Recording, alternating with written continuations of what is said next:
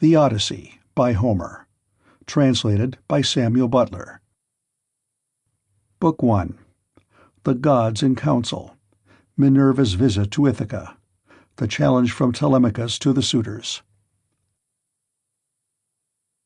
Tell me, O Muse, of that ingenious hero who travelled far and wide after he had sacked the famous town of Troy. Many cities did he visit, and many were the nations with whose manners and customs he was acquainted. Moreover, he suffered much by the sea while trying to save his own life and bring his men safely home. But do what he might, he could not save his men, for they perished through their own sheer folly in eating the cattle of the sun-god Hyperion. So the god prevented them from ever reaching home. Tell me, too, about all these things, O daughter of Jove, from whatsoever source you may know them. So now all who escaped death in battle or by shipwreck had got safely home except Ulysses, and he, though he was longing to return to his wife and country, was detained by the goddess CALYPSO, who had got him into a large cave and wanted to marry him. But as years went by, there came a time when the gods settled that he should go back to Ithaca. Even then, however, when he was among his own people, his troubles were not yet over. Nevertheless, all the gods had now begun to pity him except Neptune, who still persecuted him without ceasing and would not let him get home. Now Neptune had gone off to the Ethiopians, who were at the world's end, and lie in two halves, one looking west and the other east. He had gone there to accept a hecatomb of sheep and oxen, and was enjoying himself at his festival. But the other gods met in the house of Olympian Jove, and the sire of gods and men spoke first. At that moment he was thinking of Aegisthus, who had been killed by Agamemnon's son Orestes, so he said to the other gods, "See now how men lay blame upon us gods for what is after all nothing but their own folly. Look at Aegisthus. He must needs make love to Agamemnon's wife unrighteously and then kill Agamemnon, though he knew it would be the death of him. For I sent Mercury to warn him not to do either of these things, inasmuch as Orestes would be sure to take his revenge when he grew up and wanted to return home. Mercury told him this in all good will, but he would not listen, and now he has paid for everything in full." Then Minerva said, "Father, son of Saturn, king of kings, it served Aegisthus right, and so it would anyone else who does as he did. But Aegisthus is neither here nor there. It is for Ulysses that my heart bleeds, when I think of his sufferings in that lonely sea-girt island, far away, poor man, from all his friends. It is an island covered with forest, in the very middle of the sea, and a goddess lives there, daughter of the magician Atlas, who looks after the bottom of the ocean and carries the great columns that keep heaven and earth asunder. This daughter of Atlas has got hold of poor, unhappy Ulysses, and keeps trying by every kind of blandishment to make him forget his home, so that he is tired of life, and thinks of nothing but how he may once more see the smoke of his own chimneys. You, sir, take no heed of this. And yet, when Ulysses was before Troy, did he not propitiate you with many a burnt sacrifice? Why then should you keep on being so angry with him?" And Jove said, "My child, what are you talking about? How can I forget Ulysses, than whom there is no more capable man on earth, nor more liberal in his offerings to the immortal gods that live in heaven? Bear in mind, however, that Neptune is still furious with Ulysses for having blinded an eye of Polyphemus, king of the Cyclopes. Polyphemus is son to Neptune by the nymph Thoosa, daughter to the sea king Phorcys. Therefore, though he will not kill Ulysses outright, he torments him by preventing him from getting home.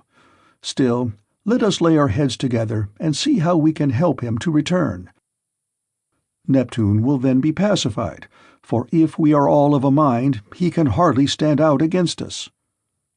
And Minerva said, "Father, son of Saturn, king of kings, if then the gods now mean that Ulysses should get home, we should first send Mercury to the Ogygian island to tell Calypso that we have made up our minds and that he is to return.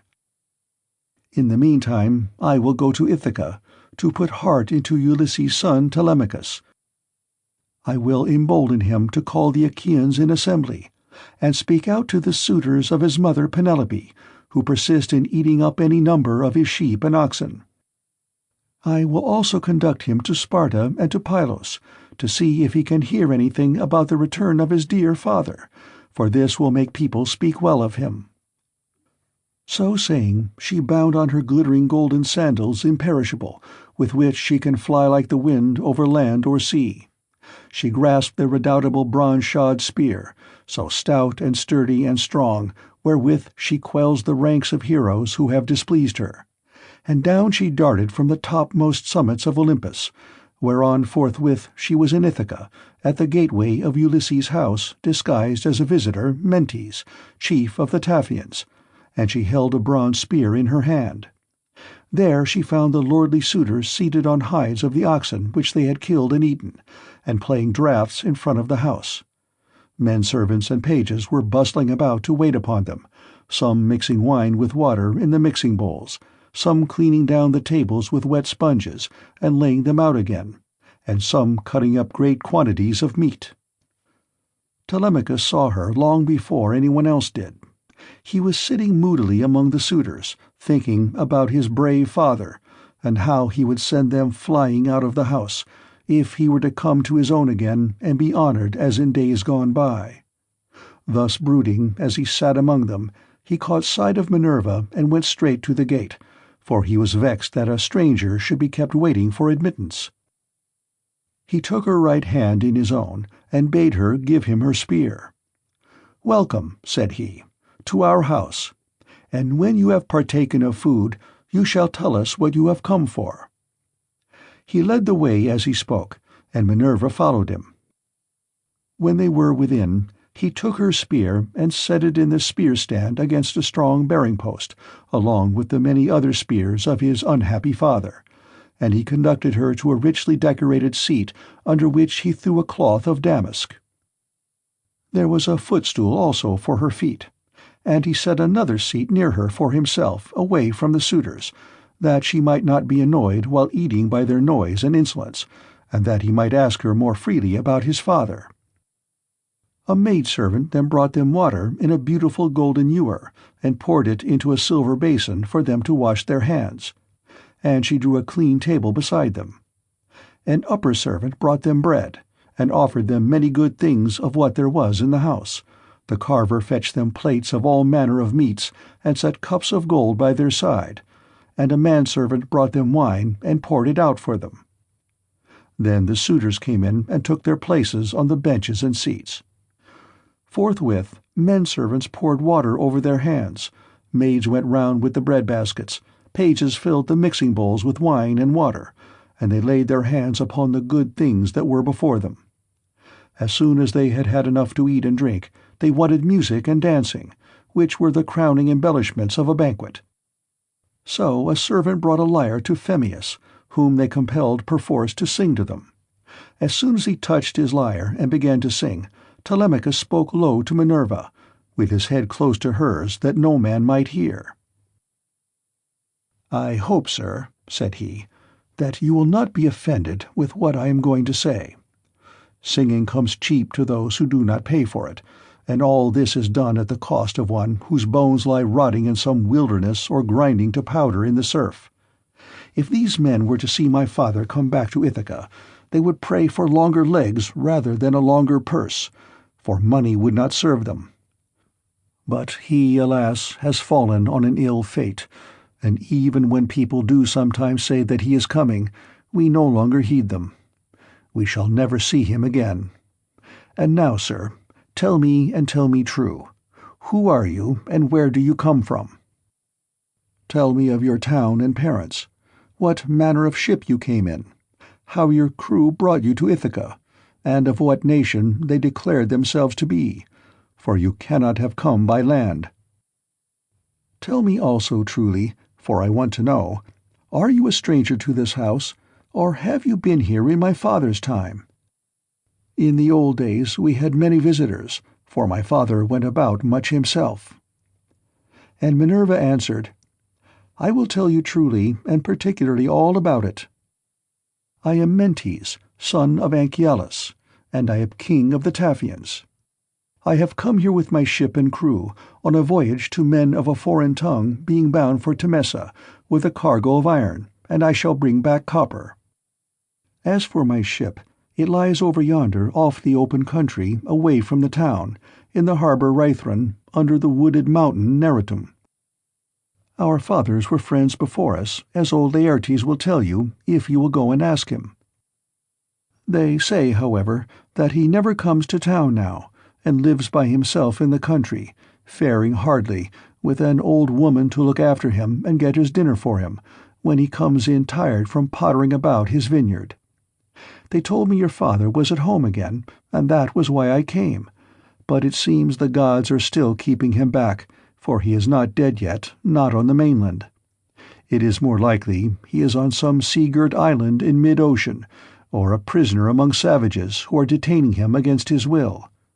I am no prophet, and know very little about omens, but I speak as it is borne in upon me from heaven, and assure you that he will not be away much longer, for he is a man of such resource that even though he were in chains of iron, he would find some means of getting home again. But tell me, and tell me true, can Ulysses really have such a fine-looking fellow for a son? You are indeed wonderfully like him about the head and eyes, for we were close friends before he set sail for Troy, where the flower of all the Argives went also. Since that time we have never either of us seen the other." "My mother," answered Telemachus, "tells me I am son to Ulysses, but it is a wise child that knows his own father. Would that I were son to one who had grown old upon his own estates, for since you ask me, there is no more ill-starred man under heaven than he who they tell me is my father." And Minerva said, "There is no fear of your race dying out yet, while Penelope has such a fine son as you are. But tell me, and tell me true, what is the meaning of all this feasting, and who are these people? What is it all about? Have you some banquet, or is there a wedding in the family? For no one seems to be bringing any provisions of his own. And the guests, how atrociously they are behaving! What riot they make over the whole house! It is enough to disgust any respectable person who comes near them." "Sir," said Telemachus, "as regards your question, so long as my father was here, it was well with us and with the house. But the gods in their displeasure have willed it otherwise, and have hidden him away more closely than mortal man was ever yet hidden. I could have borne it better, even though he were dead, if he had fallen with his men before Troy, or had died with his friends around him when the days of his fighting were done. For then the Achaeans would have built a mound over his ashes, and I should myself have been heir to his renown. But now the storm winds have spirited him away we know not whither. He is gone without leaving so much as a trace behind him, and I inherit nothing but dismay.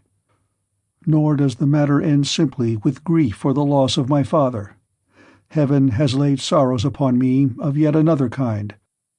For the chiefs from all our islands, Dulichium, Same, and the woodland island of Zacynthus, as also all the principal men of Ithaca itself, are eating up my house under the pretext of paying their court to my mother, who will neither point-blank say that she will not marry, nor yet bring matters to an end.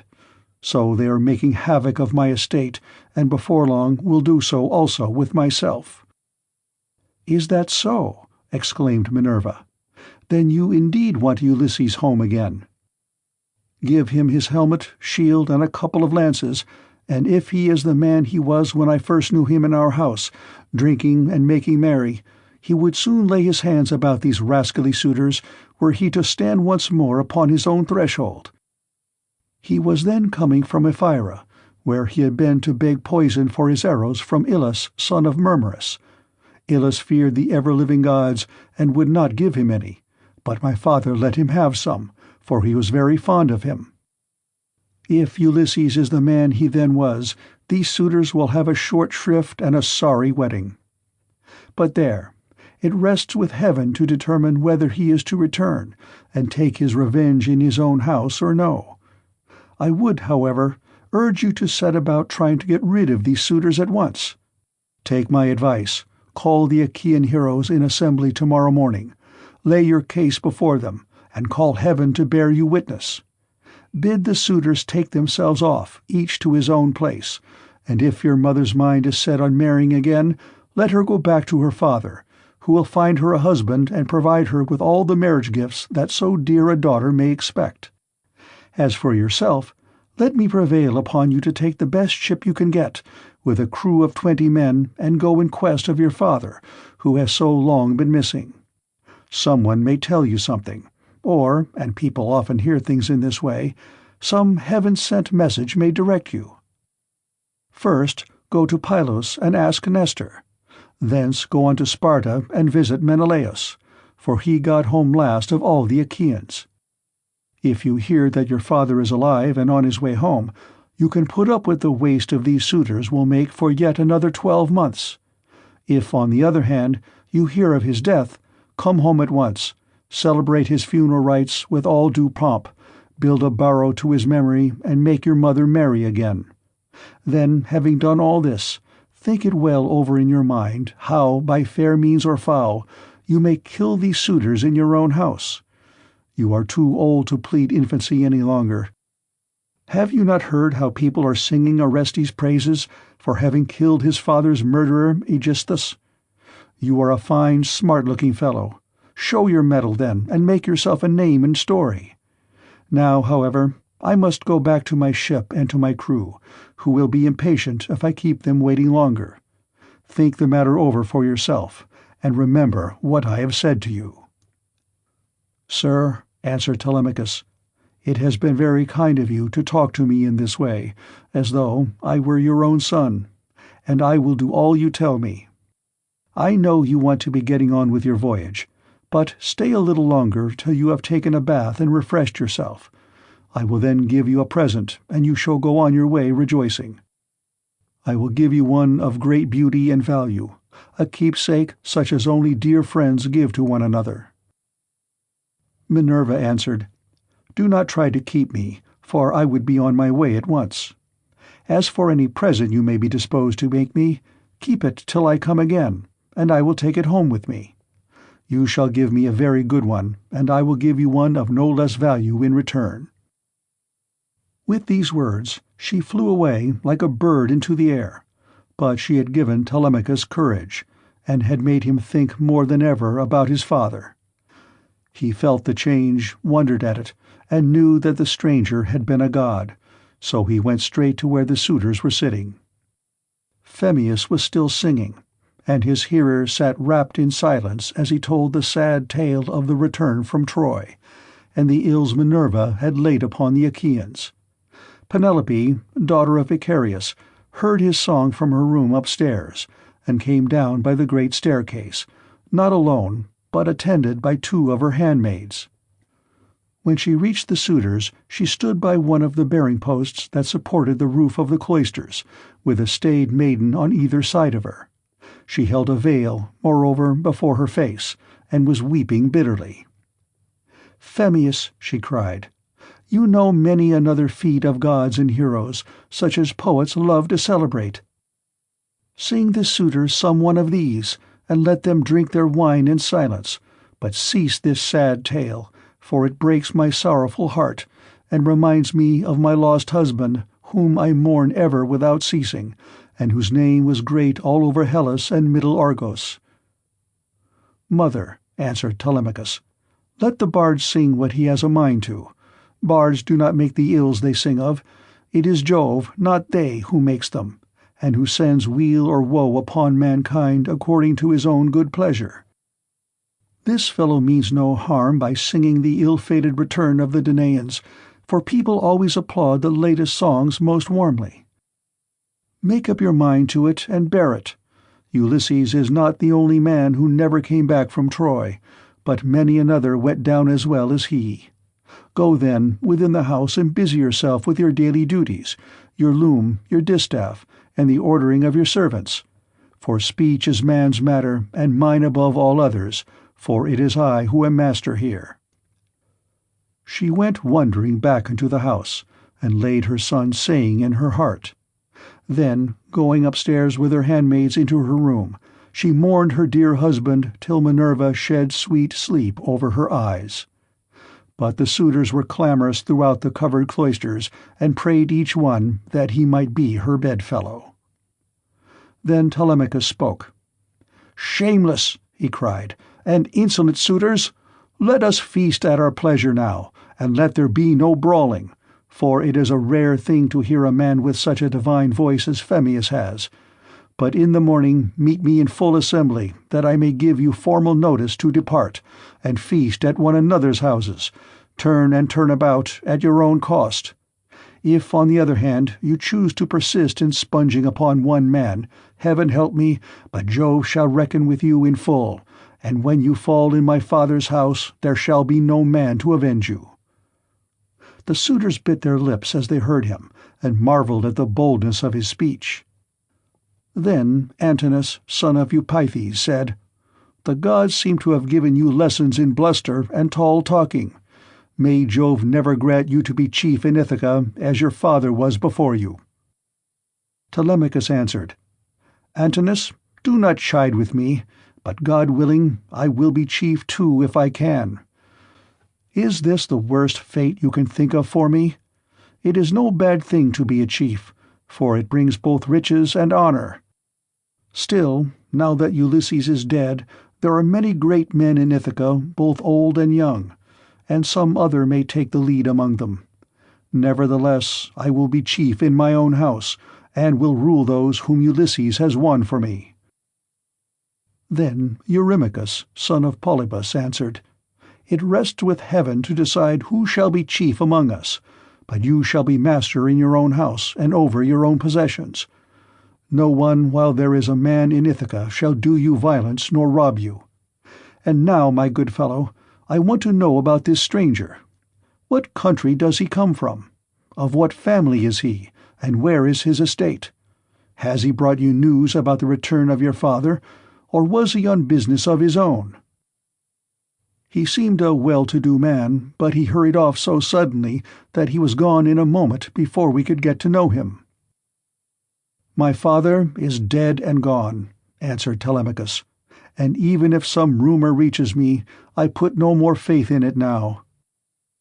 My mother does indeed sometimes send for a soothsayer and question him, but I give his prophesyings no heed. As for the stranger, he was Mentes, son of AEOLUS, chief of the Taphians, an old friend of my father's." But in his heart he knew that it had been the goddess. The suitors then returned to their singing and dancing until the evening, but when night fell upon their pleasuring, they went home to bed each in his own abode. Telemachus's room was high up in a tower that looked on to the outer court. Hither then he hied, brooding and full of thought.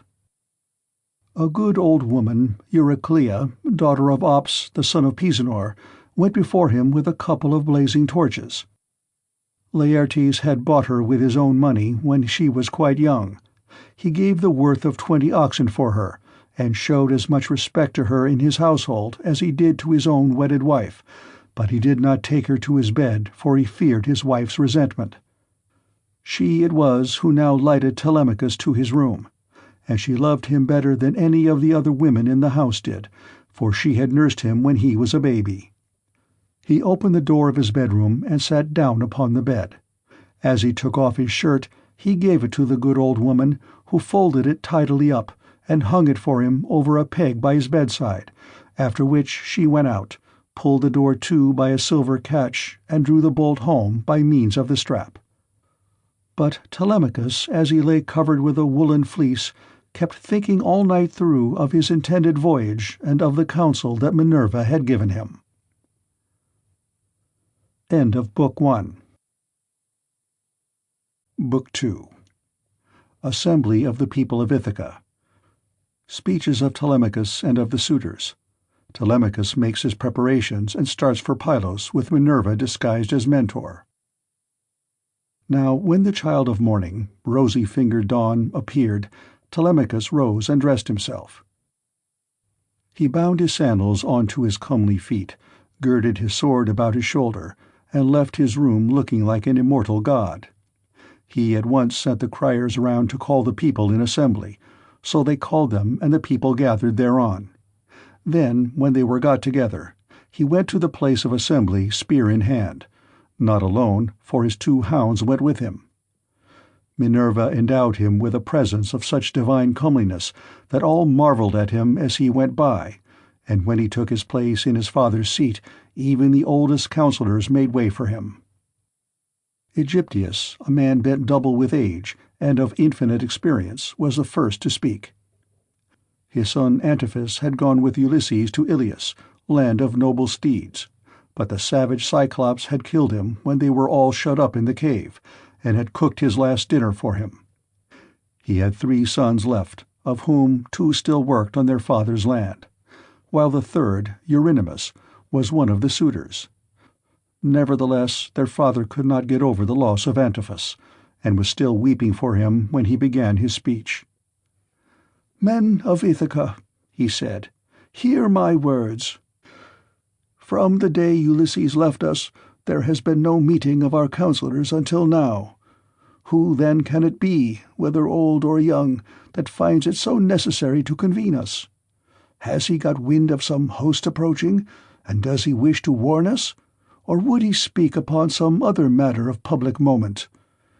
I am sure he is an excellent person, and I hope Jove will grant him his heart's desire." Telemachus took this speech as of good omen and rose at once, for he was bursting with what he had to say. He stood in the middle of the assembly, and the good herald Pisanor brought him his staff. Then, turning to Aegyptius, "Sir," he said, "it is I, as you will shortly learn, who have convened you, for it is I who am the most aggrieved. I have not got wind of any host approaching about which I would warn you, nor is there any matter of public moment on which I would speak. My grievance is purely personal, and turns on 2 great misfortunes which have fallen upon my house. The first of these is the loss of my excellent father, who is chief among all you here present, and was like a father to every one of you. The second is much more serious, and ere long will be the utter ruin of my estate. The sons of all the chief men among you are pestering my mother to marry them against her will.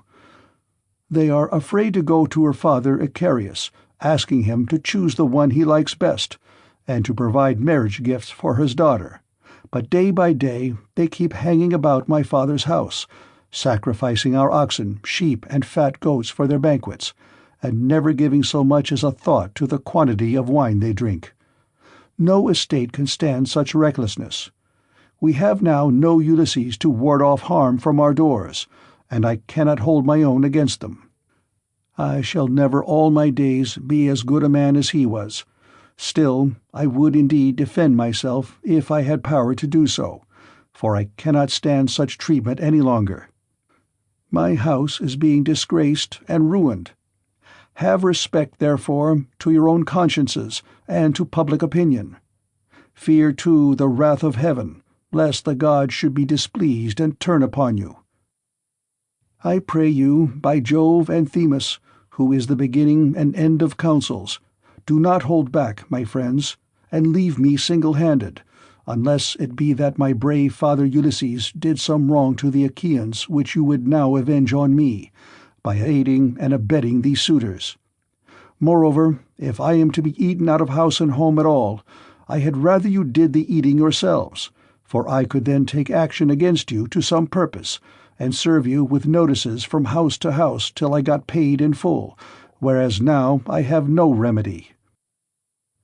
With this, Telemachus dashed his staff to the ground and burst into tears.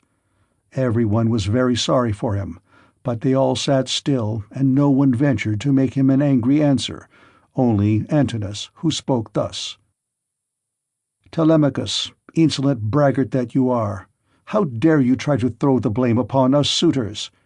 It is your mother's fault, not ours, for she is a very artful woman. This 3 years past, and close on 4, she had been driving us out of our minds, by encouraging each one of us, and sending him messages without meaning one word of what she says. And then there was that trick she played on us. She set up a great tambour frame in her room, and began to work on an enormous piece of fine needlework. "Sweetheart," said she, "Ulysses is indeed dead. Still do not press me to marry again immediately. Wait, for I would not have skill in needlework perish unrecorded, till I have completed a pall for the hero Laertes, to be in readiness against the time when death shall take him. He is very rich, and the women of the place will talk if he is laid out without a pall." This was what she said, and we assented, whereon we could see her working on her great web all day long, but at night she would unpick the stitches again by torchlight. She fooled us in this way for 3 years, and we never found her out. But as time wore on, and she was now in her 4th year, one of her maids who knew what she was doing told us, and we caught her in the act of undoing her work, so she had to finish it whether she would or no. The suitors, therefore, make you this answer, that both you and the Achaeans may understand. Send your mother away, and bid her marry the man of her own and of her father's choice. For I do not know what will happen if she goes on plaguing us much longer with the airs she gives herself on the score of the accomplishments Minerva has taught her, and because she is so clever. We never yet heard of such a woman. We know all about Tyro, Alcmena, Malsina, and the famous women of old, but they were nothing to your mother, any one of them. It was not fair of her to treat us in that way. And as long as she continues in the mind with which heaven has now endowed her, so long shall we go on eating up your estate. And I do not see why she should change, for she gets all the honor and glory, and it is you who pay for it, not she. Understand, then, that we will not go back to our lands, neither here nor elsewhere, till she has made her choice and married some one or other of us." Telemachus answered, "Antinous, how can I drive the mother who bore me from my father's house? My father is abroad, and we do not know whether he is alive or dead. It will be hard on me if I have to pay Icarius the large sum which I must give him if I insist on sending his daughter back to him. Not only will he deal rigorously with me, but heaven will also punish me. For my mother, when she leaves the house, will call on the Erinyes to avenge her. Besides, it would not be a creditable thing to do, and I will have nothing to say to it. If you choose to take offense at this, leave the house, and feast elsewhere at one another's houses at your own cost, turn and turn about. If, on the other hand, you elect to persist in sponging upon one man, heaven help me, but Jove shall reckon with you in full, and when you fall in my father's house, there shall be no man to avenge you." As he spoke, Jove sent 2 eagles from the top of the mountain, and they flew on and on with the wind, sailing side by side in their own lordly flight. When they were right over the middle of the assembly, they wheeled and circled about, beating the air with their wings and glaring death into the eyes of them that were below. Then, fighting fiercely and tearing at one another, they flew off towards the right over the town. The people wondered as they saw them, and asked each other what all this might be. Whereon Halitherses, who was the best prophet and reader of omens among them, spoke to them plainly and in all honesty, saying, "Hear me, men of Ithaca, and I speak more particularly to the suitors, for I see mischief brewing for them. Ulysses is not going to be away much longer. Indeed, he is close at hand to deal out death and destruction, not on them alone, but on many another of us who live in Ithaca. Let us then be wise in time, and put a stop to this wickedness before he comes. Let the suitors do so of their own accord. It will be better for them, for I am not prophesying without due knowledge. Everything has happened to Ulysses as I foretold when the Argives set out for Troy, and he with them. I said that after going through much hardship and losing all his men, he should come home again in the 20th year, and that no one would know him. And now all this is coming true." Eurymachus, son of Polybus, then said, "Go home, old man, and prophesy to your own children, or it may be worse for them. I can read these omens myself much better than you can. Birds are always flying about in the sunshine somewhere or other, but they seldom mean anything. Ulysses has died in a far country, and it is a pity you are not dead along with him, instead of prating here about omens and adding fuel to the anger of Telemachus, which is fierce enough as it is. I suppose you think he will give you something for your family. But I tell you, and it shall surely be, when an old man like you, who should know better, talks a young one over till he becomes troublesome, in the first place, his young friend will only fare so much the worse. He will take nothing by it, for the suitors will prevent this. And in the next, he will lay a heavier fine, sir, upon yourself than you will at all like paying, for it will bear hardly upon you. As for Telemachus, I warn him in the presence of you all to send his mother back to her father, who will find her a husband and provide her with all the marriage gifts so dear a daughter may expect. Till then we shall go on harassing him with our suit. For we fear no man, and care neither for him, with all his fine speeches, nor for any fortune-telling of yours. You may preach as much as you please, but we shall only hate you the more. We shall go back and continue to eat up Telemachus's estate without paying him, till such time as his mother leaves off tormenting us by keeping us day after day on the tiptoe of expectation, each vying with the other in his suit for a prize of such rare perfection. Besides, we cannot go after the other women whom we should marry in due course, but for the way in which she treats us." Then Telemachus said, "Eurymachus, and you other suitors, I shall say no more, and entreat you no further, for the gods and the people of Ithaca now know my story. Give me then a ship and a crew of 20 men to take me hither and thither, and I will go to Sparta and to Pylos in quest of my father, who has so long been missing. Someone may tell me something, or, and people often hear things in this way, some heaven-sent message may direct me. If I can hear of him as alive and on his way home, I will put up with the waste you suitors will make for yet another 12 months. If, on the other hand, I hear of his death, I will return at once, celebrate his funeral rites with all due pomp, build a barrow to his memory, and make my mother marry again." With these words he sat down, and Mentor, who had been a friend of Ulysses, and had been left in charge of everything with full authority over the servants, rose to speak.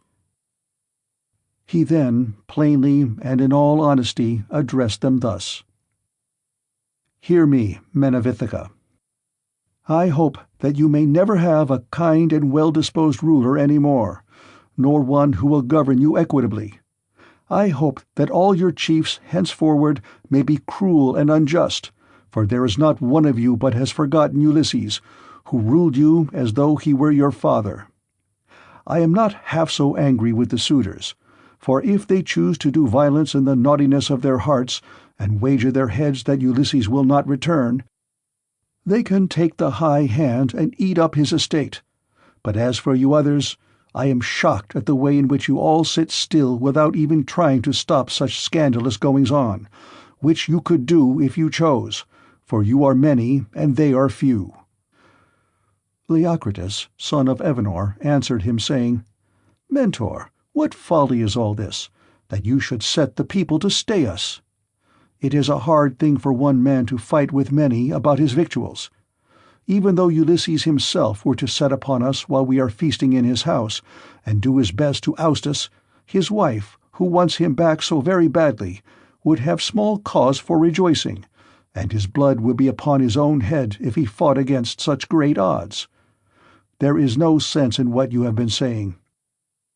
Now, therefore, do you people go about your business, and let his father's old friends, Mentor and Halitherses, speed this boy on his journey, if he goes at all, which I do not think he will, for he is more likely to stay where he is till someone comes and tells him something."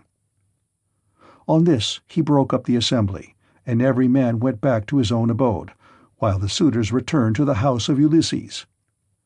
Then Telemachus went all alone by the seaside, washed his hands in the grey waves, and prayed to Minerva.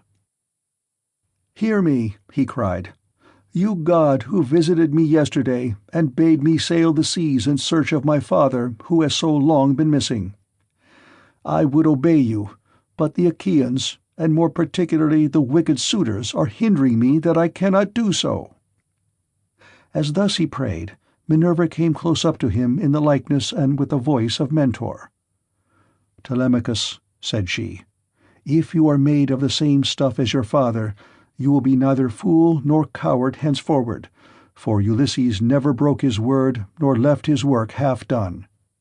If then you take after him, your voyage will not be fruitless, but unless you have the blood of Ulysses and of Penelope in your veins, I see no likelihood of your succeeding. Sons are seldom as good men as their fathers. They are generally worse, not better. Still, as you are not going to be either fool or coward henceforward, and are not entirely without some share of your father's wise discernment, I look with hope upon your undertaking. But mind you, never make common cause with any of those foolish suitors, for they have neither sense nor virtue, and give no thought to death and to the doom that will shortly fall on one and all of them, so that they shall perish on the same day. As for your voyage, it shall not be long delayed. Your father was such an old friend of mine that I will find you a ship, and will come with you myself. Now, however, return home, and go about among the suitors. Begin getting provisions ready for your voyage. See everything well stowed, the wine in jars, and the barley meal, which is the staff of life, in leathern bags, while I go round the town and beat up volunteers at once. There are many ships in Ithaca, both old and new.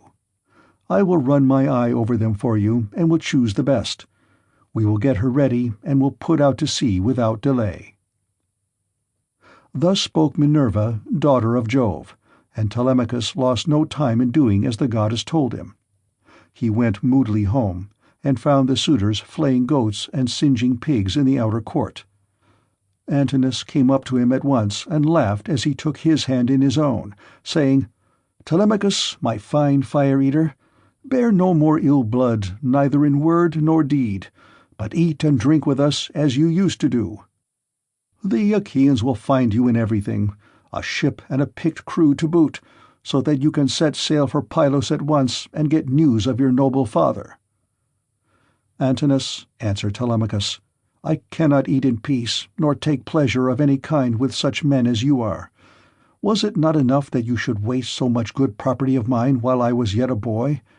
Now that I am older and know more about it, I am also stronger, and whether here among this people or by going to Pylos, I will do you all the harm I can. I shall go, and my going will not be in vain, though, thanks to you suitors, I have neither ship nor crew of my own, and must be passenger, not captain."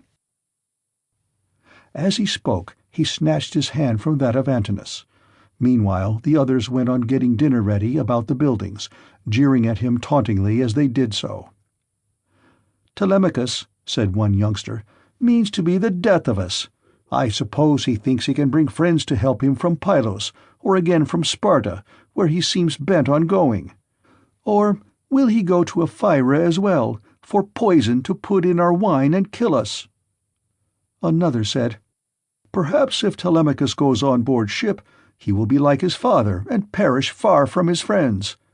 In this case we should have plenty to do, for we could then divide up his property amongst us. As for the house, we can let his mother and the man who marries her have that." This was how they talked. But Telemachus went down into the lofty and spacious storeroom where his father's treasure of gold and bronze lay heaped up upon the floor, and where the linen and spare clothes were kept in open chests. Here, too, there was a store of fragrant olive oil, while casks of old, well-ripened wine, unblended and fit for a god to drink, were ranged against the wall in case Ulysses should come home again after all. The room was closed with well-made doors opening in the middle. Moreover, the faithful old housekeeper Euryclea, daughter of Ops, the son of Pisenor, was in charge of everything both night and day. Telemachus called her to the storeroom and said, "Nurse, draw me off some of the best wine you have, after what you are keeping for my father's own drinking, in case, poor man, he should escape death and find his way home again after all. Let me have 12 jars, and see that they all have lids. Also, fill me some well-sewn leathern bags with barley meal, about 20 measures in all. Get these things put together at once, and say nothing about it. I will take everything away this evening as soon as my mother has gone upstairs for the night. I am going to Sparta and to Pylos to see if I can hear anything about the return of my dear father." When Euryclea heard this, she began to cry, and spoke fondly to him, saying, "My dear child, whatever can have put such notion as that into your head? Where in the world do you want to go to, you who are the one hope of the house? Your poor father is dead and gone in some foreign country nobody knows where, and as soon as your back is turned, these wicked ones here will be scheming to get you put out of the way, and will share all your possessions among themselves. Stay where you are among your own people, and do not go wandering and worrying your life out on the barren ocean." "Fear not, nurse," answered Telemachus. "My scheme is not without heaven's sanction. But swear that you will say nothing about all this to my mother, till I have been away some 10 or 12 days, unless she hears of my having gone, and asks you, for I do not want her to spoil her beauty by crying." The old woman swore most solemnly that she would not, and when she had completed her oath, she began drawing off the wine into jars, and getting the barley meal into the bags, while Telemachus went back to the suitors. Then Minerva bethought her of another matter. She took his shape and went round the town to each one of the crew, telling them to meet at the ship by sundown. She went also to Noemon, son of Phronius, and asked him to let her have a ship, which he was very ready to do. When the sun had set and darkness was over all the land, she got the ship into the water, put all the tackle on board her that ships generally carry, and stationed her at the end of the harbour. Presently the crew came up, and the goddess spoke encouragingly to each of them. Furthermore, she went to the house of Ulysses, and threw the suitors into a deep slumber. She caused their drink to fuddle them, and made them drop their cups from their hands, so that instead of sitting over their wine, they went back into the town to sleep, with their eyes heavy and full of drowsiness. Then she took the form and voice of Mentor, and called Telemachus to come outside. "Telemachus," said she, "the men are on board and at their oars, waiting for you to give your orders, so make haste and let us be off." On this she led the way, while Telemachus followed in her steps. When they got to the ship, they found the crew waiting by the waterside, and Telemachus said, "Now, my men, help me to get the stores on board. They are all put together in the cloister, and my mother does not know anything about it, nor any of the maidservants except one." With these words he led the way, and the others followed after. When they had brought the things as he had told them, Telemachus went on board, Minerva going before him and taking her seat in the stern of the vessel, while Telemachus sat beside her. Then the men loosed the hawsers and took their places on the benches. Minerva sent them a fair wind from the west, that whistled over the deep blue waves, whereon Telemachus told them to catch hold of the ropes and hoist sail, and they did as he told them. They set the mast in its socket in the cross-plank, raised it, and made it fast with the forestays. Then they hoisted their white sails aloft with ropes of twisted ox-hide. As the sail bellied out with the wind, the ship flew through the deep blue water, and the foam hissed against her bows as she sped onward. Then they made all fast throughout the ship, filled the mixing bowls to the brim, and made drink offerings to the immortal gods that are from everlasting, but more particularly to the grey-eyed daughter of Jove. End of Book 2. Book 3. Telemachus visits Nestor at Pylos. Thus, then, the ship sped on her way through the watches of the night from dark till dawn. But as the sun was rising from the fair sea into the firmament of heaven to shed light on mortals and immortals, they reached Pylos, the city of Neleus. Now the people of Pylos were gathered on the seashore to offer sacrifice of black bulls to Neptune, lord of the earthquake. There were 9 guilds with 500 men in each, and there were 9 bulls to each guild. As they were eating the inward meats and burning the thigh bones on the embers in the name of Neptune, Telemachus and his crew arrived, furled their sails, brought their ship to anchor, and went ashore. Minerva led the way, and Telemachus followed her. Presently she said, "Telemachus, you must not be in the least shy or nervous. You have taken this voyage to try and find out where your father is buried and how he came by his end. So go straight up to Nestor, that we may see what he has got to tell us. Beg of him to speak the truth, and he will tell no lies, for he is an excellent person." "But how, Mentor," replied Telemachus, "dare I go up to Nestor, and how am I to address him? I have never been used to holding long conversations with people, and am ashamed to begin questioning one who is so much older than myself." "Some things, Telemachus," answered Minerva, "will be suggested to you by your own instinct, and heaven will prompt you further. For I am assured that the gods have been with you from the time of your birth until now." She then went quickly on, and Telemachus followed in her steps till they reached the place where the guilds of the Pylian people were assembled. There they found Nestor sitting with his sons, while his company round him were busy getting dinner ready, and putting pieces of meat onto the spits while other pieces were cooking. When they saw the strangers, they crowded round them, took them by the hand, and bade them take their places. Nestor's son Pisistratus at once offered his hand to each of them, and seated them on some soft sheepskins that were lying on the sands near his father and his brother Thrasymedes. Then he gave them their portions of the inward meats, and poured wine for them into a golden cup, handing it to Minerva first, and saluting her at the same time. "Offer a prayer, sir," said he, "to King Neptune, for it is his feast that you are joining. When you have duly prayed and made your drink offering, pass the cup to your friend that he may do so also. I doubt not that he too lifts his hands in prayer, for men cannot live without God in the world. Still, he is younger than you are, and is much of an age with myself, so I will give you the precedence." As he spoke, he handed her the cup. Minerva thought it very right and proper of him to have given it to herself first. She accordingly began praying heartily to Neptune. "O thou," she cried, "that circlest the earth, vouchsafe to grant the prayers of thy servants that call upon thee. More especially, we pray thee send down thy grace on Nestor and on his sons. Thereafter also make the rest of the Pylian people some handsome return for their goodly hecatomb they are offering you. Lastly, grant Telemachus and myself a happy issue, in respect of the matter that has brought us in our ship to Pylos."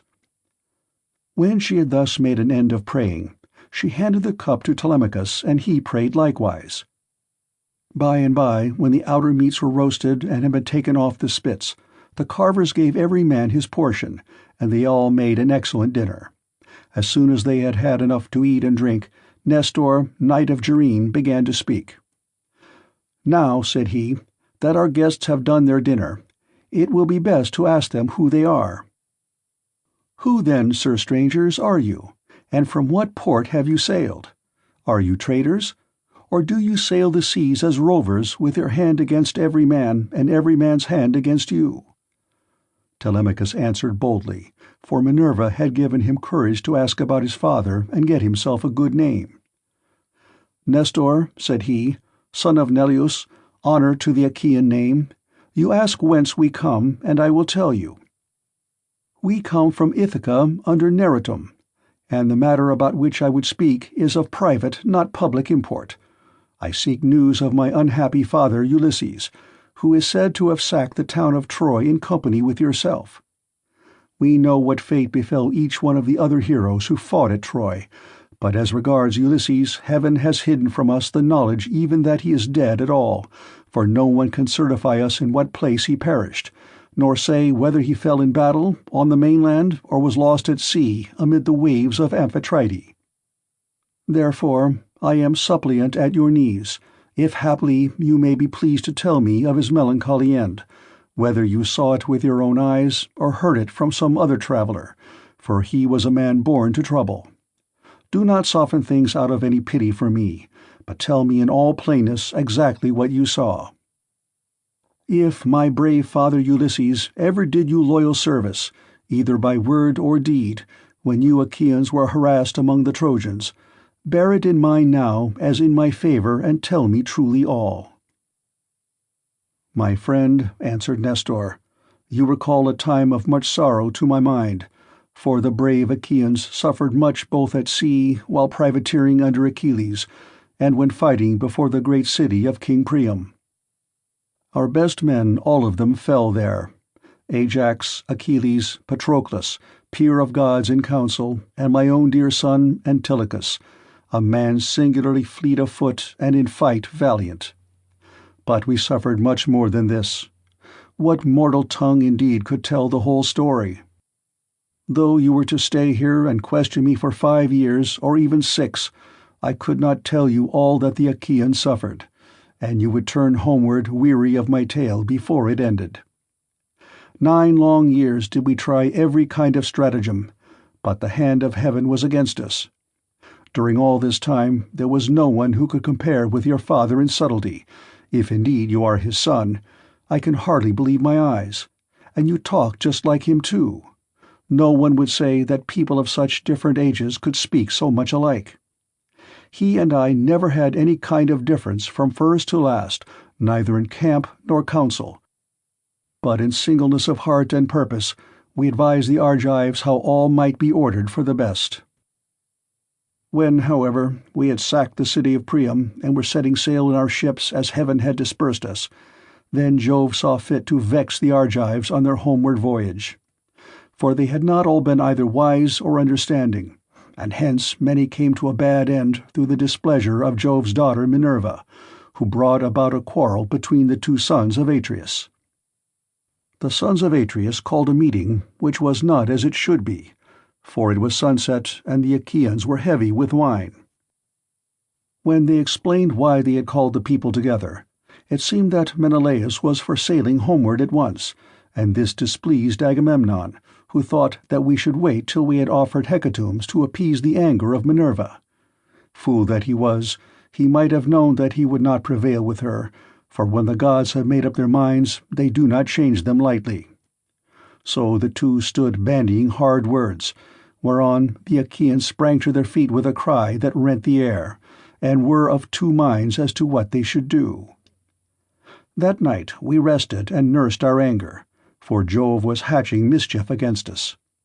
But in the morning some of us drew our ships into the water and put our goods with our women on board, while the rest, about half in number, stayed behind with Agamemnon. We, the other half, embarked and sailed, and the ships went well, for heaven had smoothed the sea.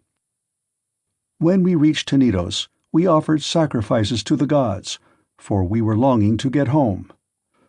Cruel Jove, however, did not yet mean that we should do so, and raised a second quarrel, in the course of which some among us turned their ships back again, and sailed away under Ulysses to make their peace with Agamemnon.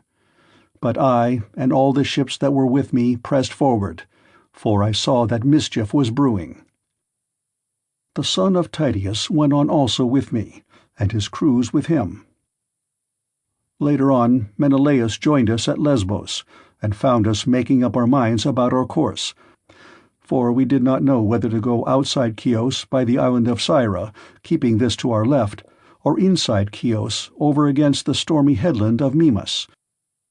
So we asked heaven for a sign, and were shown one to the effect that we should be soonest out of danger if we headed our ships across the open sea to Euboea. This we therefore did, and a fair wind sprang up which gave us a quick passage during the night to Gerestus, where we offered many sacrifices to Neptune for having helped us so far on our way. 4 days later, Diomed and his men stationed their ships in Argos, but I held on for Pylos, and the wind never fell light from the day when heaven first made it fair for me. Therefore, my dear young friend, I returned without hearing anything about the others.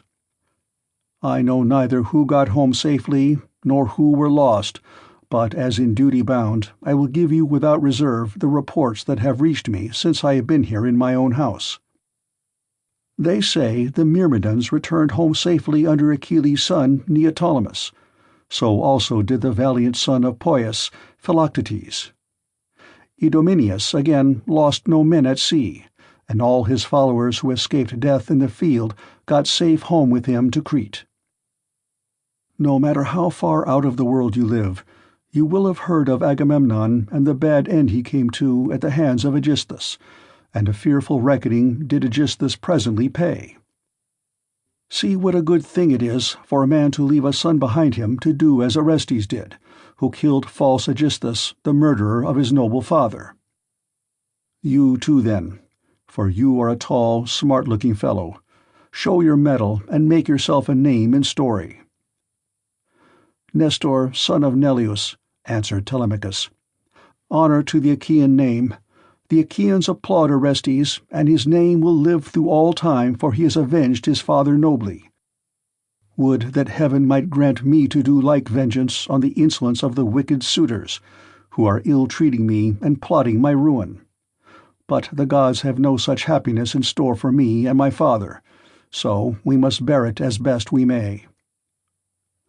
"My friend," said Nestor, "now that you remind me, I remember to have heard that your mother has many suitors, who are ill-disposed towards you and are making havoc of your estate.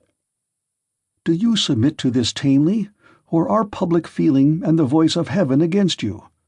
Who knows but what Ulysses may come back after all, and pay these scoundrels in full, either single-handed or with a force of Achaeans behind him? If Minerva were to take as great a liking to you as she did to Ulysses when we were fighting before Troy, for I never yet saw the gods so openly fond of anyone as Minerva then was of your father, if she would take as good care of you as she did of him, these wooers would soon some of them forget their wooing." Telemachus answered, "I can expect nothing of the kind. It would be far too much to hope for. I dare not let myself think of it. Even though the gods themselves willed it, no such good fortune could befall me." On this Minerva said, "Telemachus, what are you talking about? Heaven has a long arm if it is minded to save a man, and if it were me, I should not care how much I suffered before getting home, provided I could be safe when I was once there. I would rather this than get home quickly, and then be killed in my own house, as Agamemnon was by the treachery of Aegisthus and his wife. Still, death is certain, and when a man's hour is come, not even the gods can save him, no matter how fond they are of him." "Mentor," answered Telemachus, "do not let us talk about it any more. There is no chance of my father's ever coming back. The gods have long since counselled his destruction. There is something else, however, about which I should like to ask Nestor, for he knows much more than anyone else does. They say he has reigned for 3 generations, so that it is like talking to an immortal. Tell me therefore, Nestor, and tell me true. How did Agamemnon come to die in that way? What was Menelaus doing, and how came false Aegisthus to kill so far better a man than himself? Was Menelaus away from Achaean Argos, voyaging elsewhither among mankind, that Aegisthus took heart and killed Agamemnon?" "I will tell you truly," answered Nestor, "and indeed you have yourself divined how it all happened. If Menelaus, when he got back from Troy, had found Aegisthus still alive in his house, there would have been no barrow heaped up for him, not even when he was dead, but he would have been thrown outside the city to dogs and vultures, and not a woman would have mourned him, for he had done a deed of great wickedness. But we were over there, fighting hard at Troy, and Aegisthus, who was taking his ease quietly in the heart of Argos, cajoled Agamemnon's wife Clytemnestra with incessant flattery. At first she would have nothing to do with his wicked scheme, for she was of a good natural disposition. Moreover, there was a bard with her, to whom Agamemnon had given strict orders on setting out for Troy, that he was to keep guard over his wife. But when heaven had counselled her destruction, Aegisthus carried this bard off to a desert island and left him there for crows and seagulls to batten upon, after which she went willingly enough to the house of Aegisthus. Then he offered many burnt sacrifices to the gods, and decorated many temples with tapestries and gilding, for he had succeeded far beyond his expectations. Meanwhile, Menelaus and I were on our way home from Troy, on good terms with one another. When we got to Sunium, which is the point of Athens, Apollo, with his painless shafts, killed Phrontis, the steersman of Menelaus' ship, and never man knew better how to handle a vessel in rough weather, so that he died then and there with the helm in his hand, and Menelaus, though very anxious to press forward, had to wait in order to bury his comrade and give him his due funeral rites. Presently, when he too could put to sea again, and had sailed on as far as the Malian heads, Jove counselled evil against him and made it blow hard till the waves ran mountains high.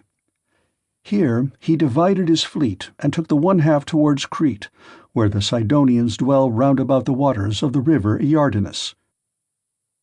There is a high headland hereabouts stretching out into the sea from a place called Gortyn, and all along this part of the coast as far as Festus the sea runs high when there is a south wind blowing. But after Festus the coast is more protected, for a small headland can make a great shelter. Here this part of the fleet was driven onto the rocks and wrecked, but the crews just managed to save themselves. As for the other 5 ships, they were taken by winds and seas to Egypt, where Menelaus gathered much gold and substance among people of an alien speech. Meanwhile Aegisthus here at home plotted his evil deed. For 7 years after he had killed Agamemnon, he ruled in Mycena, and the people were obedient under him. But in the 8th year Orestes came back from Athens to be his bane, and killed the murderer of his father. Then he celebrated the funeral rites of his mother and of false Aegisthus by a banquet to the people of Argos, and on that very day Menelaus came home, with as much treasure as his ships could carry. Take my advice, then, and do not go travelling about for long so far from home, nor leave your property with such dangerous people in your house. They will eat up everything you have among them, and you will have been on a fool's errand. Still, I should advise you by all means to go and visit Menelaus, who has lately come off a voyage among such distant people as no man could ever hope to get back from, when the winds had once carried him so far out of his reckoning. Even birds cannot fly the distance in a 12-month, so vast and terrible are the seas that they must cross. Go to him, therefore, by sea, and take your own men with you. Or if you would rather travel by land, you can have a chariot, you can have horses, and here are my sons who can escort you to Lacedaemon, where Menelaus lives. Beg of him to speak the truth, and he will tell you no lies, for he is an excellent person." As he spoke, the sun set, and it came on dark, whereon Minerva said, "Sir, all that you have said is well. Now, however, order the tongues of the victims to be cut, and mix wine that we may make drink offerings to Neptune and the other immortals, and then go to bed, for it is bedtime. People should go away early and not keep late hours at a religious festival." Thus spoke the daughter of Jove, and they obeyed her saying. Men servants poured water over the hands of the guests, while pages filled the mixing bowls with wine and water, and handed it round after giving every man his drink offering. Then they drew the tongues of the victims into the fire, and stood up to make their drink offerings. When they had made their offerings, and had drunk each as much as he was minded, Minerva and Telemachus were for going on board their ship, but Nestor caught them up at once and stayed them. "Heaven and the immortal gods," he exclaimed, "forbid that you should leave my house to go on board of a ship! Do you think I am so poor and short of clothes, or that I have so few cloaks as to be unable to find comfortable beds for both myself and for my guests? Let me tell you, I have store both of rugs and cloaks, and shall not permit the son of my old friend Ulysses to camp down on the deck of a ship, not while I live, nor yet will my sons after me, but they will keep open house as I have done." Then Minerva answered, "Sir, you have spoken well, and it will be much better that Telemachus should do as you have said. He, therefore, shall return with you and sleep at your house, but I must go back to give orders to my crew and keep them in good heart. I am the only older person among them. The rest are all young men of Telemachus' own age, who have taken this voyage out of friendship. So I must return to the ship and sleep there. Moreover, tomorrow I must go to the Ciconians, where I have a large sum of money long owing to me. As for Telemachus, now that he is your guest, send him to Lacedaemon in a chariot, and let one of your sons go with him. Be pleased to also provide him with your best and fleetest horses." When she had thus spoken, She flew away in the form of an eagle, and all marveled as they beheld it. Nestor was astonished, and took Telemachus by the hand. "My friend," said he, "I see that you are going to be a great hero some day, since the gods wait upon you thus while you are still so young. This can have been none other of those who dwell in heaven than Jove's redoubtable daughter, the Tritoborn, who showed such favor towards your brave father among the Argives. Holy Queen," he continued, "vouchsafe to send down thy grace upon myself, my good wife, and my children. In return, I will offer you in sacrifice a broad-browed heifer of a year old, unbroken, and never yet brought by man under the yoke. I will gild her horns, and will offer her up to you in sacrifice." Thus did he pray, and Minerva heard his prayer. He then led the way to his own house, followed by his sons and sons-in-law.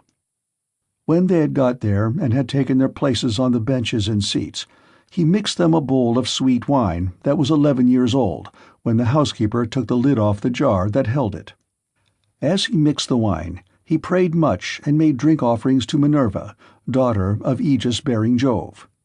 Then, when they had made their drink offerings and had drunk each as much as he was minded, the others went home to bed, each in his own abode. But Nestor put Telemachus to sleep in the room that was over the gateway along with Pisistratus, who was the only unmarried son now left him. As for himself, he slept in an inner room of the house, with the queen his wife by his side. Now when the child of morning, rosy-fingered Dawn, appeared, Nestor left his couch and took his seat on the benches of white and polished marble that stood in front of his house. Here aforetime sat Neleus, peer of gods in council, but he was now dead, and had gone to the house of Hades. So Nestor sat in his seat, sceptre in hand, as guardian of the public weal. His sons, as they left their rooms, gathered round him: Achephron, Stratius, Perseus, Aratus, and Thrasymedes. The sixth son was Pisistratus, and when Telemachus joined them, they made him sit with them. Nestor then addressed them. "My sons," said he, "make haste to do as I shall bid you. I wish first and foremost to propitiate the great goddess Minerva, who manifested herself visibly to me during yesterday's festivities. Go then, one or other of you, to the plain, tell the stockman to look me out a heifer, and come on here with it at once.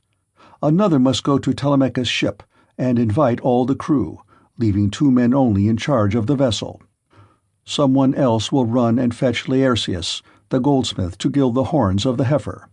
The rest stay all of you where you are. Tell the maids in the house to prepare an excellent dinner, and to fetch seats and logs of wood for a burnt offering. Tell them also to bring me some clear spring water."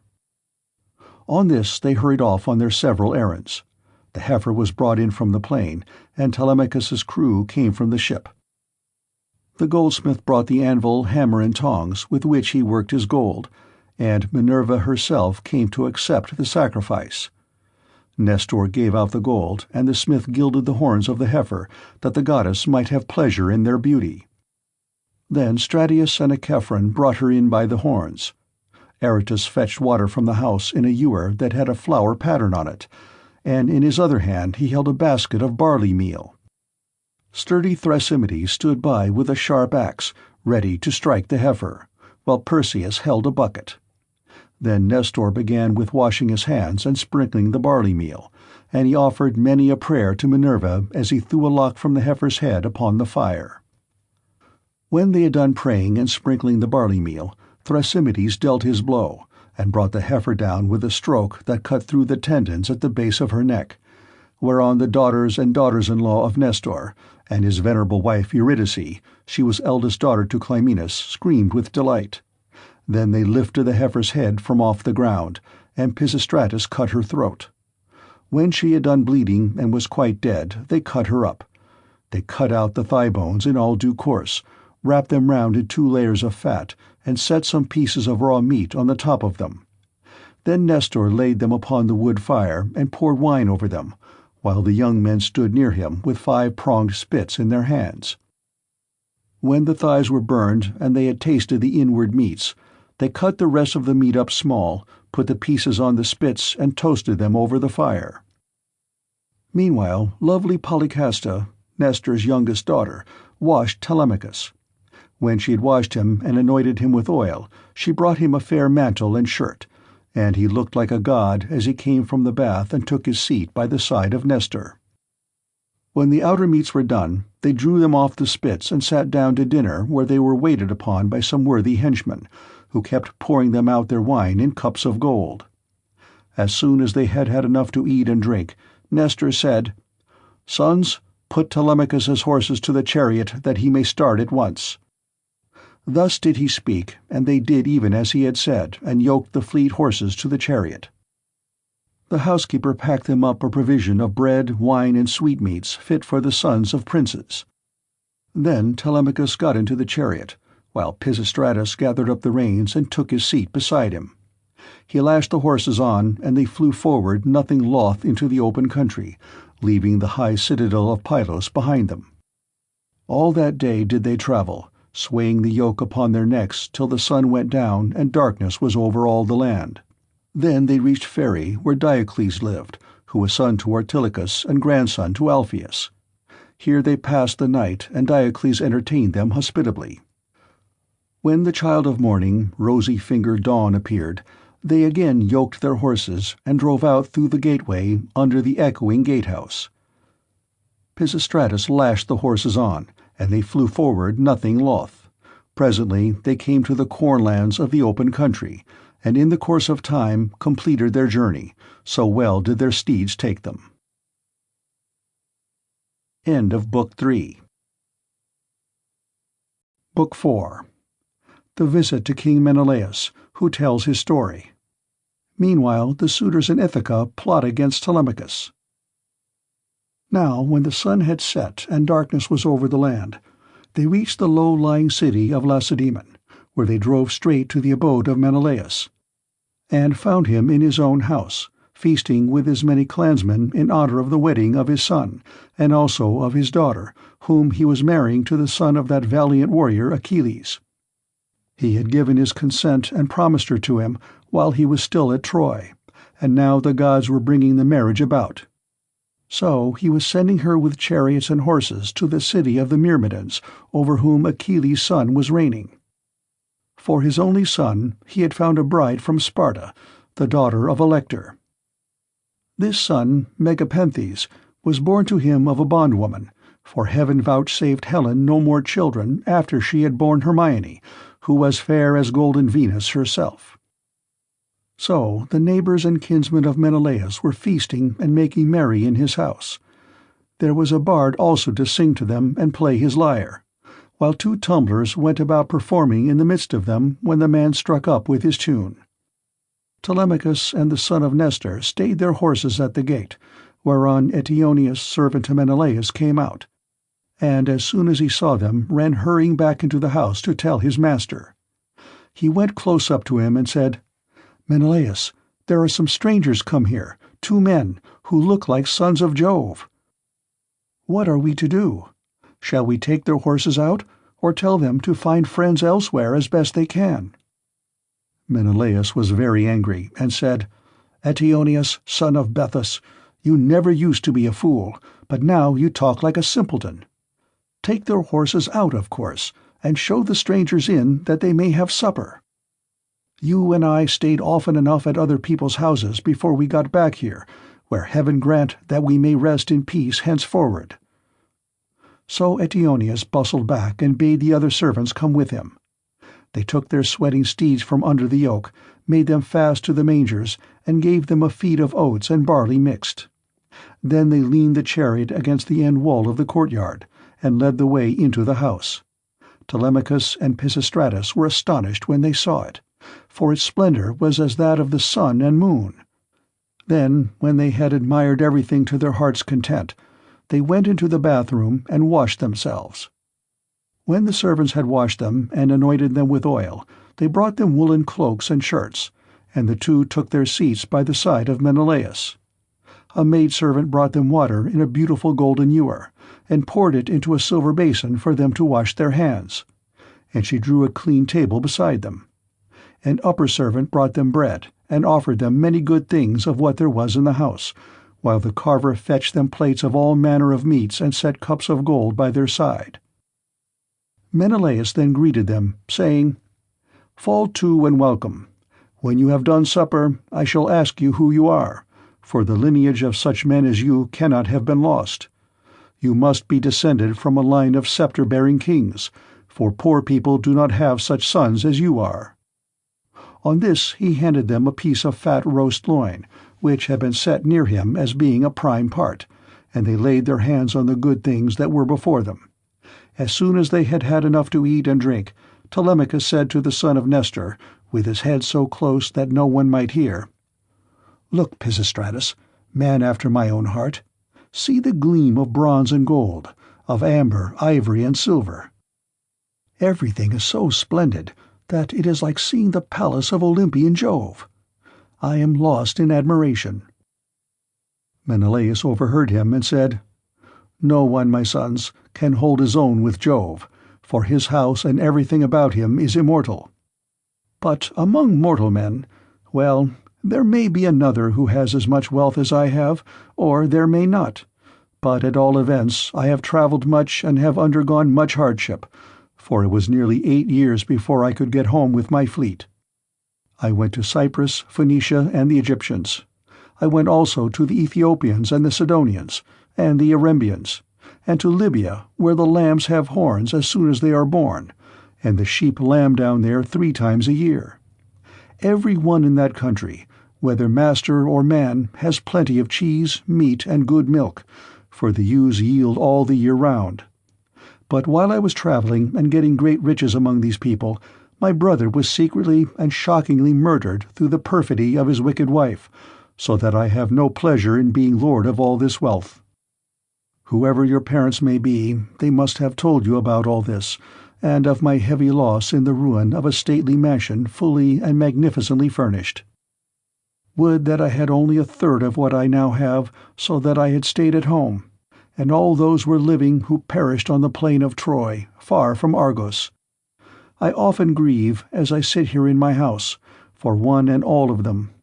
At times I cry aloud for sorrow, but presently I leave off again, for crying is cold comfort, and one soon tires of it. Yet grieve for those as I may, I do so for one man more than for them all. I cannot even think of him without loathing both food and sleep, so miserable does he make me, for no one of all the Achaeans worked so hard or risked so much as he did. He took nothing by it, and has left a legacy of sorrow to myself, for he has been gone a long time, and we know not whether he is alive or dead. His old father, his long-suffering wife Penelope, and his son Telemachus, whom he left behind him an infant in arms, are plunged in grief on his account." Thus spoke Menelaus, and the heart of Telemachus yearned as he bethought him of his father. Tears fell from his eyes as he heard him thus mentioned, so that he held his cloak before his face with both hands. When Menelaus saw this, he doubted whether to let him choose his own time for speaking, or to ask him at once and find out what it was all about. While he was thus in 2 minds, Helen came down from her high-vaulted and perfumed room, looking as lovely as Diana herself. Adrasta brought her a seat, Alcippa a soft woolen rug, while Philo fetched her the silver work-box which Alcandra, wife of Polybus, had given her. Polybus lived in Egyptian Thebes, which is the richest city in the whole world. He gave Menelaus 2 baths, both of pure silver, 2 tripods, and 10 talents of gold. Besides all this, his wife gave Helen some beautiful presents, to wit, a golden distaff and a silver work-box that ran on wheels, with a gold band round the top of it. Philo now placed this by her side, full of fine-spun yarn, and a distaff charged with violet-colored wool was laid upon the top of it.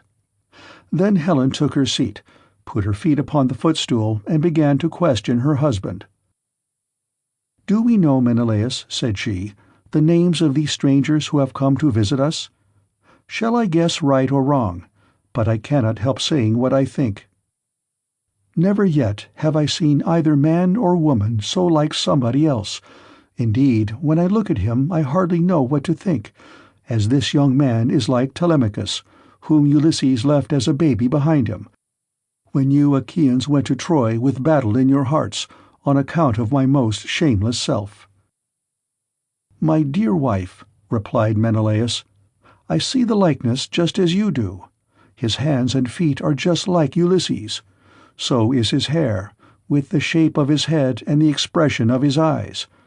Moreover, when I was talking about Ulysses, and saying how much he had suffered on my account, tears fell from his eyes, and he hid his face in his mantle." Then Pisistratus said, "Menelaus, son of Atreus, you are right in thinking that this young man is Telemachus, but he is very modest, and is ashamed to come here and begin opening up discourse with one whose conversation is so divinely interesting as your own. My father, Nestor, sent me to escort him hither, for he wanted to know whether you could give him any counsel or suggestion. A son has always trouble at home when his father has gone away, leaving him without supporters, and this is how Telemachus is now placed, for his father is absent, and there is no one among his own people to stand by him." "Bless my heart," replied Menelaus, "then I am receiving a visit from the son of a very dear friend, who suffered much hardship for my sake. I had always hoped to entertain him with most marked distinction when heaven had granted us a safe return from beyond the seas. I should have founded a city for him in Argos, and built him a house. I should have made him leave Ithaca with his goods, his son, and all his people, and should have sacked for them some one of the neighboring cities that are subject to me. We should thus have seen one another continually, and nothing but death could have interrupted so close and happy an intercourse. I suppose, however, that heaven grudged us such great good fortune, for it has prevented the poor fellow from ever getting home at all." Thus did he speak, and his words set them all a-weeping. Helen wept, Telemachus wept, and so did Menelaus, nor could Pisistratus keep his eyes from filling, when he remembered his dear brother Antilochus, whom the son of bright dawn had killed. Thereon he said to Menelaus, "Sir, my father Nestor, when we used to talk about you at home, told me you were a person of rare and excellent understanding. If then it be possible, do as I would urge you. I am not fond of crying while I am getting my supper. Morning will come in due course, and in the forenoon I care not how much I cry for those that are dead and gone. This is all we can do for the poor things. We can only shave our heads for them and wring the tears from our cheeks. I had a brother who died at Troy. He was by no means the worst man there. You are sure to have known him. His name was Antilochus. I never set eyes upon him myself, but they say that he was singularly fleet of foot and in fight valiant." "Your discretion, my friend," answered Menelaus, "is beyond your years. It is plain you take after your father. One can soon see when a man is son to one whom heaven has blessed both as regards wife and offspring, and it has blessed Nestor from first to last all his days, giving him a green old age in his own house, with sons about him who are both well-disposed and valiant. We will put an end therefore to all this weeping, and attend to our supper again. Let water be poured over our hands. Telemachus and I can talk with one another fully in the morning." On this Asphalion, one of the servants, poured water over their hands, and they laid their hands on the good things that were before them. Then Jove's daughter Helen bethought her of another matter. She drugged the wine with an herb that banishes all care, sorrow, and ill humour. Whoever drinks wine thus drugged cannot shed a single tear all the rest of the day, not even though his father and mother, both of them, drop down dead, or he sees a brother or a son hewn in pieces before his very eyes. This drug, of such sovereign power and virtue, had been given to Helen by Polydamna, wife of Thon, a woman of Egypt, where there grow all sorts of herbs, some good to put into the mixing bowl, and others poisonous. Moreover, every one in the whole country is a skilled physician, for they are the race of Paean. When Helen had put this drug in the bowl, and had told the servants to serve the wine round, she said, Menelaus, son of Atreus, and you, my good friends, sons of honourable men, which is as Jove wills, for he is the giver both of good and evil, and can do what he chooses. Feast here as you will, and listen while I tell you a tale in season. I cannot indeed name every single one of the exploits of Ulysses, but I can say what he did when he was before Troy, and you Achaeans were in all sorts of difficulties. He covered himself with wounds and bruises, dressed himself all in rags, and entered the enemy's city looking like a menial or a beggar, and quite different from what he did when he was among his own people. In this disguise he entered the city of Troy, and no one said anything to him. I alone recognized him and began to question him, but he was too cunning for me. When, however, I had washed and anointed him and had given him clothes, and after I had sworn a solemn oath not to betray him to the Trojans till he had got safely back to his own camp and to the ships, he told me all that the Achaeans meant to do. He killed many Trojans and got much information before he reached the Argive camp, for all which things the Trojan women made lamentation, but for my own part I was glad, for my heart was beginning to yearn after my home, and I was unhappy about the wrong that Venus had done me in taking me over there, away from my country, my girl, my lawful wedded husband, who is indeed by no means deficient either in person or understanding. Then Menelaus said, "All that you have been saying, my dear wife, is true. I have travelled much and have had much to do with heroes, but I have never seen such another man as Ulysses. What endurance, too, and what courage he displayed within the wooden horse, wherein all the bravest of the Argives were lying in wait to bring death and destruction upon the Trojans. At that moment you came up to us. Some god who wished well to the Trojans must have set you on to it, and you had Deiphobus with you. 3 times did you go all round our hiding-place and pat it. You called our chiefs each by his own name, and mimicked all our wives. Diomed, Ulysses, and I, from our seats inside, heard what a noise you made. Diomed and I could not make up our minds whether to spring out then and there, or to answer you from inside. But Ulysses held us all in check, so we sat quite still, all except Anticlus, who was beginning to answer you, when Ulysses clapped his 2 brawny hands over his mouth and kept them there. It was this that saved us all, for he muzzled Anticlus till Minerva took you away again." "How sad," exclaimed Telemachus, "that all this was of no avail to save him, nor yet his own iron courage. But now, sir, be pleased to send us all to bed, that we may lie down and enjoy the blessed boon of sleep." On this Helen told the maidservants to set beds in the room that was in the gatehouse, and to make them with good red rugs, and spread coverlets on top of them with woolen cloaks for the guests to wear. So the maids went out carrying a torch and made the beds, to which a manservant presently conducted the strangers. Thus then did Telemachus and Pisistrata sleep there in the forecourt, while the son of Atreus lay in an inner room with lovely Helen by his side. When the child of morning, rosy-fingered Dawn, appeared, Menelaus rose and dressed himself.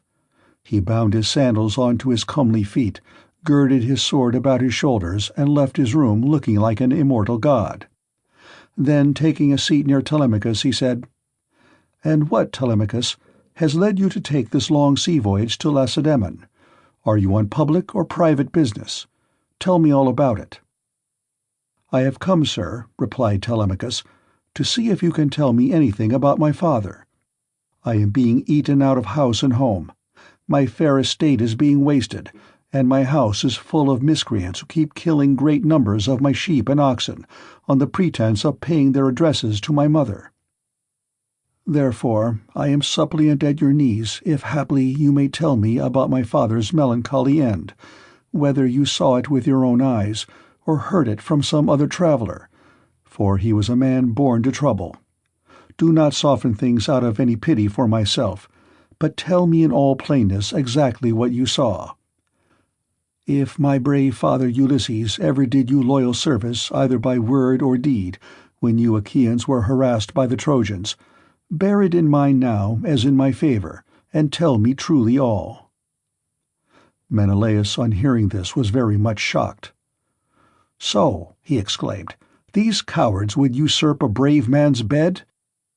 A hind might as well lay her new-born young in the lair of a lion, and then go off to feed in the forest or in some grassy dell. The lion, when he comes back to his lair, will make short work of the pair of them, and so will Ulysses with these suitors. By Father Jove, Minerva, and Apollo, if Ulysses is still the man that he was when he wrestled with Philomylides in Lesbos, and threw him so heavily that all the Achaeans cheered him, if he is still such and were to come near these suitors, they would have a short shrift and a sorry wedding. As regards your questions, however, I will not prevaricate nor deceive you, but will tell you without concealment all that the old man of the sea told me. I was trying to come on here, but the gods detained me in Egypt, for my hecatombs had not given them full satisfaction, and the gods are very strict about having their dues. Now off Egypt, about as far as a ship can sail in a day with a good stiff breeze behind her, there is an island called Pharos.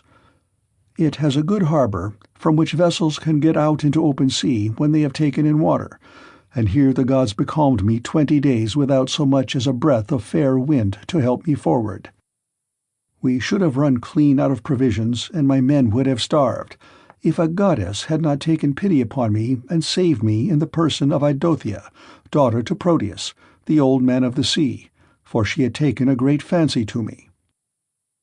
She came to me one day when I was by myself, as I often was, for the men used to go with their barbed hooks all over the island in the hope of catching a fish or two to save them from the pangs of hunger. "Stranger," said she, "it seems to me that you like starving in this way. At any rate, it does not greatly trouble you, for you stick here day after day, without even trying to get away, though your men are dying by inches."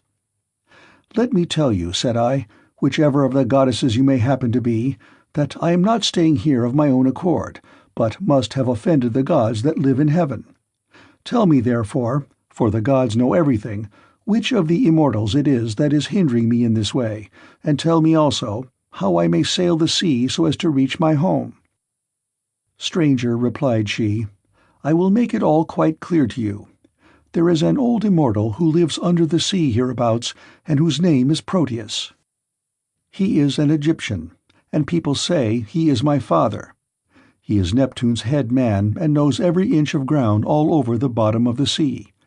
If you can snare him and hold him tight, he will tell you about your voyage, what courses you are to take, and how you are to sail the sea so as to reach your home.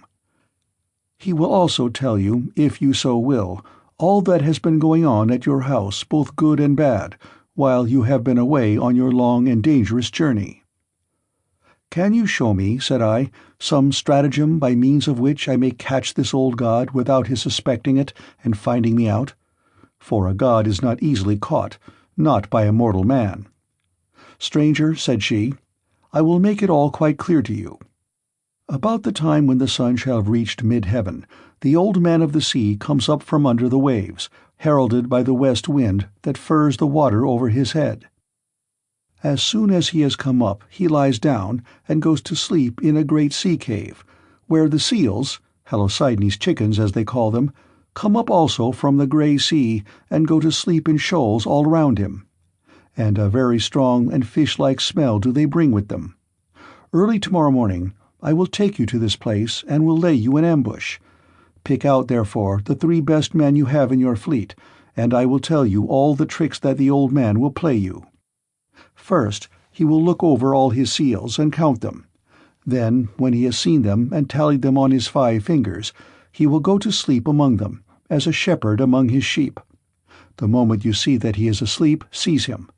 Put forth all your strength and hold him fast, for he will do his very utmost to get away from you.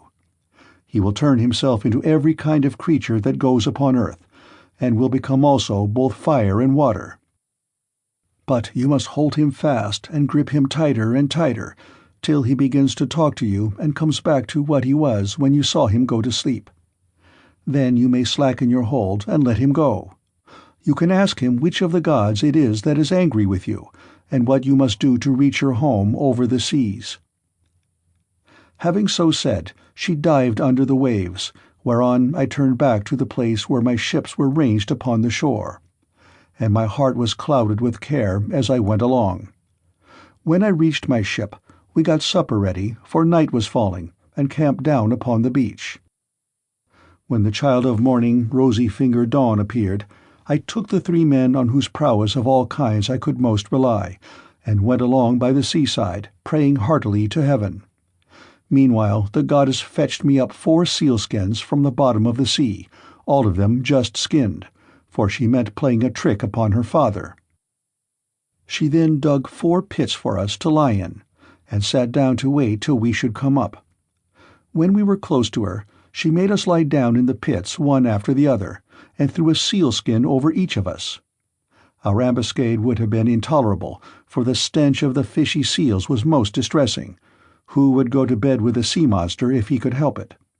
But here, too, the goddess helped us, and thought of something that gave us great relief, for she put some ambrosia under each man's nostrils, which was so fragrant that it killed the smell of the seals. We waited the whole morning and made the best of it, watching the seals come up in hundreds to bask upon the seashore, till at noon the old man of the sea came up too, and when he found his fat seals he went over them and counted them. We were among the first he counted, and he never suspected any guile, but laid himself down to sleep as soon as he had done counting. Then we rushed upon him with a shout and seized him, on which he began at once with his old tricks, and changed himself first into a lion with a great mane. Then all of a sudden he became a dragon, a leopard, a wild boar. The next moment he was running water, and then again, directly, he was a tree. But we stuck to him and never lost hold, till at last the cunning old creature became distressed, and said, "Which of the gods was it, son of Atreus, that hatched this plot with you for snaring me and seizing me against my will? What do you want?" "You know that yourself, old man," I answered. "You will gain nothing by trying to put me off. It is because I have kept so long in this island, and see no sign of my being able to get away. I am losing all heart. Tell me then, for you gods know everything, which of the immortals it is that is hindering me, and tell me also how I may sail the sea so as to reach my home." Then he said, "If you would finish your voyage and get home quickly, you must offer sacrifices to Jove and to the rest of the gods before embarking, for it is decreed that you shall not get back to your friends and to your own house till you have returned to the heaven-fed stream of Egypt and offered holy hecatombs to the immortal gods that reign in heaven. When you have done this, they will let you finish your voyage." I was broken-hearted when I heard that I must go back all that long and terrible voyage to Egypt. Nevertheless, I answered, "I will do all, old man, that you have laid upon me. But now tell me, and tell me true, whether all the Achaeans whom Nestor and I left behind us when we set sail from Troy have got home safely, or whether any one of them came to a bad end, either on board his own ship or among his friends when the days of his fighting were done." "Son of Atreus," he answered, "why ask me? You had better not know what I can tell you, for your eyes will surely fill when you have heard my story.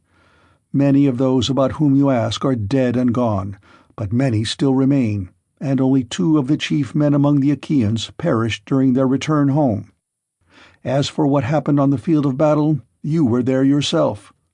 A 3rd Achaean leader is still at sea alive, but hindered from returning. Ajax was wrecked, for Neptune drove him onto the great rocks of Gyra. Nevertheless, he let him get safe out of the water, and in spite of all Minerva's hatred, he would have escaped death, if he had not ruined himself by boasting. He said the gods could not drown him even though they had tried to do so, and when Neptune heard this large talk, he seized his trident in his 2 brawny hands and split the rock of Gyra in 2 pieces. The base remained where it was, but the part on which Ajax was sitting fell headlong into the sea and carried Ajax with it. So he drank salt water and was drowned.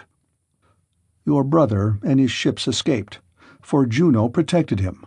But when he was just about to reach the high promontory of Malea, he was caught by a heavy gale which carried him out to sea again sorely against his will, and drove him to the foreland where Thyestes used to dwell, but where Aegisthus was then living.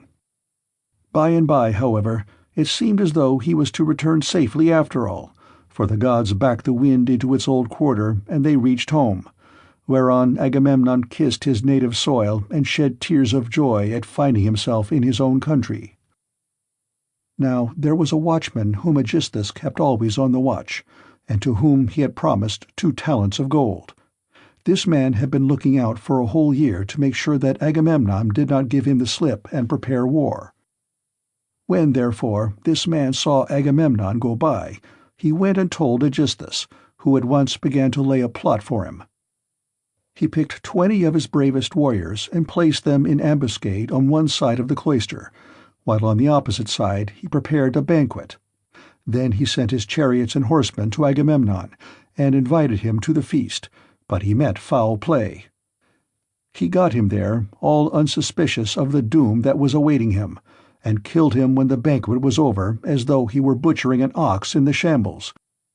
Not one of Agamemnon's followers was left alive, nor yet one of Aegisthus, but they were all killed there in the cloisters.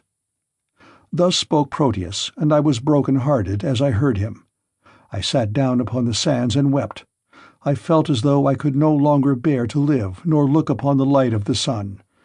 Presently, when I had had my fill of weeping and writhing upon the ground, the old man of the sea said, "Son of Atreus, do not waste any more time in crying so bitterly. It can do no manner of good. Find your way home as fast as ever you can, for Aegisthus may still be alive. And even though Orestes has been beforehand with you in killing him, you may yet come in for his funeral." On this I took comfort in spite of all my sorrow, and said, "I know then about these 2. Tell me, therefore, about the 3rd man of whom you spoke. Is he still alive, but at sea, and unable to get home? Or is he dead? Tell me, no matter how much it may grieve me." "The 3rd man," he answered, "is Ulysses, who dwells in Ithaca. I can see him in an island, sorrowing bitterly in the house of the nymph CALYPSO, who is keeping him prisoner, and he cannot reach his home, for he has no ships nor sailors to take him over the sea. As for your own end, Menelaus, you shall not die in Argos, but the gods will take you to the Elysian plain, which is at the ends of the world. There fair-haired Rhadamanthus reigns, and men lead an easier life than anywhere else in the world, for in Elysium there falls not rain, nor hail, nor snow, but Oceanus breathes ever with a west wind that sings softly from the sea, and gives fresh life to all men. This will happen to you because you have married Helen, and are Jove's son-in-law." As he spoke he dived under the waves, whereon I turned back to the ships with my companions, and my heart was clouded with care as I went along. When we reached the ships we got supper ready, for night was falling, and camped down upon the beach. When the child of morning, rosy-fingered dawn appeared, we drew our ships into the water, and put our masts and sails within them. Then we went on board ourselves, took our seats on the benches, and smote the grey sea with our oars. I again stationed my ships in the heaven-fed stream of Egypt, and offered hecatombs that were full and sufficient. When I had thus appeased heaven's anger, I raised a barrow to the memory of Agamemnon, that his name might live forever, after which I had a quick passage home, for the gods sent me a fair wind. And now for yourself. Stay here some 10 or 12 days longer, and I will then speed you on your way. I will make you a noble present of a chariot and 3 horses.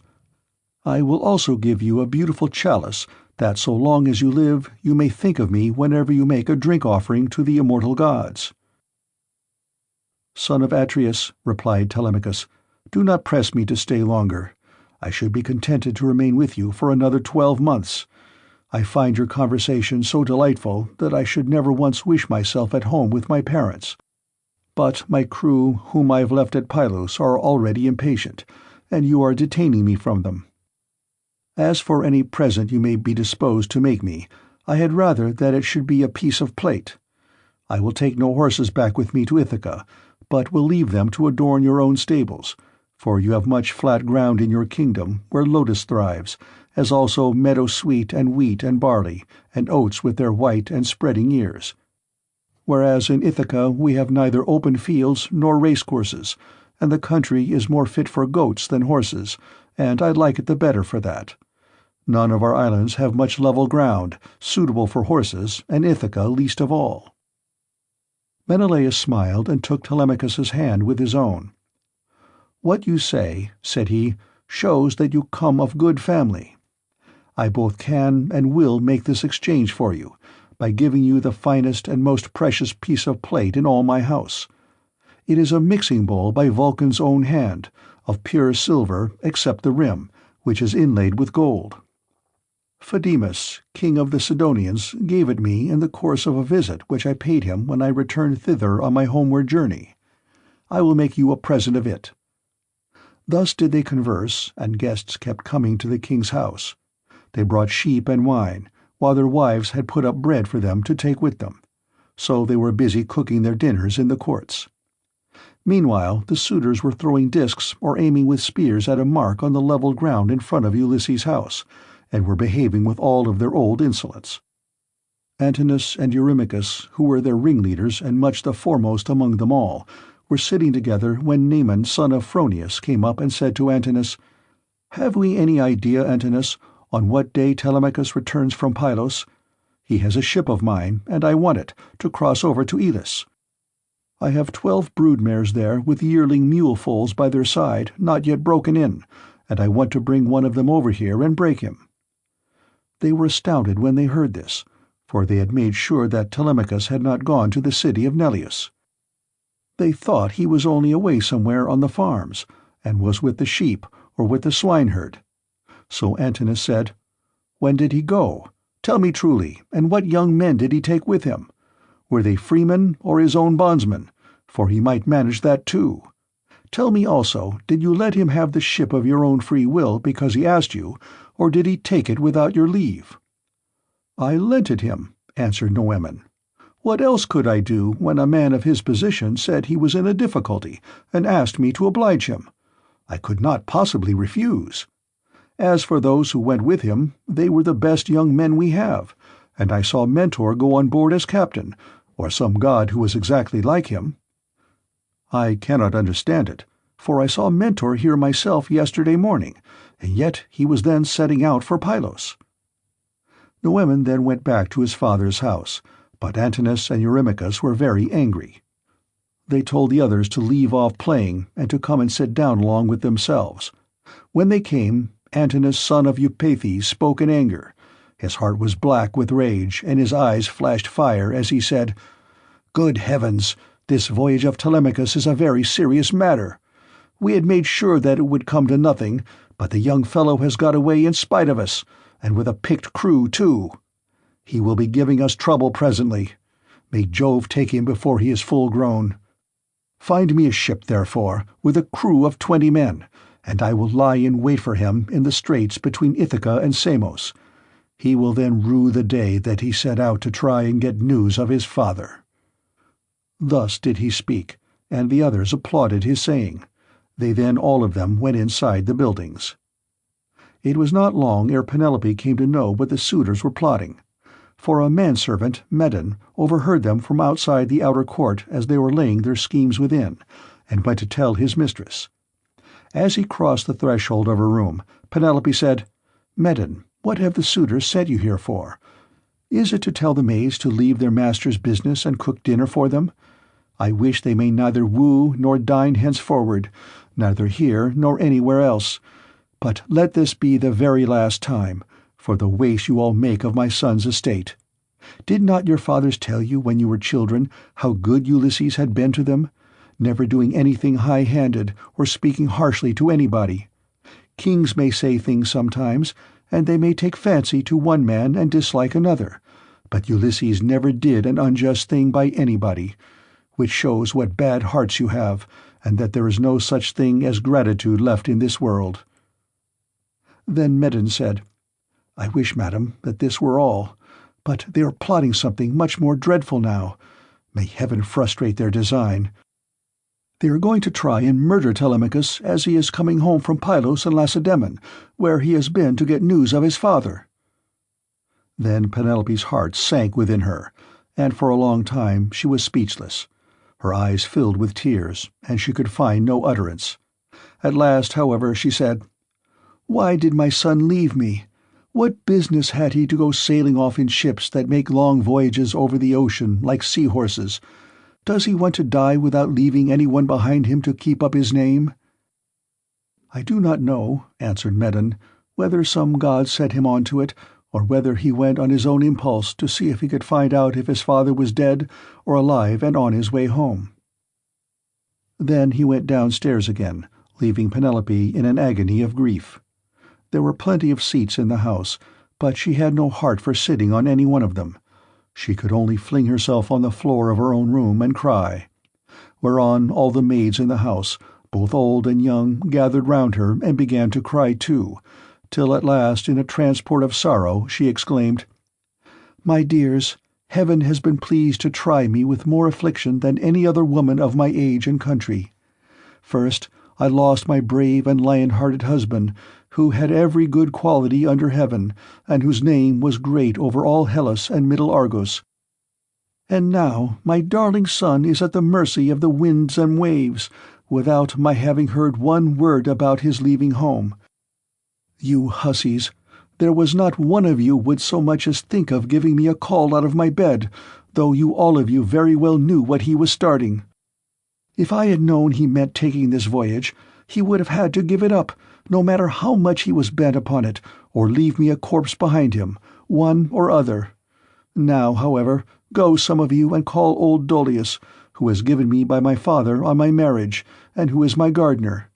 Bid him go at once and tell everything to Laertes, who may be able to hit on some plan for enlisting public sympathy on our side, as against those who are trying to exterminate his own race and that of Ulysses."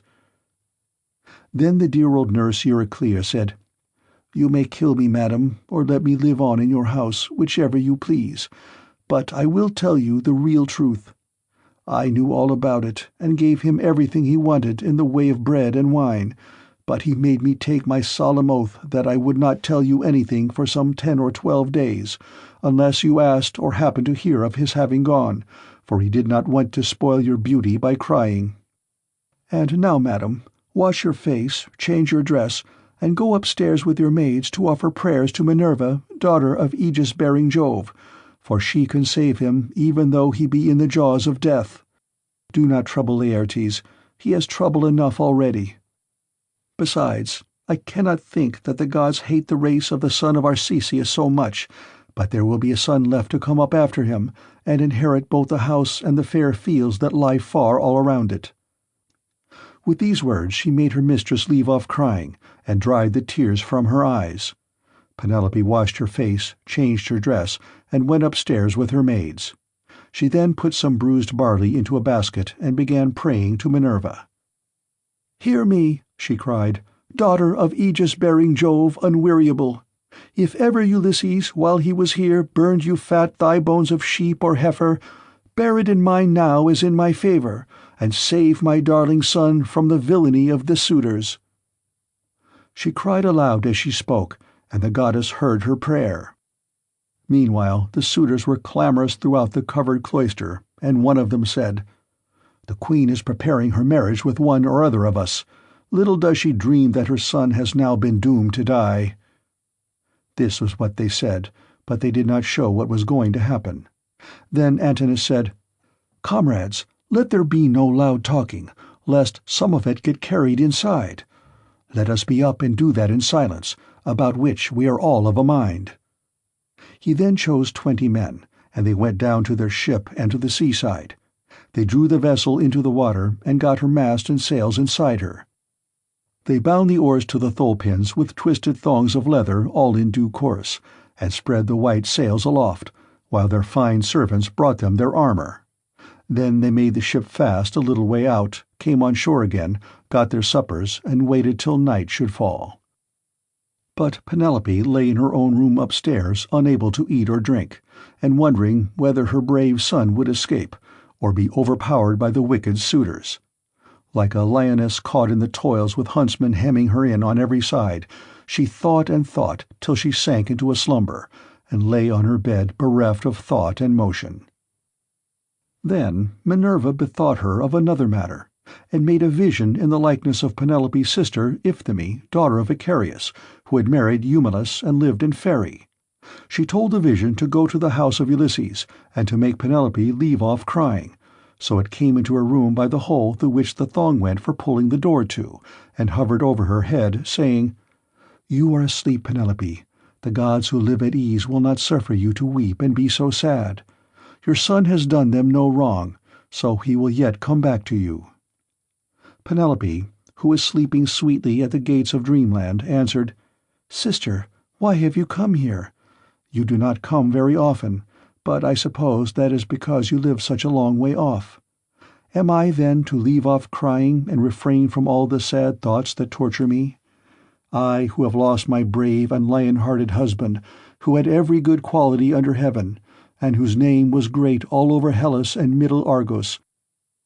And now my darling son has gone off on board of a ship, a foolish fellow, who has never been used to roughing it, nor to going about among gatherings of men. I am even more anxious about him than about my husband. I am all in a tremble when I think of him, lest something should happen to him, either from the people among whom he has gone, or by sea, for he has many enemies who are plotting against him, and are bent on killing him before he can return home." Then the vision said, "Take heart, and be not so much dismayed. There is one gone with him who many a man would be glad enough to have stand by his side. I mean Minerva. It is she who has compassion upon you, and who has sent me to bear you this message." "Then," said Penelope, "if you are a god or have been sent here by divine commission, tell me also about the other unhappy one. Is he still alive, or is he already dead and in the house of Hades?" And the vision said, "I shall not tell you for certain whether he is alive or dead, and there is no use in idle conversation." Then it vanished through the thong-hole of the door and was dissipated into thin air, but Penelope rose from her sleep refreshed and comforted, so vivid had been her dream.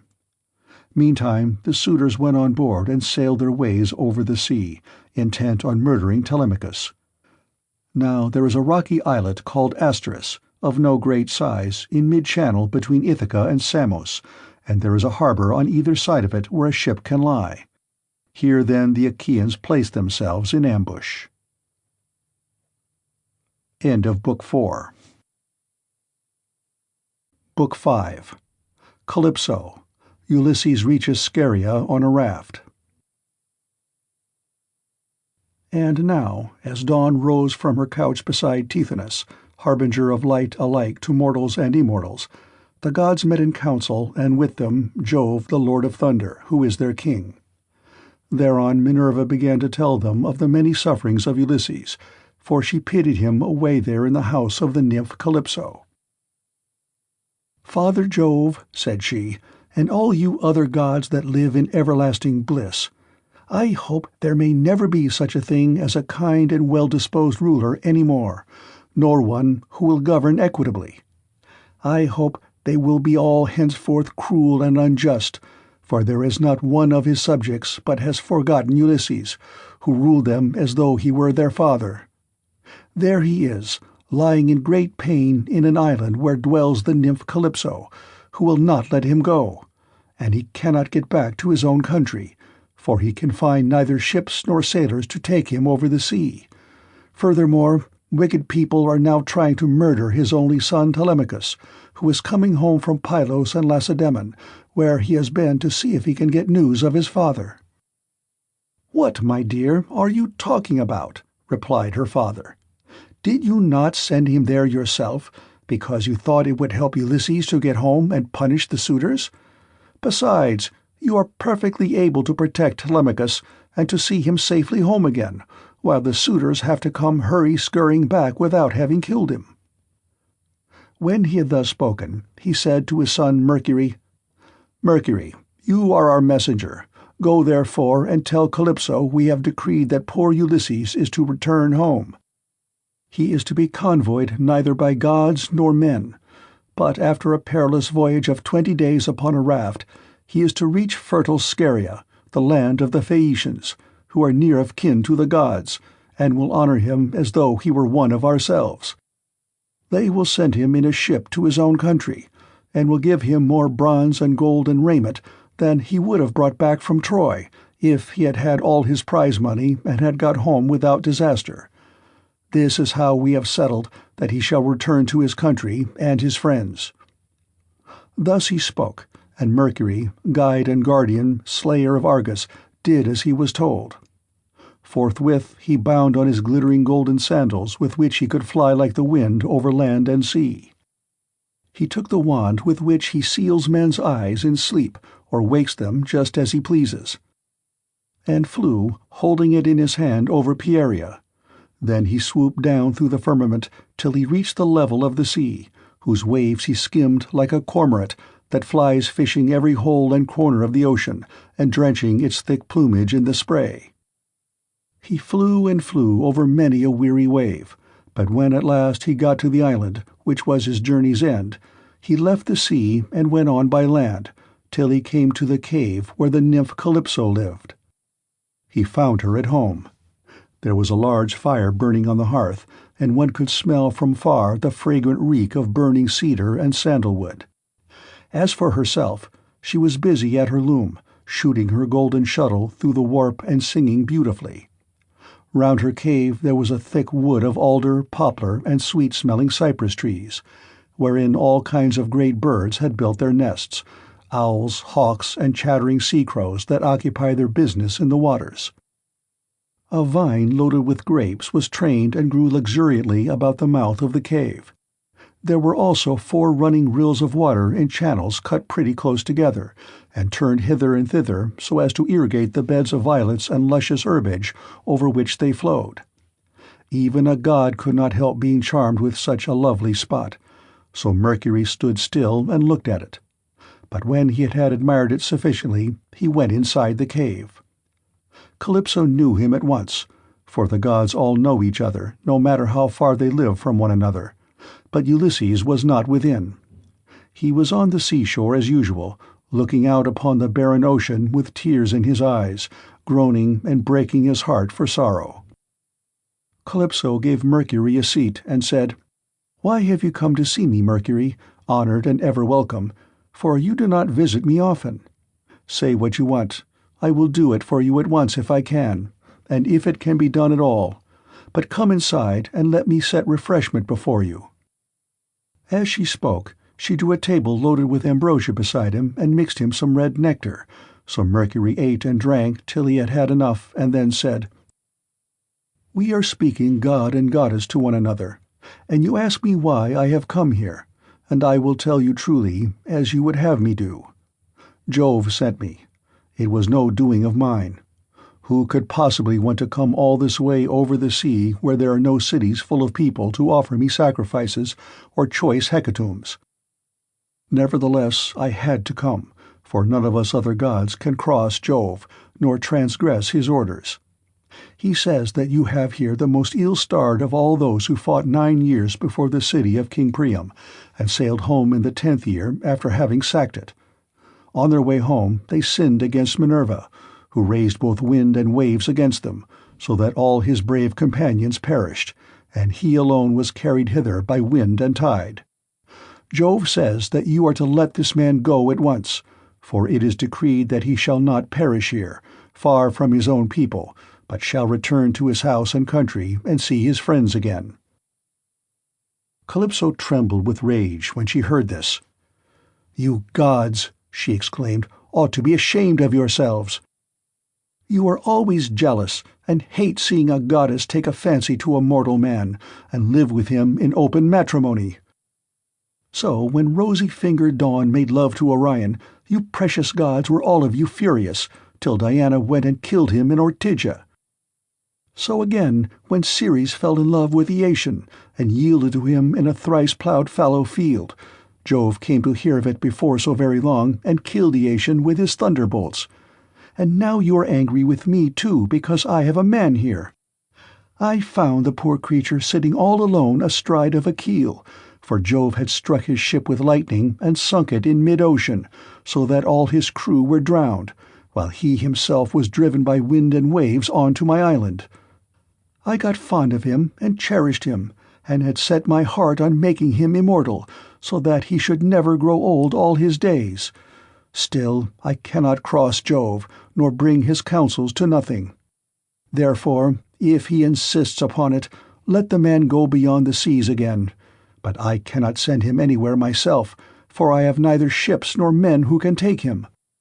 Nevertheless, I will readily give him such advice in all good faith as will be likely to bring him safely to his own country." "Then send him away," said Mercury, "or Jove will be angry with you and punish you." On this he took his leave, and Calypso went out to look for Ulysses, for she had heard Jove's message. She found him sitting upon the beach with his eyes ever filled with tears, and dying of sheer homesickness, for he had got tired of Calypso, and though he was forced to sleep with her in the cave by night, it was she, not he, that would have it so. As for the daytime, he spent it on the rocks and on the seashore, weeping, crying aloud for his despair, and always looking out upon the sea. Calypso then went up close to him and said, "My poor fellow, you shall not stay here grieving and fretting your life out any longer. I am going to send you away of my own free will. So go, cut some beams of wood, and make yourself a large raft with an upper deck, that it may carry you safely over the sea. I will put bread, wine, and water on board to save you from starving. I will also give you clothes, and will send you a fair wind to take you home, if the gods in heaven so will it, for they know more about these things and can settle them better than I can." Ulysses shuddered as he heard her.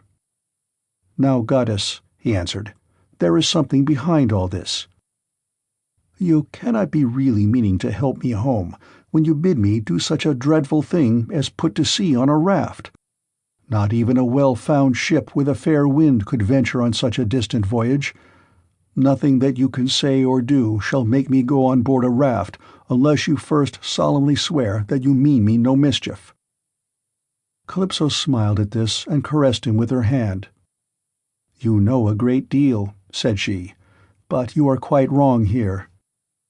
May heaven above and earth below be my witness with the waters of the river Styx, and this is the most solemn oath which a blessed god can take, that I mean you no sort of harm, and only advising you to do exactly what I should do myself in your place.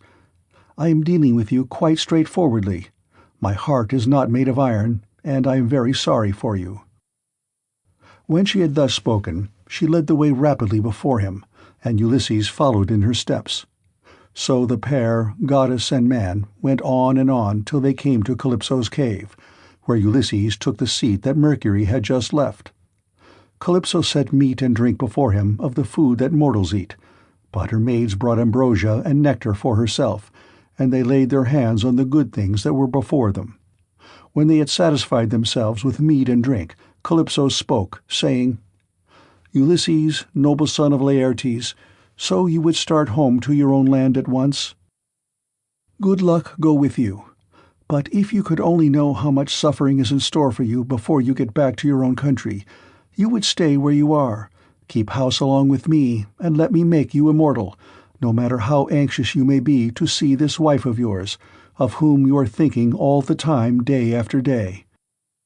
Yet I flatter myself that I am no whit less tall or well-looking than she is, for it is not to be expected that a mortal woman should compare in beauty with an immortal." "Goddess," replied Ulysses, "do not be angry with me about this. I am quite aware that my wife Penelope is nothing like so tall or so beautiful as yourself. She is only a woman, whereas you are an immortal. Nevertheless, I want to get home, and can think of nothing else. If some god wrecks me when I am on the sea, I will bear it and make the best of it. I have had infinite trouble both by land and sea already, so let this go with the rest." Presently the sun set and it became dark, whereon the pair retired into the inner part of the cave and went to bed. When the child of morning, rosy-fingered Dawn, appeared, Ulysses put on his shirt and cloak, while the goddess wore a dress of a light gossamer fabric, very fine and graceful, with a beautiful golden girdle about her waist and a veil to cover her head. She at once set herself to think how she could speed Ulysses on his way. So she gave him a great bronze axe that suited his hands, It was sharpened on both sides and had a beautiful olive-wood handle fitted firmly onto it. She also gave him a sharp adze, and then led the way to the far end of the island where the largest trees grew, alder, poplar, and pine, that reached the sky, very dry and well seasoned, so as to sail light for him in the water. Then, when she had shown him where the best trees grew, Calypso went home, leaving him to cut them, which he soon finished doing. He cut down 20 trees in all, and adzed them smooth, squaring them by rule in good workmanlike fashion. Meanwhile Calypso came back with some augers, so he bored holes with them and fitted the timbers together with bolts and rivets. He made the raft as broad as a skilled shipwright makes the beam of a large vessel, and he fixed a deck on top of the ribs, and ran a gunwale all around it. He also made a mast with a yardarm, and a rudder to steer with. He fenced the raft all round with wicker hurdles as a protection against the waves, and then he threw on a quantity of wood. By and by Calypso brought him some linen to make the sails, and he made these too, excellently, making them fast with braces and sheets. Last of all, with the help of levers, he drew the raft down into the water. In 4 days he had completed the whole work, and on the 5th Calypso sent him from the island after washing him and giving him some clean clothes. She gave him a goatskin full of black wine, and another larger one of water. She also gave him a wallet full of provisions, and found him in much good meat. Moreover, she made the wind fair and warm for him, and gladly did Ulysses spread his sail before it, while he sat and guided the raft skilfully by means of the rudder. He never closed his eyes, but kept them fixed on the Pleiads, on late-setting Bootes, and on the Bear, which men also call the Wain, and which turns round and round where it is, facing Orion, and alone never dipping into the stream of Oceanus, for Calypso had told him to keep this to his left. Days 7 and 10 did he sail over the sea, and on the 18th the dim outlines of the mountains on the nearest part of the Phaeacian coast appeared, rising like a shield on the horizon. But King Neptune, who was returning from the Ethiopians, caught sight of Ulysses a long way off, from the mountains of the Solymi. He could see him sailing upon the sea, and it made him very angry, so he wagged his head and muttered to himself, saying, "Good heavens, so the gods have been changing their minds about Ulysses while I was away in Ethiopia, and now he is close to the land of the Phaeacians, where it is decreed that he shall escape from the calamities that have befallen him. Still, he shall have plenty of hardship yet before he has done with it." Thereon he gathered his clouds together, grasped his trident, stirred it round in the sea, and roused the rage of every wind that blows, till earth, sea, and sky were hidden in cloud, and night sprang forth out of the heavens. Winds from east, south, north, and west fell upon him all at the same time, and a tremendous sea got up, so that Ulysses' heart began to fail him. "Alas," he said to himself in his dismay, "whatever will become of me? I am afraid Calypso was right when she said I should have trouble by sea before I got home. It is all coming true. How black is Jove making heaven with his clouds, and what a sea the winds are raising from every quarter at once! I am now safe to perish. Blessed and thrice blessed were those Danaans who fell before Troy in the cause of the sons of Atreus.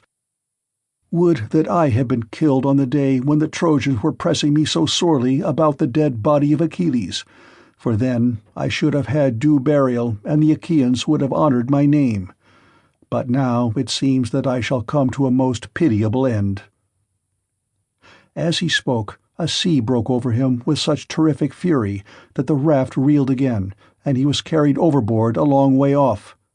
He let go the helm, and the force of the hurricane was so great that it broke the mast halfway up, and both sail and yard went over into the sea.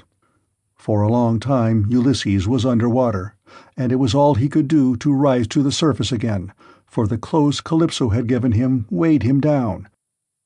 But at last he got his head above water and spat out the bitter brine that was running down his face in streams. In spite of all this, however, he did not lose sight of his craft, but swam as fast as he could towards it, got hold of it, and climbed on board again so as to escape drowning. The sea took the raft and tossed it about, as autumn winds whirl thistledown round and round upon a road.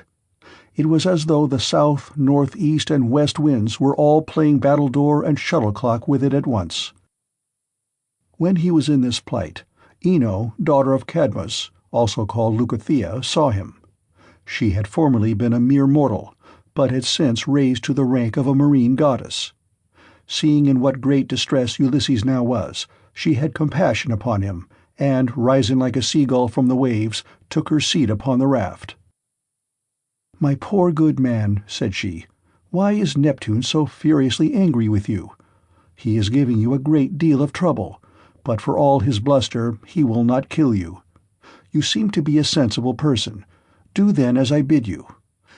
Strip, leave your raft to drive before the wind, and swim to the Phaeacian coast where better luck awaits you. And here, take my veil and put it round your chest. It is enchanted, and you can come to no harm so long as you wear it. As soon as you touch land, take it off, throw it back as far as you can into the sea, and then go away again." With these words she took off her veil and gave it him. Then she dived down again like a seagull and vanished beneath the dark blue waters. But Ulysses did not know what to think. "Alas," he said to himself in his dismay, "this is only some one or other of the gods who is luring me to ruin by advising me to quit my raft. At any rate, I will not do so at present, for the land where she said I should be quit of all troubles seemed to be still a good way off. I know what I will do. I am sure it will be the best. No matter what happens, I will stick to the raft as long as her timbers hold together. But when the sea breaks her up, I will swim for it. I do not see how I can do any better than this." While he was thus in two minds, Neptune sent a terrible great wave that seemed to rear itself above his head till it broke right over the raft, which then went to pieces, as though it were a heap of dry chaff tossed about by a whirlwind. Ulysses got astride of one plank and rode upon it as if he were on horseback. He then took off the clothes Calypso had given him, bound Ino's veil under his arms, and plunged into the sea, meaning to swim on shore. King Neptune watched him as he did so, and wagged his head, muttering to himself and saying, "There now, swim up and down as best you can till you fall in with the well-to-do people. I do not think you will be able to say that I have let you off too lightly." On this he lashed his horses and drove to Aegea where his palace is. But Minerva resolved to help Ulysses, so she bound the ways of all the winds except one, and made them lie quite still. But she roused a good stiff breeze from the north that should lay the waters till Ulysses reached the land of the Phaeacians, where he would be safe. Thereon he floated about for 2 nights and 2 days in the water, with a heavy swell on the sea and death staring him in the face. But when the 3rd day broke, the wind fell and there was a dead calm without so much as a breath of air stirring. As he rose on the swell, he looked eagerly ahead, and could see land quite near.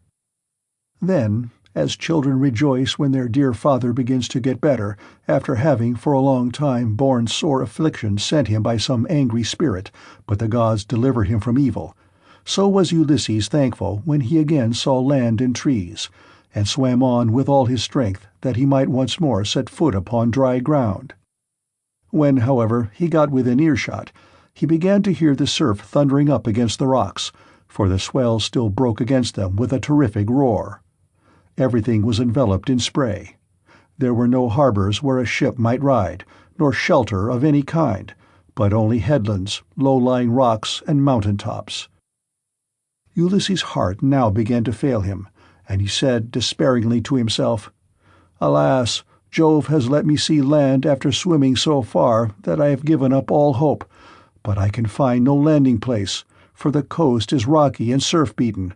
The rocks are smooth and rise sheer from the sea, with deep water close under them so that I cannot climb out for want of foothold. I am afraid some great wave will lift me off my legs and dash me against the rocks as I leave the water, which would give me a sorry landing.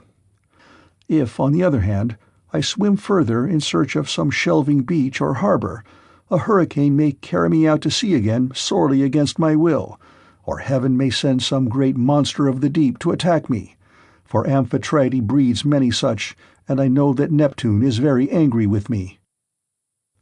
While he was thus in two minds, a wave caught him and took him with such force against the rocks that he would have been smashed and torn to pieces if Minerva had not shown him what to do. He caught hold of the rock with both hands and clung to it, groaning with pain, till the wave retired, so he was saved that time. But presently the wave came on again and carried him back with it far into the sea, tearing his hands as the suckers of a polypus are torn when someone plucks it from its bed, and the stones come up along with it. Even so did the rocks tear the skin from his strong hands, and then the wave drew him deep down under the water. Here poor Ulysses would have certainly perished, even in spite of his own destiny, if Minerva had not helped him to keep his wits about him. He swam seaward again, beyond reach of the surf that was beating against the land, and at the same time he kept looking towards the shore to see if he could find some haven, or a spit that should take the waves aslant. By and by, as he swam on, he came to the mouth of a river, and here he thought would be the best place, for there were no rocks, and it afforded shelter from the wind. He felt that there was a current, so he prayed inwardly and said, "Hear me, O king, whoever you may be, and save me from the anger of the sea-god Neptune, for I approach you prayerfully. Anyone who has lost his way has at all times a claim even upon the gods, wherefore in my distress I draw near to your stream, and cling to the knees of your riverhood. Have mercy upon me, O king, for I declare myself your suppliant." Then the god stayed his stream and stilled the waves, making all calm before him, and bringing him safely into the mouth of the river. Here at last Ulysses' knees and strong hands failed him, for the sea had completely broken him. His body was all swollen, and his mouth and nostrils ran down like a river with sea-water, so that he could neither breathe nor speak, and lay swooning from sheer exhaustion. Presently, when he had got his breath and came to himself again, he took off the scarf that Ino had given him and threw it back into the salt stream of the river, whereon Ino received it into her hands from the wave that bore it towards her. Then he left the river, laid himself down among the rushes, and kissed the bounteous earth. "Alas," he cried to himself in his dismay, "whatever will become of me, and how is it all to end? If I stay here upon the river-bed through the long watches of the night, I am so exhausted that the bitter cold and damp may make an end of me, for towards sunrise there will be a keen wind blowing from off the river. If, on the other hand, I climb the hillside, find shelter in the woods, and sleep in some thicket, I may escape the cold and have a good night's rest, but some savage beast may take advantage of me and devour me." In the end he deemed it best to take to the woods, and he found one upon some high ground not far from the water. There he crept beneath 2 shoots of olive that grew from a single stalk, the one ungrafted sucker while the other had been grafted. No wind, however squally, could break through the cover they afforded, nor could the sun's rays pierce them, nor the rain get through them, so closely did they grow into one another. Ulysses crept under these and began to make himself a bed to lie on, for there was a great litter of dead leaves lying about, enough to make a covering for 2 or 3 men even in hard winter weather. He was glad enough to see this, so he laid himself down and heaped the leaves all round him. Then, as one who lives alone in the country, far from any neighbor, hides a brand as fire-seed in the ashes to save himself from having to get a light elsewhere, even so did Ulysses cover himself up with leaves, and Minerva shed a sweet sleep upon his eyes, closed his eyelids, and made him lose all memories of his sorrows. End of Book 5. Book 6. The Meeting between Nausicaa and Ulysses. So here Ulysses slept, overcome by sleep and toil. But Minerva went off to the country and city of the Phaeacians, a people who used to live in the fair town of Hyperia, near the lawless Cyclopes. Now the Cyclopes were stronger than they, and plundered them, so their king, Nausicaa, moved them thence and settled them in SCHERIA, far from all other people. He surrounded the city with a wall, built houses and temples, and divided the lands among his people. But he was dead and gone to the house of Hades, and King ALCINOUS, whose counsels were inspired of heaven, was now reigning, To his house, then, did Minerva hie in furtherance of the return of Ulysses. She went straight to the beautifully decorated bedroom in which there slept a girl who was as lovely as a goddess, Nausicaa, daughter to King Alcinous. 2 maidservants were sleeping near her, both very pretty, one on either side of the doorway, which was closed with well-made folding doors. Minerva took the form of the famous sea captain Dymas's daughter, who was a bosom friend of Nausicaa and just her own age. Then, coming up to the girl's bedside like a breath of wind, she hovered over her head and said, "Nausicaa, what can your mother have been about, to have such a lazy daughter? Here are your clothes all lying in disorder, yet you are going to be married almost immediately, and should not only be well dressed yourself, but should find good clothes for those who attend you. This is the way to get yourself a good name, and to make your father and mother proud of you. Suppose, then, that we make tomorrow a washing day, and start at daybreak. I will come and help you so that you may have everything ready as soon as possible, for all the best young men among your own people are courting you, and you are not going to remain a maid much longer. Ask your father, therefore, to have a wagon and mules ready for us at daybreak, to take the rugs, robes, and girdles, and you can ride too, which will be much pleasanter for you than walking, for the washing cisterns are some way from the town." When she had said this, Minerva went away to Olympus, which they say is the everlasting home of the gods.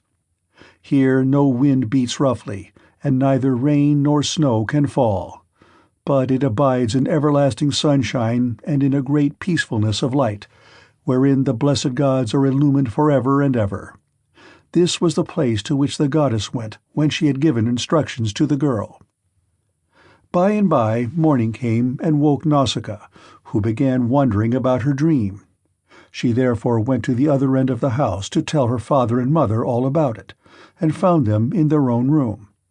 Her mother was sitting by the fireside spinning her purple yarn with her maids around her, and she happened to catch her father just as he was going out to attend a meeting of the town council, which the Phaeacian alderman had convened. She stopped him and said, "Dear Papa, could you manage to let me have a good big wagon?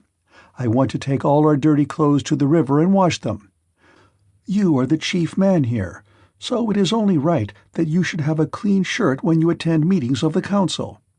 Moreover, you have 5 sons at home, 2 of them married, while the other 3 are good-looking bachelors. You know they always like to have clean linen when they go to a dance, and I have been thinking about all this." She did not say a word about her own wedding, for she did not like to, but her father knew and said, "You shall have the mules, my love, and whatever else you have a mind for. Be off with you, and the men shall get you a good strong wagon with a body to it that will hold all your clothes." On this he gave orders to the servants, who got the wagon out, harnessed the mules, and put them to, while the girl brought the clothes down from the linen room and placed them on the wagon. Her mother prepared her a basket of provisions with all sorts of good things, and a goatskin full of wine.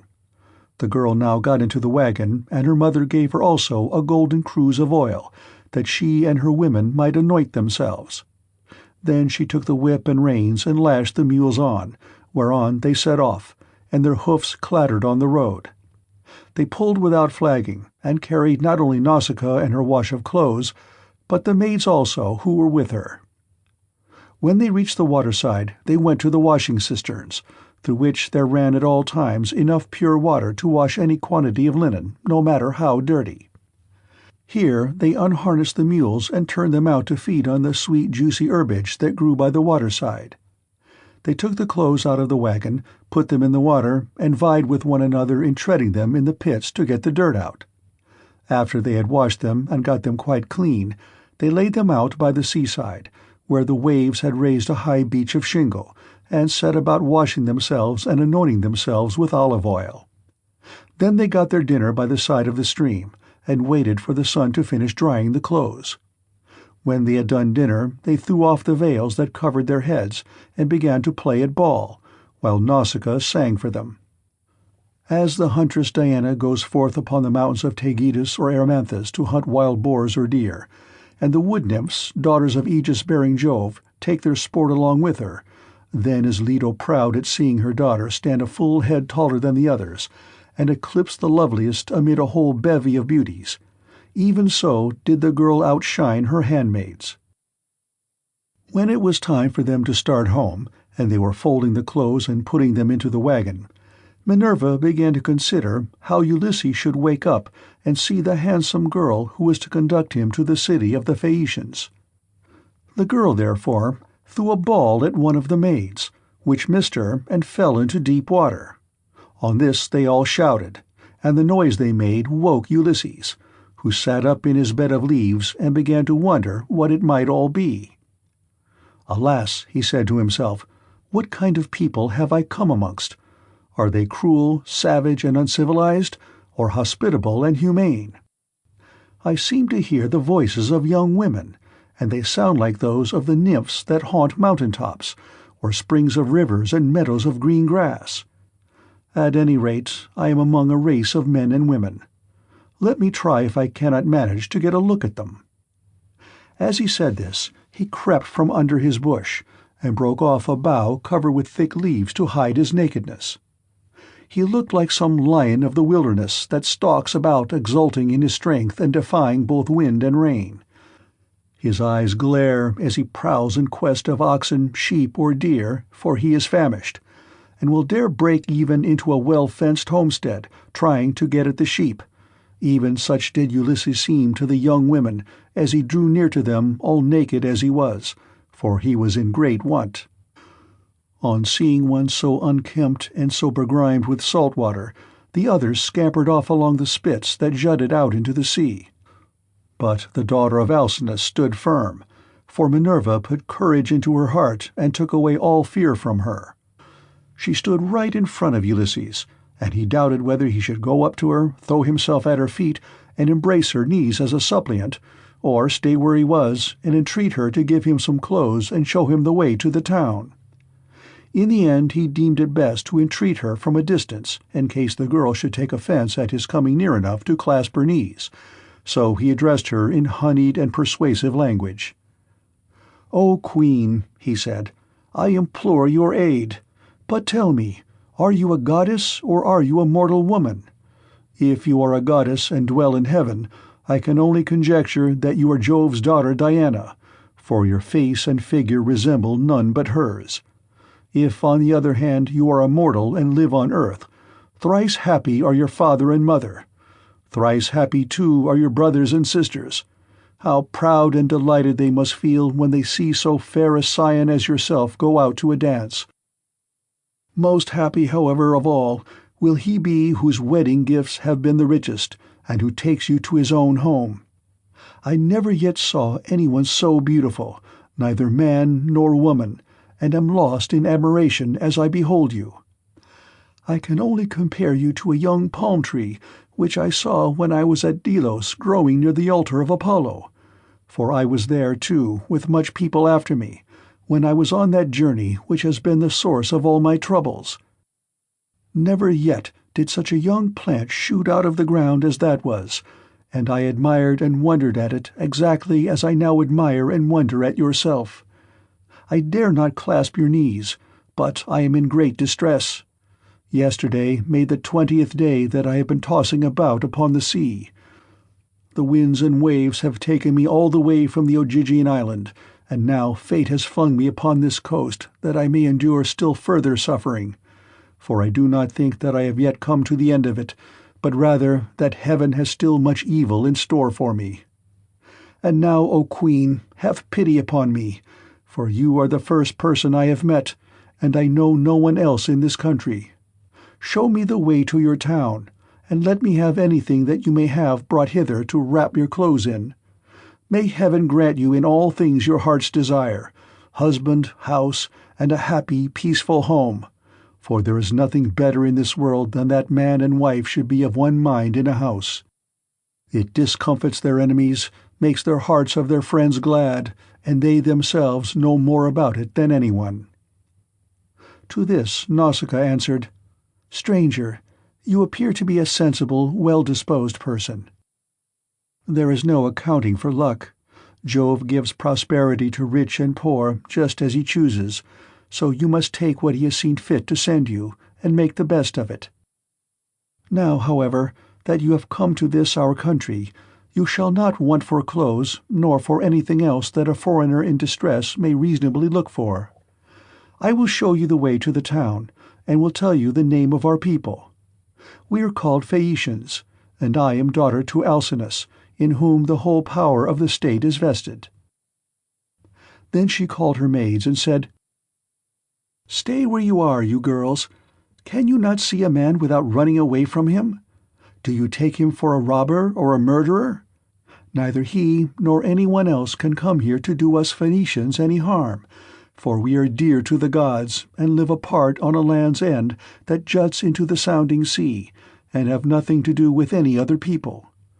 This is only some poor man who has lost his way, and we must be kind to him, for strangers and foreigners in distress are under Jove's protection, and will take what they can get and be thankful. So, girls, give the poor fellow something to eat and drink, and wash him in the stream at some place that is sheltered from the wind." On this the maids left off running away, and began calling one another back. They made Ulysses sit down in the shelter as Nausicaa had told them, and brought him a shirt and cloak. They also brought him the little golden cruse of oil, and told him to go and wash in the stream. But Ulysses said, "Young women, please to stand a little on one side, that I may wash the brine from my shoulders and anoint myself with oil, for it is long enough since my skin has had a drop of oil upon it. I cannot wash as long as you all keep standing there. I am ashamed to strip before a number of good-looking young women."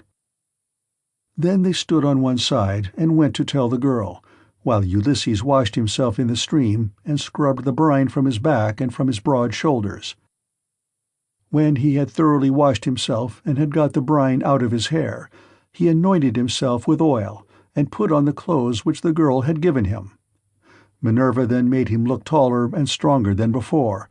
She also made the hair grow thick on the top of his head, and flow down in curls like hyacinth blossoms. She glorified him about the head and shoulders as a skilful workman who has studied art of all kinds under Vulcan, and Minerva enriches a piece of silver plate by gilding it, and his work is full of beauty. Then he went and sat down a little way off upon the beach, looking quite young and handsome, and the girl gazed on him with admiration. Then she said to her maids, "Hush, my dears, for I want to say something. I believe the gods who live in heaven have sent this man to the Phaeacians. When I first saw him, I thought him plain, but now his appearance is like that of the gods who dwell in heaven. I should like my future husband to be just such another as he is, if he would only stay here and not want to go away. However, give him something to eat and drink." They did as they were told, and set food before Ulysses, who ate and drank ravenously, for it was long since he had had food of any kind. Meanwhile Nausicaa bethought her of another matter. She got the linen folded and placed in the wagon. She then yoked the mules, and as she took her seat she called Ulysses. "Stranger," said she, "rise and let us be going back to the town. I will introduce you at the house of my excellent father, where I can tell you that you will meet all the best people among the Phaeacians. But be sure and do as I bid you, for you seem to be a sensible person. As long as we are going past the fields and farmlands, follow briskly behind the wagon along with the maids, and I will lead the way myself. Presently, however, we shall come to the town, where you will find a high wall running all round it, and a good harbor on either side with a narrow entrance into the city, and the ships will be drawn up by the roadside, for every one has a place where his own ship can lie. You will see the market-place with a temple of Neptune in the middle of it, and paved with large stones bedded in the earth. Here people deal in ship's gear of all kinds, such as cables and sails, and here too are the places where oars are made, for the Phaeacians are not a nation of archers. They know nothing about bows and arrows, but are a seafaring folk, and pride themselves on their masts, oars, and ships, with which they travel far over the sea. I am afraid of the gossip and scandal that may be set on foot against me later on. for the people here are very ill-natured, and some low fellow, if he met us, might say, 'Who is this fine-looking stranger that is going about with Nausicaa? Where did she find him? I suppose she is going to marry him.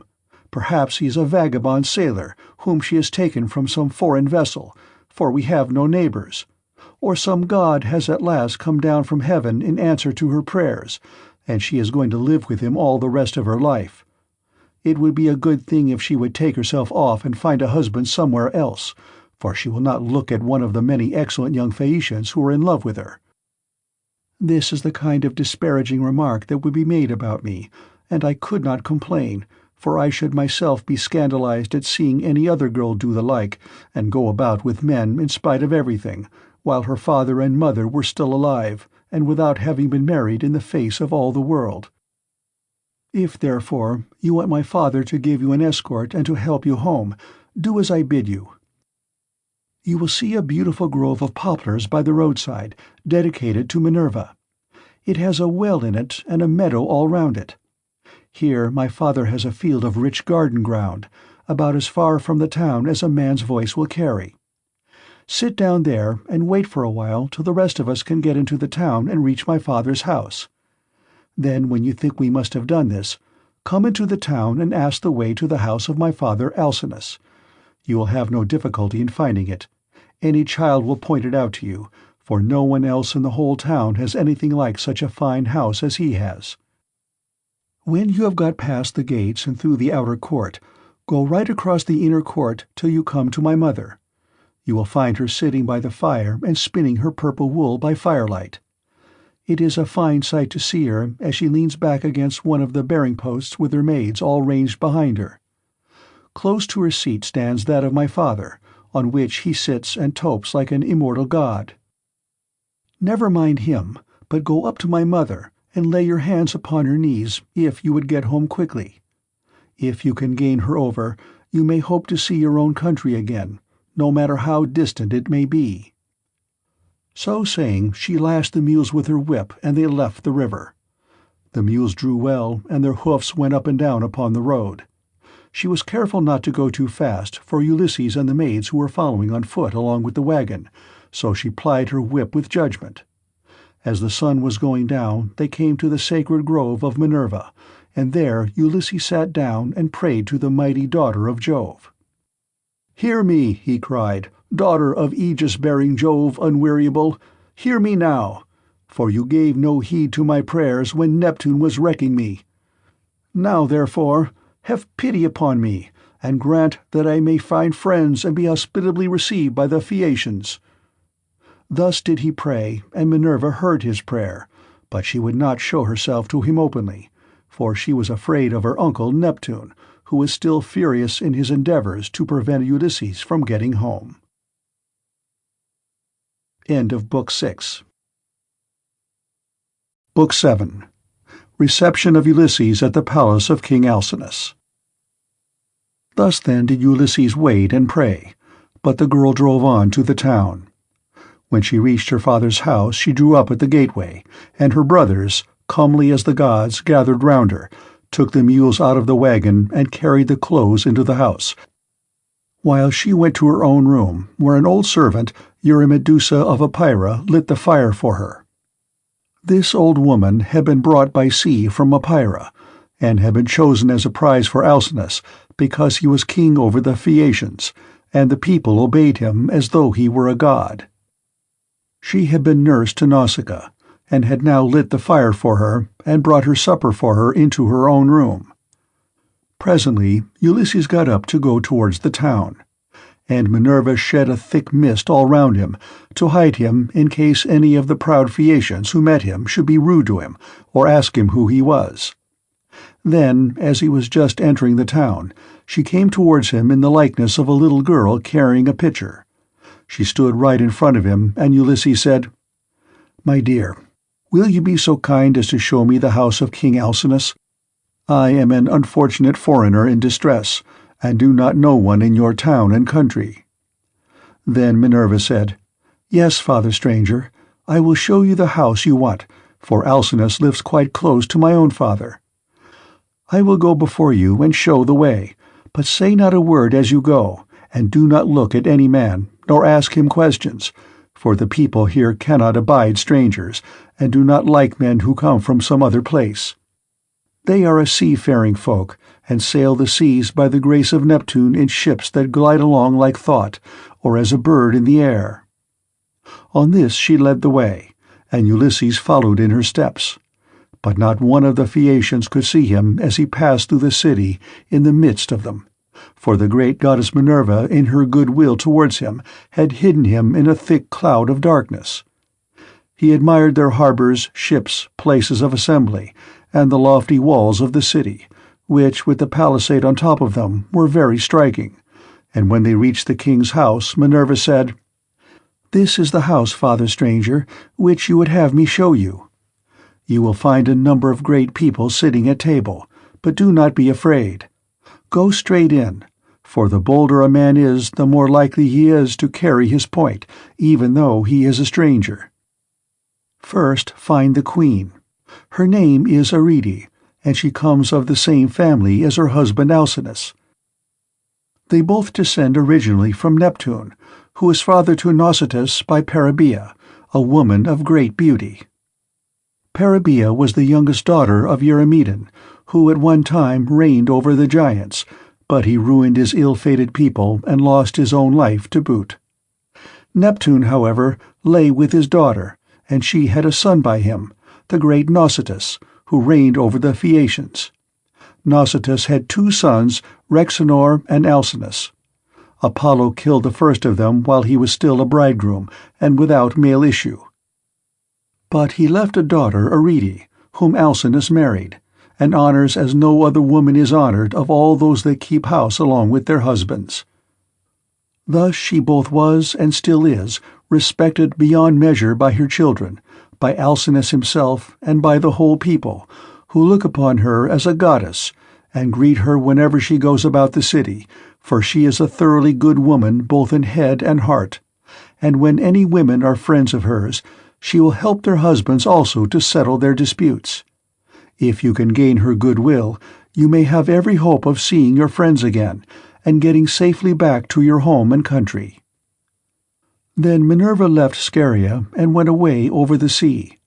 She went to Marathon and to the spacious streets of Athens, where she entered the abode of Erechtheus. But Ulysses went on to the house of Alcinous, and he pondered much as he paused a while before reaching the threshold of bronze, for the splendor of the palace was like that of the sun or moon. The walls on either side were of bronze from end to end, and the cornice was of blue enamel. The doors were gold and hung on pillars of silver that rose from a floor of bronze, while the lintel was silver and the hook of the door was of gold. On either side there stood gold and silver mastiffs, which Vulcan, with his consummate skill, had fashioned expressly to keep watch over the palace of King Alcinous. So they were immortal and could never grow old. Seats were ranged all along the wall, here and there from one end to the other, with coverings of fine woven work which the women of the house had made. Here the chief persons of the Phaeacians used to sit and eat and drink, for there was abundance at all seasons, and there were golden figures of young men with lighted torches in their hands, raised on pedestals, to give light by night to those who were at table.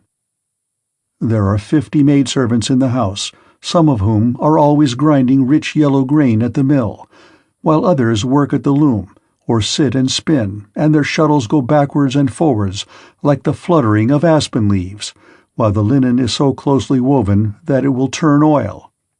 As the Phaeacians are the best sailors in the world, so their women excel all others in weaving, for Minerva has taught them all manner of useful arts, and they are very intelligent. Outside the gate of the outer court there is a large garden of about 4 acres with a wall all round it. It is full of beautiful trees, pears, pomegranates, and the most delicious apples. There are luscious figs also, and olives in full growth. The fruits never rot nor fail all the year round, neither winter nor summer, for the air is so soft that a new crop ripens before the old has dropped. Pear grows on pear, apple on apple, and fig on fig, and so also with the grapes, for there is an excellent vineyard. On the level ground of a part of this, the grapes are being made into raisins. In another part they are being gathered. Some are being trodden in the wine tubs. Others further on have shed their blossom and are beginning to show fruit. Others again are just changing color. In the furthest part of the ground there are beautifully arranged beds of flowers that are in bloom all the year round.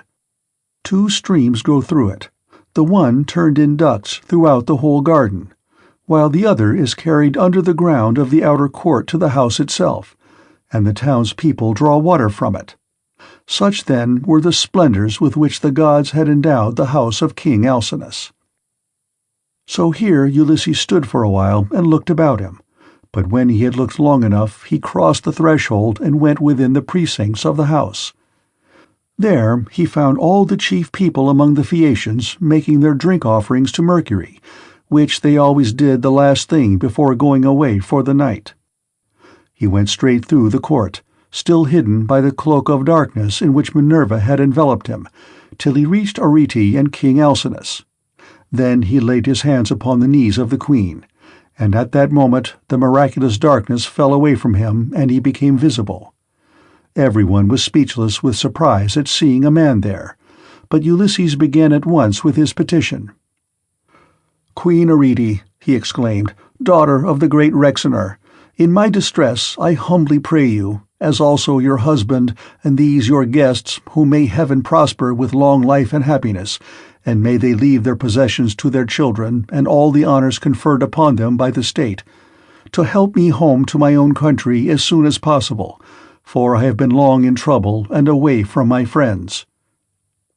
Then he sat down on the hearth among the ashes, and they all held their peace, till presently the old hero Aeneas, who was an excellent speaker and an elder among the Phaeacians, plainly and in all honesty addressed them thus. "Alcinous," said he, "it is not creditable to you that a stranger should be seen sitting among the ashes of your hearth. Everyone is waiting to hear what you are about to say. Tell him, then, to rise and take a seat on a stool inlaid with silver, and bid your servants mix some wine and water, that we may make a drink offering to Jove the Lord of Thunder, who takes all well-disposed suppliants under his protection. And let the housekeeper give him some supper, of whatever there may be in the house." When Alcinous heard this, he took Ulysses by the hand, raised him from the hearth, and bade him take the seat of Laodamas, who had been sitting beside him, and was his favorite son. A maidservant then brought him water in a beautiful golden ewer, and poured it into a silver basin for him to wash his hands, and she drew a clean table beside him. An upper servant brought him bread and offered him many good things of what there was in the house, and Ulysses ate and drank. Then Alcinous said to one of the servants, "Pontonous, mix a cup of wine and hand it round that we may make drink offerings to Jove the Lord of Thunder, who is the protector of all well-disposed suppliants." Pontonous then mixed wine and water, and handed it round after giving every man his drink offering. When they had made their offerings, and had drunk each as much as he was minded, Alcinous said, "Aldermen and town councillors of the Phaeacians, hear my words. You have had your supper, so now go home to bed. Tomorrow morning I shall invite a still larger number of aldermen, and will give a sacrificial banquet in honor of our guest. We can then discuss the question of his escort, and consider how we may at once send him back rejoicing to his own country, without trouble or inconvenience to himself, no matter how distant it may be. We must see that he comes to no harm while on his homeward journey. But when he is once at home, he will have to take the luck he was born with for better or worse like other people. It is possible, however, that the stranger is one of the immortals who has come down from heaven to visit us. But in this case the gods are departing from their usual practice, for hitherto they have made themselves perfectly clear to us when we have been offering them hecatombs. They come and sit at our feasts just like one of ourselves, and if any solitary wayfarer happens to stumble upon some one or other of them, they affect no concealment, for we as near of kin to the gods as the Cyclopes and the savage giants are."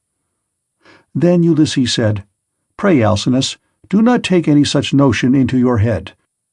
I have nothing of the immortal about me, neither in body nor mind, and most resemble those among you who are the most afflicted. Indeed, were I to tell you all that heaven has seen fit to lay upon me, you would say that I was still worse off than they are. Nevertheless, let me sup in spite of sorrow, for an empty stomach is a very importunate thing, and thrusts itself on a man's notice no matter how dire is his distress.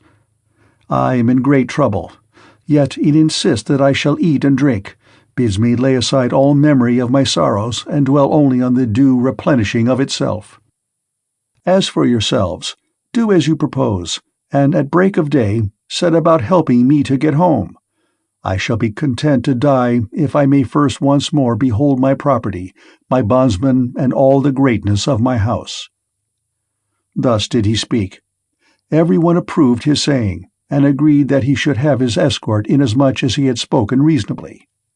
Then, when they had made their drink offerings, and had drunk each as much as he was minded, they went home to bed every man in his own abode, leaving Ulysses in the cloister with Arete and Alcinous, while the servants were taking the things away after supper. Arete was the first to speak, for she recognized the shirt, cloak, and good clothes that Ulysses was wearing, as the work of herself and of her maids. So she said, "Stranger, before we go any further, there is a question I should like to ask you. Who and whence are you, and who gave you those clothes? Did you not say you had come here from beyond the sea?" And Ulysses answered, "It would be a long story, madam, were I to relate in full the tale of my misfortunes, for the hand of heaven has been laid heavy upon me. But as regards your question, there is an island far away in the sea which is called the Ogygian. Here dwells the cunning and powerful goddess CALYPSO, daughter of Atlas. She lives by herself far from all neighbors, human or divine. Fortune, however, brought me to her hearth all desolate and alone, for Jove struck my ship with his thunderbolts, and broke it up in mid-ocean. My brave comrades were drowned every man of them, but I stuck to the keel and was carried hither and thither for the space of 9 days, till at last, during the darkness of the 10th night, the gods brought me to the Ogygian island, where the great goddess CALYPSO lives. She took me in and treated me with the utmost kindness. Indeed, she wanted to make me immortal, that I might never grow old, but she could not persuade me to let her do so. I stayed with CALYPSO 7 years straight on end, and watered the good clothes she gave me with my tears during the whole time. But at last, when the 8th year came round, she bade me depart of her own free will, either because Jove had told her she must, or because she had changed her mind. She sent me from her island on a raft, which she provisioned with abundance of bread and wine. Moreover, she gave me good stout clothing, and sent me a wind that blew both warm and fair. Days 7 and 10 did I sail over the sea, and on the 18th I caught sight of the first outlines of the mountains upon your coast. And glad indeed was I to set eyes upon them. Nevertheless, there was still much trouble in store for me, for at this point Neptune would let me go no further, and raised a great storm against me. The sea was so terribly high that I could no longer keep to my raft, which went to pieces under the fury of the gale, and I had to swim for it, till wind and current brought me to your shores. There I tried to land, but could not, for it was a bad place, and the waves dashed me against the rocks. So I again took to the sea, and swam on till I came to a river that seemed the most likely landing place, for there were no rocks and it was sheltered from the wind. Here, then, I got out of the water and gathered my senses together again. Night was coming on, so I left the river and went into a thicket, where I covered myself all over with leaves, and presently heaven sent me off into a very deep sleep. Sick and sorry as I was, I slept among the leaves all night, and through the next day till afternoon, when I woke as the sun was westering, and saw your daughter's maidservants playing upon the beach, and your daughter among them looking like a goddess. I besought her aid, and she proved to be of an excellent disposition, much more so than could be expected from so young a person, for young people are apt to be thoughtless. She gave me plenty of bread and wine, and when she had had me washed in the river, she also gave me the clothes in which you see me. Now, therefore, though it has pained me to do so, I have told you the whole truth." Then Alcinous said, "Stranger, it was very wrong of my daughter not to bring you on at once to my house along with the maids, seeing that she was the first person whose aid you asked." "Pray do not scold her," replied Ulysses. "She is not to blame. She did tell me to follow along with the maids, but I was ashamed and afraid, for I thought you might perhaps be displeased if you saw me. Every human being is sometimes a little suspicious and irritable." "Stranger," replied Alcinous, "I am not the kind of man to get angry about nothing. It is always better to be reasonable. But by Father Jove, Minerva, and Apollo, now that I see what kind of person you are, and how much you think as I do, I wish you would stay here, marry my daughter, and become my son-in-law. If you will stay, I will give you a house and an estate, but no one, heaven forbid, shall keep you here against your own wish, and that you may be sure of this, I will attend tomorrow to the matter of your escort. You can sleep during the whole voyage if you like, and the men shall sail you over smooth waters, either to your own home or wherever you please, even though it be a long way further off than Euboea, which those of my people who saw it when they took yellow-haired Rhadamanthus to see Tydeus the son of Gaia tell me is the furthest of any place, and yet they did the whole voyage in a single day without distressing themselves, and came back again afterwards. You will thus see how much my ships excel all others, and what magnificent oarsmen my sailors are." Then was Ulysses glad and prayed aloud, saying, "Father Jove, grant that Alcinous may do all as he has said, for so he will win an imperishable name among mankind, and at the same time I shall return to my country." Thus did they converse. Then Arete told her maids to set a bed in the room that was in the gatehouse, and make it with good red rugs, and to spread coverlets on the top of them with woolen cloaks for Ulysses to wear. The maids thereon went out with torches in their hands, and when they had made the bed, they came up to Ulysses and said, "Rise, sir stranger, and come with us, for your bed is ready." And glad indeed was he to go to his rest. So Ulysses slept in a bed placed in a room over the echoing gateway. But Alcinous lay in the inner part of the house, with the queen his wife by his side. End of Book 7. Book 8. Banquet in the House of Alcinous, The Games. Now when the child of morning, rosy-fingered Dawn appeared, Alcinous and Ulysses both rose, and Alcinous led the way to the Phaeacian place of assembly, which was near the ships. When they got there, they sat down side by side on a seat of polished stone, while Minerva took the form of one of Alcinous' servants, and went round the town in order to help Ulysses to get home. She went up to the citizens, man by man, and said, "Aldermen and town councillors of the Phaeacians, come to the assembly all of you, and listen to the stranger, who has just come off a long voyage to the house of King Alcinous. He looks like an immortal god." With these words she made them all want to come, and they flocked to the assembly till seats and standing room were alike crowded. Every one was struck with the appearance of Ulysses, for Minerva had beautified him about the head and shoulders, making him look taller and stouter than he really was, that he might impress the Phaeacians favourably as being a very remarkable man, and might come off well in the many trials of skill to which they would challenge him. Then, when they were got together, Alcinous spoke. "Hear me," said he, "aldermen and town councillors of the Phaeacians, that I may speak even as I am minded. This stranger, whoever he may be, has found his way to my house from somewhere or other east or west. He wants an escort and wishes to have the matter settled. Let us then get one ready for him, as we have done for others before him. Indeed, no one who ever yet came to my house has been able to complain of me for not speeding on his way soon enough.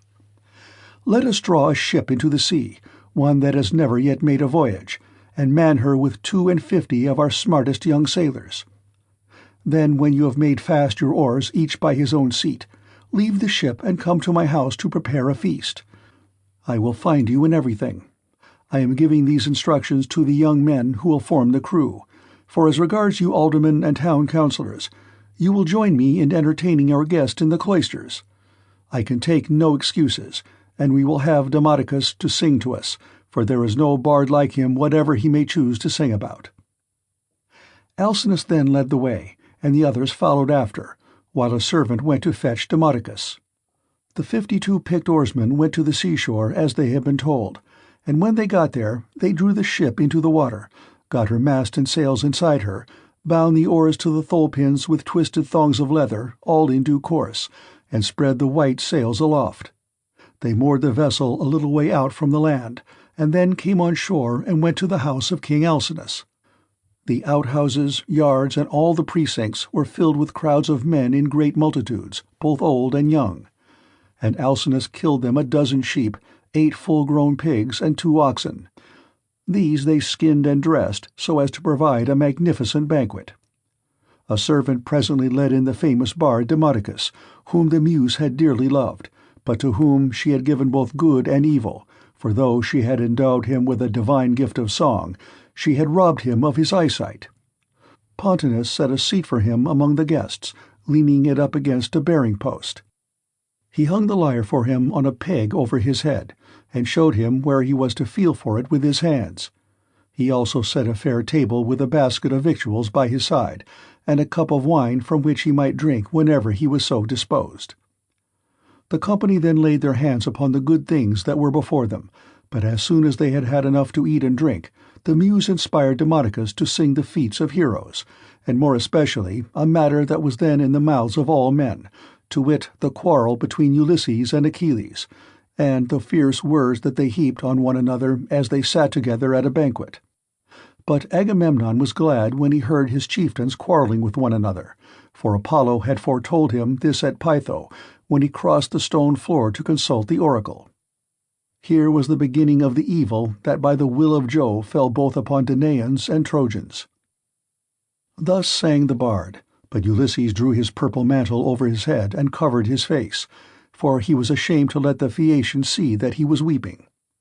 When the bard left off singing, he wiped the tears from his eyes, uncovered his face, and, taking his cup, made a drink-offering to the gods. But when the Phaeacians pressed Demodocus to sing further, for they delighted in his lays, then Ulysses again drew his mantle over his head and wept bitterly. No one noticed his distress except Alcinous, who was sitting near him, and heard the heavy sighs that he was heaving. So he at once said, "Aldermen and town councillors of the Phaeacians, we have had enough now, both of the feast and of the minstrelsy that is its due accompaniment. Let us proceed therefore to the athletic sports, so that our guest on his return home may be able to tell his friends how much we surpass all other nations as boxers, wrestlers, jumpers, and runners." With these words he led the way, and the others followed after. A servant hung Demodocus's lyre on its peg for him, led him out of the cloister, and set him on the same way as that along which all the chief men of the Phaeacians were going to see the sports. A crowd of several thousands of people followed them, and there were many excellent competitors for all the prizes. Acronios, Ocealus, Elatrius, Nautius, Primnius, Anchialus, Eretmius, Pontius, Prorius, Thoon, Anabasinius, and Amphilius, son of Polinius, son of Tecton. There was also Euryalus, son of Nobilus, who was like Mars himself, and was the best-looking man among the Phaeacians except Laodamas. 3 sons of Alcinous, Laodamas, Helios, and Clytonius competed also. The foot races came first. The course was set out for them from the starting post, and they raised a dust upon the plain as they all flew forward at the same moment. Clytonius came in first by a long way. He left everyone else behind him by the length of the furrow that a couple of mules can plough in a fallow field. They then turned to the painful art of wrestling, and here Euryalus proved to be the best man. Amphialus excelled all the others in jumping, while at throwing the disc there was no one who could approach Elatrius. Alcinous's son Laodamas was the best boxer, and he it was who presently said, when they had all been diverted with the games, "Let us ask the stranger whether he excels in any of these sports. He seems very powerfully built. His thighs, calves, hands, and neck are of prodigious strength, nor is he at all old. But he has suffered much lately, and there is nothing like the sea for making havoc with a man, no matter how strong he is." "You are quite right, Laodamas," replied Euryalus. "Go up to your guest and speak to him about it yourself." When Laodamas heard this, he made his way into the middle of the crowd and said to Ulysses, "I hope, sir, that you will enter yourself for some one or other of our competitions if you are skilled in any of them, and you must have gone in for many a one before now. There is nothing that does anyone so much credit all his life long as the showing himself a proper man with his hands and feet. Have a try, therefore, at something, and banish all sorrow from your mind. Your return home will not be long delayed, for the ship is already drawn into the water, and the crew is found." Ulysses answered, "Laodamas, why do you taunt me in this way? My mind is set rather on cares than contests. I have been through infinite trouble, and am come among you now as a suppliant, praying your king and people to further me on my return home." Then Euryalus reviled him outright, and said, "I gather, then, that you are unskilled in any of the many sports that men generally delight in. I suppose you are one of those grasping traders that go about in ships as captains or merchants, and who think of nothing but their own outward freights and homeward cargoes. There does not seem to be much of the athlete about you." "For shame, sir," answered Ulysses fiercely. "You are an insolent fellow. So true is it that the gods do not grace all men alike in speech, person, and understanding. One man may be of weak presence, but heaven has adorned this with such good conversation that he charms every one who sees him. His honeyed moderation carries his hearers with him so that he is leader in all assemblies of his fellows, and wherever he goes he is looked up to. Another may be as handsome as a god, but his good looks are not crowned with discretion. This is your case. No god could make a finer-looking fellow than you are, but you are a fool. Your ill-judged remarks have made me exceedingly angry, and you are quite mistaken, for I excel in a great many athletic exercises. Indeed, so long as I had youth and strength, I was among the first athletes of the age. Now, however, I am worn out by labor and sorrow, for I have gone through much both on the field of battle and by the waves of the weary sea. Still, in spite of all this, I will compete, for your taunts have stung me to the quick." So he hurried up without even taking his cloak off, and seized a disc, larger, more massive, and much heavier than those used by the Phaeacians when disc-throwing among themselves. Then, swinging it back, he threw it from his brawny hand, and it made a humming sound in the air as he did so.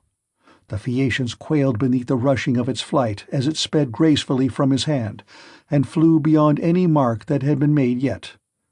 Minerva, in the form of a man, came and marked the place where it had fallen. "A blind man, sir," said she, "could easily tell your mark by groping for it, it is so far ahead of any other. You may make your mind easy about this contest, for no Phaeacian can come near to such a throw as yours." Ulysses was glad when he found he had a friend among the lookers-on, so he began to speak more pleasantly. "Young men," said he, "come up to that throw if you can, and I will throw another disc as heavy or even heavier. If anyone wants to have a bout with me, let him come on, for I am exceedingly angry. I will box, wrestle, or run, I do not care what it is, with any man of you, all except Laodamas, but not with him, because I am his guest, and one cannot compete with one's own personal friend. At least, I do not think it a prudent or a sensible thing for a guest to challenge his host's family at any game, especially when he is in a foreign country. He will cut the ground from under his own feet if he does. But I make no exception as regards anyone else, for I want the matter out and know which is the best man. I am a good hand at every kind of athletic sport known among mankind. I am an excellent archer. In battle I am always the first to bring a man down with my arrow, no matter how many more are taking aim at him alongside of me. Philoctetes was the only man who could shoot better than I could when we Achaeans were before Troy and in practice. I far excel everyone else in the whole world, of those who still eat bread upon the face of the earth, but I should not like to shoot against the mighty dead, such as Hercules or Eurytus the Oechalian, men who could shoot against the gods themselves. This, in fact, was how Eurytus came prematurely by his end, for Apollo was angry with him and killed him because he challenged him as an archer. I can throw a dart farther than anyone else can shoot an arrow. Running is the only point in respect of which I am afraid some of the Phaeacians might beat me, for I have been brought down very low at sea. My provisions ran short, and therefore I am still weak. They all held their peace except King Alcinous, who began, "Sir, we have had much pleasure in hearing all that you have told us, from which I understand that you are willing to show your prowess, as having been displeased with some insolent remarks that have been made to you by one of our athletes, and which could never have been uttered by anyone who knows how to talk with propriety. I hope you will apprehend my meaning, and will explain to any one of your chief men who may be dining with yourself and your family when you get home, that we have an hereditary aptitude for accomplishments of all kinds. We are not particularly remarkable for our boxing, nor yet as wrestlers, but we are singularly fleet of foot and are excellent sailors. We are extremely fond of good dinners, music, and dancing. We also like frequent changes of linen, warm baths, and good beds. So now, please, some of you who are best dancers, set about dancing, that our guest on his return home may be able to tell his friends how much we surpass all other nations as sailors, runners, dancers, and minstrels. Demodocus has left his lyre at my house, so run some one or other of you and fetch it for him." On this a servant hurried off to bring the lyre from the king's house, and the 9 men who had been chosen as stewards stood forward. It was their business to manage everything connected with the sports, so they made the ground smooth and marked a wide space for the dancers. Presently the servant came back with Demodocus's lyre, and he took his place in the midst of them, whereon the best young dancers in the town began to foot and trip it so nimbly that Ulysses was delighted with the merry twinkling of their feet. Meanwhile the bard began to sing the loves of Mars and Venus, and how they first began their intrigue in the house of Vulcan. Mars made Venus many presents, and defiled King Vulcan's marriage bed, so the sun, who saw what they were about, told Vulcan. Vulcan was very angry when he heard such dreadful news, so he went to his smithy brooding mischief, got his great anvil into its place, and began to forge some chains which none could either unloose or break, so that they might stay there in that place. When he had finished his snare, he went into his bedroom and festooned the bedposts all over with chains like cobwebs. He also let many hang down from the great beam of the ceiling. Not even a god could see them, so fine and subtle were they. As soon as he had spread the chains all over the bed, he made as though he were setting out for the fair state of Lemnos, which of all places in the world was the one he was most fond of. But Mars kept no blind lookout, and as soon as he saw him start, hurried off to his house, burning with love for Venus. Now Venus was just come in from a visit to her father Jove, and was about sitting down when Mars came inside the house, and said as he took her hand in his own, "Let us go to the couch of Vulcan. He is not at home, but has gone off to Lemnos among the Sintians, whose speech is barbarous." She said nothing loth, so they went to the couch to take their rest, whereon they were caught in the toils which cunning Vulcan had spread for them, and could neither get up nor stir hand or foot, but found too late that they were in a trap. Then Vulcan came up to them, for he had turned back before reaching Lemnos, when his scout the sun told him what was going on. He was in a furious passion, and stood in the vestibule making a dreadful noise as he shouted to all the gods. "Father Jove," he cried, "and all you other blessed gods who live forever, come here and see the ridiculous and disgraceful sight that I will show you. Jove's daughter Venus is always dishonoring me because I am lame. She is in love with Mars, who is handsome and clean built, whereas I am a cripple. But my parents are to blame for that, not I. They ought never to have begotten me. Come and see the pair together asleep on my bed. It makes me furious to look at them. They are very fond of one another, but I do not think they will lie there longer than they can help, nor do I think that they will sleep much. There, however, they shall stay, till her father has repaid me the sum I gave him for his baggage of a daughter, who is fair but not honest." On this the gods gathered to the house of Vulcan. Earth-encircling Neptune came, and Mercury, the bringer of luck, and King Apollo, but the goddesses stayed at home, all of them, for shame. Then the givers of all good things stood in the doorway, and the blessed gods roared with inextinguishable laughter, as they saw how cunning Vulcan had been, whereon one would turn towards his neighbor, saying, "Ill deeds do not prosper, and the weak confound the strong. See how limping Vulcan, lame as he is, has caught Mars, who is the fleetest god in heaven. and now Mars will be cast in heavy damages." Thus did they converse, but King Apollo said to Mercury, "Messenger Mercury, giver of good things, you would not care how strong the chains were, would you, if you could sleep with Venus?" "King Apollo," answered Mercury, "I only wish I might get the chance, though there were 3 times as many chains, and you might look on, all of you, gods and goddesses, but I would sleep with her if I could." The immortal gods burst out laughing as they heard him, but Neptune took it all seriously, and kept on imploring Vulcan to set Mars free again. "Let him go," he cried, "and I will undertake, as you require, that he shall pay you all the damages that are held reasonable among the immortal gods." "Do not," replied Vulcan, "ask me to do this. A bad man's bond is bad security. What remedy could I enforce against you if Mars should go away and leave his debts behind him along with his chains?" "Vulcan," said Neptune, "if Mars goes away without paying his damages, I will pay you myself." So Vulcan answered, "In this case I cannot and must not refuse you." Thereon he loosed the bonds that bound them, and as soon as they were free they scampered off, Mars to Thrace, and laughter-loving Venus to Cyprus and to Paphos, where is her grove and her altar fragrant with burnt offerings. Here the Graces bathed her and anointed her with oil of ambrosia, such as the immortal gods make use of, and they clothed her in raiment of the most enchanting beauty. Thus sang the bard, and both Ulysses and the seafaring Phaeacians were charmed as they heard him. Then Alcinous told Laodamas and Helios to dance alone, for there was no one to compete with them. So they took a red ball which Polybus had made for them, and one of them bent himself backwards and threw it up towards the clouds, while the other jumped from off the ground and caught it with ease before it came down again.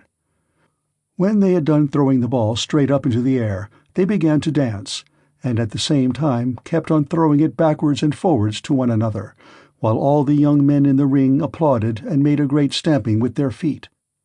Then Ulysses said, "King Alcinous, you said your people were the nimblest dancers in the world, and indeed they have proved themselves to be so. I was astonished as I saw them." The king was delighted at this, and exclaimed to the Phaeacians, "Aldermen and town councillors, our guest seems to be a person of singular judgment. Let us give him such proof of our hospitality as he may reasonably expect. There are 12 chief men among you, and counting myself there are 13. Contribute each of you a clean cloak, a shirt, and a talent of fine gold. Let us give him all this in a lump down at once, so that when he gets his supper he may do so with a light heart. As for Euryalus, he will have to make a formal apology and a present too, for he has been rude." Thus did he speak.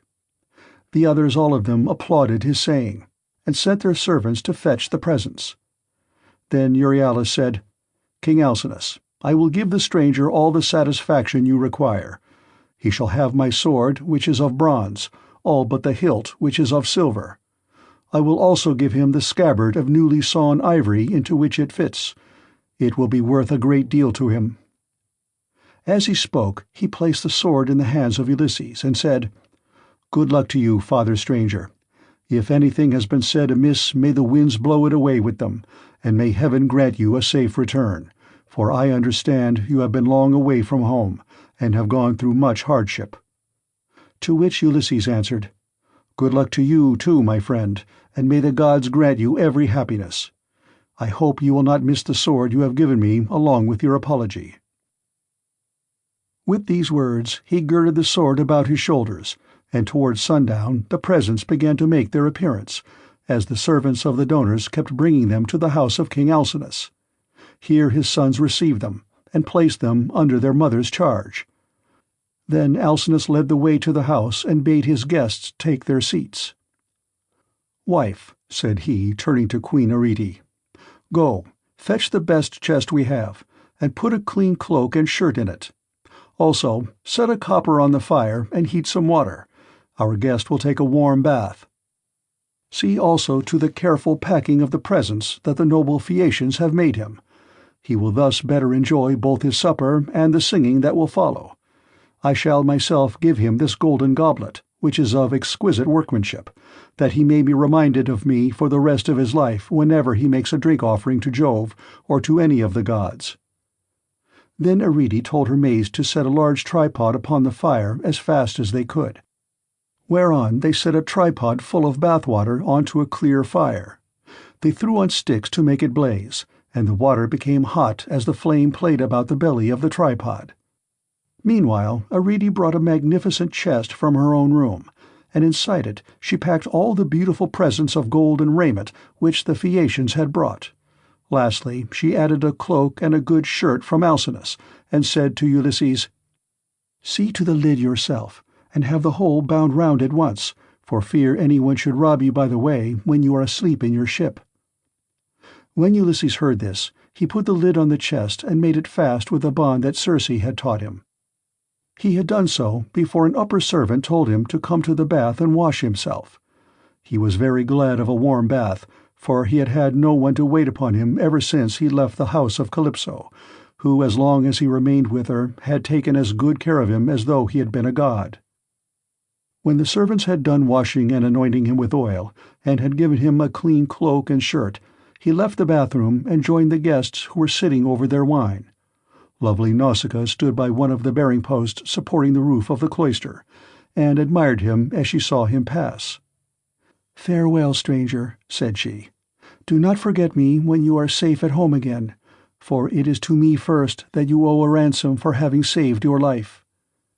And Ulysses said, "Nausicaa, daughter of great Alcinous, may Jove, the mighty husband of Juno, grant that I may reach my home. So shall I bless you as my guardian angel all my days, for it was you who saved me." When he had said this, he seated himself beside Alcinous. Supper was then served, and the wine was mixed for drinking. A servant led in the favourite bard Demodocus, and set him in the midst of the company, near one of the bearing posts, supporting the cloister, that he might lean against it. Then Ulysses cut off a piece of roast pork with plenty of fat, for there was abundance left on the joint, and said to a servant, "Take this piece of pork over to Demodocus and tell him to eat it. For all the pain his lays may cause me, I will salute him none the less. Bards are honoured and respected throughout the world, for the muse teaches them their songs and loves them." The servant carried the pork in his fingers over to Demodocus, who took it and was very much pleased. They then laid their hands on the good things that were before them, and as soon as they had had to eat and drink, Ulysses said to Demodocus, "Demodocus, there is no one in the world whom I admire more than I do you. You must have studied under the Muse, Jove's daughter, and under Apollo, so accurately do you sing the return of the Achaeans with all their sufferings and adventures. If you were not there yourself, you must have heard it all from someone who was.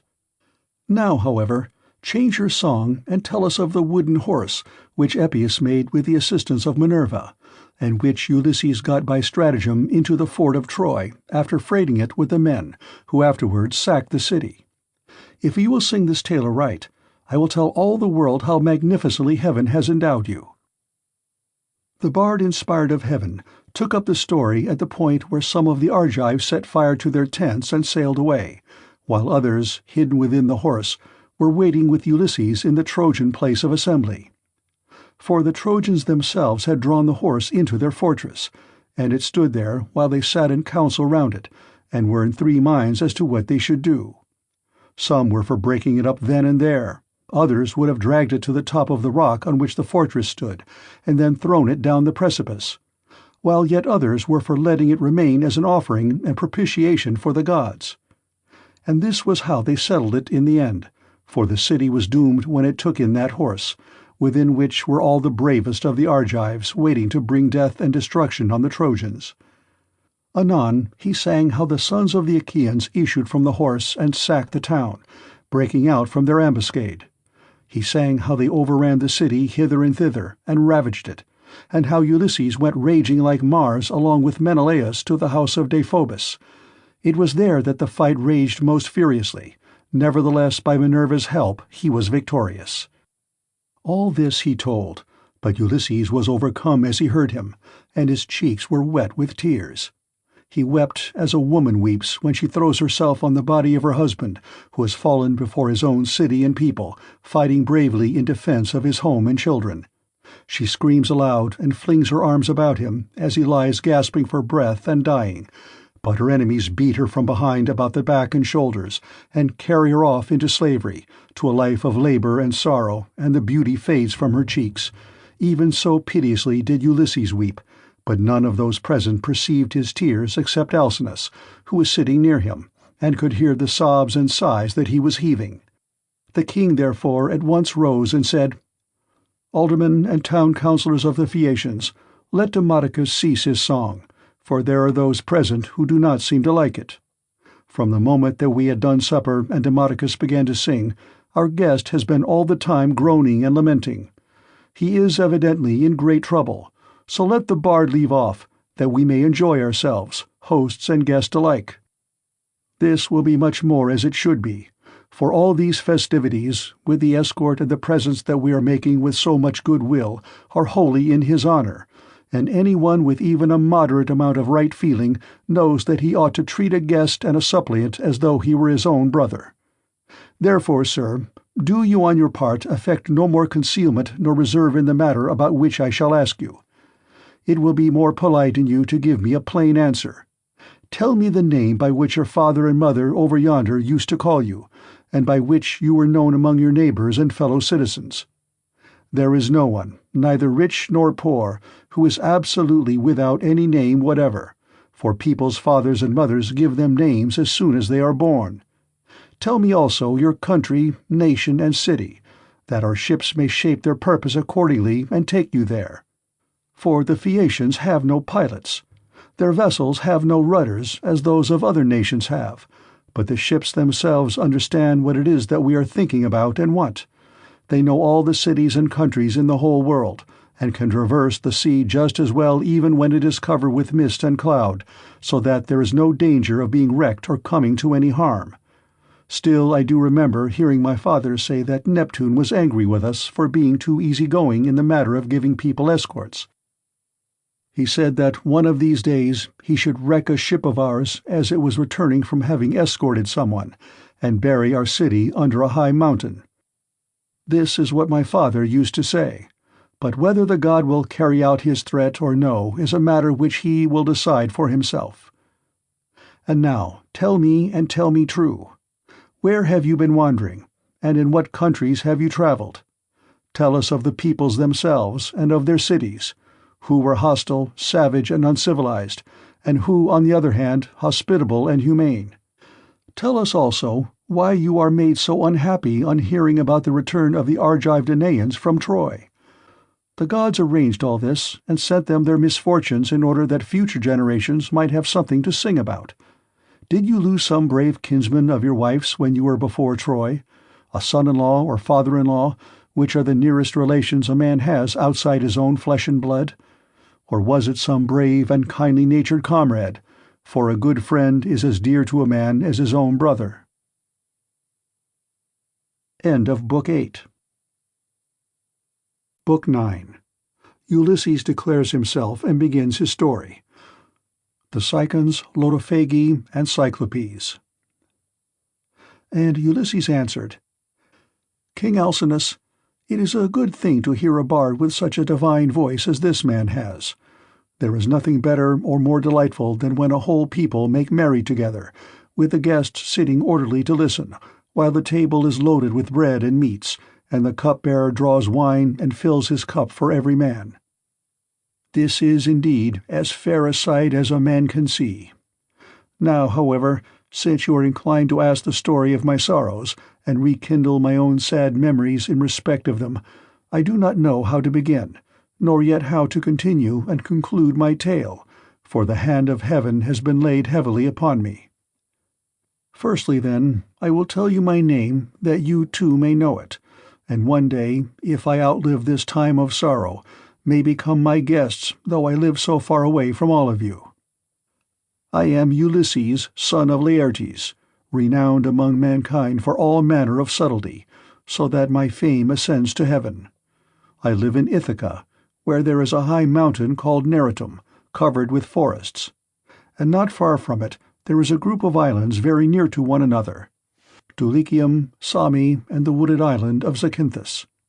It lies squat on the horizon, all highest up in the sea towards the sunset, while the others lie away from it towards dawn. It is a rugged island, but it breeds brave men, and my eyes know none that they better love to look upon. The goddess CALYPSO kept me with her in her cave, and wanted me to marry her, as did also the cunning Aeaean goddess CIRCE, but they could neither of them persuade me, for there is nothing dearer to a man than his own country and his parents, and however splendid a home he may have in a foreign country, if it be far from father or mother, he does not care about it. Now, however, I will tell you of the many hazardous adventures which, by Jove's will, I met with on my return from Troy. When I had set sail thence, the wind took me first to Ismarus, which is the city of the CICONS. There I sacked the town and put the people to the sword. We took their wives and also much booty, which we divided equitably amongst us, so that none might have reason to complain. I then said that we had better make off at once, but my men very foolishly would not obey me, so they stayed there drinking much wine and killing great numbers of sheep and oxen on the seashore. Meanwhile the CICONS cried out for help to other CICONS who lived inland. These were more in number and stronger, and they were more skilled in the art of war, for they could fight, either from chariots or on foot as the occasion served. In the morning, therefore, they came as thick as leaves and bloom in summer, and the hand of heaven was against us, so that we were hard pressed. They set the battle in array near the ships, and the hosts aimed their bronze-shod spears at one another. So long as the day waxed, it was still morning. We held our own against them, though they were more in number than we.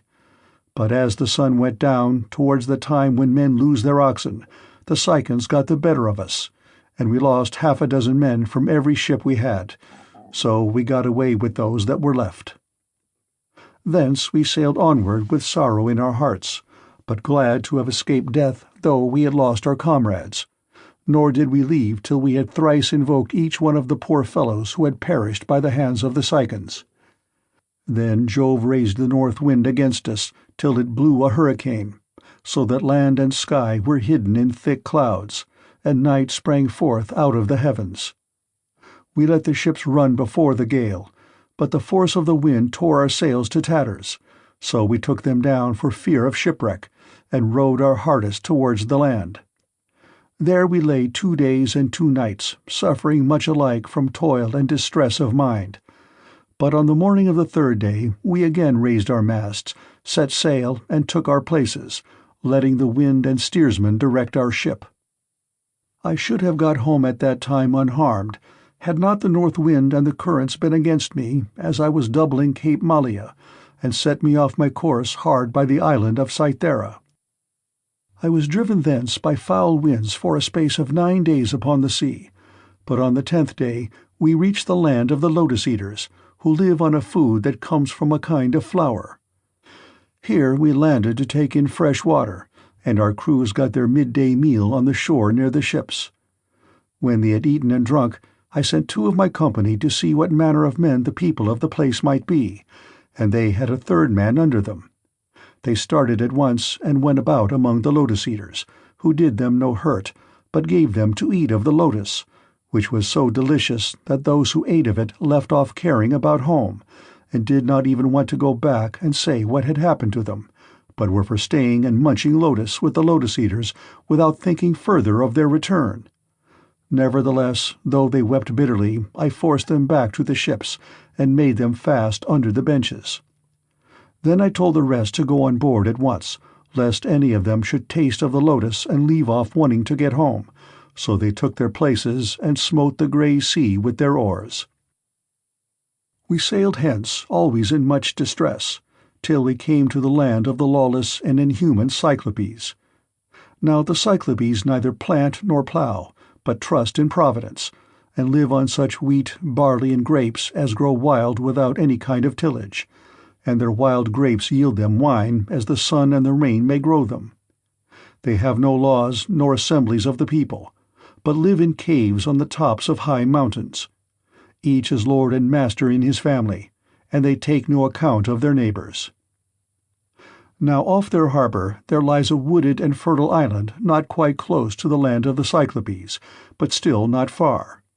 It is overrun with wild goats, that breed there in great numbers and are never disturbed by foot of man.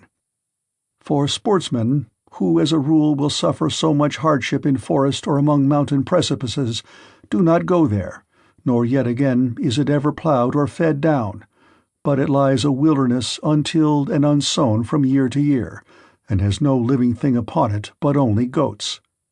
For the Cyclopes have no ships, nor yet shipwrights who could make ships for them. They cannot therefore go from city to city, or sail over the sea to one another's country as people who have ships can do. If they had had these, they would have colonized the island, for it is a very good one, and would yield everything in due season. There are meadows that in some places come right down to the seashore, well watered and full of luscious grass. Grapes would do there excellently. There is level land for ploughing, and it would always yield heavily at harvest time, for the soil is deep. There is a good harbor where no cables are wanted, nor yet anchors, nor need a ship be moored, but all one has to do is beach one's vessel and stay there till the wind becomes fair for putting out to sea again. At the head of the harbor there is a spring of clear water coming out of a cave, and there are poplars growing all round it. Here we entered, but so dark was the night that some god must have brought us in, for there was nothing whatever to be seen. A thick mist hung all round our ships. The moon was hidden behind a mass of clouds so that no one could have seen the island if he had looked for it, nor were there any breakers to tell us we were close inshore before we found ourselves upon the land itself. When, however, we had beached the ships, we took down the sails, went ashore, and camped upon the beach till daybreak. When the child of morning, rosy-fingered dawn appeared, we admired the island and wandered all over it, while the nymphs, Jove's daughters, roused the wild goats that we might get some meat for our dinner. On this we fetched our spears and bows and arrows from the ships, and dividing ourselves into 3 bands, began to shoot the goats. Heaven sent us excellent sport. I had 12 ships with me, and each ship got 9 goats, while my own ship had 10. Thus through the livelong day to the going down of the sun we ate and drank our fill, and we had plenty of wine left, for each one of us had taken many jars full when we sacked the city of the CICONS, and this had not yet run out. While we were feasting, we kept turning our eyes towards the island of the Cyclopes, which was hard by, and saw the smoke of their stubble fires. We could almost fancy we heard their voices and the bleating of their sheep and goats. But when the sun went down and it came on dark, we camped down upon the beach, and next morning I called a council. "Stay here, my brave fellows," said I, "all the rest of you, while I go with my ship and exploit these people myself. I want to see if they are uncivilized savages or a hospitable and humane race." I went on board, bidding my men to do so also, and loose the hawsers. So they took their places and smote the grey sea with their oars. When we got to the land, which was not far, there on the face of a cliff near the sea we saw a great cave overhung with laurels. It was a station for a great many sheep and goats, and outside there was a large yard, with a high wall round it made of stones built into the ground, and of trees both pine and oak. This was the abode of a huge monster who was then away from home shepherding his flocks. He would have nothing to do with other people, but led the life of an outlaw. He was a horrid creature, not like a human being at all, but resembling rather some crag that stands out boldly against the sky on the top of a high mountain. I told my men to draw the ship ashore and stay where they were, all but the 12 best among them, who were to go along with myself. I also took a goatskin of sweet black wine, which had been given me by Maron, son of Euanthes, who was priest of Apollo, the patron god of Ismarus, and lived within the wooded precincts of the temple. When we were sacking the city, we respected him and spared his life, as also his wife and child. So he made me some presents of great value, 7 talents of fine gold and a bowl of silver, with 12 jars of sweet wine, unblended, and of the most exquisite flavor. Not a man nor maid in the house knew about it, but only himself, his wife, and one housekeeper. When he drank it, he mixed 20 parts of water to 1 of wine, and yet the fragrance from the mixing bowl was so exquisite that it was impossible to refrain from drinking. I filled a large skin with this wine and took a wallet full of provisions with me, for my mind misgave me that I might have to deal with some savage who would be of great strength, and would respect neither right nor law. We soon reached his cave, but he was out shepherding, so we went inside and took stock of all that we could see. His cheese racks were loaded with cheeses, and he had more lambs and kids than his pens could hold. They were kept in separate flocks. First there were the hoggets, then the oldest of the younger lambs, and lastly the very young ones, all kept apart from one another. As for his dairy, all the vessels, bowls, and milk pails into which he milked were swimming with whey. When they saw all this, my men begged me to let them first steal some cheeses and make off with them to the ship. They would then return, drive down the lambs and kids, put them on board, and sail away with them. It would have been indeed better if we had done so, but I would not listen to them, for I wanted to see the owner himself, in the hope that he might give me a present. When, however, we saw him, my poor men found him ill to deal with. We lit a fire, offered some of the cheeses in sacrifice, ate others of them, and then sat waiting till the Cyclops should come in with his sheep. When he came, he brought in with him a huge load of dry firewood to light the fire for his supper, and this he flung with such noise onto the floor of his cave that we hid ourselves for fear at the far end of the cavern. Meanwhile he drove all the ewes inside, as well as the she-goats that he was going to milk, leaving the males, both rams and he-goats, outside in the yards. Then he rolled a huge stone to the mouth of the cave, so huge that 22 strong 4-wheeled wagons would not be enough to draw it from its place against the doorway. When he had so done, he sat down and milked his ewes and goats, all in due course, and then let each of them have their own young. He curdled half the milk and set it aside in wicker strainers, but the other half he poured into bowls that he might drink it for his supper. When he had got through with all his work, he lit the fire and then caught sight of us, whereon he said, "Strangers, who are you? Where do you sail from? Are you traders, or do you sail the sea as rovers, with your hands against every man, and every man's hand against you?"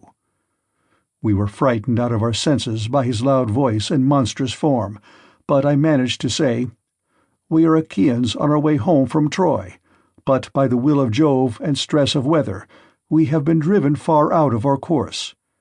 We are the people of Agamemnon, son of Atreus, who has won infinite renown throughout the whole world by sacking so great a city and killing so many people. We therefore humbly pray you to show us some hospitality, and otherwise make us such presents as visitors may reasonably expect. May your Excellency fear the wrath of heaven, for we are your suppliants, and Jove takes all respectable travelers under his protection, for he is the avenger of all suppliants and foreigners in distress." To this he gave me but a pitiless answer. "Stranger," said he, "you are a fool, or else you know nothing of this country. Talk to me indeed about fearing the gods or shunning their anger. We Cyclopes do not care about Jove or any of your blessed gods, for we are ever so much stronger than they. I shall not spare either yourself or your companions out of any regard for Jove, unless I am in the humor for doing so. And now tell me where you made your ship fast when you came on shore. Was it round the point, or is she lying straight off the land?" He said this to draw me out, but I was too cunning to be caught in that way, so I answered with a lie. "Neptune," said I, "set my ship on to the rocks at the far end of your country and wrecked it. We were driven on to them from the open sea, but I and those who are with me escaped the jaws of death." The cruel wretch vouchsafed me not one word of answer, but with a sudden clutch he gripped up 2 of my men at once and dashed them down upon the ground as though they had been puppies. Their brains were shed upon the ground, and the earth was wet with their blood. Then he tore them limb from limb and supped upon them. He gobbled them up like a lion in the wilderness, flesh, bones, marrow, and entrails, without leaving anything uneaten. As for us, We wept and lifted up our hands to heaven on seeing such a horrid sight, for we did not know what else to do. But when the Cyclops had filled his huge paunch, and had washed down his meal of human flesh with a drink of neat milk, he stretched himself full length upon the ground among his sheep, and went to sleep. I was at first inclined to seize my sword, draw it, and drive it into his vitals, but I reflected that if I did we should all certainly be lost, for we should never be able to shift the stone which the monster had put in front of the door. So we stayed sobbing and sighing where we were till morning came. When the child of morning, rosy-fingered Dawn, appeared, he again lit his fire, milked his goats and ewes, all quite rightly, and then let each have her own young one. As soon as he had got through with all his work, he clutched up 2 more of my men and began eating them for his morning's meal. Presently, with the utmost ease, he rolled the stone away from the door and drove out his sheep, but he at once put it back again, as easily as though he were merely clapping the lid onto a quiver full of arrows. As soon as he had done so, he shouted and cried, "Shoo, shoo," after his sheep to drive them on to the mountain, so I was left to scheme some way of taking my revenge and covering myself with glory. In the end, I deemed it would be the best plan to do as follows. The Cyclops had a great club which was lying near one of the sheep pens. It was of green olive wood, and he had cut it intending to use it for a staff as soon as it should be dry. It was so huge that we could only compare it to the mast of a 20-oared merchant vessel of large burden, and able to venture out into open sea. I went up to this club and cut off about 6 feet of it. I then gave this piece to the men and told them to fine it evenly off at one end, which they proceeded to do, and lastly I brought it to a point myself, charring the end in the fire to make it harder. When I had done this, I hid it under dung, which was lying about all over the cave, and told the men to cast lots which of them should venture along with myself to lift it and bore it into the monster's eye while he was asleep. The lot fell upon the very 4 whom I should have chosen, and I myself made 5. In the evening the wretch came back from shepherding, and drove his flocks into the cave, this time driving them all inside and not leaving any in the yards. I suppose some fancy must have taken him, or a god must have prompted him to do so. As soon as he had put the stone back to its place against the door, he sat down, milked his ewes and his goats all quite rightly, and then let each have their own young one. When he had got through with all his work, he gripped up 2 more of my men and made his supper off them. So I went up to him with an ivy-wood bowl of black wine in my hands. "Look here, Cyclops," said I, "you have been eating a great deal of man's flesh, so take this and drink some wine, that you may see what kind of liquor we had on board my ship. I was bringing it to you as a drink offering, in the hope that you would take compassion upon me and further me on my way home, whereas all you do is to go on ramping and raving most intolerably. You ought to be ashamed of yourself. How can you expect people to come to see you any more if you treat them in this way?" He then took the cup and drank. He was so delighted with the taste of the wine that he begged me for another bowlful. "Be so kind," he said, "as to give me some more, and tell me your name at once. I want to make you a present that you will be glad to have. We have wine even in this country, for our soil grows grapes and the sun ripens them, but this drinks like nectar and ambrosia all in one." I then gave him some more.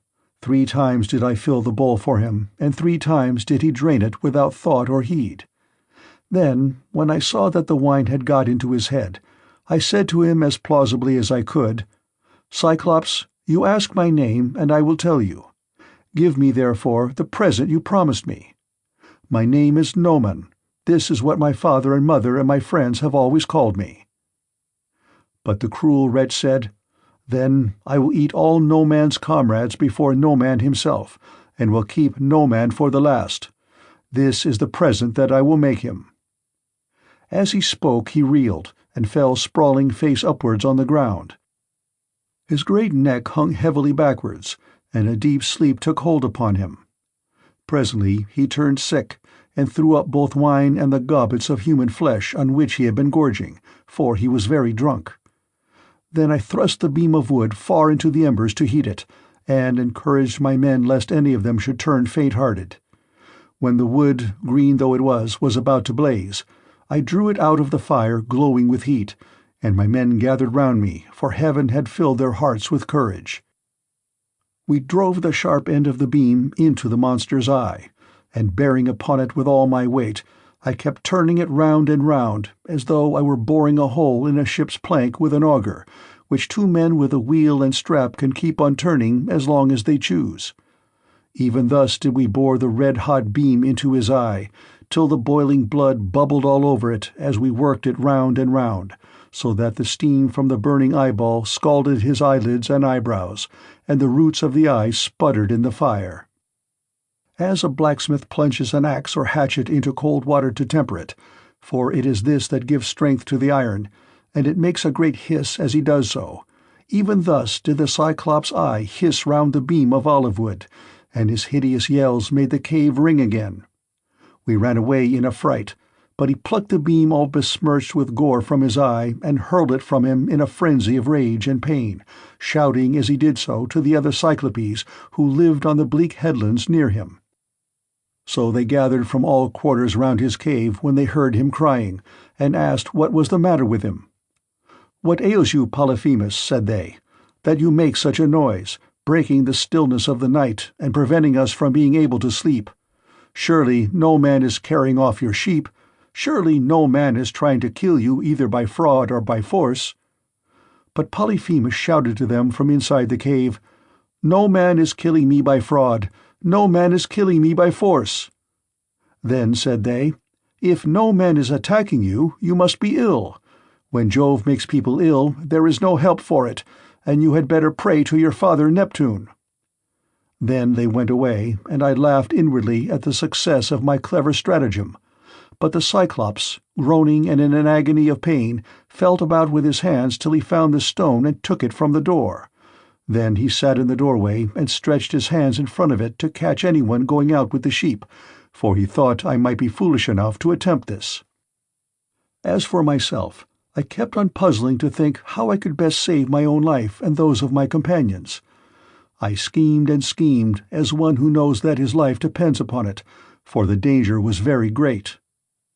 In the end, I deemed that this plan would be the best. The male sheep were well grown, and carried a heavy black fleece, so I bound them noiselessly in 3s together, with some of the withies on which the wicked monster used to sleep. There was to be a man under the middle sheep, and the 2 on either side were to cover him, so that there were 3 sheep to each man. As for myself, there was a ram finer than any of the others, so I caught hold of him by the back, ensconced myself in the thick wool under his belly, and hung on patiently to his fleece, face upwards, keeping a firm hold on it all the time. Thus, then, did we wait in great fear of mind till morning came, but when the child of morning, rosy-fingered Dawn, appeared, the male sheep hurried out to feed, while the ewes remained bleating about the pens waiting to be milked, for their udders were full to bursting. But their master, in spite of all his pain, felt the backs of all the sheep as they stood upright, without being sharp enough to find out that the men were underneath their bellies. As the ram was going out last of all, heavy with its fleece and with the weight of my crafty self, Polyphemus laid hold of it and said, "My good ram, what is it that makes you the last to leave my cave this morning? You are not wont to let the ewes go before you, but lead the mob with a run whether to flowery mead or bubbling fountain, and are the first to come home again at night. But now you lag last of all. Is it because you know your master has lost his eye, and are sorry because that wicked No-Man and his horrid crew has got him down in his drink and blinded him? But I will have his life yet. If you could understand and talk, you would tell me where the wretch is hiding, and I would dash his brains upon the ground till they flew all over the cave. I should thus have some satisfaction for the harm this no-good No-Man has done me." As he spoke, he drove the ram outside, but when we were a little way out from the cave and yards, I first got from under the ram's belly, and then freed my comrades. As for the sheep, which were very fat, by constantly heading them in the right direction, we managed to drive them down to the ship. The crew rejoiced greatly at seeing those of us who had escaped death, but wept for the others whom the Cyclops had killed. However, I made signs to them by nodding and frowning that they were to hush their crying, and told them to get all the sheep on board at once and put out to sea. So they went aboard, took their places, and smote the grey sea with their oars. Then, when I had got as far out as my voice would reach, I began to jeer at the Cyclops. "Cyclops," said I, "you should have taken better measure of your man before eating up his comrades in your cave. You wretch, eat up your visitors in your own house? You might have known that your sin would find you out, and now Jove and the other gods have punished you." He got more and more furious as he heard me, so he tore the top from off a high mountain and flung it just in front of my ship, so that it was within a little of hitting the end of the rudder. The sea quaked as the rock fell into it, and the wash of the wave it raised carried us back towards the mainland, and forced us toward the shore. But I snatched up a long pole and kept the ship off, making signs to my men by nodding my head that they must row for their lives, whereon they laid out with a will. When we had got twice as far as we were before, I was for jeering at the Cyclops again, but the men begged and prayed of me to hold my tongue. "Do not," they exclaimed, "be mad enough to provoke this savage creature further. He has thrown one rock at us already, which drove us back again to the mainland, and we made sure it had been the death of us. If he had then heard any further sound of voices, he would have pounded our heads and our ship's timbers into a jelly with the rugged rocks he would have heaved at us, for he can throw them a long way." But I would not listen to them, and shouted out to him in my rage, "Cyclops, if anyone asks you who it was that put your eye out and spoiled your beauty, say it was the valiant warrior Ulysses, son of Laertes, who lives in Ithaca." On this he groaned and cried out, "Alas, alas, then the old prophecy about me is coming true. There was a prophet here at one time, a man both brave and of great stature, Telemus, son of EUMAEUS, who was an excellent seer, and did all the prophesying for the Cyclopes till he grew old. He told me that all this would happen to me some day, and said I should lose my sight by the hand of Ulysses. I have been all along expecting someone of imposing presence and superhuman strength, whereas he turns out to be a little insignificant weakling, who has managed to blind my eye by taking advantage of me in my drink. Come here then, Ulysses, that I may make you presents to show my hospitality, and urge Neptune to help you forward on your journey, for Neptune and I are father and son. He, if he so will, shall heal me, which no one else, neither god nor man, can do." Then I said, "I wish I could be as sure of killing you outright and sending you down to the house of Hades, as I am that it will take more than Neptune to cure that eye of yours." On this he lifted up his hands to the firmament of heaven and prayed, saying, "Hear me, great Neptune. If I am indeed your own true begotten son, grant that Ulysses may never reach his home alive. Or, if he must get back to his friends at last, let him do so late and in sore plight after losing all his men. Let him reach his home in another man's ship and find trouble in his house." Thus did he pray, and Neptune heard his prayer.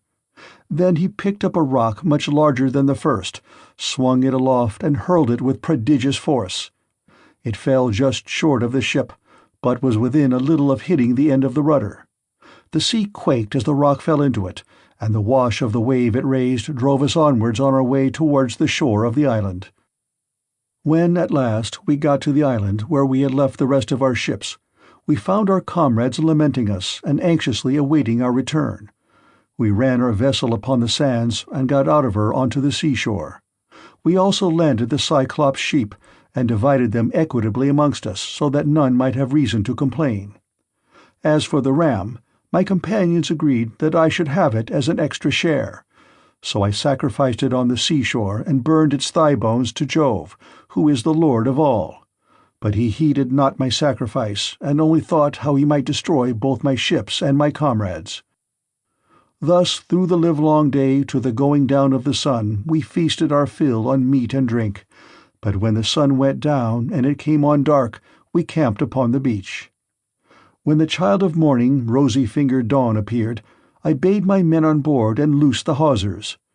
Then they took their places and smote the grey sea with their oars.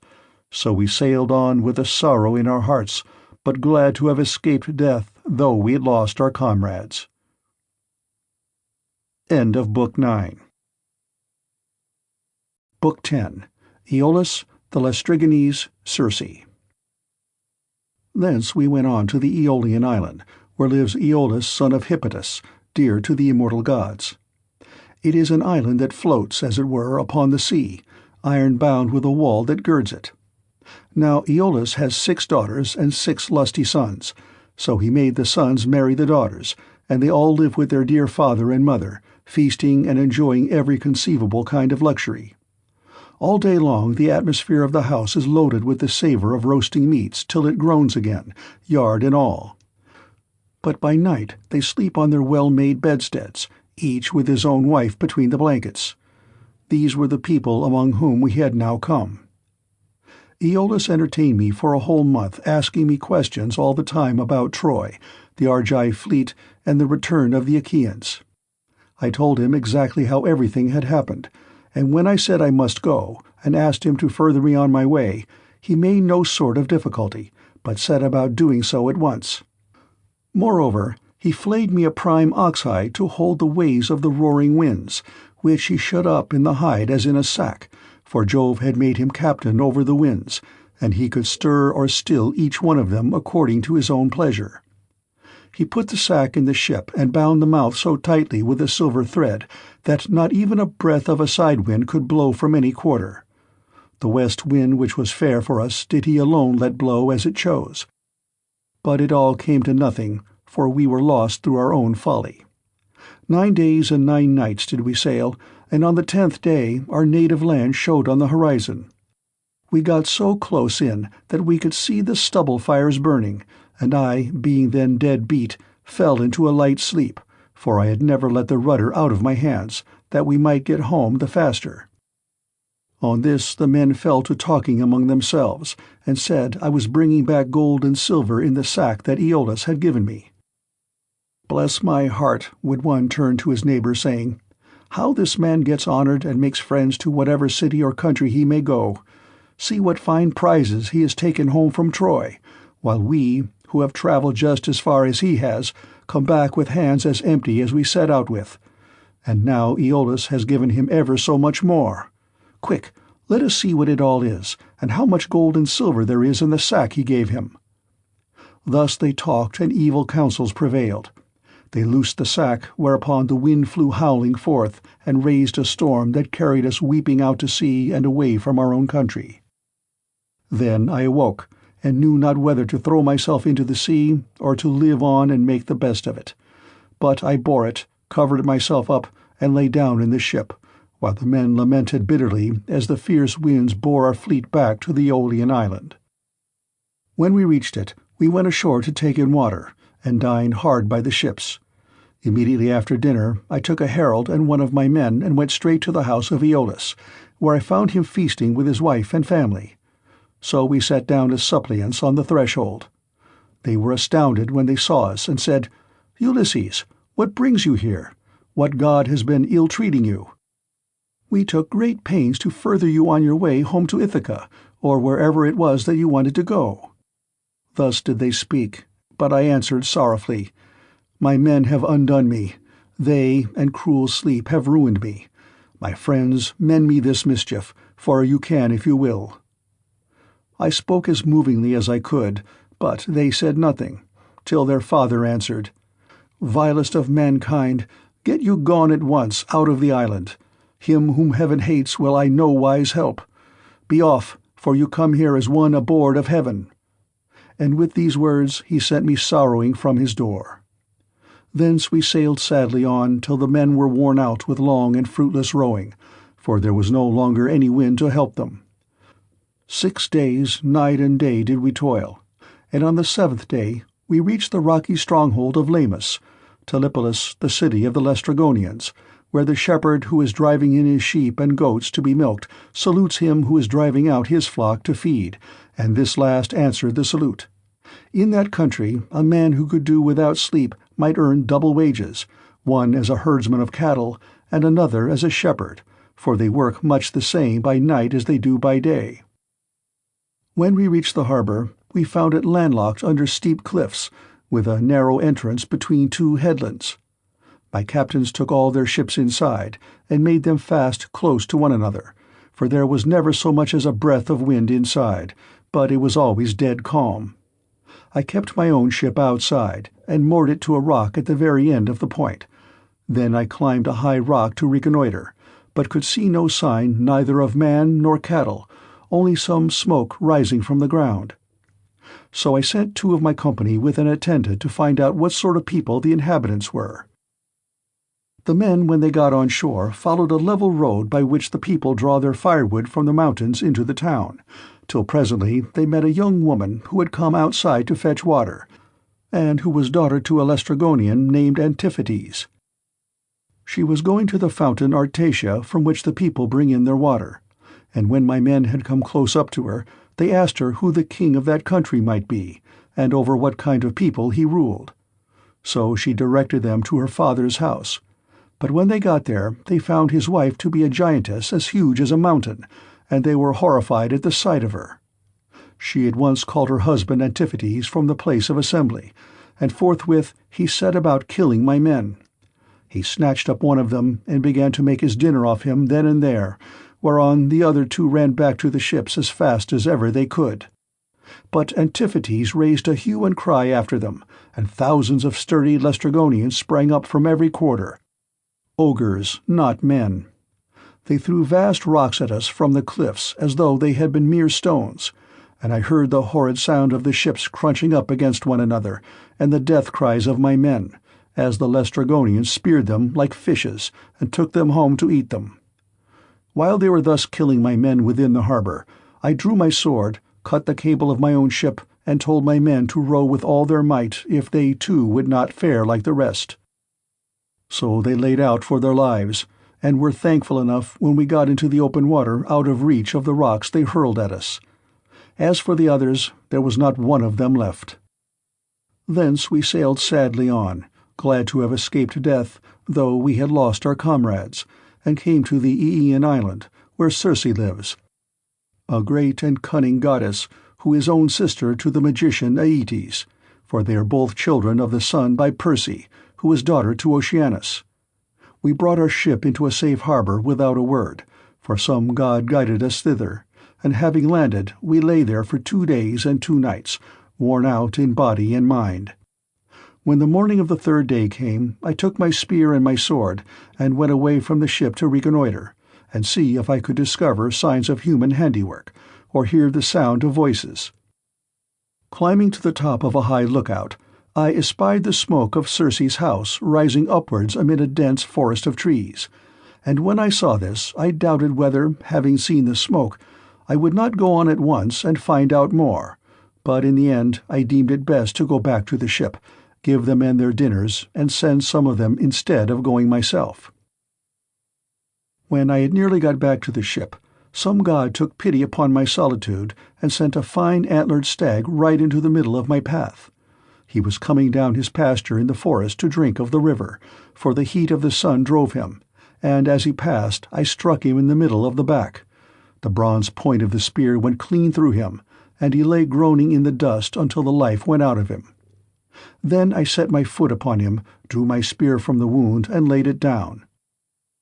I also gathered rough grass and rushes, and twisted them into a fathom or so of good stout rope, with which I bound the 4 feet of the noble creature together. Having done so, I hung him round my neck and walked back to the ship leaning upon my spear, for the stag was much too big for me to be able to carry him on my shoulder, steadying him with one hand. As I threw him down in front of the ship, I called the men and spoke cheeringly man by man to each of them. "Look here, my friends," said I, "we are not going to die so much before our time after all, and at any rate we will not starve so long as we have got something to eat and drink on board." On this they uncovered their heads upon the seashore and admired the stag, for he was indeed a splendid fellow. Then, when they had feasted their eyes upon him sufficiently, they washed their hands and began to cook him for dinner. Thus through the livelong day to the going down of the sun we stayed there eating and drinking our fill, but when the sun went down and it came on dark we camped upon the seashore. When the child of morning, rosy-fingered dawn appeared, I called a council and said, "My friends, we are in very great difficulties. Listen therefore to me.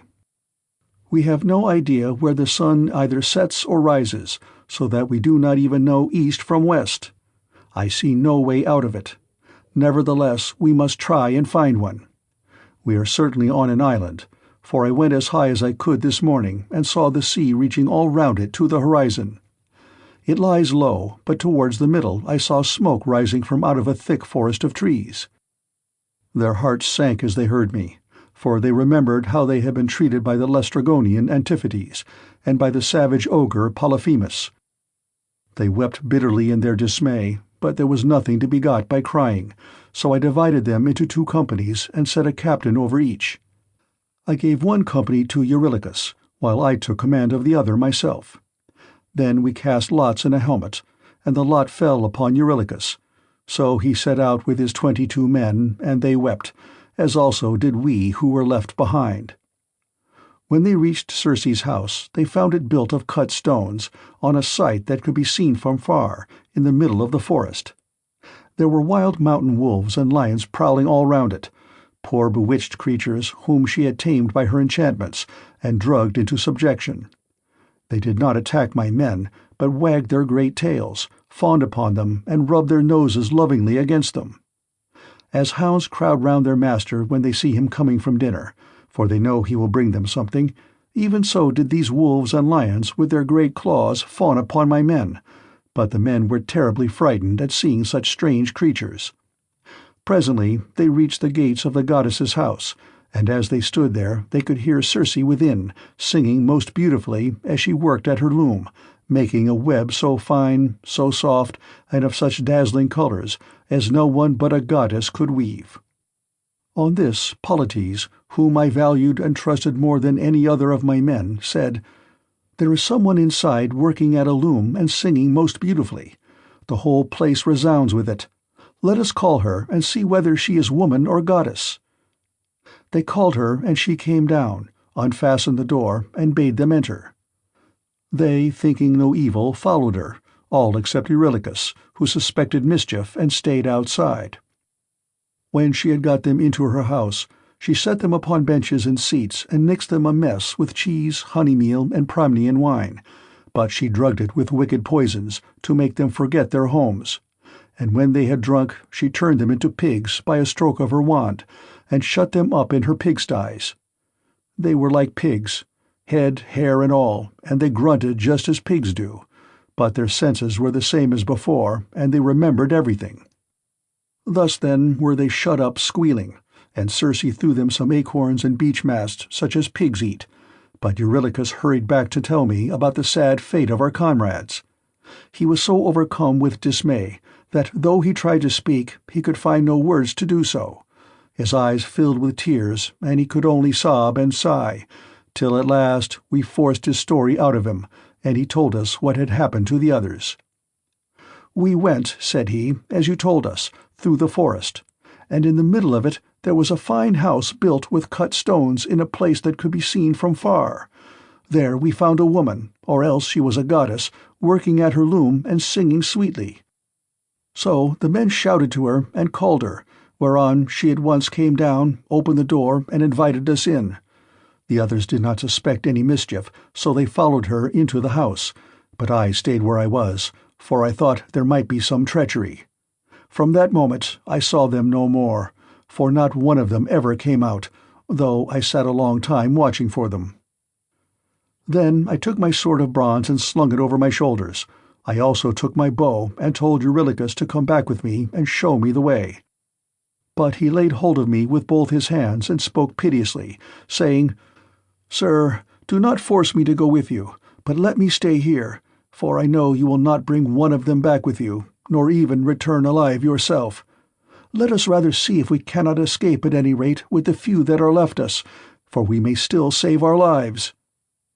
"Stay where you are then," answered I, "eating and drinking at the ship, but I must go, for I am most urgently bound to do so." With this I left the ship and went up inland.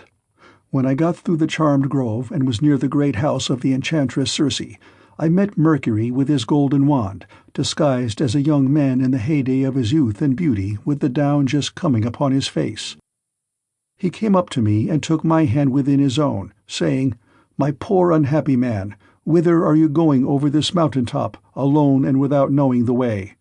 Your men are shut up in Circe's pigsties, like so many wild boars in their lairs. You surely do not fancy that you can set them free. I can tell you that you will never get back and will have to stay there with the rest of them. But never mind, I will protect you and get you out of your difficulty. Take this herb, which is one of great value, and keep it about you when you go to Circe's house. It will be a talisman to you against every kind of mischief. And I will tell you of all the wicked witchcraft that Circe will try to practice upon you. She will mix a mess for you to drink, and she will drug the meal with which she makes it. But she will not be able to charm you, for the virtue of the herb that I shall give you will prevent her spells from working. I will tell you all about it. When Circe strikes you with her wand, draw your sword and spring upon her as though you were going to kill her. She will then be frightened and will desire you to go to bed with her. On this you must not point-blank refuse her, for you want her to set your companions free, and to take good care also of yourself. But you must make her swear solemnly by all the blessed gods that she will plot no further mischief against you, or else when she has got you naked she will unman you and make you fit for nothing." As he spoke, he pulled the herb out of the ground and showed me what it was like. The root was black, while the flower was white as milk. The gods call it moly, and mortal men cannot uproot it, but the gods can do whatever they like. Then Mercury went back to high Olympus, passing over the wooded island. But I fared onward to the house of Circe, and my heart was clouded with care as I walked along. When I got to the gates I stood there and called the goddess, and as soon as she heard me she came down, opened the door, and asked me to come in. So I followed her, much troubled in my mind. She set me on a richly decorated seat inlaid with silver. There was a footstool also under my feet, and she mixed a mess in a golden goblet for me to drink. But she drugged it, for she meant me mischief. When she had given it me, and I had drunk it without its charming me, she struck me with her wand. "There now," she cried, "be off to the pigsty, and make your lair with the rest of them." But I rushed at her with my sword drawn as though I would kill her, whereon she fell with a loud scream, clasped my knees, and spoke piteously, saying, "Who and whence are you? From what place and people have you come? How can it be that my drugs have no power to charm you? Never yet was any man able to stand so much as a taste of the herb I gave you. You must be spell-proof. Surely you can be none other than the bold hero Ulysses, who Mercury always said would come here some day with his ship while on his way home from Troy. So be it then. Sheathe your sword and let us go to bed, that we may make friends and learn to trust each other." And I answered, "Circe, how can you expect me to be friendly with you when you have just been turning all my men into pigs? And now that you have got me here yourself, you mean me mischief when you ask me to go to bed with you, and will unman me and make me fit for nothing. I shall certainly not consent to go to bed with you unless you will first take your solemn oath to plot no further harm against me." So she swore at once as I had told her, and when she had completed her oath, then I went to bed with her. Meanwhile her 4 servants, who are her housemaids, set about their work. They are the children of the groves and fountains, and of the holy waters that run down into the sea. One of them spread a fair purple cloth over a seat, and laid a carpet underneath it.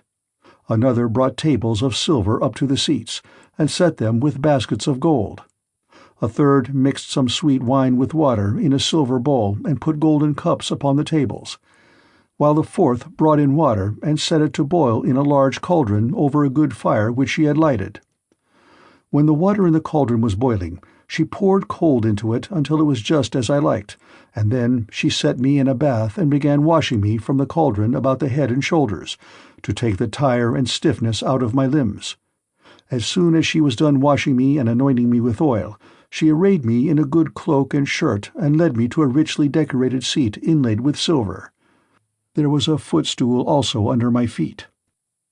A maidservant then brought me water in a beautiful golden ewer and poured it into a silver basin for me to wash my hands, and she drew a clean table beside me.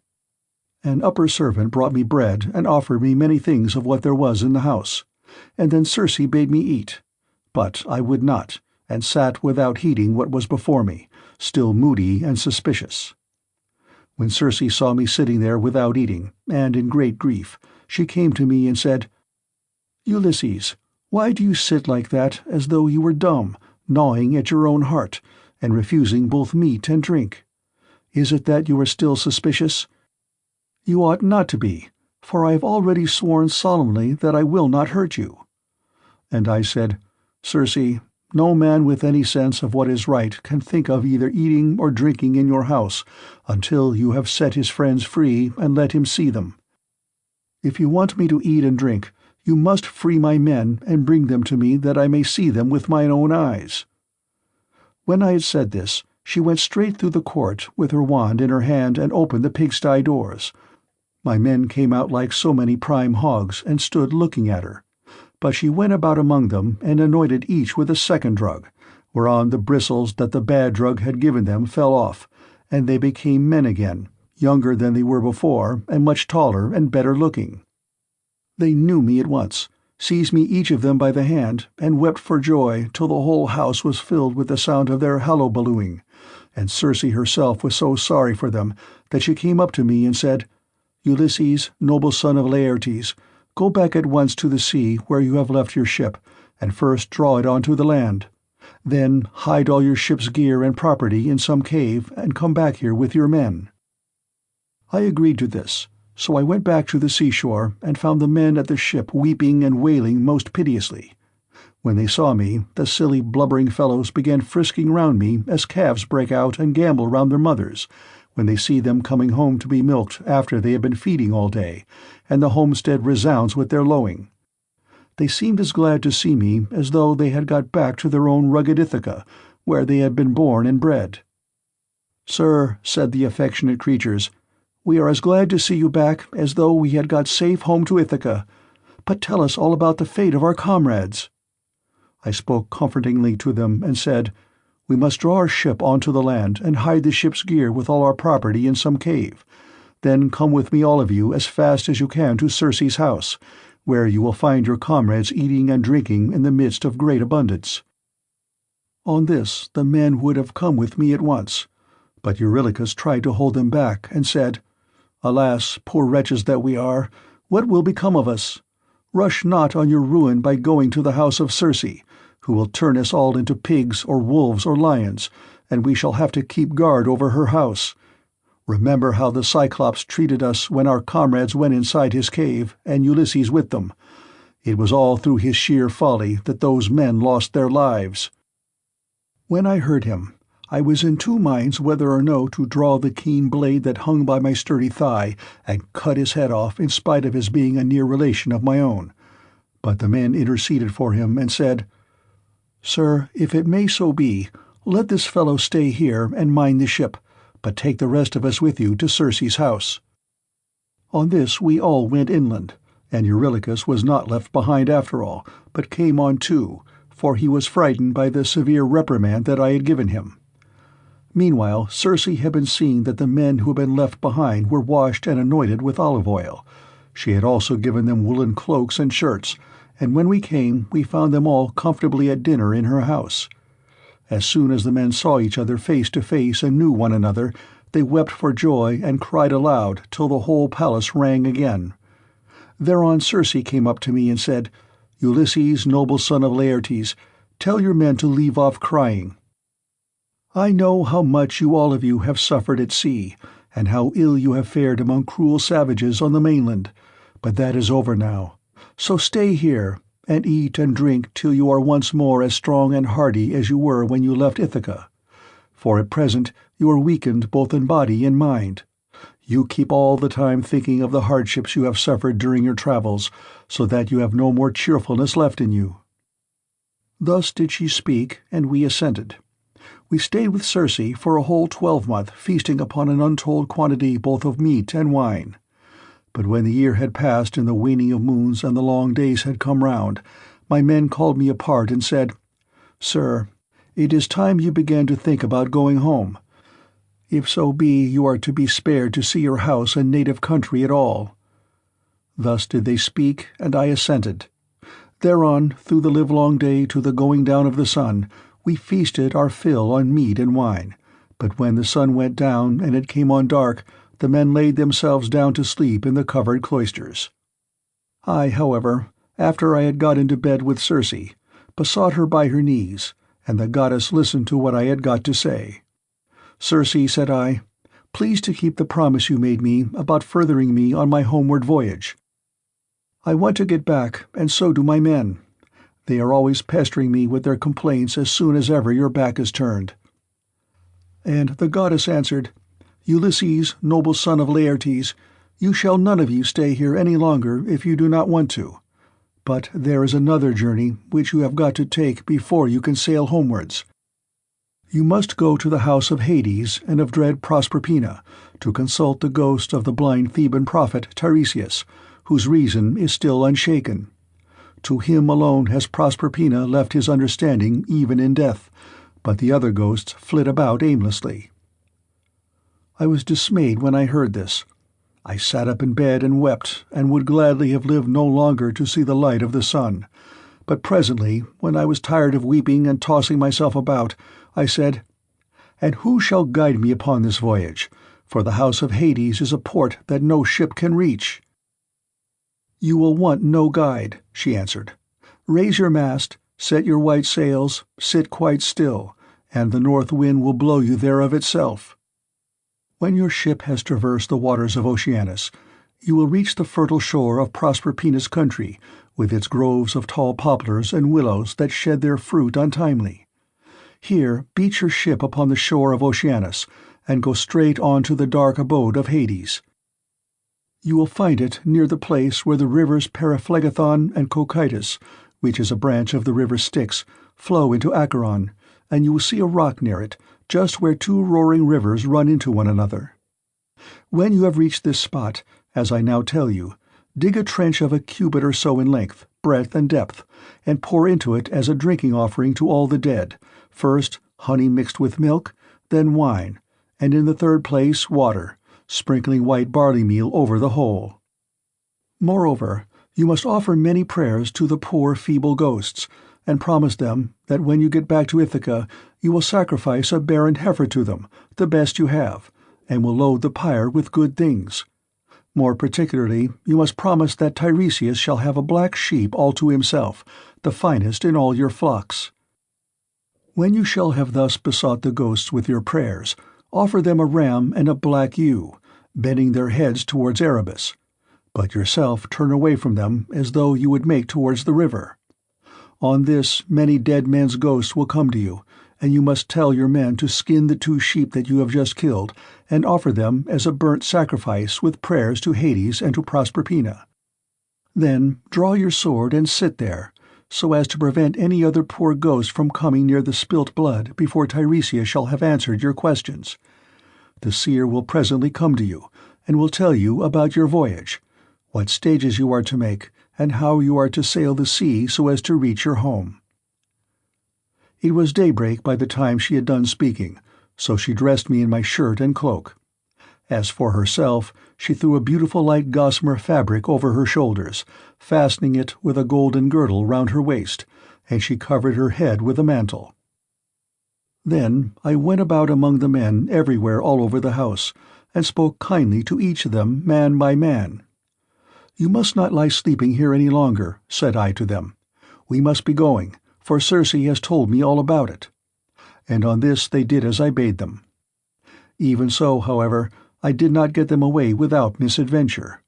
We had with us a certain youth named Elpenor, not very remarkable for sense or courage, who had got drunk and was lying on the housetop away from the rest of the men, to sleep off his liquor in the cool. When he heard the noise of the men bustling about, he jumped up on a sudden and forgot all about coming down by the main staircase, so he tumbled right off the roof and broke his neck, and his soul went down to the house of Hades. When I had got the men together, I said to them, "You think you are about to start home again, but Circe has explained to me that, instead of this, we have got to go to the house of Hades and Proserpina to consult the ghost of the Theban prophet Tiresias." The men were broken-hearted as they heard me, and threw themselves on the ground, groaning and tearing their hair. But they cannot mend matters by crying. When we reached the seashore, weeping and lamenting our fate, Circe brought the ram and the ewe, and we made them fast hard by the ship. She passed through the midst of us without our knowing it, for who can see the comings and goings of a god if the god does not wish to be seen? End of Book 10. Book 11. The Visit to the Dead.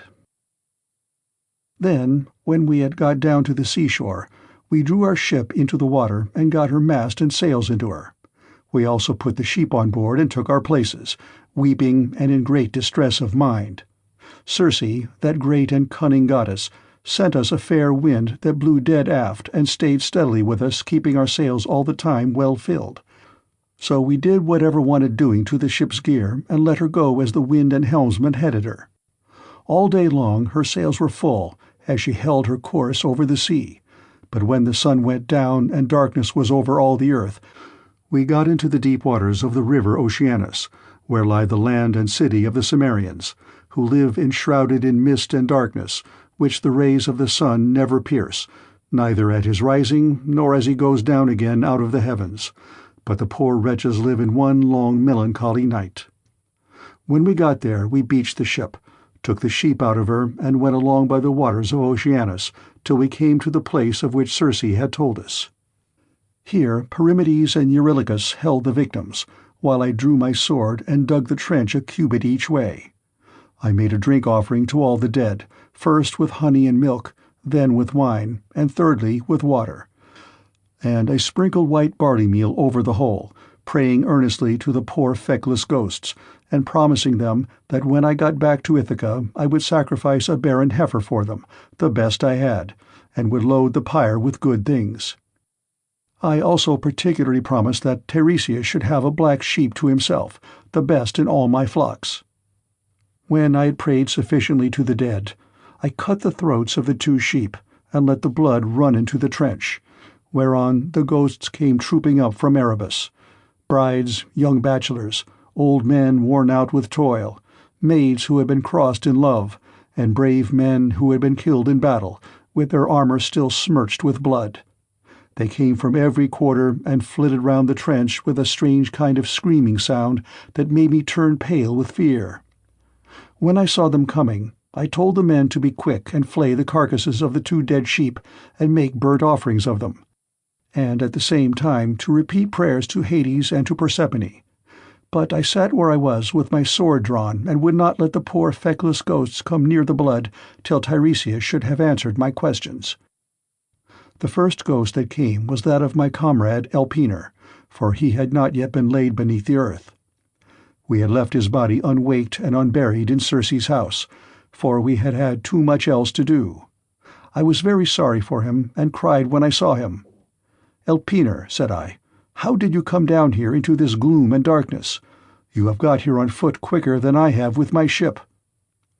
"Sir," he answered with a groan, "it was all bad luck, and mine own unspeakable drunkenness.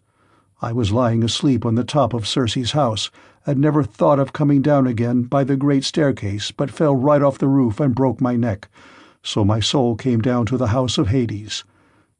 And now I beseech you, by all those whom you have left behind you, though they are not here, by your wife, by the father who brought you up when you were a child, and by Telemachus, who is the one hope of your house, do what I shall now ask you.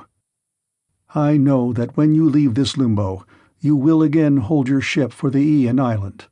Do not go thence, leaving me unwaked and unburied behind you, or I may bring heaven's anger upon you.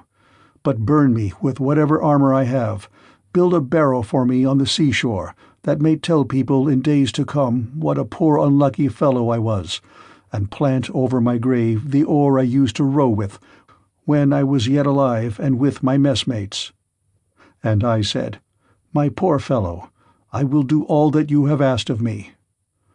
Thus then did we sit and hold sad talk with one another, I on the one side of the trench with my sword held over the blood, and the ghost of my comrade saying all this to me from the other side. Then came the ghost of my dead mother Anticlea, daughter to Autolycus. I had left her alive when I set out for Troy, and was moved to tears when I saw her, but even so, for all my sorrow, I would not let her come near the blood till I had asked my questions of Tiresias.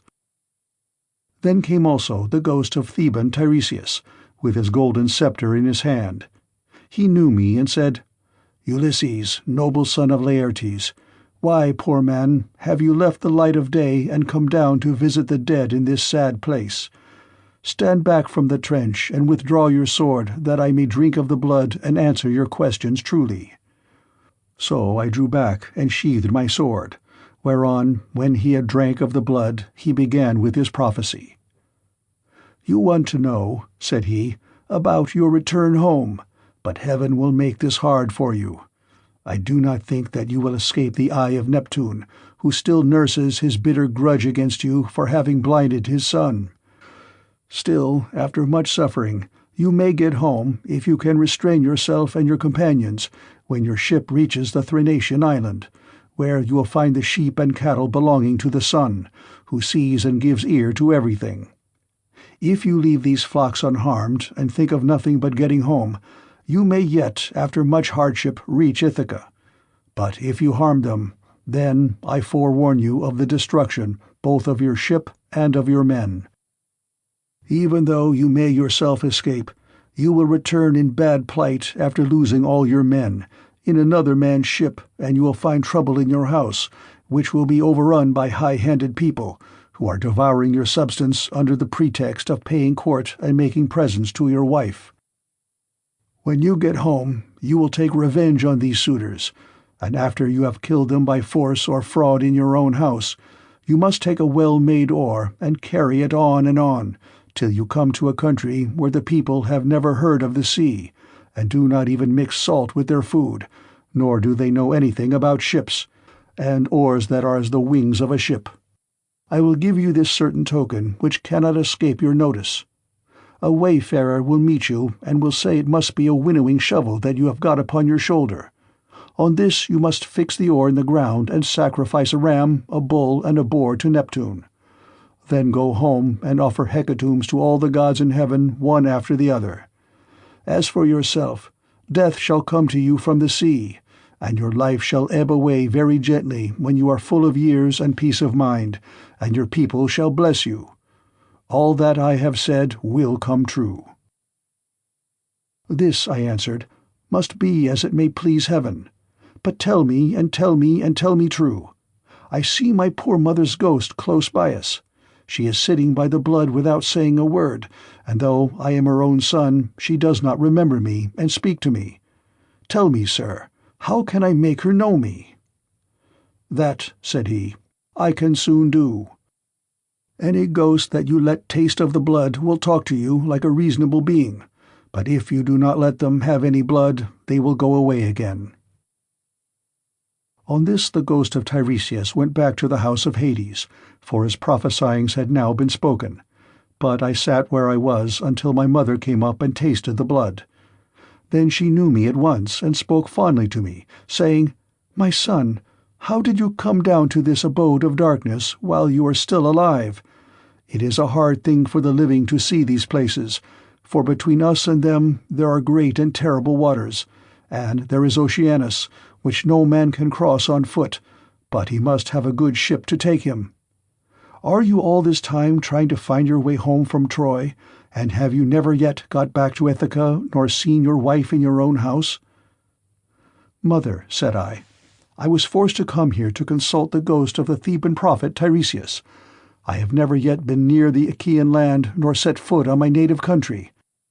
And I have had nothing but one long series of misfortunes from the very first day that I set out with Agamemnon for Ilius, the land of noble steeds, to fight the Trojans. But tell me, and tell me true, in what way did you die? Did you have a long illness, or did heaven vouchsafe you a gentle, easy passage to eternity? Tell me also about my father, and the son whom I left behind me. Is my property still in their hands, or has someone else got hold of it, who thinks that I shall not return to claim it? Tell me again what my wife intends doing, and in what mind she is. Does she live with my son and guard my estate securely, or has she made the best match she could and married again?" My mother answered, "Your wife still remains in your house, but she is in great distress of mind and spends her whole time in tears both night and day. No one as yet has got possession of your fine property, and Telemachus still holds your lands undisturbed. He has to entertain largely, as of course he must, considering his position as a magistrate, and how everyone invites him. Your father remains at his old place in the country and never goes near the town. He has no comfortable bed nor bedding. In the winter he sleeps on the floor in front of the fire with the men, and goes about all in rags, but in summer, when the warm weather comes on again, he lies out in the vineyard on a bed of vine leaves thrown anyhow upon the ground. He grieves continually about your never having come home, and suffers more and more as he grows older. As for my own end, it was in this wise. Heaven did not take me swiftly and painlessly in my own house, nor was I attacked by any illness such as those that generally wear people out and kill them, but my longing to know what you were doing and the force of my affection for you, this it was that was the death of me." Then I tried to find some way of embracing my poor mother's ghost. Thrice I sprang towards her and tried to clasp her in my arms, but each time she flitted from my embrace as it were a dream or phantom, and being touched to the quick, I said to her, "Mother, why do you not stay still when I would embrace you? If we could throw our arms around one another, we might find sad comfort in the sharing of our sorrows, even in the house of Hades. Does Proserpine want to lay a still further load of grief upon me by mocking me with a phantom only?" "My son," she answered, "most ill-fated of all mankind, it is not Proserpine that is beguiling you, but all people are like this when they are dead. The sinews no longer hold the flesh and bones together.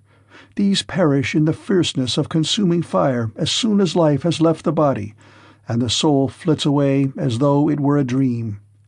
Now, however, go back to the light of day as soon as you can, and note all these things that you may tell them to your wife hereafter."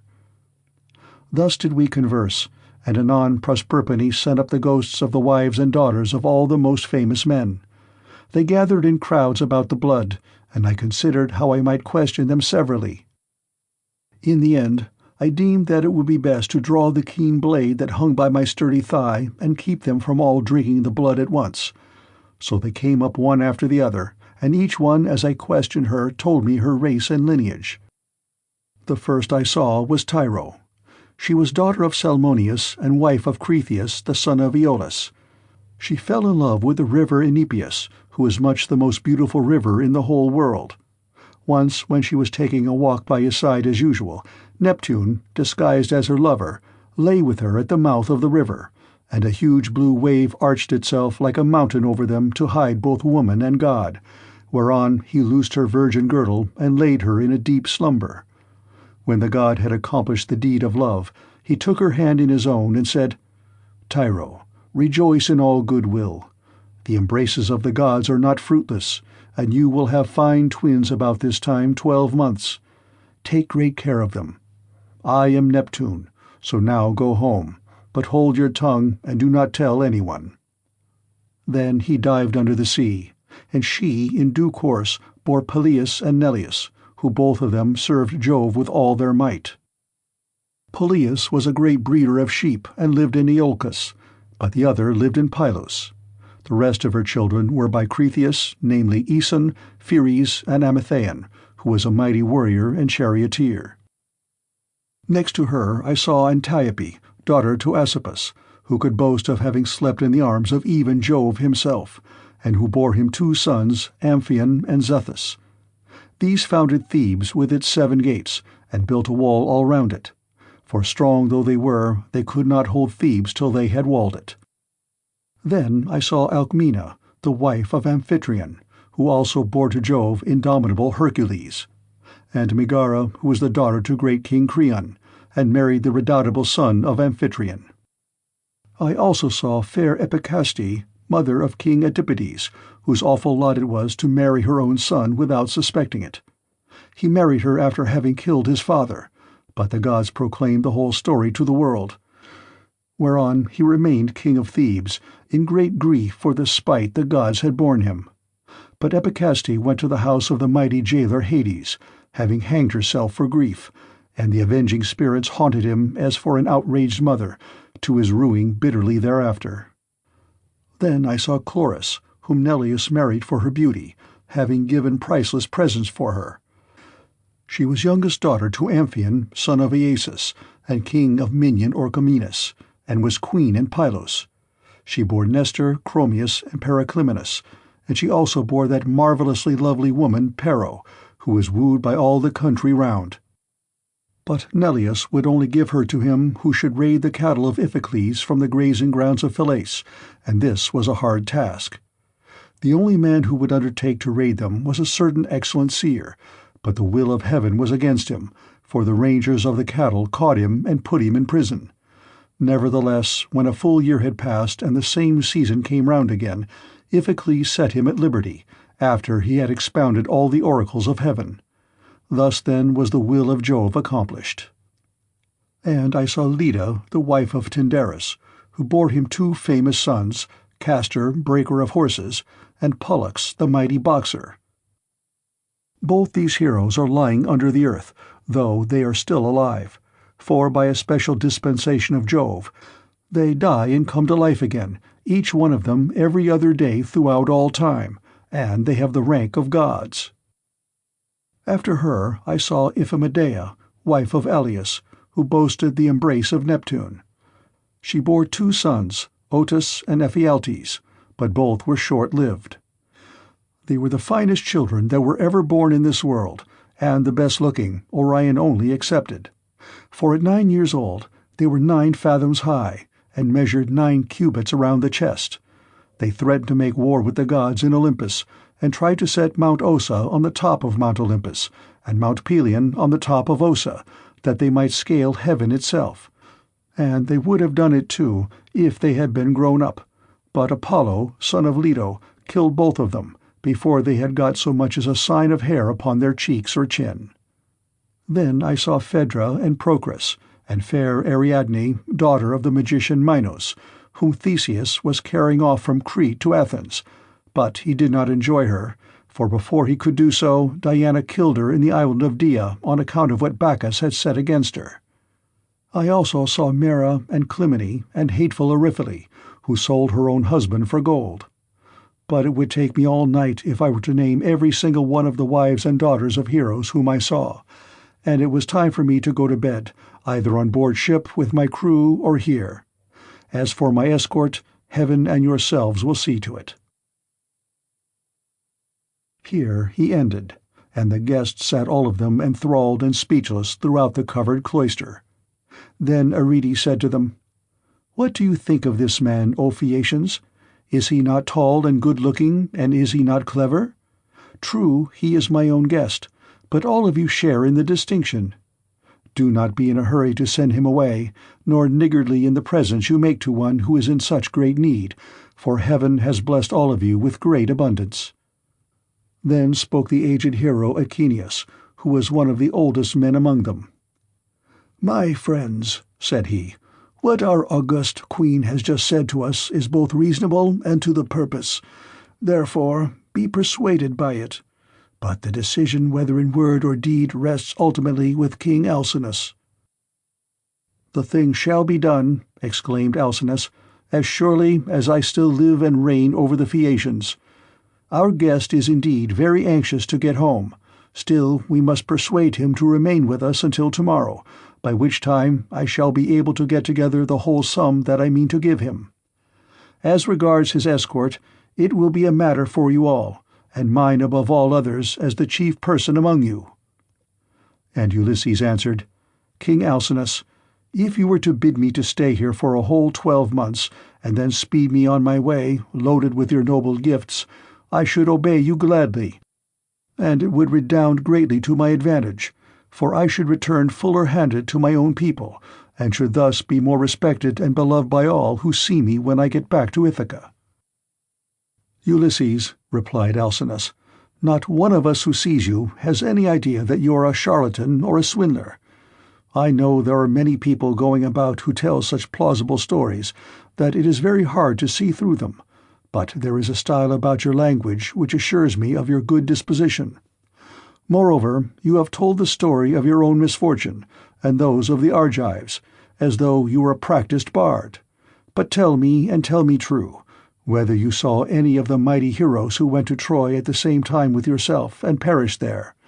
The evenings are still at their longest, and it is not yet bedtime. Go on, therefore, with your divine story, for I could stay here listening till tomorrow morning, so long as you will continue to tell us of your adventures." "Alcinous," answered Ulysses, "there is a time for making speeches, and a time for going to bed. Nevertheless, since you so desire, I will not refrain from telling you the still sadder tale of those of my comrades who did not fall fighting with the Trojans, but perished on their return through the treachery of a wicked woman." When Proserpine had dismissed the female ghosts in all directions, the ghost of Agamemnon, son of Atreus, came sadly up to me, surrounded by those who had perished with him in the house of Aegisthus. As soon as he had tasted the blood, he knew me, and weeping bitterly, stretched out his arms towards me to embrace me. But he had no strength nor substance any more, and I too wept and pitied him as I beheld him. "How did you come by your death?" said I, "King Agamemnon? Did Neptune raise his winds and waves against you when you were at sea, or did your enemies make an end of you on the mainland when you were cattle-lifting or sheep-stealing, or while they were fighting in defence of their wives and city?" "Ulysses," he answered, "noble son of Laertes, I was not lost at sea in any storm of Neptune's raising, nor did my foes dispatch me upon the mainland, but Aegisthus and my wicked wife were the death of me between them. He asked me to his house, feasted me, and then butchered me most miserably, as though I were a fat beast in a slaughter-house, while all around me my comrades were slain like sheep or pigs for the wedding breakfast or picnic or gorgeous banquet of some great nobleman. You must have seen numbers of men killed either in a general engagement or in single combat, but you never saw anything so truly pitiable as the way in which we fell in that cloister, with the mixing bowl and the loaded tables lying all about, and the ground reeking with our blood. I heard Priam's daughter Cassandra scream as Clytemnestra killed her close beside me. I lay dying upon the earth with the sword in my body, and raised my hands to kill the slut of a murderess, but she slipped away from me. She would not even close my lips nor my eyes when I was dying, for there is nothing in this world so cruel and so shameless as a woman when she has fallen into such guilt as hers was. Fancy murdering her own husband! I thought I was going to be welcomed home by my children and my servants, but her abominable crime has brought disgrace on herself and all women who shall come after, even on the good ones." And I said, "In truth, Jove has hated the house of Atreus from first to last in the matter of their women's counsels. See how many of us fell for Helen's sake, and now it seems that Clytemnestra hatched mischief against you too during your absence. Be sure, therefore," continued Agamemnon, "and not be too friendly even with your own wife. Do not tell her all that you know perfectly well yourself. Tell her a part only, and keep your own counsel about the rest. Not that your wife, Ulysses, is likely to murder you, for Penelope is a very admirable woman, and has an excellent nature. We left her a young bride with an infant at her breast when we set out for Troy. This child, no doubt, is now grown up happily to man's estate, and he and his father will have a joyful meeting and embrace one another, as it is right they should do, whereas my wicked wife did not even allow me the happiness of looking upon my son, but killed me ere I could do so. Furthermore, I say, and lay my saying to your heart, do not tell people when you are bringing your ship to Ithaca, but steal a march upon them, for after all this there is no trusting women. But now tell me, and tell me true. Can you give me any news of my son Orestes? Is he in Orchomenus, or at Pylos, or is he at Sparta with Menelaus? for I presume that he is still living." And I said, "Agamemnon, why do you ask me? I do not know whether your son is alive or dead, and it is not right to talk when one does not know." As we two sat weeping and talking thus sadly with one another, the ghost of Achilles came up to us with Patroclus, Antilochus, and Ajax, who was the finest and goodliest man of all the Danaans after the son of Peleus. The fleet descendant of Aeacus knew me and spoke piteously, saying, "Ulysses, noble son of Laertes, what deed of daring will you undertake next, that you venture down to the house of Hades among us silly dead, who are but the ghosts of them who can labor no more?" And I said, "Achilles, son of Peleus, foremost champion of the Achaeans, I came to consult Tiresias, and see if he could advise me about my return home to Ithaca, for I have never yet been able to get near the Achaean land, nor to set foot in my own country, but have been in trouble all the time. As for you, Achilles, no one was ever yet so fortunate as you have been, nor ever will be. For you were adored by all us Argives as long as you were alive, and now that you are here, you are a great prince among the dead. Do not, therefore, take it so much to heart even if you are dead." "Say not a word," he answered, "in death's favour. I would rather be a paid servant in a poor man's house and be above ground than king of kings among the dead. But give me news about my son. Is he gone to the wars, and will he be a great soldier, or is this not so? Tell me also if you have heard anything about my father Peleus. Does he still rule among the Myrmidons, or do they show him no respect throughout Hellas and Phthia, now that he is old and his limbs fail him? Could I but stand by his side, in the light of day, with the same strength that I had when I killed the bravest of our foes upon the plain of Troy! Could I but be as I then was, and go even for a short time to my father's house, any one who tried to do him violence or supersede him would soon rue it." "I have heard nothing," I answered, "of Peleus, but I can tell you all about your son Neoptolemus, for I took him in my own ship from Scyros with the Achaeans. In our councils of war before Troy, he was always first to speak, and his judgment was unerring. Nestor and I were the only two who could surpass him, and when it came to fighting on the plain of Troy, he would never remain with the body of his men, but would dash on far in front, foremost of them in all valor. Many a man did he kill in battle. I cannot name every single one of those whom he slew while fighting on the side of the Argives, but will only say how he killed that valiant hero Eurypylus, son of Telephus, who was the handsomest man I ever saw except Memnon. Many others also of the Ceteians fell around him by reason of a woman's bribes. Moreover, when all the bravest of the Argives went inside the horse that Epeius had made, and it was left to me to settle when we should either open the door of our ambuscade or close it, though all the other leaders and chief men among the Danaans were drying their eyes and quaking in every limb, I never once saw him turn pale nor wipe a tear from his cheek. He was all the time urging me to break out from the horse, grasping the handle of his sword and his bronze-shod spear, and breathing fury against the foe. Yet when we had sacked the city of Priam, he got his handsome share of the prize money and went on board, such is the fortune of war, without a wound upon him, neither from a thrown spear nor in close combat, for the rage of Mars is a matter of great chance." When I had told him this, the ghost of Achilles strode off across a meadow full of asphodel, exulting over what I had said concerning the prowess of his son. The ghosts of other dead men stood near me and told me each his own melancholy tale. But that of Ajax son of Telamon alone held aloof, still angry with me for having won the cause in our dispute about the armor of Achilles. Thetis had offered it as a prize, but the Trojan prisoners and Minerva were the judges. Would that I had never gained the day in such a contest, for it cost the life of Ajax, who was foremost of all the Danaans after the son of Peleus, alike in stature and prowess. When I saw him, I tried to pacify him, and said, "Ajax, will you not forget and forgive even in death? But must the judgment about that hateful armor still rankle with you? It cost us Argives dear enough to lose such a tower of strength as you were to us.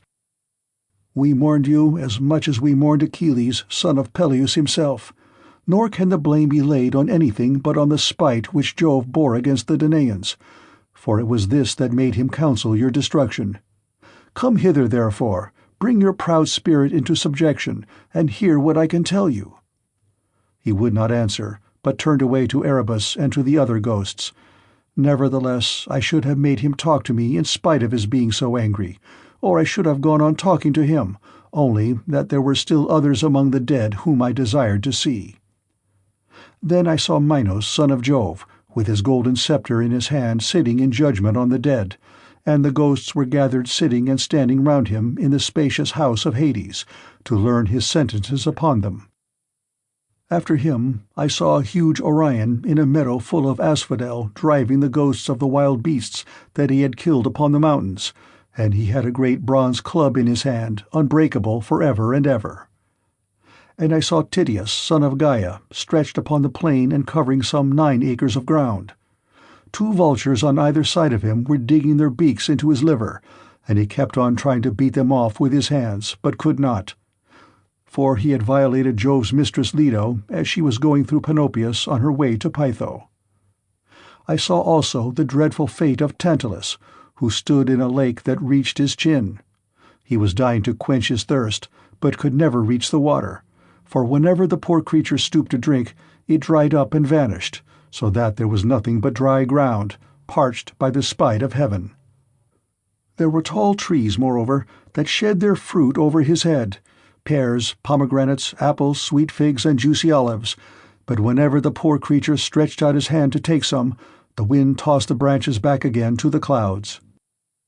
And I saw Sisyphus at his endless task raising his prodigious stone with both his hands.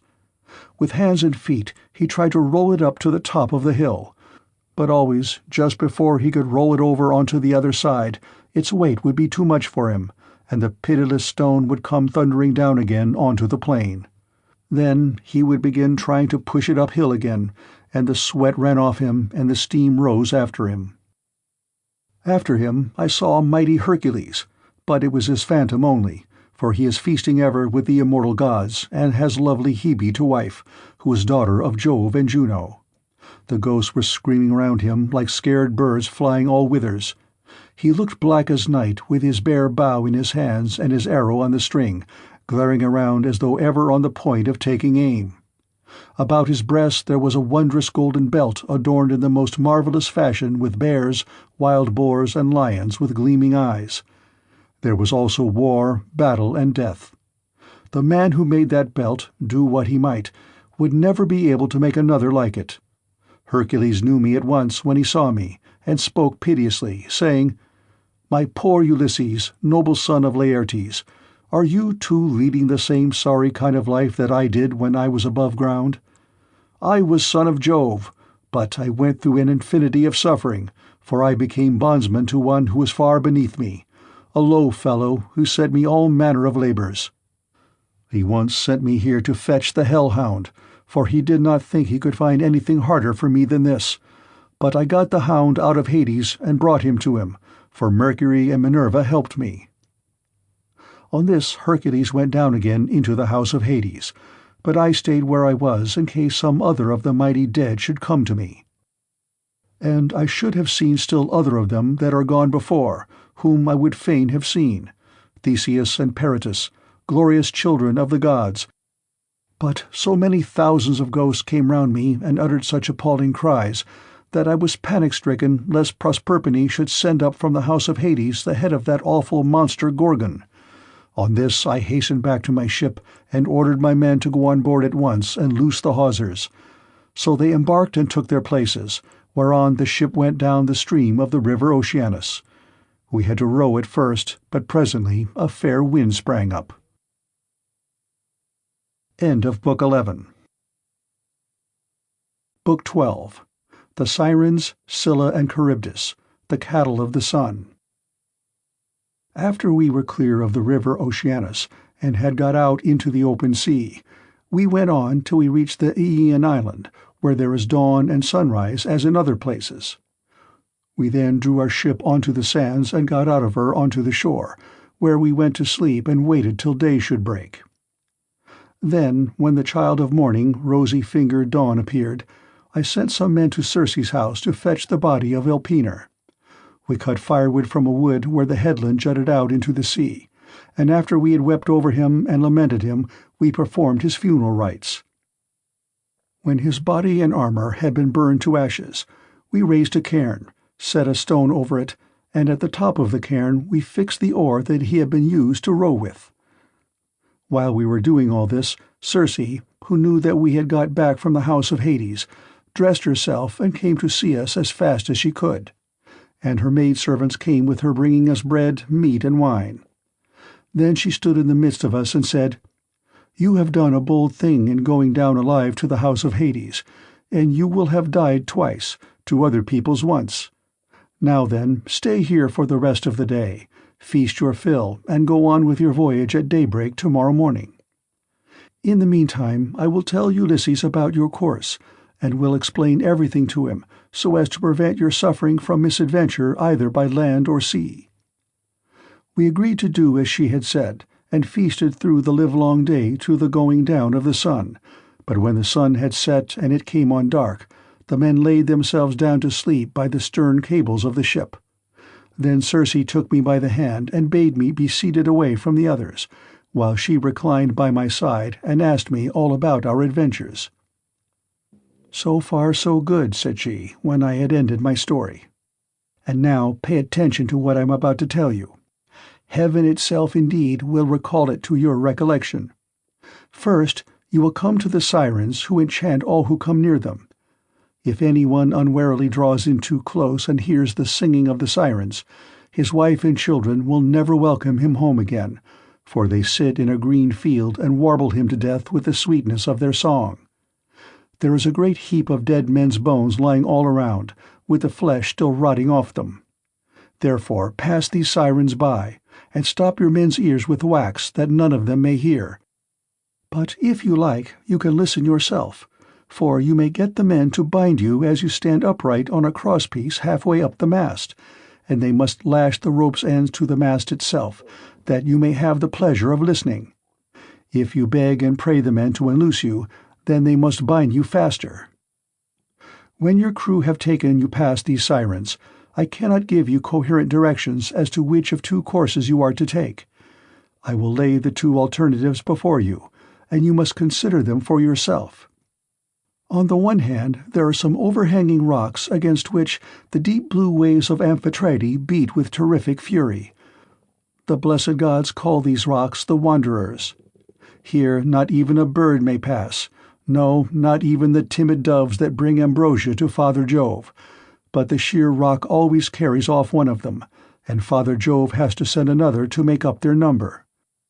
No ship that ever yet came to these rocks has got away again, but the waves and whirlwinds of fire are freighted with wreckage, and with the bodies of dead men. The only vessel that ever sailed and got through was the famous Argo on her way from the house of Itys, and she too would have gone against these great rocks, only that Juno piloted her past them for the love she bore to Jason. Of these two rocks, the one reaches heaven and its peak is lost in a dark cloud. This never leaves it, so that the top is never clear, not even in summer and early autumn. No man, though he had 20 hands and 20 feet, could get a foothold on it and climb it, for it runs sheer up, as smooth as though it had been polished. In the middle of it there is a large cavern, looking west and turned towards Erebus. You must take your ship this way, but the cave is so high up that not even the stoutest archer could send an arrow into it. Inside it, Scylla sits and yelps with a voice that you might take to be that of a young hound, but in truth she is a dreadful monster, and no one, not even a god, could face her without being terror-struck. She has 12 misshapen feet, and 6 necks of the most prodigious length, and at the end of each neck she has a frightful head with 3 rows of teeth in each, all set very close together, so that they would crunch anyone to death in a moment. And she sits deep within her shady cell, thrusting out her heads and peering all round the rock, fishing for dolphins or dogfish or any larger monster that she can catch, of the thousands with which Amphitrite teems. No ship ever yet got past her without losing some men, for she shoots out all her heads at once and carries off a man in each mouth. You will find the other rock lie lower, but they are so close together that there is not more than a bow shot between them. A large fig tree in full leaf grows upon it, and under it lies the sucking whirlpool of CHARYBDIS. 3 times in the day does she vomit forth her waters, and 3 times she sucks them down again. See that you be not there when she is sucking, for if you are, Neptune himself could not save you. You must hug the Scylla side and drive ship by as fast as you can, for you had better lose 6 men than your whole crew." "Is there no way," said I, "of escaping CHARYBDIS, and at the same time keeping Scylla off when she is trying to harm my men?" "You daredevil," replied the goddess, "you are always wanting to fight somebody or something. You will not let yourself be beaten even by the immortals. For Scylla is not mortal. Moreover, she is savage, extreme, rude, cruel, and invincible. There is no help for it.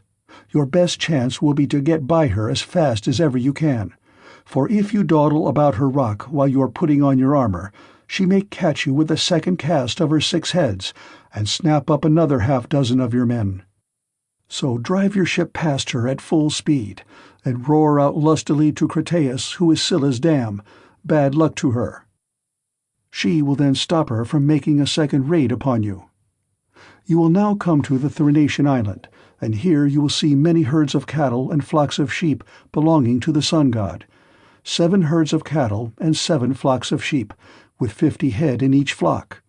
They do not breed, nor do they become fewer in number, and they are tended by the goddesses Phaethusa and Lampede, who are children of the sun god Hyperion by Neaera. Their mother, when she had borne them and had done suckling them, sent them to the Thrinacian island, which was a long way off, to live there and look after their father's flocks and herds. If you leave these flocks unharmed, and think of nothing but getting home, you may yet after much hardship reach Ithaca. But if you harm them, then I forewarn you of the destruction both of your ship and of your comrades. And even though you may yourself escape, you will return late, in bad plight, after losing all your men." Here she ended, and dawn enthroned in gold began to show in heaven, whereon she returned inland. I then went on board and told my men to loose the ship from her moorings. So they at once got into her, took their places, and began to smite the grey sea with their oars. Presently the great and cunning goddess Circe befriended us with a fair wind that blew dead aft, and stayed steadily with us, keeping our sails well filled, so we did whatever wanted doing to the ship's gear, and let her go as wind and helmsman headed her. Then, being much troubled in mind, I said to my men, "My friends, it is not right that 1 or 2 of us alone should know the prophecies that Circe has made me. I will therefore tell you about them, so that whether we live or die, we may do so with our eyes open. First, she said we were to keep clear of the Sirens, who sit and sing most beautifully in a field of flowers. But she said I might hear them myself, so long as no one else did. Therefore, take me and bind me to the crosspiece halfway up the mast. Bind me as I stand upright, with a bond so fast that I cannot possibly break away, and lash the rope's ends to the mast itself. If I beg and pray you to set me free, then bind me more tightly still." I had hardly finished telling everything to the men before we reached the island of the 2 Sirens, for the wind had been very favorable.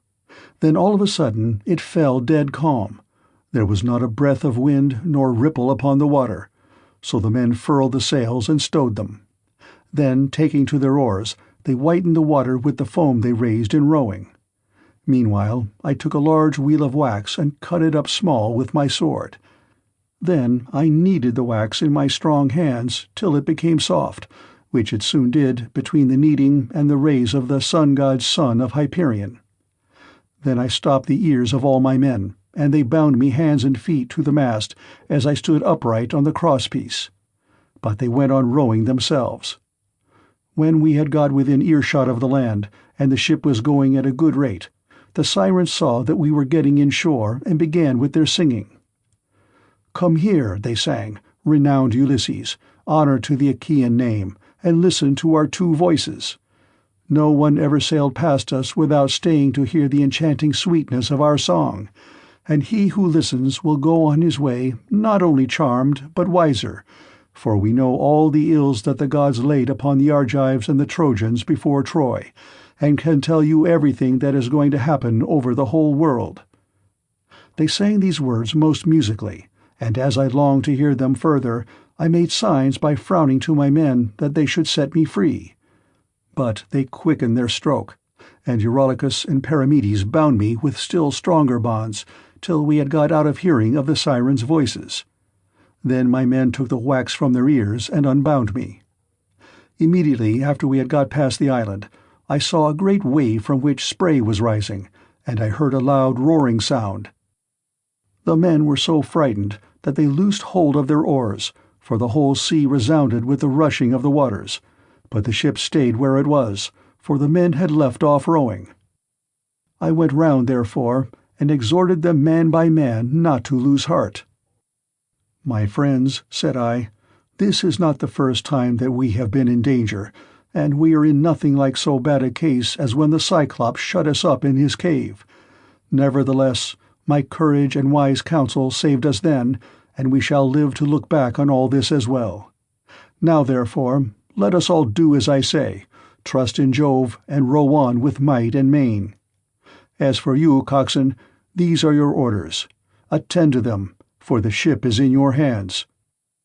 Turn her head away from these steaming rapids and hug the rock, or she will give you the slip and be over yonder before you know where you are, and you will be the death of us." So they did as I told them, but I said nothing about the awful monster Scylla, for I knew the men would not go on rowing if I did, but would huddle together in the hold. In one thing only did I disobey Circe's strict instructions. I put on my armor. Then, seizing 2 strong spears, I took my stand on the ship's bows, for it was there that I expected first to see the monster of the rock, who was to do my men so much harm. But I could not make her out anywhere, though I strained my eyes with looking the gloomy rock all over and over. Then we entered the straits in great fear of mind, for on the one hand was Scylla, and on the other dread CHARYBDIS kept sucking up the salt water.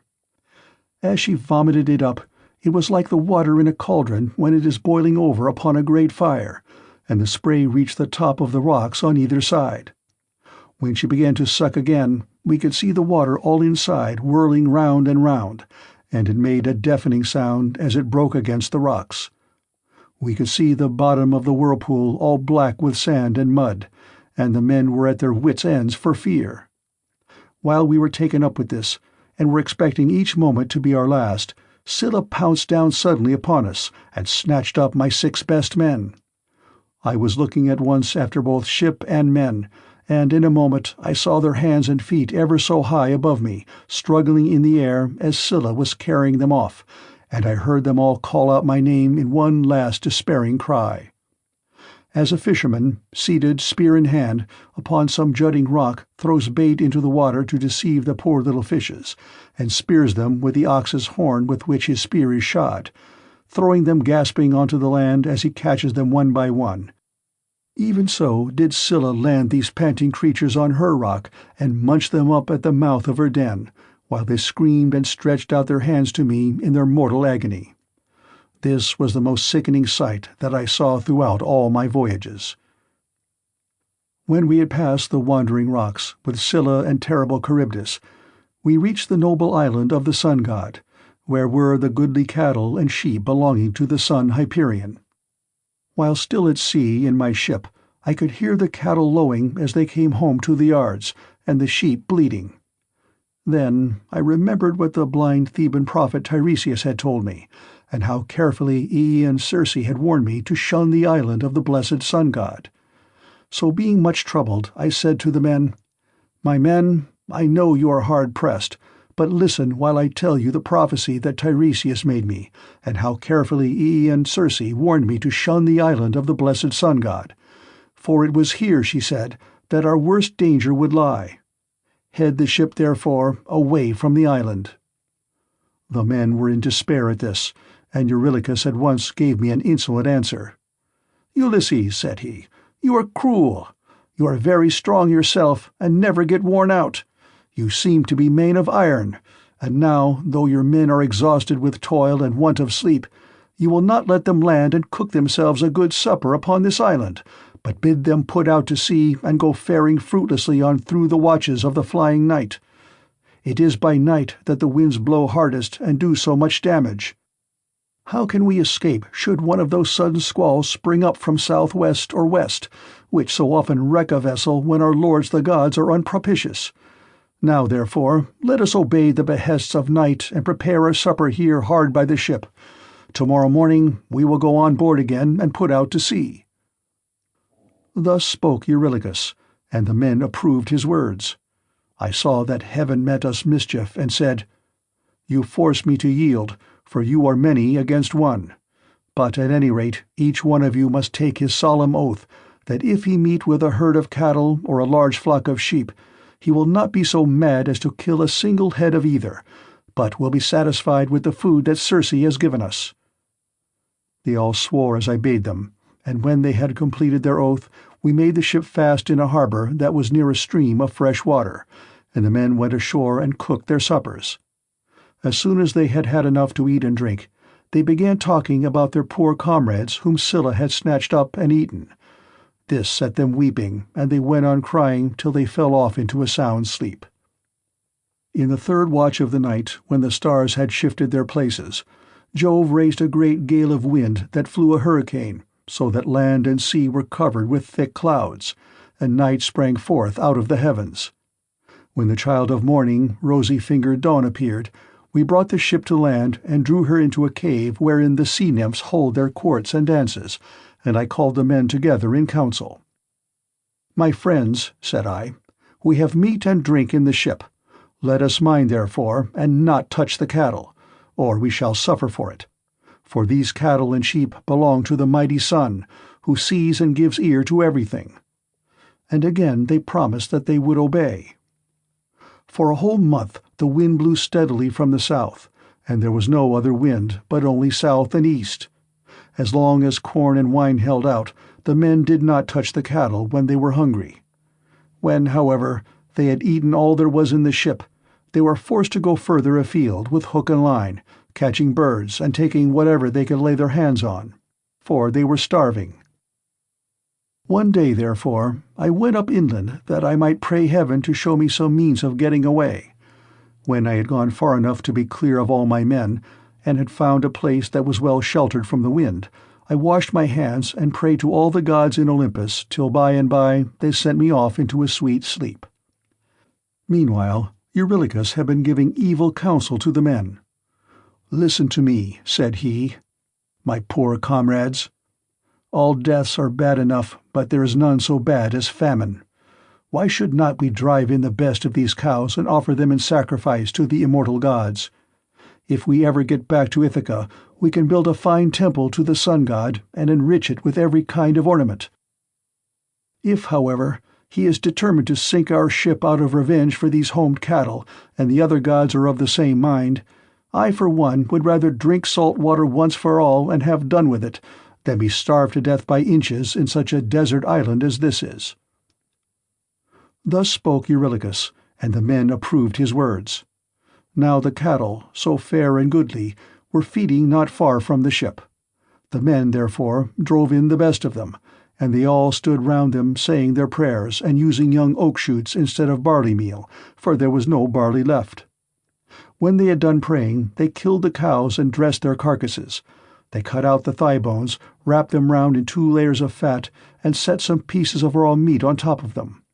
They had no wine with which to make drink offerings over the sacrifice while it was cooking, so they kept pouring on a little water from time to time while the inward meats were being grilled. Then, when the thigh bones were burned and they had tasted the inward meats, they cut the rest up small and put the pieces upon the spits. By this time my deep sleep had left me, and I turned back to the ship and to the seashore. As I drew near, I began to smell hot roast meat, so I groaned out a prayer to the immortal gods. "Father Jove," I exclaimed, "and all you other gods who live in everlasting bliss, you have done me a cruel mischief by the sleep into which you have sent me. See what fine work these men of mine have been making in my absence." Meanwhile Lampeter went straight off to the sun and told him we had been killing his cows, whereon he flew into a great rage, and said to the immortals, "Father Jove, and all you other gods who live in everlasting bliss, I must have vengeance on the crew of Ulysses' ship. They have had the insolence to kill my cows, which were the one thing I loved to look upon, whether I was going up heaven or down again. If they do not square accounts with me about my cows, I will go down to Hades and shine there among the dead." "Sun," said Jove, "go on shining upon us gods and upon mankind over the fruitful earth. I will shiver their ship into little pieces with a bolt of white lightning as soon as they get out to sea." I was told all this by CALYPSO, who said she had heard it from the mouth of Mercury.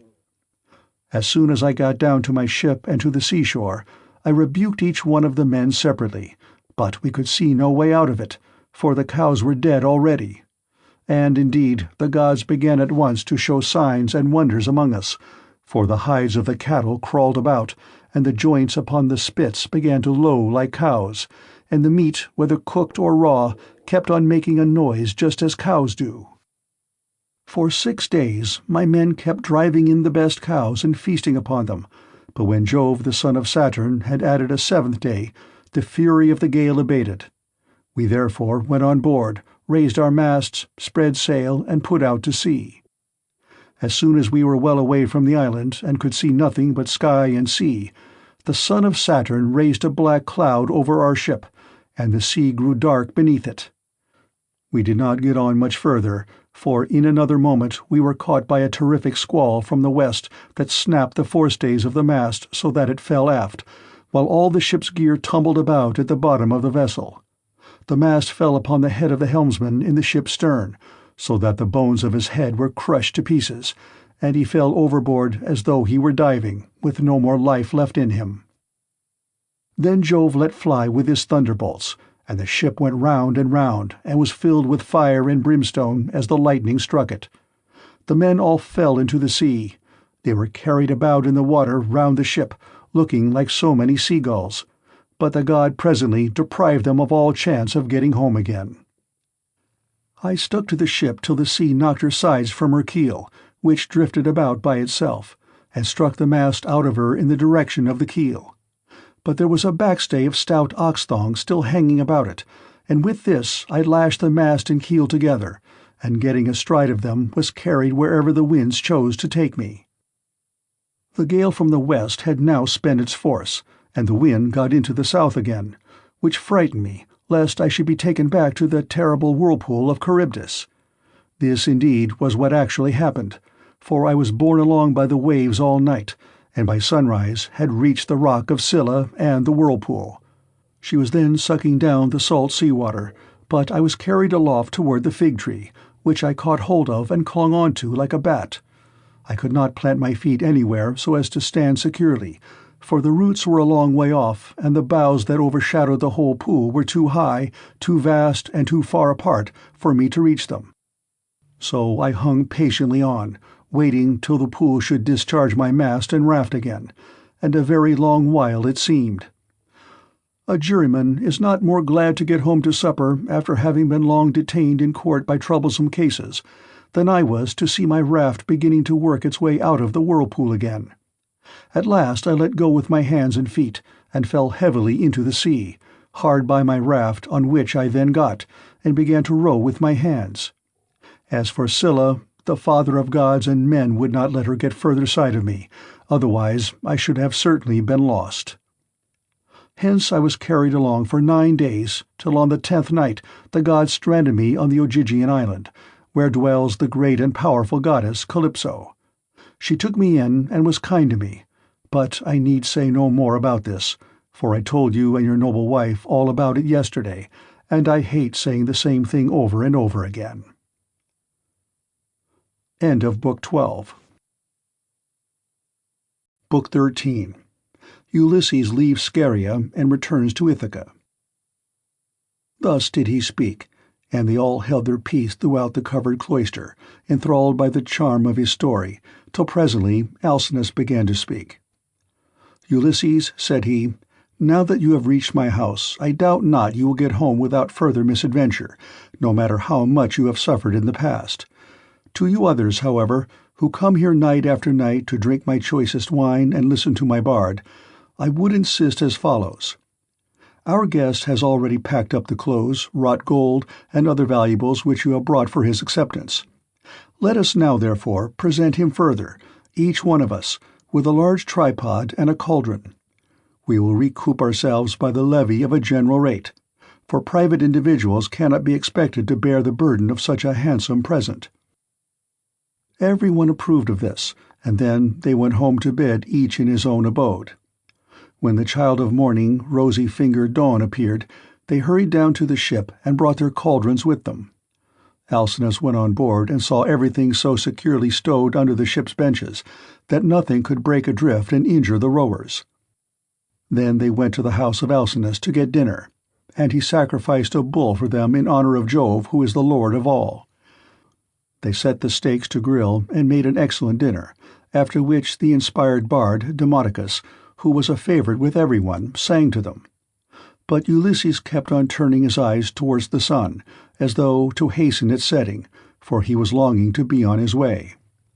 As one who has been all day ploughing a fallow field with a couple of oxen keeps thinking about his supper and is glad when night comes that he may go and get it, for it is all his legs can do to carry him, even so did Ulysses rejoice when the sun went down, and he at once went to the Phaeacians, addressing himself more particularly to King Alcinous. "Sir, and all of you, farewell. Make your drink offerings and send me on my way rejoicing, for you have fulfilled my heart's desire by giving me an escort and making me presents, which heaven grant that I may turn to good account. May I find my admirable wife living in peace among friends, and may you whom I leave behind me give satisfaction to your wives and children.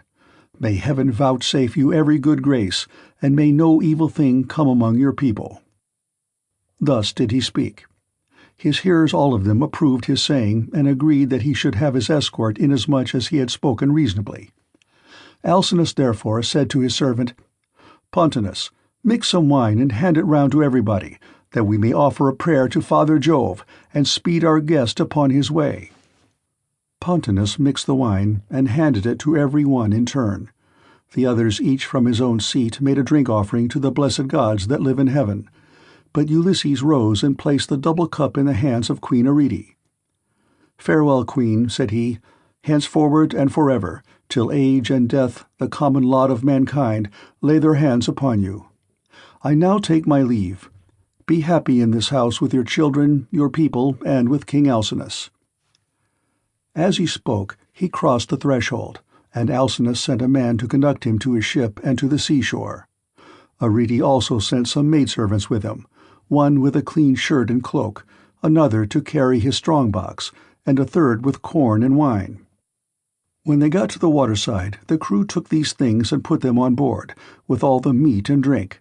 But for Ulysses they spread a rug and a linen sheet on deck that he might sleep soundly in the stern of the ship. Then he too went on board and lay down without a word, but the crew took every man his place and loosed the hawser from the pierced stone to which it had been bound.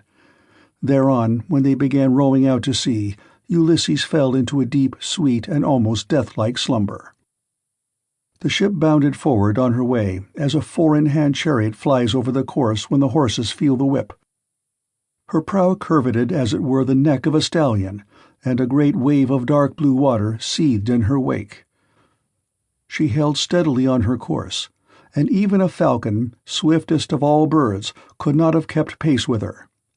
Thus, then, she cut her way through the water, carrying one who was as cunning as the gods, but who was now sleeping peacefully, forgetful of all that he had suffered both on the field of battle and by the waves of the weary sea. When the bright star that heralds the approach of dawn began to show, the ship drew near to land.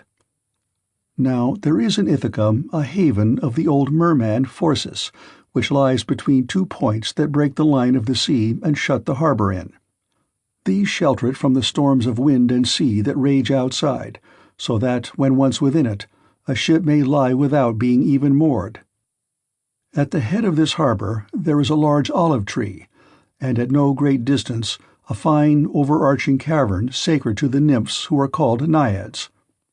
There are mixing bowls within it and wine jars of stone, and the bees hive there. Moreover, there are great looms of stone on which the nymphs weave their robes of sea purple, very curious to see, and at all times there is water within it. It has 2 entrances, one facing north by which mortals can go down into the cave, while the other comes from the south and is more mysterious. Mortals cannot possibly get in by it. It is the way taken by the gods. Into this harbor, then, they took their ship, for they knew the place. She had so much way upon her that she ran half her own length onto the shore. When, however, they had landed, the first thing they did was to lift Ulysses with his rug and linen sheet out of the ship, and lay him down upon the sand, still fast asleep. Then they took out the presents which Minerva had persuaded the Phaeacians to give him when he was setting out on his voyage homewards. They put these all together by the root of the olive tree, away from the road, for fear some passer-by might come and steal them before Ulysses awoke. And then they made the best of their way home again. But Neptune did not forget the threats with which he had already threatened Ulysses, so he took counsel with Jove. "Father Jove," said he, "I shall no longer be held in any sort of respect among you gods, if mortals like the Phaeacians, who are my own flesh and blood, show such small regard for me." I said I would let Ulysses get home when he had suffered sufficiently. I did not say that he should never get home at all, for I knew you had already nodded your head about it, and promised that he should do so. But now they have brought him in a ship fast asleep, and have landed him in Ithaca after loading him with more magnificent presents of bronze, gold, and raiment than he would ever have brought back from Troy, if he had had his share of the spoil and got home without misadventure. And Jove answered, "What, O Lord of the earthquake, are you talking about? The gods are by no means wanting in respect of you. It would be monstrous were they to insult one so old and honored as you are. As regards mortals, however, if any of them is indulging in insolence and treating you disrespectfully, it will always rest with yourself to deal with him as you may think proper, so do just as you please." "I should have done so at once," replied Neptune, "if I were not anxious to avoid anything that might displease you. Now, therefore, I should like to wreck the Phaeacian ship as it is returning from its escort. This will stop them from escorting people in future, and I should also like to bury their city under a huge mountain." "My good friend," answered Jove, "I should recommend you, at the very moment when the people from the city are watching the ship on her way, to turn it into a rock near the land and looking like a ship. This will astonish everybody, and you can then bury their city under the mountain." When earth-encircling Neptune heard this, he went to Scheria, where the Phaeacians live, and stayed there till the ship, which was making rapid way, had got close in. Then he went up to it, turned it into stone, and drove it down with the flat of his hand so as to root it in the ground. After this he went away. The Phaeacians then began talking among themselves, and one would turn towards his neighbor, saying, "Bless my heart! Who is it that can have rooted the ship in the sea just as she was getting into port? We could see the whole of her only a moment ago."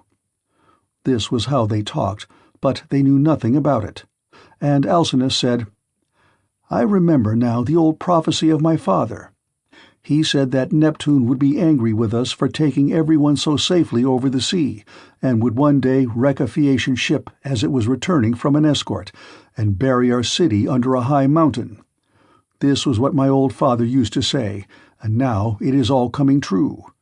Now, therefore, let us all do as I say. In the first place, we must leave off giving people escorts when they come here, and in the next let us sacrifice 12 picked bulls to Neptune, that he may have mercy upon us, and not bury our city under the high mountain." When the people heard this, they were afraid and got ready the bulls. Thus did the chiefs and rulers of the Phaeacians pray to King Neptune, standing round his altar. And at the same time Ulysses woke up once more upon his own soil. He had been so long away that he did not know it again. Moreover, Jove's daughter Minerva had made it a foggy day, so that people might not know of his coming home, and that she might tell him everything without either his wife or his fellow citizens and friends recognizing him, until he had taken his revenge upon the wicked suitors. Everything, therefore, seemed quite different to him. The long straight tracks, the harbors, the precipices, and the goodly trees appeared all changed as he started up and looked upon his native land. So he smote his thighs with the flat of his hands and cried aloud despairingly, "Alas!" he exclaimed, "among what manner of people am I fallen? Are they savage and uncivilized, or hospitable and humane? Where shall I put all this treasure, and which way shall I go? I wish I had stayed over there with the Phaeacians, or I could have gone to some other great chief who would have been good to me and given me an escort.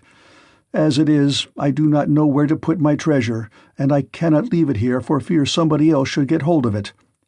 In good truth, the chiefs and rulers of the Phaeacians have not been dealing fairly by me, and have left me in the wrong country. They said they would take me back to Ithaca, and they have not done so.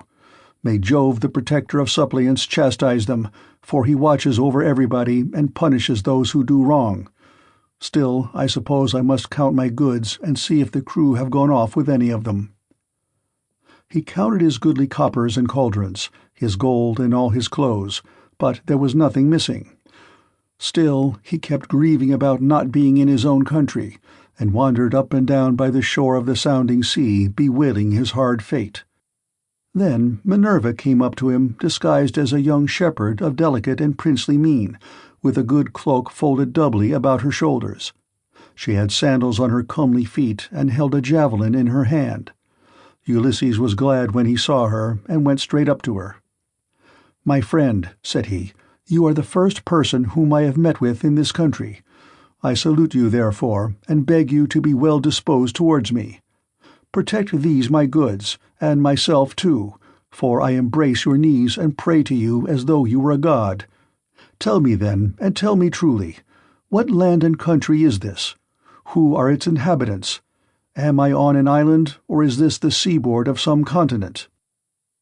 Minerva answered, "Stranger, you must be very simple, or must have come from somewhere a long way off, not to know what country this is. It is a very celebrated place, and everybody knows it east and west. It is rugged and not a good driving country, but it is by no means a bad island for what there is of it. It grows any quantity of corn and also wine, for it is watered both by rain and dew. It breeds cattle also and goats. All kinds of timber grow here, and there are watering places where the water never runs dry. So, sir, the name of Ithaca is known even as far as Troy, which I understand to be a long way off from this Achaean country." Ulysses was glad at finding himself, as Minerva told him, in his own country, and he began to answer, but he did not speak the truth, and made up a lying story in the instinctive wiliness of his heart. "I heard of Ithaca," said he, "when I was in Crete beyond the seas, and now it seems I have reached it with all these treasures.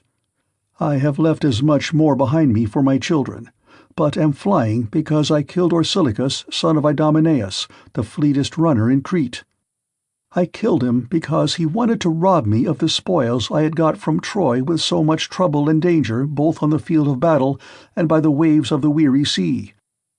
He said I had not served his father loyally at Troy as vassal, but had set myself up as an independent ruler. So I lay in wait for him with one of my followers by the roadside, and speared him as he was coming into town from the country. It was a very dark night, and nobody saw us. It was not known, therefore, that I had killed him. But as soon as I had done so, I went to a ship and besought the owners, who were Phoenicians, to take me on board and set me in Pylos or in Elis, where the Epeans rule, giving them as much spoil as satisfied them. They meant no guile, but the wind drove them off their course, and we sailed on till we came hither by night. It was all we could do to get inside the harbour, and none of us said a word about supper, though we wanted it badly, but we all went on shore and lay down just as we were. I was very tired and fell asleep directly, so they took my goods out of the ship and placed them beside me where I was lying upon the sand. Then they sailed away to Cydonia, and I was left here in great distress of mind." Such was his story, but Minerva smiled and caressed him with her hand. Then she took the form of a woman, fair, stately, and wise. "He must be indeed a shifty lying fellow," said she, "who could surpass you in all manner of craft, even though you had a god for your antagonist. Daredevil that you are, full of guile, unwearying in deceit, can you not drop your tricks and your instinctive falsehood, even now that you are in your own country again? We will say no more, however, about this, for we can both of us deceive upon occasion. You are the most accomplished counselor and orator among all mankind, while I, for diplomacy and subtlety, have no equal among the gods. Did you not know Jove's daughter, Minerva, me, who have been ever with you, who kept watch over you in all your troubles, and who made the Phaeacians take so great a liking to you? And now again I am come here to talk things over with you, and help you to hide the treasure I made the Phaeacians give you. I want to tell you about the troubles that await you in your own house. You have got to face them, but tell no one, neither man nor woman, that you have come home again. Bear everything, and put up with every man's insolence without a word." And Ulysses answered, "A man, goddess, may know a great deal, but you are so constantly changing your appearance that when he meets you it is a hard matter for him to know whether it is you or not. This much, however, I know exceedingly well. You were very kind to me as long as we Achaeans were fighting before Troy. But from the day in which we went on board ship after having sacked the city of Priam, and heaven dispersed us, from that day, Minerva, I saw no more of you, and cannot ever remember your coming to my ship to help me in a difficulty. I had to wander on sick and sorry till the gods delivered me from evil, and I reached the city of the Phaeacians, where you encouraged me and took me into the town. And now, I beseech you in your father's name, tell me the truth, for I do not believe I am really back in Ithaca. I am in some other country, and you are mocking me and deceiving me in all you have been saying. Tell me then truly, have I really got back to my own country?" "You are always taking something of that sort in your head," replied Minerva, "and that is why I cannot desert you in your afflictions. You are so plausible, shrewd, and shifty. Anyone but yourself, on returning from so long a voyage, would at once have gone home to see his wife and children. But you do not seem to care about asking after them or hearing any news about them, till you have exploited your wife, who remains at home vainly grieving for you, and having no peace night or day for the tears she sheds on your behalf. As for my not coming near you, I was never uneasy about you, for I was certain you would get back safely, though you would lose all your men, and I did not wish to quarrel with my uncle Neptune, who never forgave you for having blinded his son. I will now, however, point out to you the lie of the land, and you will then perhaps believe me. This is the haven of the old merman Phorcys, and here is the olive tree that grows at the head of it. Near it is the cave sacred to the Naiads. Here, too, is the overarching cavern in which you have offered many an acceptable hecatomb to the nymphs, and this is the wooded mountain Neritum." As she spoke, the goddess dispersed the mist, and the land appeared. Then Ulysses rejoiced at finding himself again in his own land, and kissed the bounteous soil. He lifted up his hands and prayed to the nymphs, saying, "Naiad nymphs, daughters of Jove, I made sure that I was never again to see you. Now, therefore, I greet you with all loving salutations, and I will bring you offerings as in the old days, if Jove's redoubtable daughter will grant me life and bring my son to manhood." "Take heart and do not trouble yourself about that," rejoined Minerva. "Let us rather set about stowing your things at once in the cave, where they will be quite safe. Let us see how we can best manage it all." Therewith she went down into the cave to look for the safest hiding-places, while Ulysses brought up all the treasure of gold, bronze, and good clothing which the Phaeacians had given him. They stowed everything carefully away, and Minerva set a stone against the door of the cave. Then the two sat down by the root of the great olive, and consulted how to compass the destruction of the wicked suitors. "Ulysses," said Minerva, "noble son of Laertes, Think how you can lay hands on these disreputable people who have been lording it in your house these 3 years, courting your wife and making wedding presents to her, while she does nothing but lament your absence, giving hope and sending encouraging messages to every one of them, but meaning the very opposite of all she says." And Ulysses answered, "In good truth, goddess, it seems I should have come to much the same bad end in my own house as Agamemnon did, if you had not given me such timely information. Advise me how I shall best avenge myself. Stand by my side, and put your courage into my heart, as on the day when we loosed Troy's fair diadem from her brow. Help me now as you did then, and I will fight 300 men if you, goddess, will be with me." "Trust me for that," said she. "I will not lose sight of you when once we set about it, and I imagine that some of those who are devouring your substance will then bespatter the pavement with their blood and brains. I will begin by disguising you so that no human being shall know you. I will cover your body with wrinkles. You shall lose all your yellow hair. I will clothe you in a garment that shall fill all who see it with loathing. I will blear your fine eyes for you, and make you an unseemly object in the sight of the suitors, of your wife and of the son whom you left behind you. Then go at once to the swineherd who is in charge of your pigs. He has been always well affected towards you, and is devoted to Penelope and your son. You will find him feeding his pigs near the rock that is called Raven, by the fountain Erethusa, where they are fattening on beech mast and spring water after their manner. Stay with them and find out how things are going, while I proceed to Sparta and see your son, who is with Menelaus at LACEDAEMON, where he has gone to try and find out whether you are still alive." "But why," said Ulysses, "did you not tell him, for you knew all about it? Did you want him to go sailing about amid all kinds of hardship while others are eating up his estate?" Minerva answered, "Never mind about him. I sent him that he might be well spoken of for having gone. He is in no sort of difficulty, but is staying quite comfortably with Menelaus, and is surrounded with abundance of every kind. The suitors have put out to sea and are lying in wait for him, for they mean to kill him before he can get home. I do not much think they will succeed, but rather that some of those who are now eating up your estate will first find a grave themselves." As she spoke, Minerva touched him with her wand and covered him with wrinkles, took away all his yellow hair, and withered the flesh over his whole body. She bleared his eyes, which were naturally very fine ones. She changed his clothes and threw an old rag of a wrap about him, and a tunic, tattered, filthy, and begrimed with smoke. She also gave him an undressed deerskin as an outer garment, and furnished him with a staff and a wallet all in holes, with a twisted thong for him to sling it over his shoulder. When the pair had thus laid their plans they parted, and the goddess went straight to Lacedaemon to fetch Telemachus. End of Book 13. Book 14. Ulysses in the hut with EUMAEUS.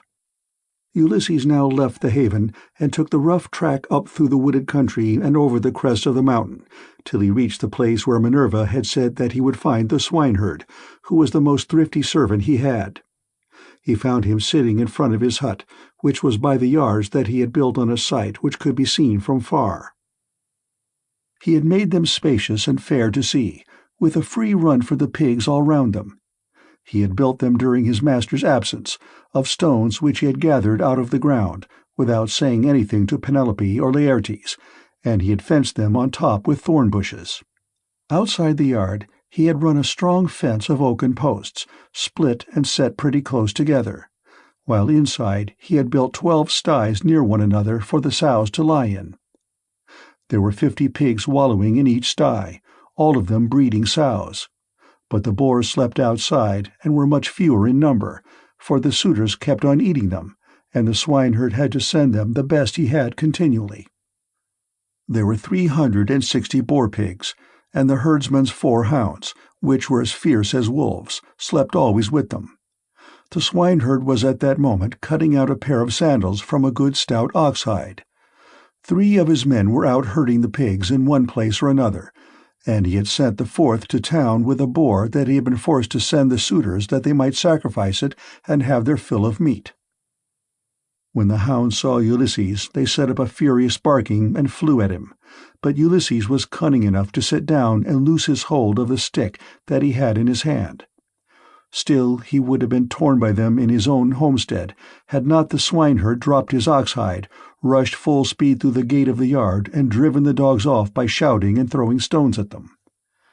Then he said to Ulysses, "Old man, the dogs were likely to have made short work of you, and then you would have got me into trouble. The gods have given me quite enough worries without that, for I have lost the best of masters, and am in continual grief on his account. I have to attend swine for other people to eat, while he, if he yet lives to see the light of day, is starving in some distant land. But come inside, and when you have had your fill of bread and wine, tell me where you come from and all about your misfortunes." On this the swineherd led the way into the hut and bade him sit down. He strewed a good thick bed of rushes upon the floor, and on top of this he threw a shaggy chamois skin, a great thick one, on which he used to sleep by night. Ulysses was pleased at being made thus welcome, and said, "May Jove, sir, and the rest of the gods grant you your heart's desire in return for the kind way in which you have received me." To this you answered, O swineherd Eumaeus, "Stranger, though a still poorer man should come here, it would not be right for me to insult him, for all strangers and beggars are from Jove.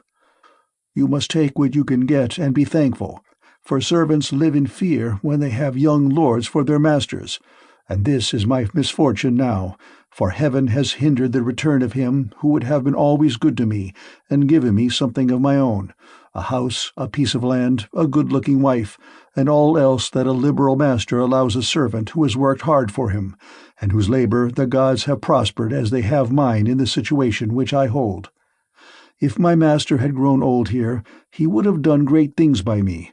But he is gone, and I wish that Helen's whole race were utterly destroyed, for she has been the death of many a good man. It was this matter that took my master to Ilios, the land of noble steeds, to fight the Trojans in the cause of King Agamemnon." As he spoke, he bound his girdle round him and went to the sties where the young sucking pigs were penned. He picked out 2 which he brought back with him and sacrificed. He singed them, cut them up, and spitted them. When the meat was cooked, he brought it all in and set it before Ulysses, hot and still on the spit, whereon Ulysses sprinkled it over with white barley meal. The swineherd then mixed wine in a bowl of ivy wood, and taking a seat opposite Ulysses, told him to begin. "Fall to, stranger," said he, "on a dish of servant's pork. The fat pigs have to go to the suitors, who eat them up without shame or scruple. But the blessed gods love not such shameful doings, and respect those who do what is lawful and right. Even the fierce freebooters who go raiding on other people's land, and Jove gives them their spoil, even they, when they have filled their ships and got home again, live conscience-stricken, and look fearfully for judgment. But some god seems to have told these people that Ulysses is dead and gone. They will not, therefore, go back to their own homes and make their offers of marriage in the usual way, but waste his estate by force, without fear or stint. Not a day or night comes out of heaven but they sacrifice not 1 victim, nor 2 only, and they take the run of his wine, for he was exceedingly rich. No other great man either in Ithaca or on the mainland is as rich as he was. He had as much as 20 men put together. I will tell you what he had. There are 12 herds of cattle upon the mainland, and as many flocks of sheep. There are also 12 droves of pigs, while his own men and hired strangers feed him 12 widely spreading herds of goats. Here in Ithaca he runs even large flocks of goats on the far end of the island, and they are in the charge of excellent goatherds. Each one of these sends the suitors the best goat in the flock every day. As for myself, I am in charge of the pigs that you see here, and I have to keep picking out the best I have and sending it to them." This was his story, but Ulysses went on eating and drinking ravenously without a word, brooding his revenge. When he had eaten enough and was satisfied, the swineherd took the bowl from him which he usually drank, filled it with wine, and gave it to Ulysses, who was pleased, and said as he took it in his hands, "My friend, Who was the master of yours that brought you and paid for you, so rich and so powerful as you tell me? You say he perished in the cause of King Agamemnon. Tell me who he was, in case I may have met with such a person. Jove and the other gods know, but I may be able to give you news of him, for I have travelled much." Eumaeus answered, "Old man, no traveller who comes here with news will get Ulysses' wife and son to believe his story. Nevertheless, tramps in want of a lodging keep coming with their mouths full of lies, and not a word of truth. Every one who finds his way to Ithaca goes to my mistress and tells her falsehoods, whereon she takes them in, makes much of them, and asks them all manner of questions, crying all the time as women will when they have lost their husbands. And you too, old man, for a shirt and a cloak would doubtless make up a very pretty story. But the wolves and birds of prey have long since torn Ulysses to pieces, or the fishes of the sea have eaten him, and his bones are lying buried deep in sand upon some foreign shore. He is dead and gone, and a bad business it is for all his friends, for me especially. Go where I may, I shall never find so good a master, not even if I were to go home to my mother and father, where I was bred and born. I do not so much care, however, about my parents now, though I should dearly like to see them again in my own country. It is the loss of Ulysses that grieves me most. I cannot speak of him without reverence, though he is here no longer, for he was very fond of me, and took such care of me that, wherever he may be, I shall always honor his memory." "My friend," replied Ulysses, "you are very positive, and very hard of belief about your master's coming home again. Nevertheless, I will not merely say, but will swear that he is coming. Do not give me anything for my news till he has actually come. You may then give me a shirt and cloak of good wear if you will. I am in great want, but I will not take anything at all till then. For I hate a man, even as I hate hellfire, who lets his poverty tempt him into lying. I swear by King Jove, by the rites of hospitality, and by that hearth of Ulysses to which I have now come, that all will surely happen as I have said it will. Ulysses will return in this self-same year. With the end of this moon and the beginning of the next, he will be here to do vengeance on all those who are ill-treating his wife and son." To this you answered, O swineherd Eumaeus, "Old man, you will neither get paid for bringing good news, nor will Ulysses ever come home. Drink your wine in peace, and let us talk about something else. Do not keep on reminding me of all this. It always pains me when anyone speaks about my honored master. As for your oath, we will let it alone, but I only wish he may come, as do Penelope, his old father Laertes, and his son Telemachus. I am terribly unhappy, too, about this same boy of his. He was running up fast into manhood, and bade fair to be no worse man, face and figure, than his father. But someone, either god or man, has been unsettling his mind, so he has gone off to Pylos to try and get news of his father. And the suitors are lying in wait of him as he is coming home, in the hope of leaving the house of Arceisius without a name in Ithaca. But let us say no more about him, and leave him to be taken, or else to escape if the son of Saturn holds his hand over him to protect him. And now, old man, tell me your own story. Tell me also, for I want to know, who you are and where you come from. Tell me of your town and parents, what manner of ship you came in, how crew brought you to Ithaca, and from what country they profess to come, for you cannot have come by land." And Ulysses answered, "I will tell you all about it. If there were meat and wine enough, and we could stay here in the hut with nothing to do but to eat and drink while the others go to their work, I could easily talk on for a whole 12 months without ever finishing the story of the sorrows with which it has pleased heaven to visit me. I am by birth a Cretan. My father was a well-to-do man, who had many sons born in marriage, whereas I was the son of a slave whom he had purchased for a concubine. Nevertheless, my father Castor, son of Hylax, whose lineage I claim, and who was held in the highest honor among the Cretans for his wealth, prosperity, and the valor of his sons, put me on the same level with my brothers who had been born in wedlock. When, however, death took him to the house of Hades, his sons divided his estate and cast lots for their shares, but to me they gave a holding and little else. Nevertheless, my valor enabled me to marry into a rich family, for I was not given to bragging or shirking on the field of battle. It is all over now. Still, if you look at the straw, you can see what the ear is, for I have had trouble enough and to spare.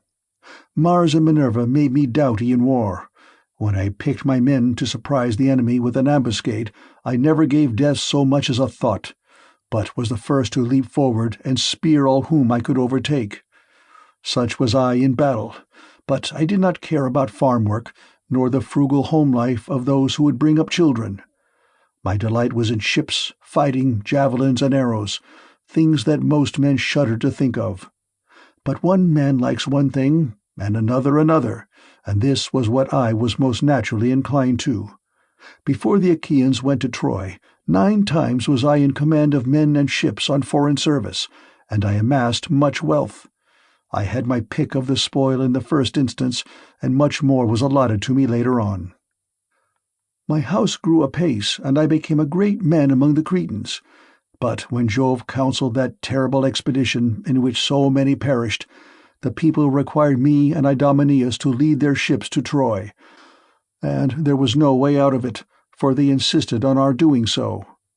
There we fought for 9 whole years, but in the 10th we sacked the city of Priam and sailed home again as heaven dispersed us. Then it was that Jove devised evil against me.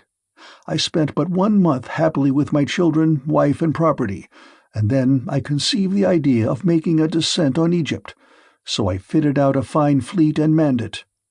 I had 9 ships, and the people flocked to fill them. For 6 days I and my men made feast, and I found them many victims both for sacrifice to the gods and for themselves. But on the 7th day we went on board and set sail from Crete with a fair north wind behind us, though we were going down a river. Nothing went ill with any of our ships, and we had no sickness on board, but sat where we were and let the ships go as the wind and steersman took them. On the 5th day we reached the river Aegyptus. There I stationed my ships in the river, bidding my men stay by them and keep guard over them while I sent out scouts to reconnoitre from every point of vantage. But the men disobeyed my orders, took to their own devices, and ravaged the land of the Egyptians, killing the men and taking their wives and children captive. The alarm was soon carried to the city, and when they heard the war cry, the people came out at daybreak till the plain was filled with horsemen and foot soldiers, and with the gleam of armor. Then Jove spread panic among my men, and they would no longer face the enemy, for they found themselves surrounded.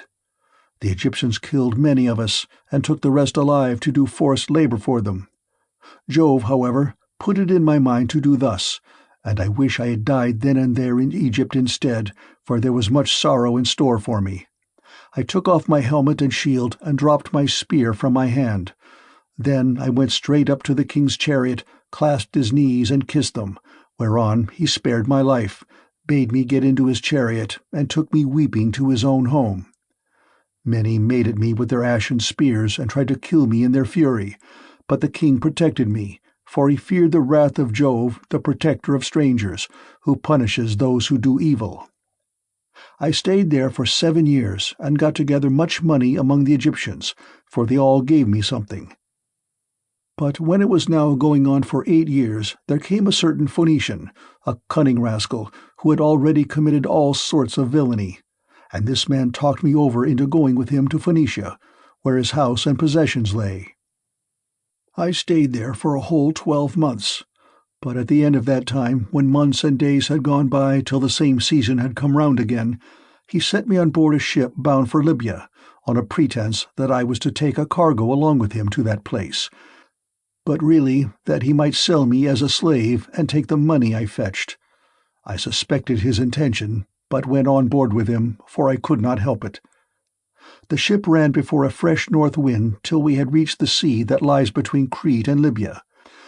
There, however, Jove counselled their destruction, for as soon as we were well out from Crete and could see nothing but sea and sky, he raised a black cloud over our ship, and the sea grew dark beneath it. Then Jove let fly with his thunderbolts, and the ship went round and was filled with fire and brimstone as the lightning struck it. The men fell all into the sea. They were carried about in the water round the ship looking like so many seagulls, but the god presently deprived them all chance of getting home again. I was all dismayed. Jove, however, sent the ship's mast within my reach, which saved my life, for I clung to it and drifted before the fury of the gale. 9 days did I drift, but in the darkness of the 10th night a great wave bore me on to the Thesprotian coast. There Phaedon, king of the Thesprotians, entertained me hospitably without charging me anything at all, for his son found me when I was nearly dead with cold and fatigue, whereon he raised me by the hand, took me to his father's house, and gave me clothes to wear. There it was that I heard news of Ulysses, for the king told me he had entertained him, and shown him much hospitality while he was on his homeward journey. He showed me also the treasure of gold and wrought iron that Ulysses had got together. There was enough to keep his family for 10 generations, so much had he left in the house of King Phaedon. But the king said Ulysses had gone to Dodona that he might learn Jove's mind from the god's high oak tree, and know whether after so long an absence he should return to Ithaca openly or in secret. Moreover, the king swore in my presence, making drink offerings in his own house as he did so, that the ship was by the waterside, and the crew found, that should take him to his own country.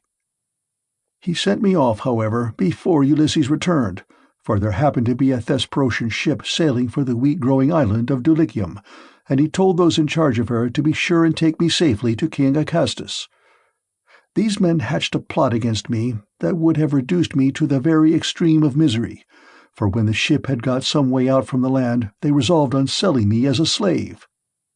They stripped me of the shirt and cloak that I was wearing, and gave me instead the tattered old clouts in which you now see me. Then, towards nightfall, they reached the tilled lands of Ithaca, and there they bound me with a strong rope fast in the ship, while they went on shore to get supper by the seaside. But the gods soon undid my bonds for me, and having drawn my rags over my head, I slid down the rudder into the sea, where I struck out and swam till I was well clear of them, and came ashore near a thick wood in which I lay concealed. They were very angry at my having escaped, and went searching about for me, till at last they thought it was no further use and went back to their ship. The gods, having hidden me thus easily, then took me to a good man's door, for it seems that I am not to die yet awhile. To this you answered, O swineherd Eumaeus, Poor unhappy stranger, I have found the story of your misfortunes extremely interesting, but that part about Ulysses is not right, and you will never get me to believe it. Why should a man like you go about telling lies in this way? I know all about the return of my master. The gods, one and all of them, detest him, or they would have taken him before Troy, or let him die with friends around him when the days of his fighting were done. For then the Achaeans would have built a mound over his ashes, and his son would have been heir to his renown, but now the storm winds have spirited him away, and we know not whither. As for me, I live out of the way here with the pigs, and never go to the town unless when Penelope sends for me on the arrival of some news about Ulysses. Then they all sit round and ask questions, both those who grieve over the king's absence and those who rejoice at it because they can eat up his property without paying for it. For my own part, I have never cared about asking anyone else since the time when I was taken in by an Aetolian who had killed a man and come a long way till at last he reached my station, and I was very kind to him. He said he had seen Ulysses with Idomeneus among the Cretans, refitting his ships which had been damaged in a gale. He said Ulysses would return in the following summer or autumn with his men, and that he would bring back much wealth. And now you unfortunate old man, since fate has brought you to my door, do not try to flatter me in this way with vain hopes. It is not for any such reason that I shall treat you kindly, but only out of respect for Jove, the god of hospitality, as fearing him and pitying you." Ulysses answered, "I see that you are of an unbelieving mind. I have given you my oath, and yet you will not credit me. Let us then make a bargain, and call all the gods in heaven to witness it. If your master comes home, give me the cloak and shirt of good wear, and send me to Dulichium, where I want to go. But if he does not come as I say he will, set your men on to me, and tell them to throw me from yonder precipice, as a warning to tramps not to go about the country telling lies." "And a pretty figure I should cut then," replied Eumaeus, "both now and hereafter, if I were to kill you after receiving you into my hut and showing you hospitality. I should have to say my prayers in good earnest if I did. But it is supper time, and I hope my men will come in directly, that we may cook something savory for supper."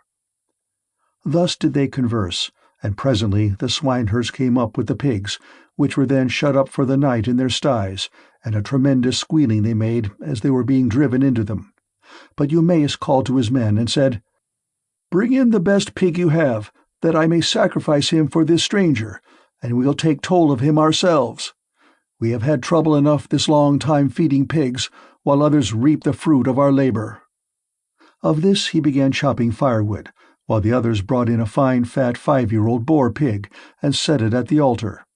Eumaeus did not forget the gods, for he was a man of good principles, so the first thing he did was to cut bristles from the pig's face and throw them into the fire, praying to all the gods as he did so that Ulysses might return home again. Then he clubbed the pig with a billet of oak which he had kept back when he was chopping the firewood, and stunned it, while the others slaughtered and singed it. Then they cut it up, and Eumaeus began by putting raw pieces from each joint onto some of the fat. These he sprinkled with barley meal and laid upon the embers. They cut the rest of the meat up small, put the pieces upon the spits, and roasted them till they were done. When they had taken them off the spits, they threw them onto the dresser in a heap.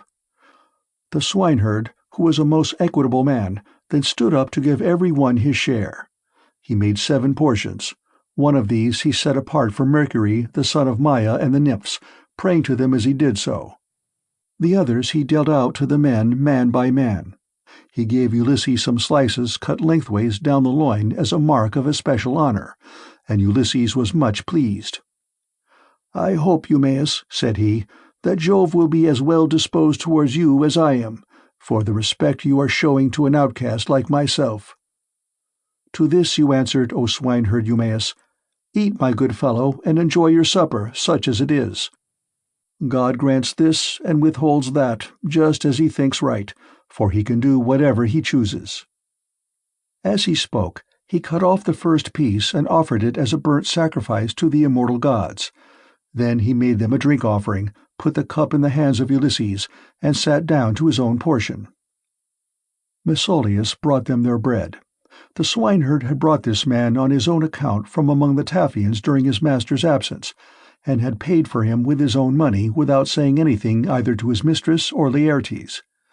Then they laid their hands upon the good things that were before them, and when they had had enough to eat and drink, Mesaulius took away what was left of the bread, and they all went to bed after having made a hearty supper. Now the night came on stormy and very dark, for there was no moon.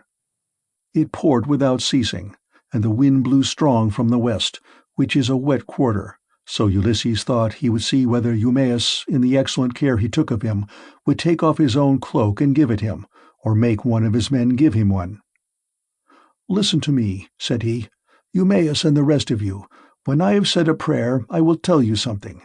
It is the wine that makes me talk in this way. Wine will make even a wise man fall to singing. It will make him chuckle and dance and say many a word that he had better leave unspoken. Still, as I have begun, I will go on.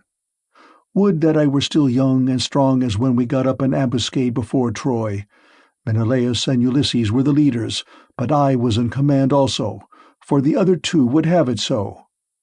When we had come up to the wall of the city, we crouched down beneath our armor and lay there under cover of the reeds and thick brushwood that grew about the swamp. It came on to freeze with a north wind blowing.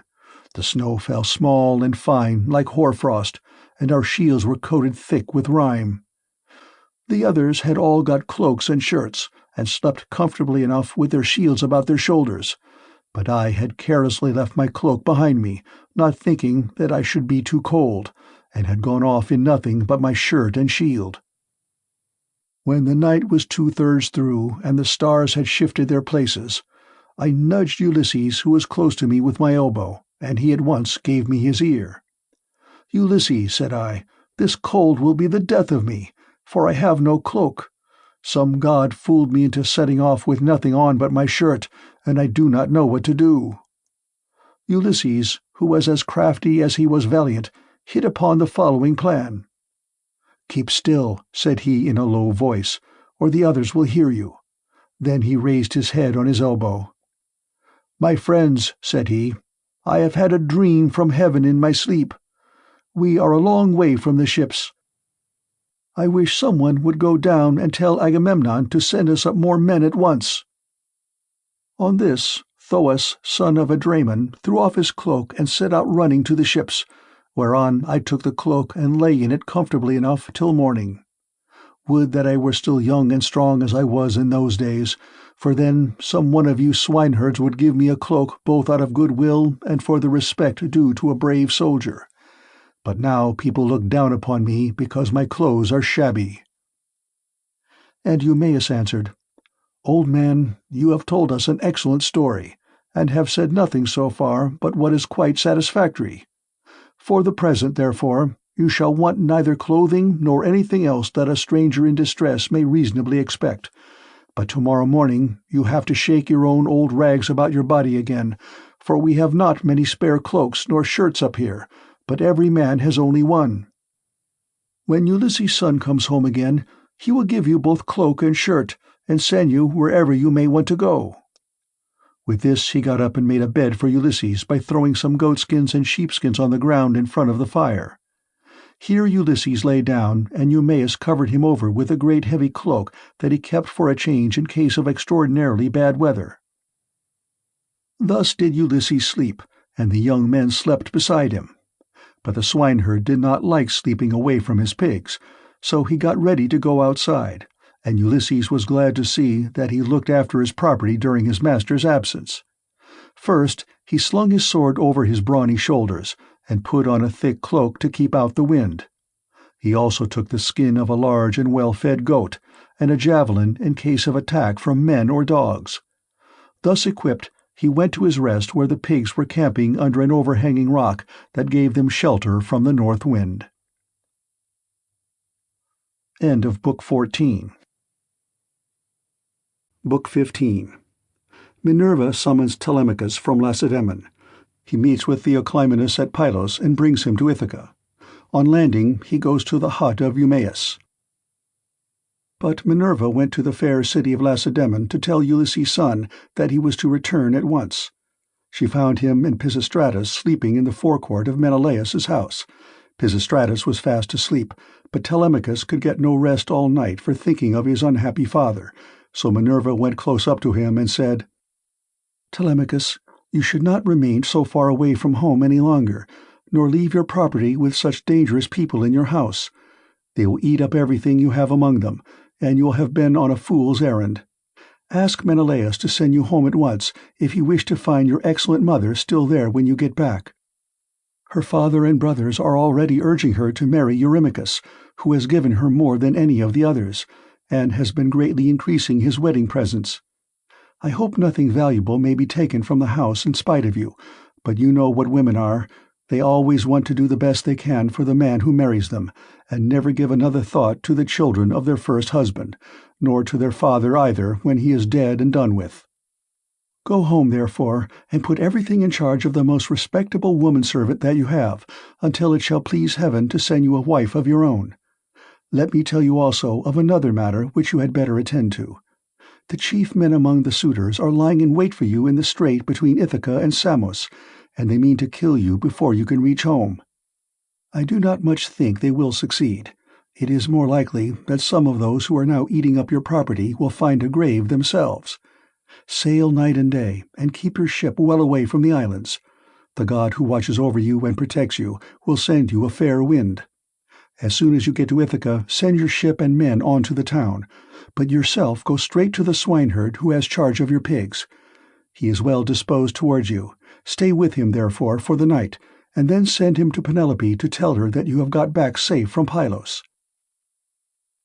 Then she went back to Olympus, but Telemachus stirred Pisistratus with his heel to rouse him, and said, "Wake up, Pisistratus, and yoke the horses to the chariot, for we must set off home." But Pisistratus said, "No matter what hurry we are in, we cannot drive in the dark. It will be morning soon. Wait till Menelaus has brought his presents and put them in the chariot for us, and then let him say good-bye to us in the usual way.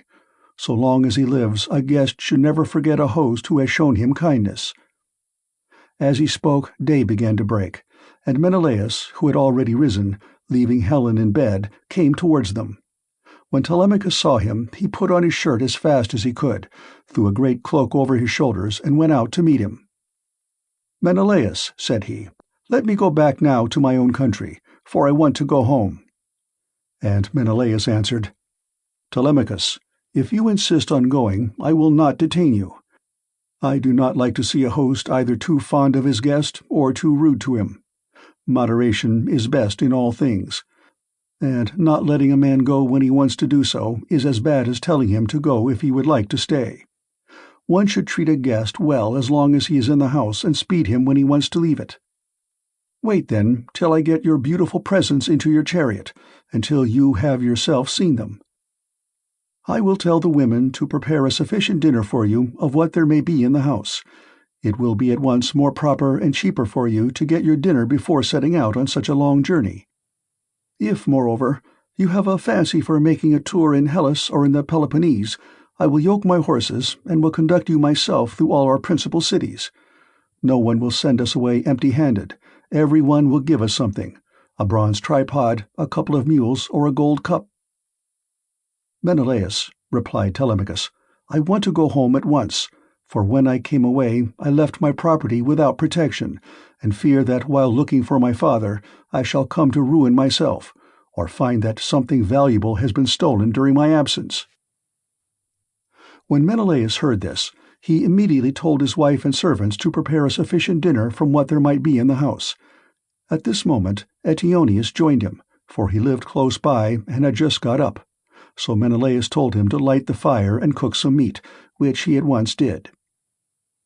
Then Menelaus went down into his fragrant storeroom, not alone, but Helen went too, with Megapenthes. When he reached the place where the treasures of his house were kept, he selected a double cup, and told his son Megapenthes to bring also a silver mixing bowl. Meanwhile, Helen went to the chest where she kept the lovely dresses which she had made with her own hands, and took out one that was largest and most beautifully enriched with embroidery. It glittered like a star, and lay at the very bottom of the chest. Then they all came back through the house again till they got to Telemachus, and Menelaus said, "Telemachus, may Jove, the mighty husband of Juno, bring you safely home according to your desire. I will now present you with the finest and most precious piece of plate in all my house. It is a mixing bowl of pure silver, except the rim, which is inlaid with gold, and is the work of Vulcan. Phaedimus, king of the Sidonians, made me a present of it in the course of a visit that I paid him while I was on my return home. I should like to give it to you." With these words he placed the double cup in the hands of Telemachus, while Megapenthes brought the beautiful mixing bowl and set it before him. Hard by stood lovely Helen with the robe ready in her hand. "I too, my son," said she, "have something for you as a keepsake from the hand of Helen. It is for your bride to wear upon her wedding day. Till then, get your dear mother to keep it for you. Thus may you go back rejoicing to your own country and to your home." So saying, she gave the robe over to him, and he received it gladly. Then Pisistratus put the presents into the chariot, and admired them all as he did so.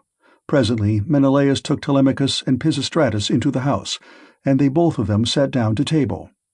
A maidservant brought them water in a beautiful golden ewer, and poured it into a silver basin for them to wash their hands, and she drew a clean table beside them. An upper servant brought them bread and offered them many good things of what there was in the house. Eteoneus carved the meat and gave them each their portions, while Megapenthes poured out the wine. Then they laid their hands upon the good things that were before them. But as soon as they had had enough to eat and drink, Telemachus and Pisistratus yoked the horses, and took their places in the chariot. They drove out through the inner gateway and under the echoing gatehouse of the outer court, And Menelaus came after them with a golden goblet of wine in his right hand, that they might make a drink offering before they set out. He stood in front of the horses and pledged them, saying, "Farewell to both of you. See that you tell Nestor how I have treated you, for he was as kind to me as any father could be while we Achaeans were fighting before Troy." "We will be sure, sir," answered Telemachus, "to tell him everything as soon as we see him. I wish I were as certain of finding Ulysses returned when I get back to Ithaca, that I might tell him of the very great kindness you have shown me, and of the many beautiful presents I am taking with me." As he was thus speaking, a bird flew on his right hand, an eagle with a great white goose in its talons which it had carried off from the farmyard. And all the men and women were running after it and shouting. It came quite close up to them and flew away on their right hands in front of the horses. When they saw it, they were glad, and their hearts took comfort with them, whereon Pisistratus said, "Tell me, Menelaus, has heaven sent this omen for us or for you?" Menelaus was thinking what would be the most proper answer for him to make, but Helen was too quick for him and said, "I will read this matter as heaven has put it in my heart, and as I doubt not that it will come to pass. The eagle came from the mountain where it was bred, and has its nest, and in like manner Ulysses, after having travelled far and suffered much, will return to take his revenge, if indeed he is not back already and hatching mischief for the suitors." "May Jove so grant it," replied Telemachus. "If it should prove to be so, I will make vows to you as though you were a god, even when I am at home." As he spoke, he lashed his horses, and they started off at full speed through the town towards the open country. They swayed the yoke upon their necks and travelled the whole day long, till the sun set and darkness was over the land. Then they reached Pheræ, where Diocles lived, who was son of Ortilochus, the son of Alpheus. There they passed the night and were treated hospitably. When the child of morning, rosy-fingered Dawn, appeared, they again yoked their horses and their places in the chariot. They drove out through the inner gateway and under the echoing gatehouse of the outer court. Then Pisistratus lashed his horses on, and they flew forward nothing loath. Ere long they came to Pylos, and then Telemachus said, "Pisistratus, I hope you will promise to do what I am going to ask you.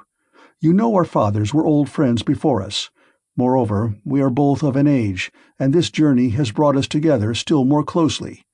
Do not, therefore, take me past my ship, but leave me there, for if I go to your father's house, he will try to keep me in the warmth of his good will towards me, and I must go home at once."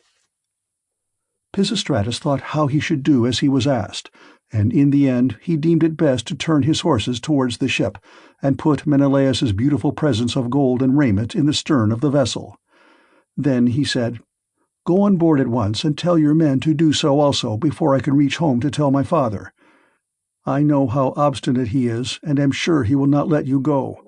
He will come down here to fetch you, and he will not go back without you, but he will be very angry." With this he drove his goodly steeds back to the city of the Pylians, and soon reached his home, but Telemachus called the men together and gave his orders.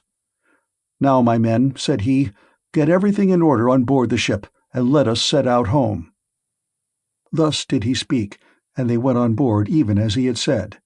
But as Telemachus was thus busied, praying also and sacrificing to Minerva in the ship's stern, there came to him a man from a distant country, a seer, who was flying from Argos because he had killed a man. He was descended from MELANTHIUS, who used to live in Pylos, the land of sheep. He was rich and owned a great house, but he was driven into exile by the great and powerful King Neleus.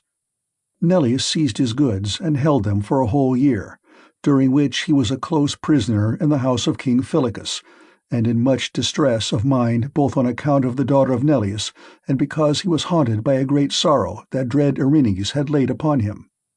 In the end, however, he escaped with his life, drove the cattle from Phylace to Pylos, avenged the wrong that had been done him, and gave the daughter of Neleus to his brother. Then he left the country and went to Argos, where it was ordained that he should reign over much people.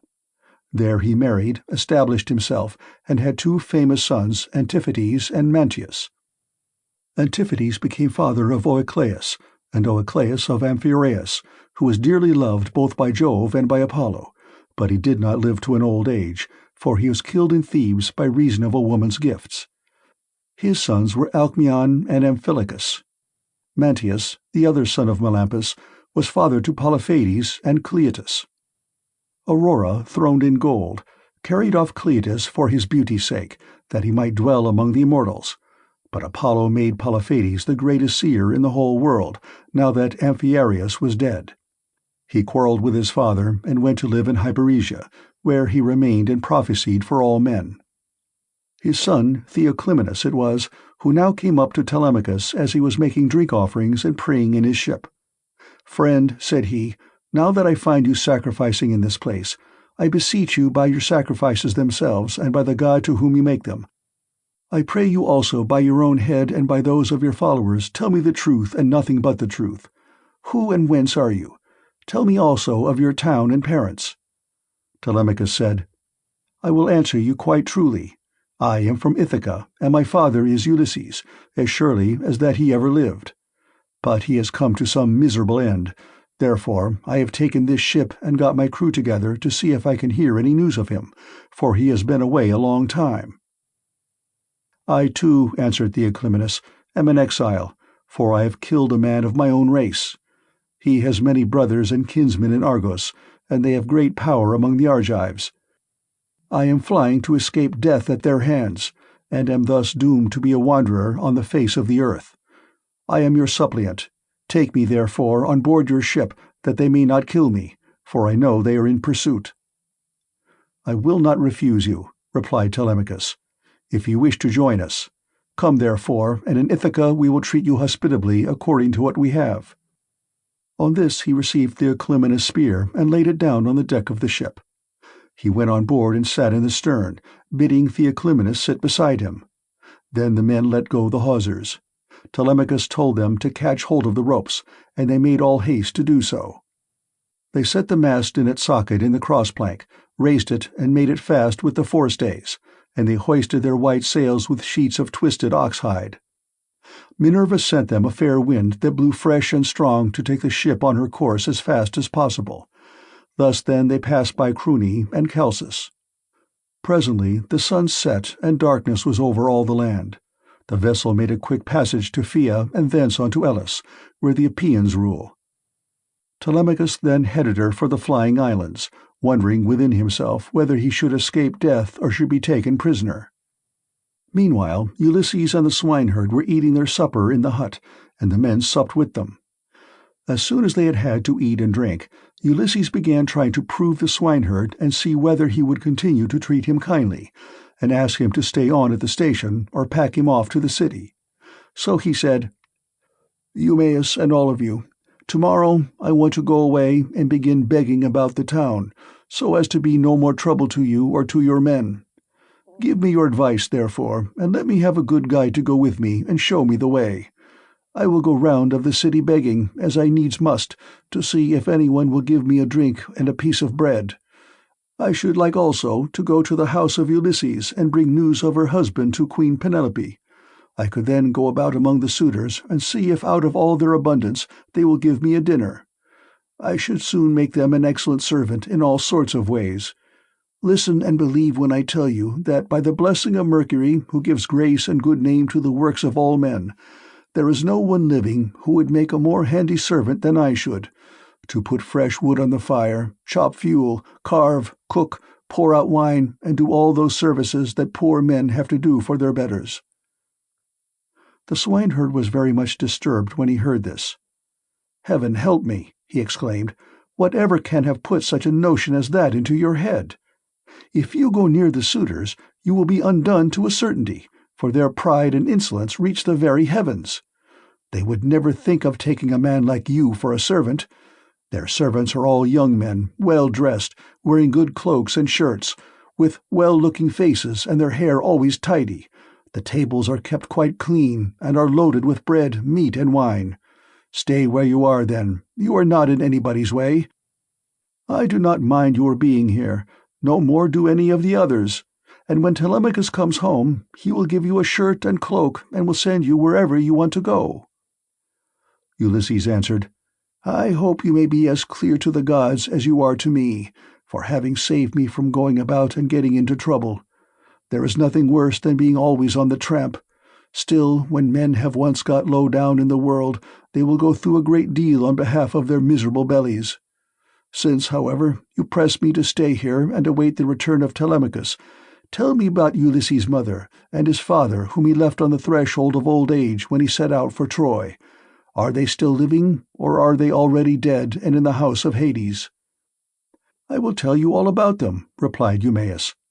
"Laertes is still living and prays heaven to let him depart peacefully in his own house, for he is terribly distressed about the absence of his son, and also about the death of his wife, which grieved him greatly and aged him more than anything else did. She came to an unhappy end through sorrow for her son. May no friend or neighbor who has dealt kindly by me come to such an end as she did. As long as she was still living, though she was always grieving, I used to like seeing her and asking her how she did, for she brought me up along with her daughter Timony, the youngest of her children. We were boy and girl together, and she made little difference between us. When, however, we both grew up, they sent Timony to Same and received a splendid dowry for her. As for me, my mistress gave me a good shirt and cloak with a pair of sandals for my feet, and sent me off into the country, but she was just as fond of me as ever. This is all over now. Still, it has pleased heaven to prosper my work in the situation which I now hold. I have enough to eat and drink, and can find something for any respectable stranger that comes here. But there is no getting a kind word or deed out of my mistress, for the house has fallen into the hands of wicked people. Servants want sometimes to see their mistress and have a talk with her. They like to have something to eat and drink at the house, and something, too, to take back with them into the country. This is what will keep servants in a good humor." Ulysses answered, "Then you must have been a very little fellow, Eumaeus, when you were taken so far away from your home and parents. Tell me, and tell me true, was the city in which your father and mother lived sacked and pillaged, or did some enemies carry you off when you were alone tending sheep or cattle, ship you off here, and sell you for whatever your master gave them?" "Stranger," replied Eumaeus, "as regards your question, sit still, make yourself comfortable, drink your wine, and listen to me. The nights are now at their longest. There is plenty of time both for sleeping and sitting up talking together. You ought not to go to bed till bedtime. Too much sleep is as bad as too little. If any one of the others wishes to go to bed, let him leave us and do so. He can then take my master's pigs out when he has done breakfast in the morning. We two will sit here eating and drinking in the hut, and telling one another stories about our misfortunes. For when a man has suffered much, and been buffeted about in the world, he takes pleasure in recalling the memory of sorrows that have gone by. As regards your question, then, my tale is as follows.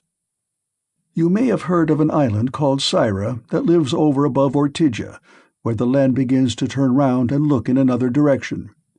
It is not very thickly peopled, but the soil is good, with much pasture fit for cattle and sheep, and it abounds with wine and wheat. Dearth never comes there, nor are the people plagued by any sickness. But when they grow old, Apollo comes with Diana and kills them with his painless shafts. It contains 2 communities, and the whole country is divided between these 2. My father Theseus, son of Ormenus, a man comparable to the gods, reigned over both. Now to this place there came some cunning traders from Phoenicia, for the Phoenicians are great mariners, in a ship which they had freighted with gewgaws of all kinds. There happened to be a Phoenician woman in my father's house, very tall and comely, and an excellent servant. These scoundrels got hold of her one day when she was washing near their ship, seduced her, and cajoled her in ways that no woman can resist, no matter how good she may be by nature. The man who had seduced her asked her who she was and where she came from, and on this she told him her father's name. "I come from Sidon," said she, "and am daughter to Erebus, a man rolling in wealth. One day, as I was coming into the town from the country, some Taphian pirates seized me and took me here over the sea, where they sold me to the man who owns this house, and he gave them their price for me." The man who had seduced her then said, "Would you like to come along with us to see the house of your parents and your parents themselves? They are both alive and are said to be well off." "I will do so gladly," answered she, "if you men will first swear me a solemn oath that you will do me no harm by the way." They all swore as she told them, and when they had completed their oath, the woman said, "Hush, and if any of your men meets me in the street or at the well, do not let him speak to me, for fear someone should go and tell my master, in which case he would suspect something. He would put me in prison, and would have all of you murdered. Keep your own counsel, therefore. Buy your merchandise as fast as you can, and send me word when you have done loading. I will bring as much gold as I can lay my hands on, and there is something else also that I can do towards paying my fare. I am nurse to the son of the good man of the house, a funny little fellow just able to run about. I will carry him off in your ship, and you will get a great deal of money for him if you take him and sell him in foreign parts." On this she went back to the house.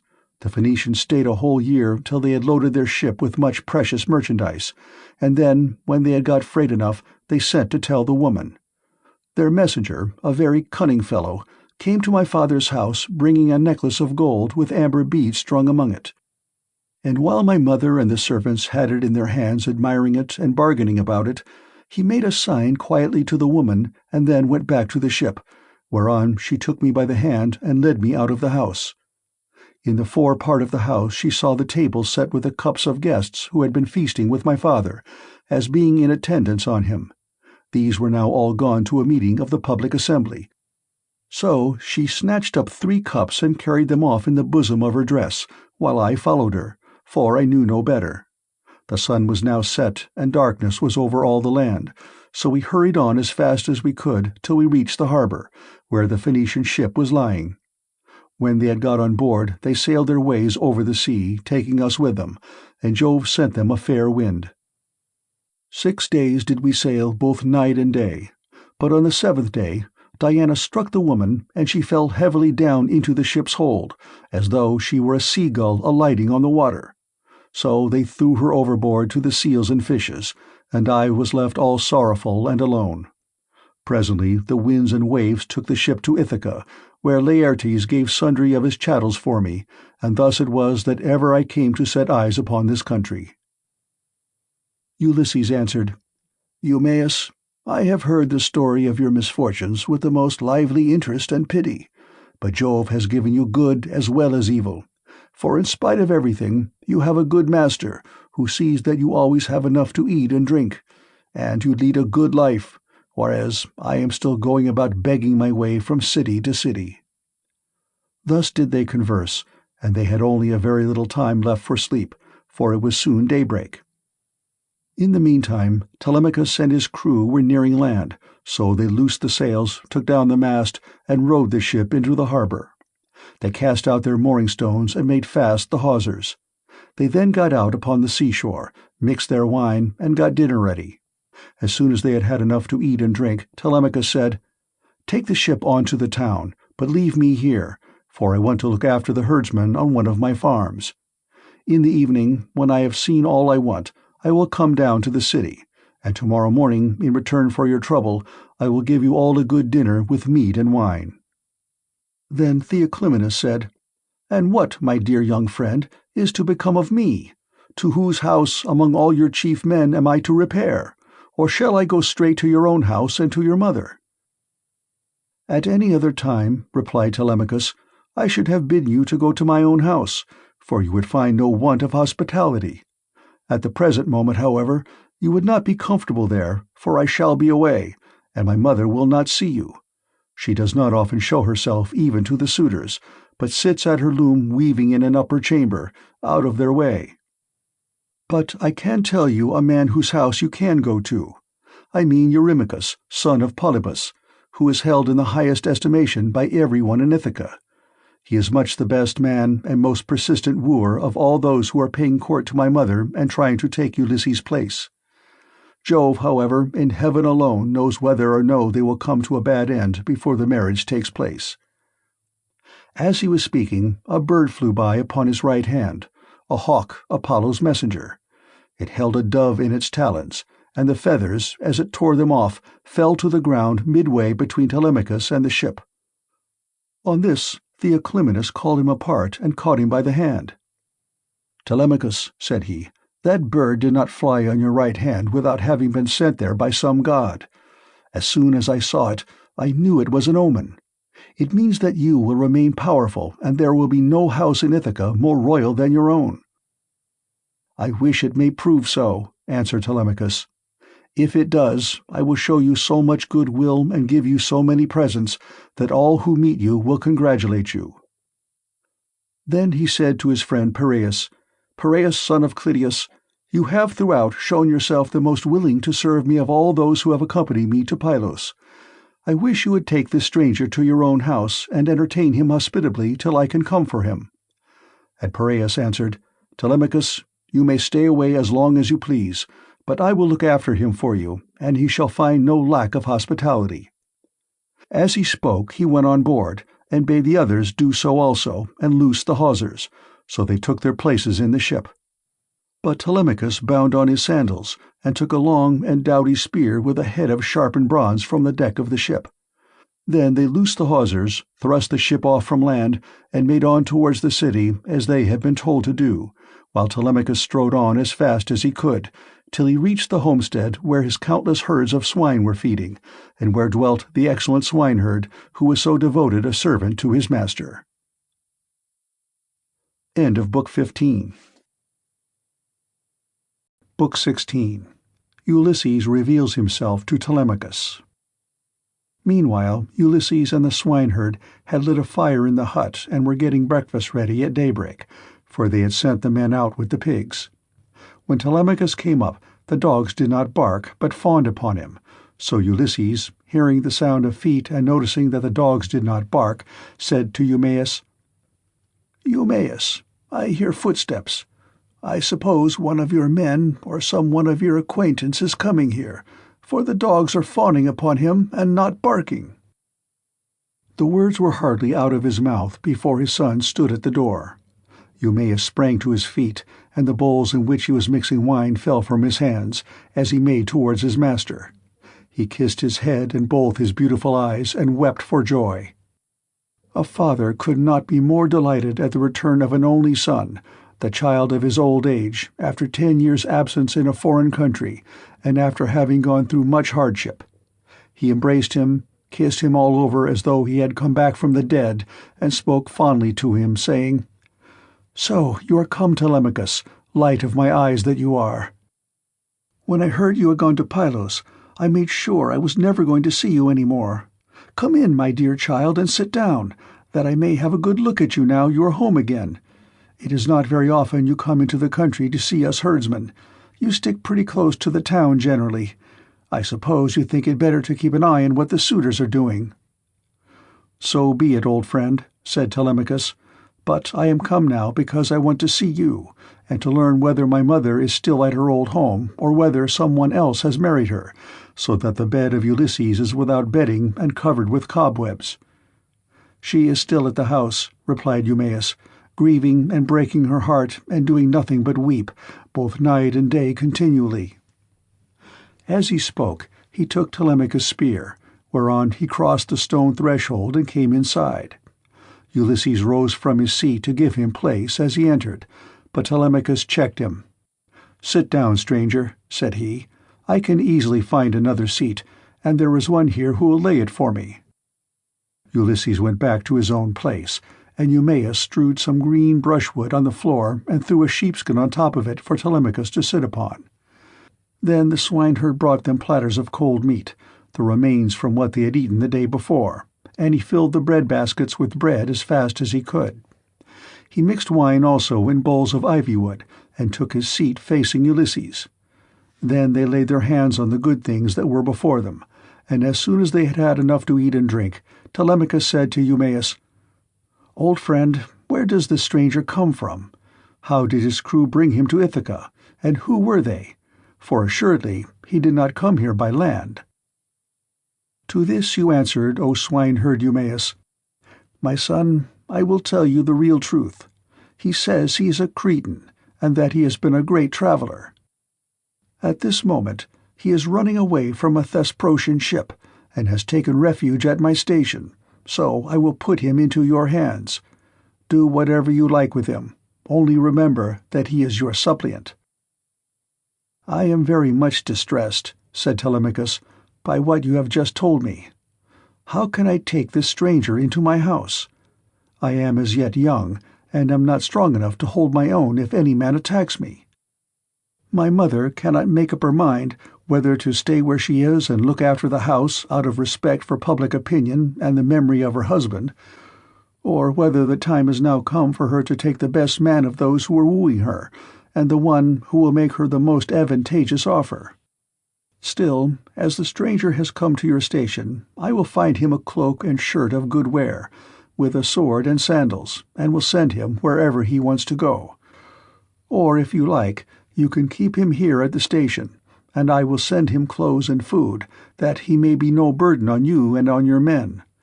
But I will not have him go near the suitors, for they are very insolent, and are sure to ill-treat him in a way that would greatly grieve me. No matter how valiant a man may be, he can do nothing against numbers, for they will be too strong for him." Then Ulysses said, "Sir, it is right that I should say something myself. I am much shocked about what you have said about the insolent way in which the suitors are behaving, in spite of such a man as you are. Tell me, do you submit to such treatment tamely, or has some god set your people against you? May you not complain of your brothers, for it is to these that a man may look for support, however great his quarrel may be. I wish I were as young as you are, and in my present mind. If I were son to Ulysses, or indeed Ulysses himself, I would rather someone came and cut my head off, but I would go to the house and be the bane of every one of these men. If they were too many for me, I being single-handed, I would rather die fighting in my own house than see such disgraceful sights day after day, strangers grossly maltreated, and men dragging the women servants about the house in an unseemly way, wine drawn recklessly, and bread wasted all to no purpose for an end that shall never be accomplished." And Telemachus answered, "I will tell you truly everything. There is no enmity between me and my people, nor can I complain of brothers, to whom a man may look for support however great his quarrel may be. Jove has made us a race of only sons. Laertes was the only son of Arceisius, and Ulysses only son of Laertes. I am myself the only son of Ulysses, who left me behind him when he went away, so that I have never been of any use to him. Hence it comes that my house is in the hands of numberless marauders, for the chiefs from all the neighbouring islands, Dulichium, Sami, Zacynthus, as also all the principal men of Ithaca itself, are eating up my house under the pretext of paying court to my mother, who will neither say point-blank that she will not marry, nor yet bring matters to an end, so they are making havoc of my estate, and before long will do so with myself into the bargain. The issue, however, rests with heaven. But do you, old friend Eumaeus, go at once and tell Penelope that I am safe and have returned from Pylos.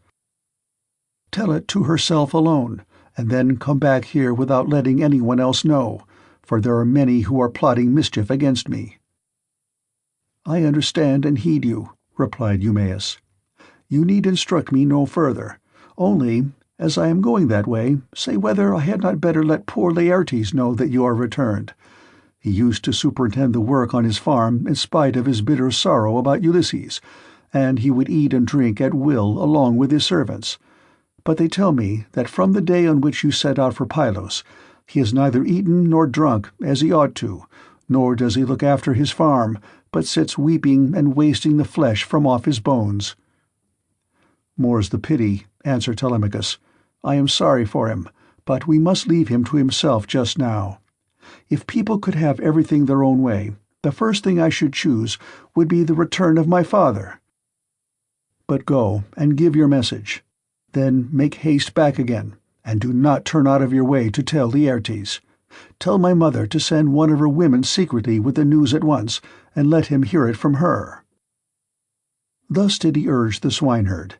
Eumaeus, therefore, took his sandals, bound them to his feet, and started for the town. Minerva watched him well off the station, and then came up to it in the form of a woman, fair, stately, and wise. She stood against the side of the entry, and revealed herself to Ulysses, but Telemachus could not see her, and knew not that she was there, for the gods do not let themselves be seen by everybody. Ulysses saw her, and so did the dogs, for they did not bark, but went scared and whining off to the other side of the yards. She nodded her head and motioned to Ulysses with her eyebrows, whereon he left the hut and stood before her outside the main wall of the yards. Then she said to him, "Ulysses, noble son of Laertes, it is now time for you to tell your son. Do not keep him in the dark any longer, but lay your plans for the destruction of the suitors, and then make for the town. I will not be long in joining you, for I too am eager for the fray." As she spoke, she touched him with her golden wand. First she threw a fair clean shirt and cloak about his shoulders. Then she made him younger and of more imposing presence. She gave him back his color, filled out his cheeks, and let his beard become dark again. Then she went away, and Ulysses came back inside the hut. His son was astounded when he saw him, and turned his eyes away for fear he might be looking upon a god. "Stranger," said he, "how suddenly you have changed from what you were a moment or two ago.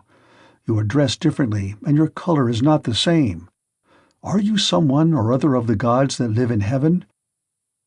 If so, be propitious to me till I can make you due sacrifice and offerings of wrought gold. Have mercy upon me."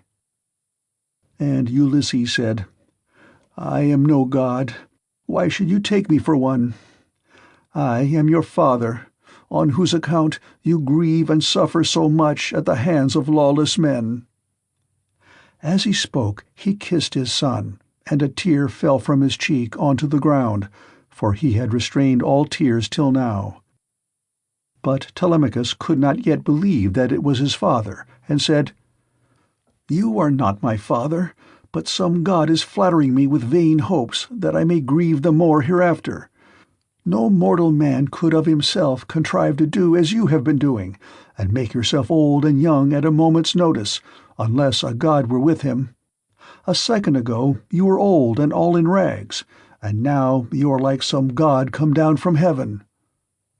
Ulysses answered, "Telemachus, you ought not to be so immeasurably astonished at my being really here.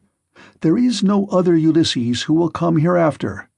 Such as I am, it is I, who, after long wandering and much hardship, have got home in the 20th year to my own country. What you wonder at is the work of the redoubtable goddess Minerva, who does with me whatever she will, for she can do what she pleases. At one moment she makes me like a beggar, and the next I am a young man with good clothes on my back. It is an easy matter for the gods who live in heaven to make any man look either rich or poor." As he spoke he sat down, and Telemachus threw his arms about his father and wept. They were both so much moved that they cried aloud like eagles or vultures with crooked talons that had been robbed of their half-fledged young by peasants. Thus piteously did they weep, and the sun would have gone down upon their mourning if Telemachus had not suddenly said, "In what ship, my dear father, did your crew bring you to Ithaca? Of what nation did they declare themselves to be? For you cannot have come by land." "I will tell you the truth, my son," replied Ulysses. "It was the Phaeacians who brought me here. They are great sailors, and are in the habit of giving escorts to anyone who reaches their coasts. They took me over the sea while I was fast asleep, and landed me in Ithaca, after giving me many presents in bronze, gold, and raiment. These things, by heaven's mercy, are lying concealed in a cave, and I am now come here on the suggestion of Minerva that we may consult about killing our enemies. First, therefore, give me a list of the suitors with their number, that I may learn who and how many they are. I can then turn the matter over in my mind, and see whether we too can fight the whole body of them ourselves, or whether we must find others to help us." To this Telemachus answered, "Father, I have always heard of your renown, both in the field and in council, but the task you talk of is a very great one. I am awed at the mere thought of it. 2 men cannot stand against many and brave ones. They are not 10 suitors only, nor twice 10, but 10 many times over. You shall learn their number at once. There are 52 chosen youths from Dulichium, and they have 6 servants. From Sami there are 24. 20 young Achaeans from Zacynthus, and 12 from Ithaca itself, all of them well born. They have with them a servant, Medon, a bard, and 2 men who can carve at table. If we face such numbers as this, you may have bitter cause to rue your coming and your revenge. Say whether you cannot think of someone who would be willing to come and help us." "Listen to me," replied Ulysses, "and think whether Minerva and her father Jove may seem sufficient, or whether I am to try and find someone else as well." "Those whom you have named," answered Telemachus, "are a couple of good allies, for though they dwell high up among the clouds, they have power over both gods and men." "These two," continued Ulysses, "will not keep long out of the fray when the suitors and we join fight in my house. Now, therefore, return home early tomorrow morning, and go about among the suitors as before. Later on, the swineherd will bring me to the city disguised as a miserable old beggar. If you see them ill-treating me, steel your heart against my sufferings. Even though they drag me feet foremost out of the house, or throw things at me, look on and do nothing beyond gently trying to make them behave more reasonably. But they will not listen to you, for the day of their reckoning is at hand. Furthermore, I say, and lay my saying to your heart, when Minerva shall put it in my mind, I will nod my head to you, and on seeing me do this, you must collect all the armor that is in the house and hide it in the strong storeroom. Make some excuse when the suitors ask you why you are removing it. Say that you have taken it to be out of the way of the smoke, inasmuch as it is no longer what it was when Ulysses went away, but has become soiled and begrimed with soot. Add to this more particularly that you are afraid Jove may set them on to quarrel over their wine, and that they may do each other some harm which may disgrace both banquet and wooing, for the sight of arms sometimes tempts people to use them. But leave a sword and a spear apiece for yourself and me, and a couple of ox-hide shields so that we can snatch them up at any moment. Jove and Minerva will then soon quiet these people. There is also another matter. If you are indeed my son, and my blood runs in your veins, let no one know that Ulysses is within the house, neither Laertes, nor yet the swineherd, nor any of the servants, nor even Penelope herself. Let you and me exploit the women alone, and let us also make trial of some other of the men-servants, to see who is on our side and whose hand is against us." "Father," replied Telemachus, "you will come to know me by and by, and when you do, you will find that I can keep your counsel. I do not think, however, the plan you propose will turn out well for either of us. Think it over. It will take us a long time to go the round of the farms and exploit the men, and all the time the suitors will be wasting your estate with impunity and without compunction. Prove the women by all means, to see who are disloyal and who guiltless, but I am not in favor of going round and trying the men. We can attend to that later on, if you really have some sign from Jove that he will support you." Thus did they converse, and meanwhile the ship which had brought Telemachus and his crew from Pylos had reached the town of Ithaca. When they had come inside the harbour, they drew the ship onto the land. Their servants came and took their armour from them, and they left all the presents at the house of Clytius. Then they sent a servant to tell Penelope that Telemachus had gone into the country, but had sent the ship to the town to prevent her from being alarmed and made unhappy. This servant and Eumaeus happened to meet when they were both on the same errand of going to tell Penelope.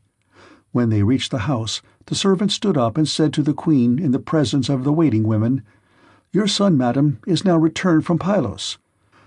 But Eumaeus went close up to Penelope and said privately all that her son had bidden him tell her. When he had given his message, he left the house with its outbuildings and went back to his pigs again. The suitors were surprised and angry at what had happened, so they went outside the great wall that ran round the outer court and held a council near the main entrance. Eurymachus, son of Polybus, was the first to speak. "My friends," said he, "this voyage of Telemachus's is a very serious matter. We had made sure that it would come to nothing. Now, however, let us draw a ship into the water, and get a crew together to send after the others and tell them to come back as fast as they can." He had hardly done speaking when Amphinomus turned in his place and saw the ship inside the harbor, with the crew lowering her sails and putting by her oars. So he laughed and said to the others, "We need not send them any message, for they are here. Some god must have told them, or else they saw the ship go by and could not overtake her." On this they rose and went to the waterside. The crew then drew the ship on shore. Their servants took their armor from them, and they went up in a body to the place of assembly. But they would not let anyone, old or young, sit along with them. And Antinous, son of Eupeithes, spoke first. "Good heavens," said he, "see how the gods have saved this man from destruction. We kept a succession of scouts upon the headlands all day long, and when the sun was down we never went on shore to sleep, but waited in the ship all night till morning in the hope of capturing and killing him. But some god has conveyed him home in spite of us. Let us consider how we can make an end of him. He must not escape us. Our affair is never likely to come off while he is alive, for he is very shrewd, and public feeling is by no means all on our side. We must make haste before he can call the Achaeans in assembly. He will lose no time in doing so, for he will be furious with us, and will tell all the world how we plotted to kill him, but failed to take him. The people will not like this when they come to know of it. We must see that they do us no hurt, nor drive us from our own country into exile. Let us try and lay hold of him either on his farm away from the town or on the road hither. Then we can divide up his property amongst us, and let his mother and the man who marries her have the house. If this does not please you, and you wish Telemachus to live on and hold his father's property, then we must not gather here and eat up his goods in this way, but must make our efforts to Penelope each from his own house, and she can marry the man who will give the most for her, and whose lot it is to win her." They all held their peace until Amphinomus rose to speak. He was the son of Nisus, who was son to King Aretius, and he was the foremost among all the suitors from the wheat-growing and well-grassed island of Dulichium. His conversation, moreover, was more agreeable to Penelope than that of any of the other suitors, for he was a man of good natural disposition. "My friends," said he, speaking to them plainly and in all honesty, "I am not in favor of killing Telemachus. It is a heinous thing to kill one who is of noble blood. Let us first take counsel of the gods, and if the oracles of Jove advise it, I will both help to kill him myself, and will urge everyone else to do so. But if they dissuade us, I would have you hold your hands." Thus did he speak, and his words pleased them well. So they rose forthwith and went to the house of Ulysses, where they took their accustomed seats. Then Penelope resolved that she would show herself to the suitors. She knew of the plot against Telemachus, for the servant Medon had overheard their counsels and had told her. She went down therefore to the court, attended by her maidens, and when she reached the suitors, she stood by one of the bearing-posts supporting the roof of the cloister, holding a veil before her face, and rebuked Antinous, saying, "Antinous, insolent and wicked schemer, they say you are the best speaker and counselor of any man your own age in Ithaca, but you are nothing of the kind. Madman, why should you try to compass the death of Telemachus and take no heed of suppliants, whose witness is Jove himself? It is not right for you to plot thus against one another. Do you not remember how your father fled to this house in fear of the people, who were enraged against him for having gone with some Taphian pirates and plundered the Thesprotians who were at peace with us? They wanted to tear him in pieces and eat up everything he had, but Ulysses stayed their hands, although they were infuriated, and now you devour his property without paying for it, and break my heart by wooing his wife and trying to kill his son. Leave off doing so, and stop the others also." To this Eurymachus, son of Polybus, answered, "Take heart, Queen Penelope, daughter of Icarius, and do not trouble yourself about these matters. The man is not yet born, nor never will be, who shall lay hands upon your son Telemachus while I yet live to look upon the face of the earth.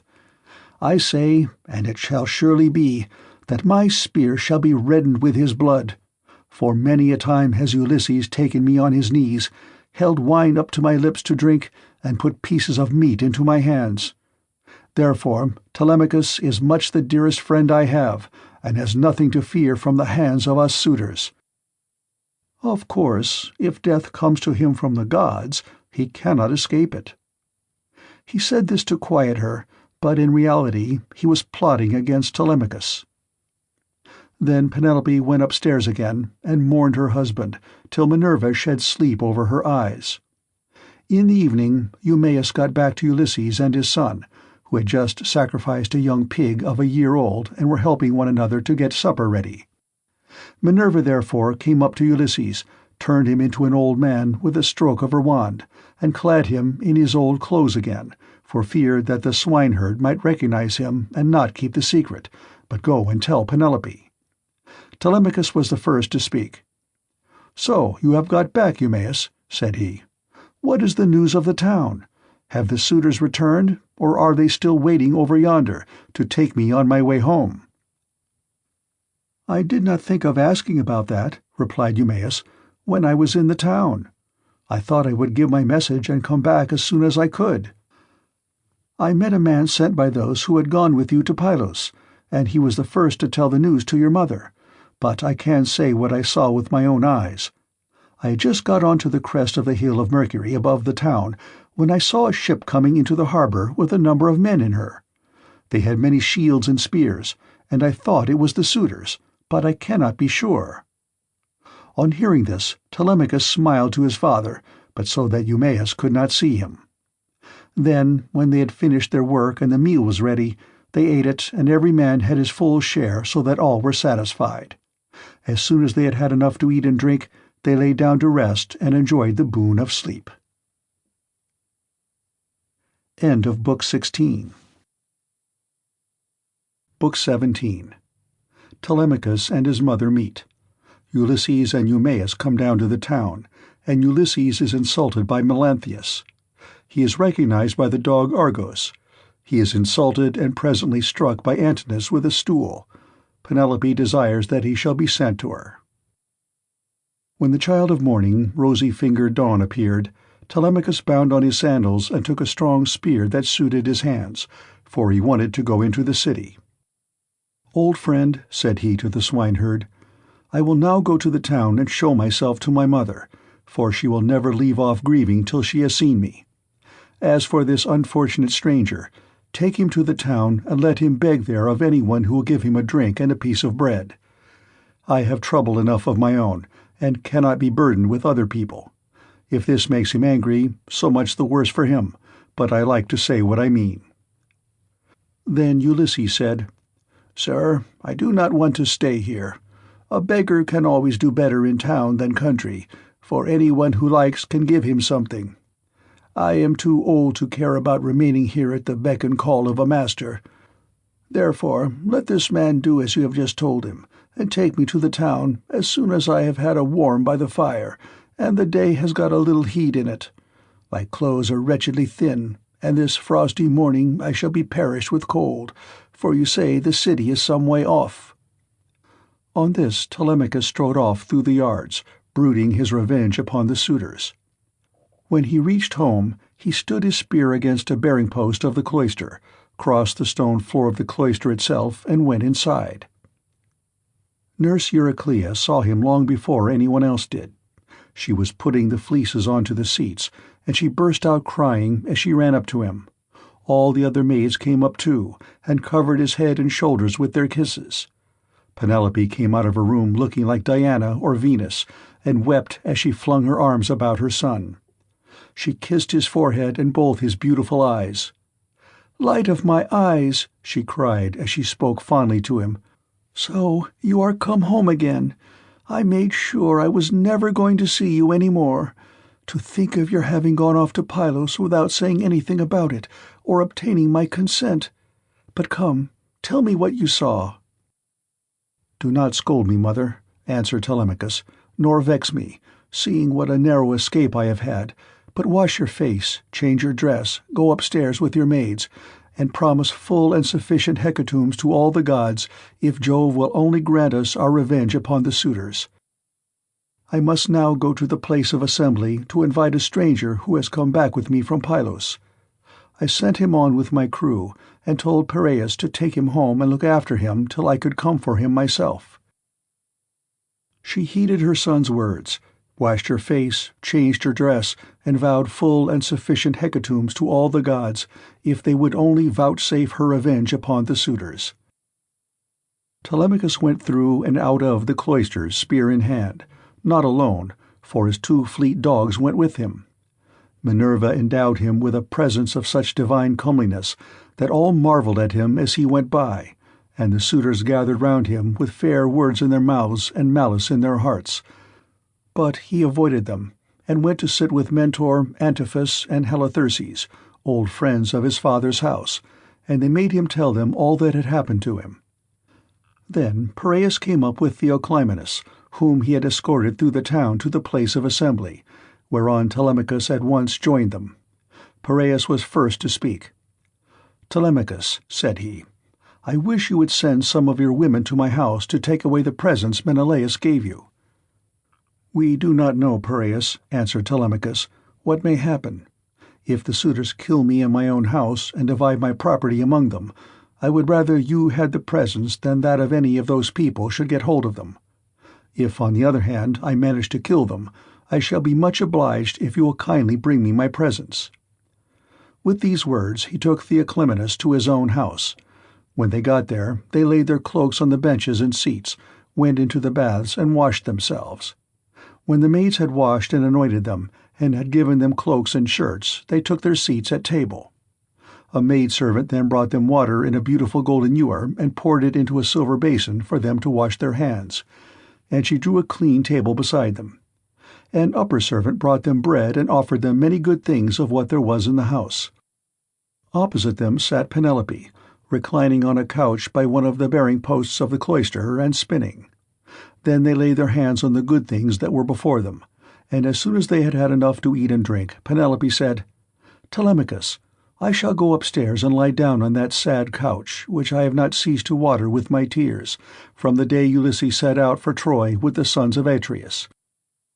You failed, however, to make it clear to me before the suitors came back to the house whether or no you had been able to hear anything about the return of your father." "I will tell you then truth," replied her son. "We went to Pylos and saw Nestor, who took me to his house and treated me as hospitably as though I were a son of his own who had just returned after a long absence. So also did his sons. But he said he had not heard a word from any human being about Ulysses, whether he was alive or dead. He sent me, therefore, with a chariot and horses to Menelaus. There I saw Helen, for whose sake so many, both Argives and Trojans, were in heaven's wisdom doomed to suffer. Menelaus asked me what it was that had brought me to LACEDAEMON, and I told him the whole truth, whereon he said, 'So then, these cowards would usurp a brave man's bed? A hind might as well lay her new-born young in the lair of a lion, and then go off to feed in the forest or in some grassy dell. The lion, when he comes back to his lair, will make short work with the pair of them, and so will Ulysses with these suitors. By Father Jove, Minerva, and Apollo, if Ulysses is still the man that he was when he wrestled with Philomelides in Lesbos and threw him so heavily that all the Greeks cheered him, if he is still such, and were to come near these suitors, they would have a short shrift and a sorry wedding. As regards your question, however, I will not prevaricate nor deceive you, but what the old man of the sea told me, so much will I tell you in full. He said he could see Ulysses on an island sorrowing bitterly in the house of the nymph CALYPSO, who was keeping him prisoner, and he could not reach his home, for he had no ships nor sailors to take him over the sea. This was what Menelaus told me, and when I had heard his story I came away. The gods then gave me a fair wind and soon brought me safe home again." With these words he moved the heart of Penelope. Then THEOCLYMENUS said to her, "Madam, wife of Ulysses, Telemachus does not understand these things. Listen therefore to me, for I can divine them surely, and will hide nothing from you. May Jove the King of Heaven be my witness, and the rites of hospitality with that hearth of Ulysses to which I now come, that Ulysses himself is even now in Ithaca, and either going about the country or staying in one place, is inquiring into all these evil deeds and preparing a day of reckoning for the suitors. I saw an omen when I was on the ship which meant this, and I told Telemachus about it." "May it be even so," answered Penelope. "If your words come true, you shall have such gifts and such goodwill will come from me that all who see you shall congratulate you." Thus did they converse. Meanwhile the suitors were throwing discs or aiming with spears at a mark on the level ground in front of the house, and behaving with all their old insolence. But when it was now time for dinner, and the flock of sheep and goats had come into the town from all the country round, with their shepherds as usual, then Medon, who was their favourite servant, and who waited upon them at table, said, "Now then, my young masters, you have had enough sport, so come inside that we may get dinner ready. Dinner is not a bad thing at dinner time." They left their sports as he told them, and when they were within the house, they laid their cloaks on the benches and seats inside, and then sacrificed some sheep, goats, pigs, and a heifer, all of them fat and well grown. Thus they made ready for their meal. In the meantime Ulysses and the swineherd were about starting for the town, and the swineherd said, "Stranger, I suppose you still want to go to the town today, as my master said you were to do. For my own part, I should have liked you to stay here as a station hand, but I must do as my master tells me, or he will scold me later on, and a scolding from one's master is a very serious thing. Let us then be off, for it is now broad day. It will be night again directly, and then you will find it colder." "I know and understand you," replied Ulysses. "You need say no more.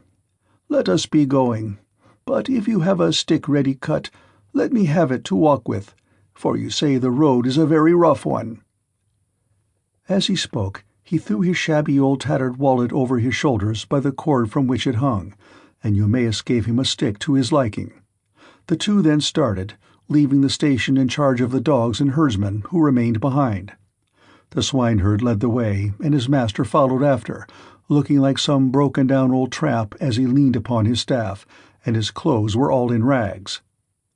When they had got over the rough steep ground and were nearing the city, they reached the fountain from which the citizens drew their water. This had been made by Ithacus, Neritus, and Polyctor. There was a grove of water-loving poplars planted in a circle all round it, and the clear cold water came down to it from a rock high up, while the above fountain there was an altar to the nymphs, at which all wayfarers used to sacrifice. Here Melanthius, son of Dolius, overtook them, as he was driving down some goats, the best in his flock, for the suitors' dinner, and there were 2 shepherds with him. When he saw EUMAEUS and Ulysses, he reviled them with outrageous and unseemly language, which made Ulysses very angry. "There you go," cried he, "and a precious pair you are. See how heaven brings birds of the same feather to one another. Where, pray, master swineherd, are you taking this poor miserable object? It would make any one sick to see such a creature at table. A fellow like this never won a prize for anything in his life, but will go about rubbing his shoulders against every man's doorpost, and begging, not for swords and cauldrons like a man, but only for a few scraps not worth begging for. If you would give him to me for a hand on my station, he might do to clean out the folds, or bring a bit of sweet feed to the kids, and he could fatten his thighs as much as he pleased on whey. But he has taken to bad ways, and will not go about any kind of work. He will do nothing but beg victuals all the town over, to feed his insatiable belly. I say, therefore, and it shall surely be, if he goes near Ulysses' house, he will get his head broken by the stools they fling at him, till they turn him out." On this, as he passed, he gave Ulysses a kick on the hip out of pure wantonness, but Ulysses stood firm and did not budge from the path. For a moment he doubted whether or no to fly at Melanthius and kill him with his staff, or fling him to the ground and beat his brains out. He resolved, however, to endure it and keep himself in check, but the swineherd looked straight at Melanthius and rebuked him, lifting up his hands and praying to heaven as he did so. "Fountain nymphs," he cried, "children of Jove, if ever Ulysses burned you thigh bones covered with fat, whether of lambs or kids, grant my prayer that heaven may send him home." He would soon put an end to the swaggering threats with which such men as you go about insulting people, gadding all over the town while your flocks are going to ruin through bad shepherding." Then Melanthius the goatherd answered, "You ill-conditioned cur, what are you talking about? Some day or other I will put you on board ship and take you to a foreign country, where I can sell you and pocket the money you will fetch. I wish I were as sure that Apollo would strike Telemachus dead this very day, or that the suitors would kill him, as I am that Ulysses will never come home again." With this he left them to come on at their leisure, while he went quickly forward and soon reached the house of his master. When he got there, he went in and took his seat among the suitors opposite Eurymachus, who liked him better than any of the others. The servants brought him a portion of meat, and an upper woman-servant set bread before him that he might eat. Presently Ulysses and the swineherd came up to the house and stood by it, amid a sound of music, for Phemius was just beginning to sing to the suitors. Then Ulysses took hold of the swineherd's hand and said, "Eumaeus, this house of Ulysses is a very fine place. No matter how far you go, you will find few like it. One building keeps following on after another. The outer court has a wall with battlements all round it. The doors are double-folding and of good workmanship. It would be a hard matter to take it by force of arms. I perceive, too, that there are many people banqueting within it, for there is a smell of roast meat, and I hear a sound of music, which the gods have made to go along with feasting." Then Eumaeus said, "You have perceived aright, as indeed you generally do. But let us think what will be our best course. Will you go inside first and join the suitors, leaving me here behind you, or will you wait here and let me go in first? But do not wait long, or someone may see you loitering about outside and throw something at you. Consider this matter, I pray you." And Ulysses answered, "I understand and heed. Go in first and leave me here where I am. I am quite used to being beaten and having things thrown at me. I have been so much buffeted about in war and by sea that I am case-hardened, and this too may go with the rest. But a man cannot hide away the cravings of a hungry belly. This is an enemy which gives much trouble to all men. It is because of this that ships are fitted out to sail the seas and to make war upon other people." As they were thus talking, a dog that had been lying asleep raised his head and pricked up his ears. This was Argos, whom Ulysses had bred before setting out for Troy, but he had never had any work out of him.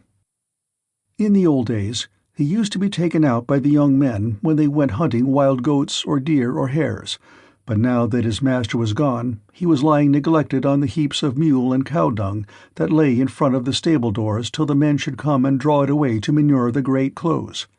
And he was full of fleas.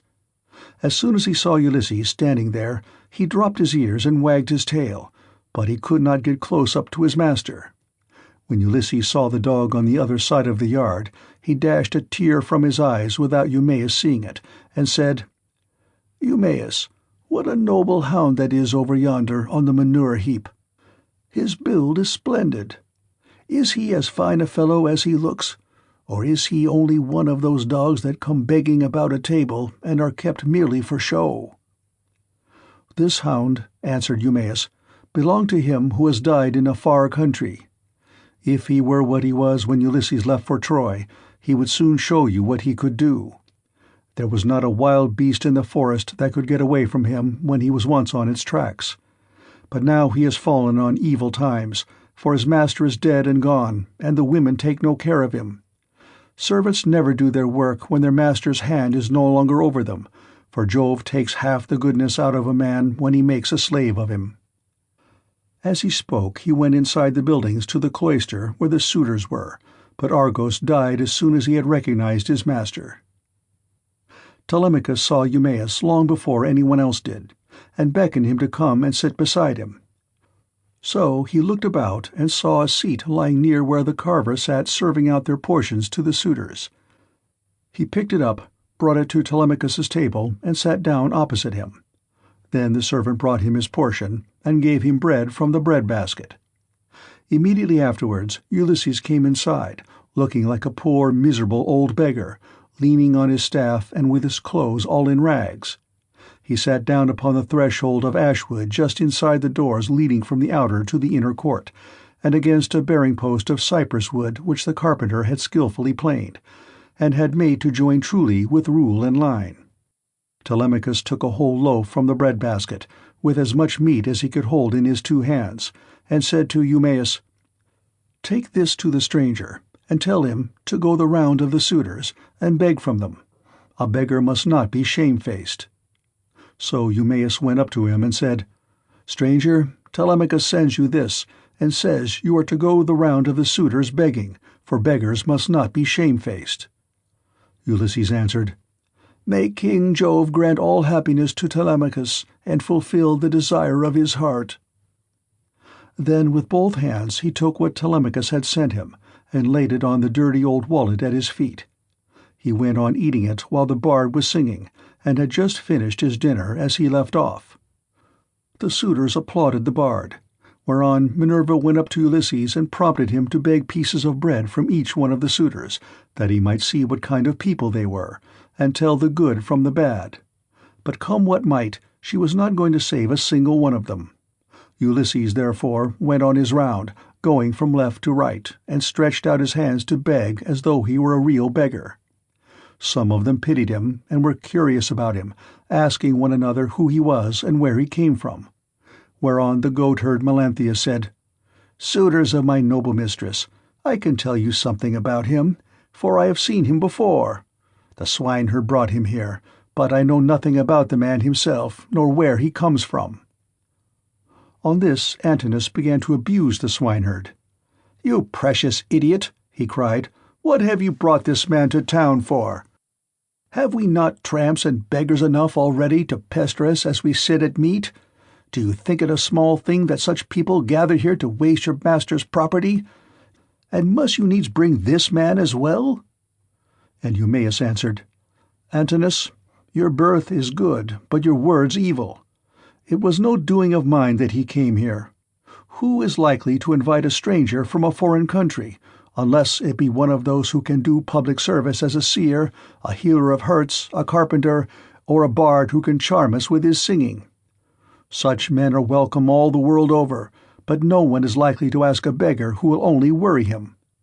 You are always harder on Ulysses' servants than any of the other suitors are, and above all on me, but I do not care, so long as Telemachus and Penelope are alive and here." But Telemachus said, "Hush, do not answer him. Antinous has the bitterest tongue of all the suitors, and he makes the others worse."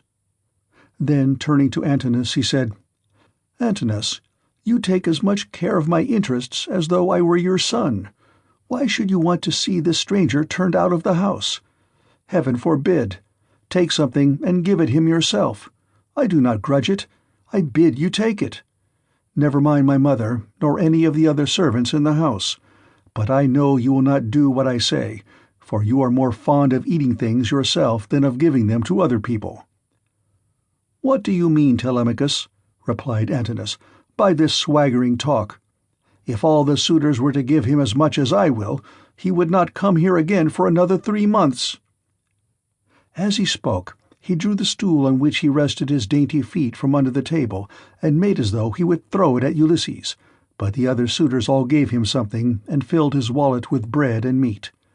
He was about, therefore, to go back to the threshold and eat what the suitors had given him, but he first went up to Antinous and said, "Sir, give me something. You are not surely the poorest man here. You seem to be a chief, foremost among them all. Therefore you should be the better giver, and I will tell far and wide of your bounty.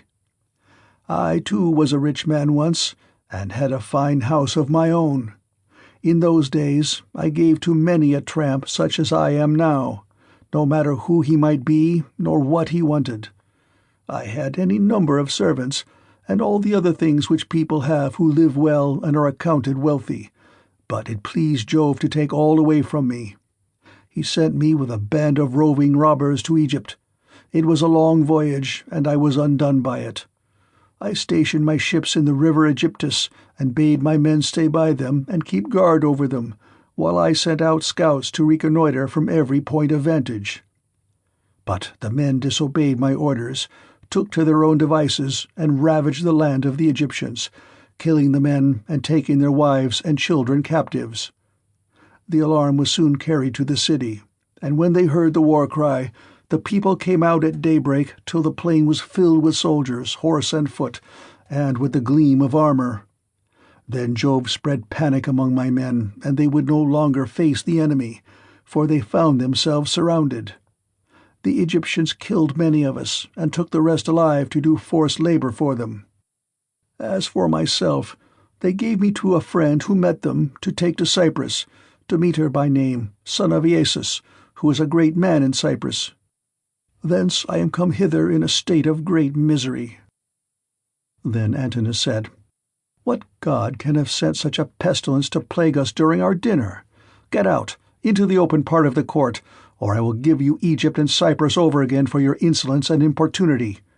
You have begged of all the others, and they have given you lavishly, for they have abundance round them, and it is easy to be free with other people's property when there is plenty of it." On this Ulysses began to move off, and said, "Your looks, my fine sir, are better than your breeding. If you were in your own house, you would not spare a poor man so much as a pinch of salt, for though you are in another man's, and surrounded with abundance, you cannot find it in you to give him even a piece of bread." This made Antinous very angry, and he scowled at him, saying, "You shall pay for this before you get clear of the court." With these words he threw a footstool at him and hit him on the right shoulder-blade near the top of his back. Ulysses stood firm as a rock, and the blow did not even stagger him, but he shook his head in silence as he brooded on his revenge. Then he went back to the threshold and sat down there, laying his well-filled wallet at his feet. "Listen to me," he cried, "you suitors of Queen Penelope, that I may speak even as I am minded. A man knows neither ache nor pain if he gets hit while fighting for his money, or for his sheep or his cattle, and even so Antinous has hit me while in the service of my miserable belly, which is always getting people into trouble. Still, if the poor have gods and avenging deities at all, I pray them that Antinous may come to a bad end before his marriage." "Sit where you are and eat your victuals in silence, or be off elsewhere," shouted Antinous. "If you say more, I will have you dragged hand and foot through the courts, and the servants shall flay you alive." The other suitors were much displeased at this, and one of the young men said, "Antinous, you did ill in striking that poor wretch of a tramp. It will be worse for you if he should turn out to be some god. And we know the gods go about disguised in all sorts of ways as people from foreign countries, and travel about the world to see who do amiss and who righteously." Thus said the suitors, but Antinous paid them no heed. Meanwhile Telemachus was furious about the blow that had been given to his father, and though no tear fell from him, he shook his head in silence and brooded on his revenge.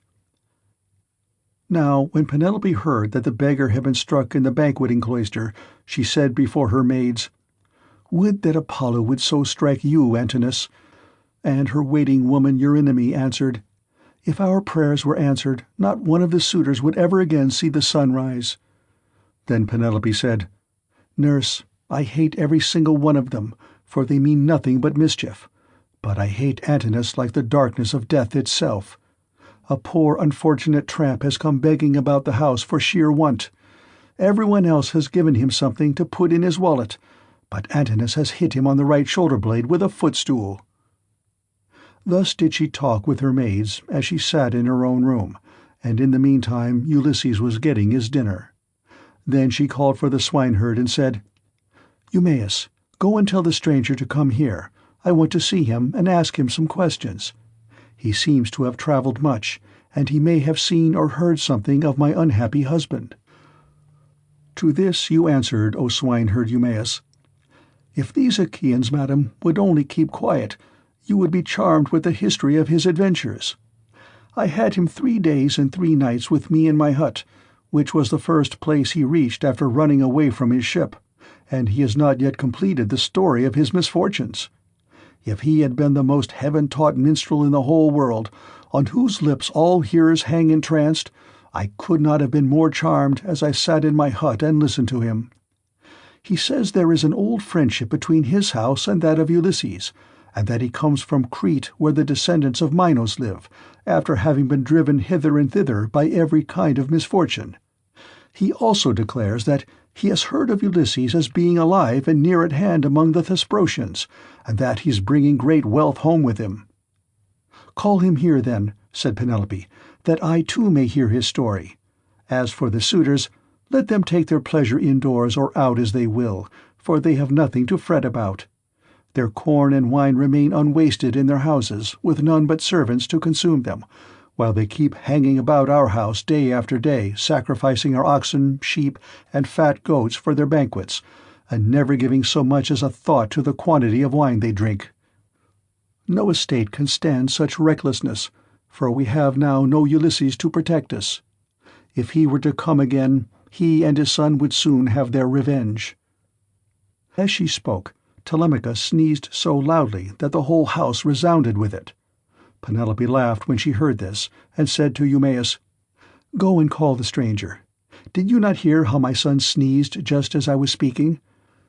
This can only mean that all the suitors are going to be killed, and that not one of them shall escape. Furthermore, I say, and lay my saying to your heart, if I am satisfied that the stranger is speaking the truth, I shall give him a shirt and cloak of good wear." When Eumaeus heard this, he went straight to Ulysses and said, "Father stranger, my mistress Penelope, mother of Telemachus, has sent for you.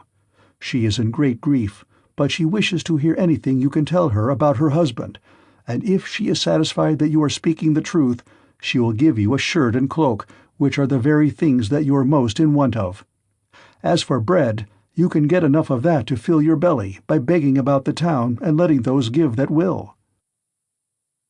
"I will tell Penelope," answered Ulysses, "nothing but what is strictly true. I know all about her husband, and have been partner with him in affliction, but I am afraid of passing through this crowd of cruel suitors, for their pride and insolence reach heaven. Just now, moreover, as I was going about the house without doing any harm, a man gave me a blow that hurt me very much, but neither Telemachus nor anyone else defended me. Tell Penelope, therefore, to be patient and wait till sundown. Let her give me a seat close up to the fire, for my clothes are worn very thin. You know they are, for you have seen them ever since I first asked you to help me. She can then ask me about the return of her husband." The swineherd went back when he heard this, and Penelope said as she saw him cross the threshold, "Why do you not bring him here, Eumaeus?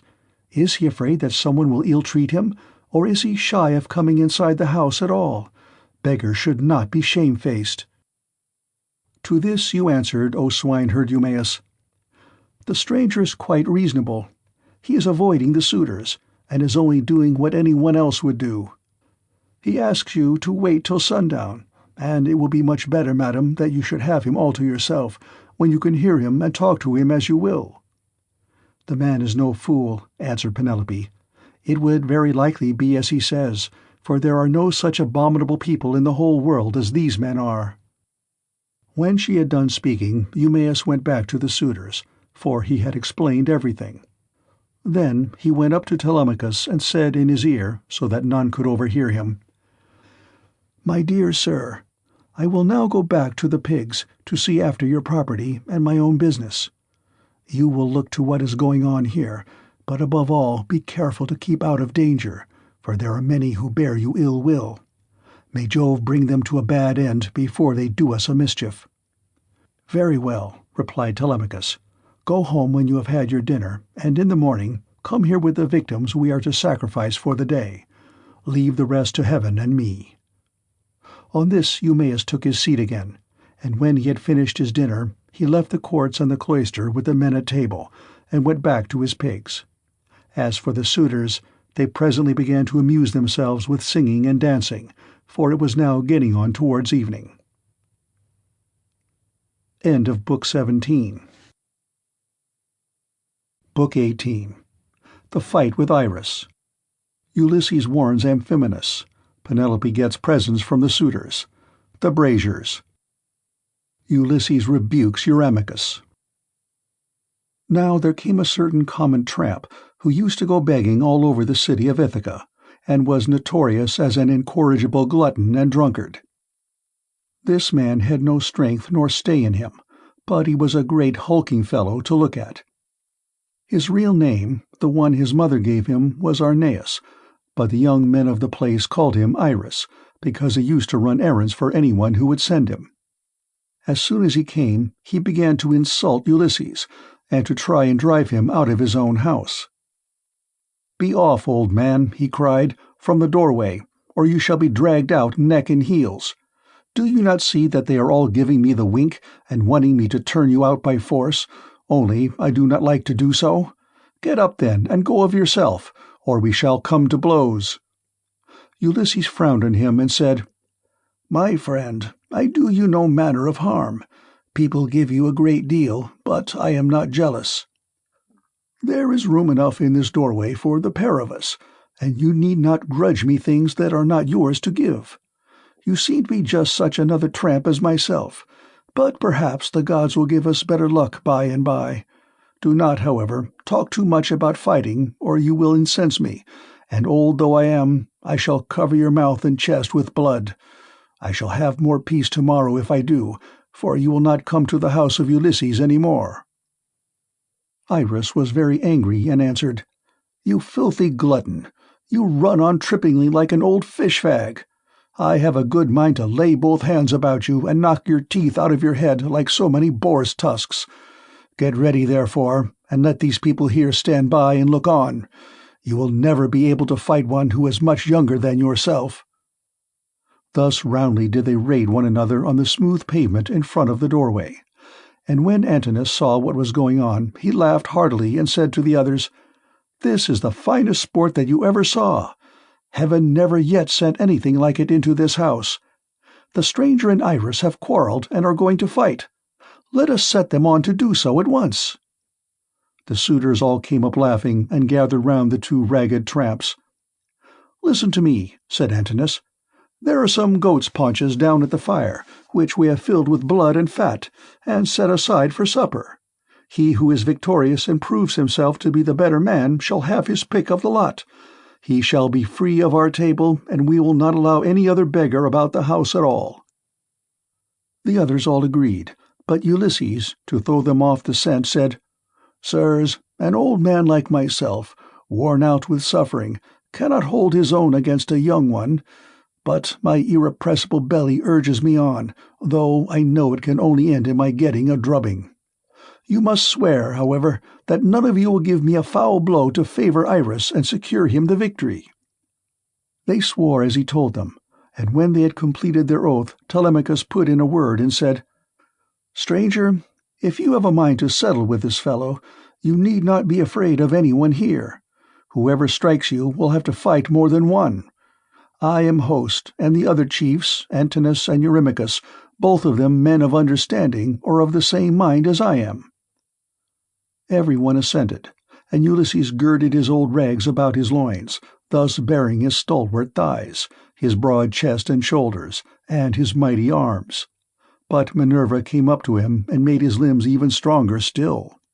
The suitors were beyond measure astonished, and one would turn towards his neighbor, saying, "The stranger has brought such a thigh out of his old rags that there will soon be nothing left of Iris." Iris began to be very uneasy as he heard them, but the servants girded him by force and brought him into the open part of the court in such a fright that his limbs were all of a tremble. Antinous scolded him and said, "You swaggering bully, you ought never to have been born at all if you are afraid of such an old broken-down creature as this tramp is. I say, therefore, and it shall surely be, if he beats you and proves himself the better man, I shall pack you off on board ship to the mainland and send you to King Echetus, who kills everyone that comes near him. He will cut off your nose and ears and draw out your entrails for the dogs to eat." This frightened Iris still more, but they brought him into the middle of the court, and the two men raised their hands to fight. Then Ulysses considered whether he should let drive so hard at him as to make an end of him then and there, or whether he should give him a lighter blow that should only knock him down. In the end he deemed it best to give the lighter blow, for fear the Achaeans should begin to suspect who he was. Then they began to fight, and Iris hit Ulysses on the right shoulder. But Ulysses gave Iris a blow on the neck under the ear that broke in the bones of his skull, and the blood came gushing out of his mouth. He fell groaning in the dust, gnashing his teeth and kicking on the ground. But the suitors threw up their hands and nearly died of laughter, as Ulysses caught hold of him by the foot and dragged him into the outer court as far as the gatehouse. There he propped him up against the wall and put his staff in his hands. "Sit here," said he, "and keep the dogs and pigs off. You are a pitiful creature, and if you try to make yourself king of the beggars any more, you shall fare still worse." Then he threw his dirty old wallet, all tattered and torn over his shoulder with the cord by which it hung, and went back to sit down upon the threshold. But the suitors went within the cloisters, laughing and saluting him. "May Jove and all the other gods," said they, "grant you whatever you want for having put an end to the importunity of this insatiable tramp. We will take him over to the mainland presently to King Echetus, who kills everyone that comes near him." Ulysses hailed this as of good omen, and Antinous set a great goat's paunch before him filled with blood and fat. Amphinomus took 2 loaves out of the bread-basket and brought them to him, pledging him as he did so in a golden goblet of wine. "Good luck to you," he said, "father stranger. You are very badly off at present, but I hope you'll have better times by and by." To this Ulysses answered, "Amphinomus, you seem to be a man of good understanding, as indeed you may well be, seeing whose son you are. I have heard your father well spoken of. He is Nisus of Dulichium, a man both brave and wealthy. They tell me you are his son, and you appear to be a considerable person. Listen, therefore, and take heed to what I am saying. Man is the vainest of all creatures that have their being upon earth. As long as heaven vouchsafes him health and strength, he thinks that he shall come to no harm hereafter, and even when the blessed gods bring sorrow upon him, he bears it as if he needs must, and makes the best of it, for God Almighty gives men their daily minds day by day.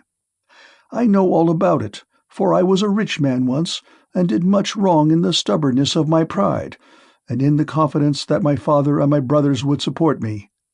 Therefore, let a man fear God in all things always, and take the good that heaven may see fit to send him without vain glory. Consider the infamy of what these suitors are doing. See how they are wasting the estate, and doing dishonour to the wife of one who is certain to return some day, and that too not long hence. Nay, he will be here soon. May heaven send you home quietly first, that you may not meet him in the day of his coming, for once he is here, the suitors and he will not part bloodlessly." With these words he made a drink-offering, and when he had drunk he put the gold cup into the hands of Amphinomus, who walked away serious and bowing his head, for he foreboded evil. But even so he did not escape destruction, for Minerva had doomed him to fall by the hand of Telemachus. So he took his seat again at the place from which he had come. Then Minerva put into the mind of Penelope to show herself to the suitors, that she might make them still more enamoured of her, and win still further honour from her son and husband. So she feigned a mocking laugh and said, "Eurynome, I have changed my mind, and have a fancy to show myself to the suitors, although I detest them. I should like also to give my son a hint that he had better not have anything more to do with them. They speak fairly enough, but they mean mischief." "My dear child," answered Eurynome, "all that you have said is true. Go and tell your son about it, but first wash yourself and anoint your face. Do not go about with your cheeks all covered with tears. It is not right that you should grieve so incessantly. For Telemachus, whom you always prayed that you might live to see with a beard, is already grown up." "I know, Eurynome," replied Penelope, "that you mean well, but do not try and persuade me to wash and to anoint myself, for heaven robbed me of all my beauty on the day my husband sailed. Nevertheless, tell Autonoe and Hippodamia that I want them. They must be with me when I am in the cloister. I am not going among the men alone. It would not be proper for me to do so." On this the old woman went out of the room to bid the maids go to their mistress. In the meantime Minerva bethought her of another matter, and sent Penelope off into a sweet slumber. So she laid down on her couch, and her limbs became heavy with sleep. Then the goddess shed grace and beauty over her, that all the Achaeans might admire her. She washed her face with the ambrosial loveliness that Venus wears when she goes dancing with the Graces. She made her taller and of a more commanding figure, while as for her complexion, it was whiter than sawn ivory. When Minerva had done all this, she went away, whereon the maids came in from the women's room and woke Penelope with the sound of their talking.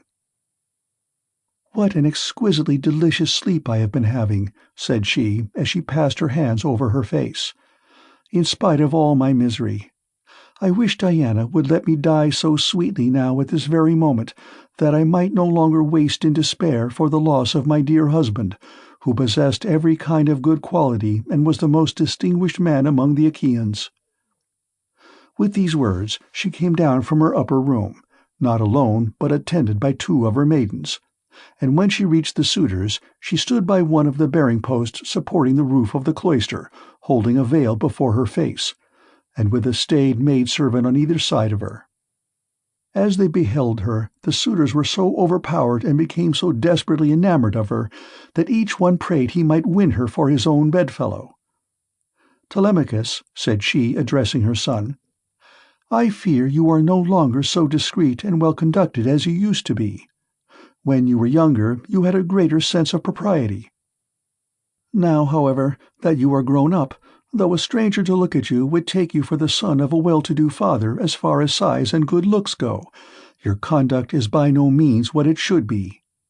What is all this disturbance that has been going on, and how came you to allow a stranger to be so disgracefully ill-treated? What would have happened if he had suffered serious injury while a suppliant in our house? Surely this would have been very discreditable to you." "I am not surprised, my dear mother, at your displeasure," replied Telemachus. "I understand all about it, and know when things are not as they should be, which I could not do when I was younger. I cannot, however, behave with perfect propriety at all times. First one and then another of these wicked people here keeps driving me out of my mind, and I have no one to stand by me. After all, however, this fight between Iris and the stranger did not turn out as the suitors meant it to do, for the stranger got the best of it. I wish Father Jove, Minerva, and Apollo would break the neck of every one of these wooers of yours, some inside the house and some out, and I wish they might all be as limp as Iris over yonder in the gate of the outer court. See how he nods his head like a drunken man. He has had such a thrashing that he cannot stand on his feet nor get back to his home, wherever that may be, for he has no strength left in him." Thus did they converse.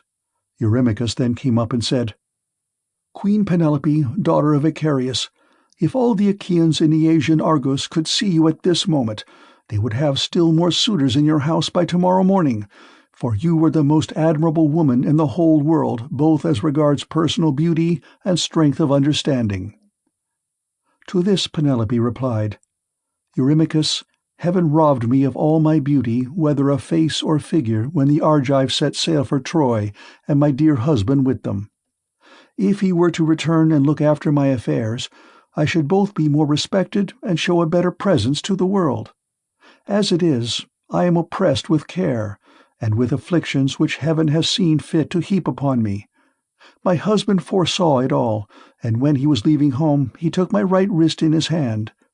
'Wife,' he said, 'we shall not all of us come safe home from Troy, for the Trojans fight well both with bow and spear. They are excellent also at fighting from chariots, and nothing decides the issue of a fight sooner than this. I know not, therefore, whether heaven will send me back to you, or whether I shall not fall over there at Troy. In the meantime, do you look after things here. Take care of my father and mother as at present, and even more so during my absence. But when you see our son growing a beard, then marry whom you will, and leave this your present home.' This is what he said, and now it is all coming true. A night will come when I shall have to yield myself to a marriage which I detest, for Jove has taken from me all hope of happiness. This further grief, moreover, cuts me to the very heart. You suitors are not wooing me after the custom of my country. When men are courting a woman who they think will be a good wife to them and who is of noble birth, and when they are each trying to win her for himself, they usually bring oxen and sheep to feast the friends of the lady, and they make their magnificent presents, instead of eating up other people's property without paying for it." This was what she said, and Ulysses was glad when he heard her trying to get presents out of the suitors, and flattering them with fair words which he knew she did not mean. Then Antinous said, "Queen Penelope, daughter of Icarius, take as many presents as you please from anyone who will give them to you. It is not well to refuse a present. But we will not go about our business nor stir from where we are, till you have married the best man among us, whoever he may be." The others applauded what Antinous had said, and each one sent his servant to bring his present. Antinous' man returned with a large and lovely dress, most exquisitely embroidered. It had 12 beautifully made brooch pins of pure gold with which to fasten it. Eurymachus immediately brought her a magnificent chain of gold and amber beads that gleamed like sunlight. Eurynomus's 2 men returned with some earrings fashioned into 3 brilliant pendants, which glistened most beautifully, while King Pisander, son of Polyctor, gave her a necklace of the rarest workmanship, and everyone else brought her a beautiful present of some kind. Then the queen went back to her room upstairs, and her maids brought the presents after her. Meanwhile the suitors took to singing and dancing, and stayed till evening came. They danced and sang till it grew dark. They then brought in 3 braziers to give light, and piled them up with chopped firewood very old and dry. And they lit torches from them, which the maids held up turn and turn about. Then Ulysses said, "Maids, servants of Ulysses, who has so long been absent, go to the queen inside the house. Sit with her and amuse her, or spin and pick wool. I will hold the light for all these people. They may stay till morning, but shall not beat me, for I can stand a great deal." The maids looked at one another and laughed, while pretty Melantho began to gibe at him contemptuously. She was daughter to Dolius, but had been brought up by Penelope, who used to give her toys to play with, and looked after her when she was a child. But in spite of all this, she showed no consideration for the sorrows of her mistress, and used to misconduct herself with Eurymachus, with whom she was in love. "Poor wretch," said she, "are you gone clean out of your mind? Go and sleep in some smithy or place of public gossips, instead of chattering here. Are you not ashamed of opening your mouth before your betters, so many of them too?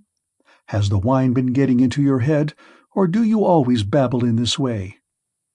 You seem to have lost your wits because you beat the tramp Iris. Take care that a better man than he does not come and cudgel you about the head till he pack you bleeding out of the house." "Vixen," replied Ulysses, scowling at her, "I will go and tell Telemachus what you have been saying, and he will have you torn limb from limb."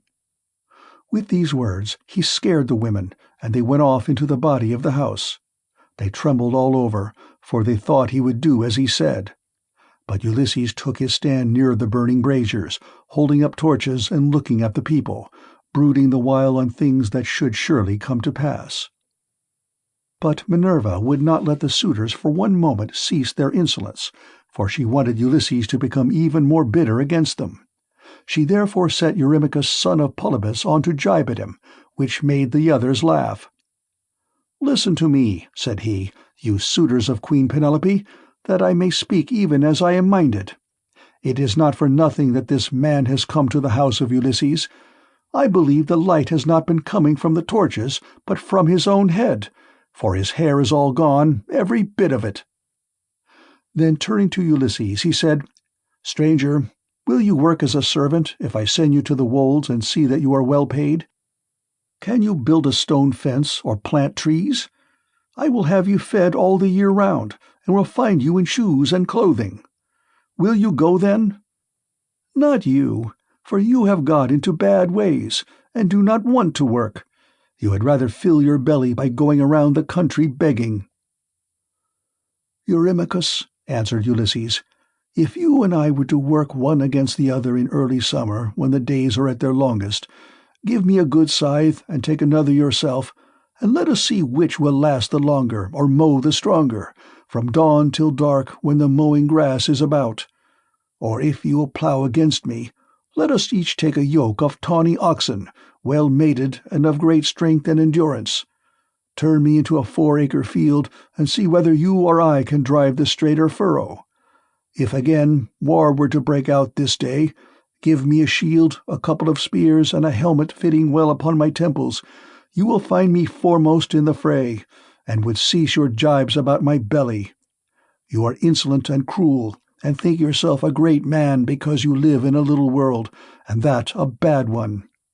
If Ulysses comes to his own again, the doors of his house are wide, but you will find them narrow when you try to fly through them."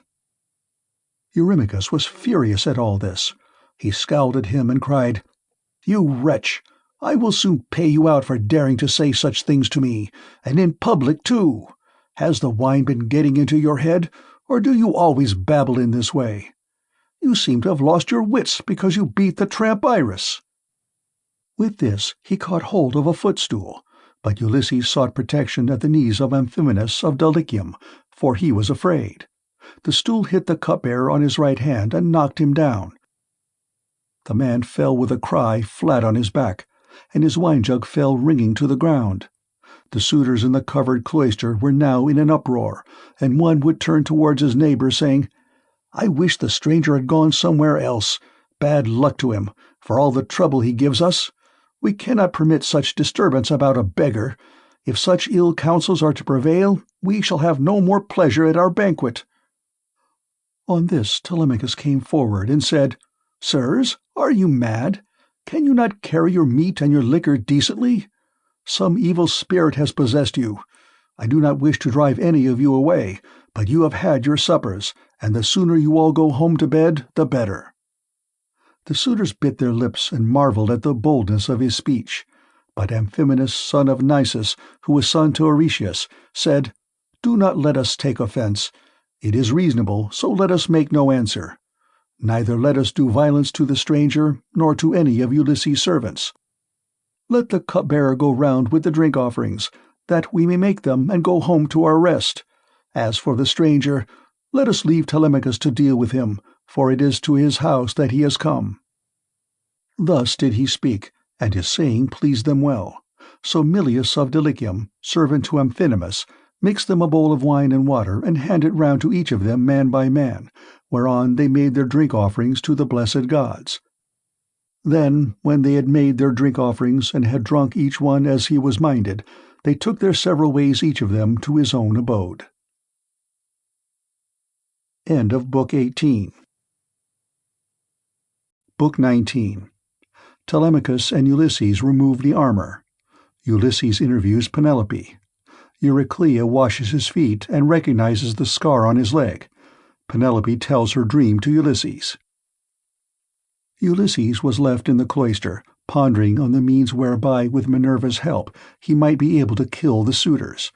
Presently he said to Telemachus, "Telemachus, we must get the armor together and take it down inside. Make some excuse when the suitors ask you why you have removed it. Say that you have taken it to be out of the way of the smoke, inasmuch as it is no longer what it was when Ulysses went away, but has become soiled and begrimed with soot. Add to this more particularly that you are afraid Jove may set them on to quarrel over their wine, and that they may do each other some harm which may disgrace both banquet and wooing, for the sight of arms sometimes tempts people to use them." Telemachus approved of what his father had said, so he called nurse Euryclea and said, "Nurse, shut the women up in their rooms, while I take the armor that my father left behind him down into the storeroom. No one looks after it now my father is gone, and it has got all smirched with soot during my own boyhood. I want to take it down where the smoke cannot reach it." "I wish, child," answered Euryclea, "that you would take the management of the house into your own hands altogether, and look after all the property yourself. But who is to go with you and light you to the storeroom? The maids would have done so, but you would not let them." "The stranger," said Telemachus, shall show me a light. When people eat my bread they must earn it, no matter where they come from." Euryclea did as she was told, and bolted the women inside their room. Then Ulysses and his son made all haste to take the helmets, shields, and spears inside.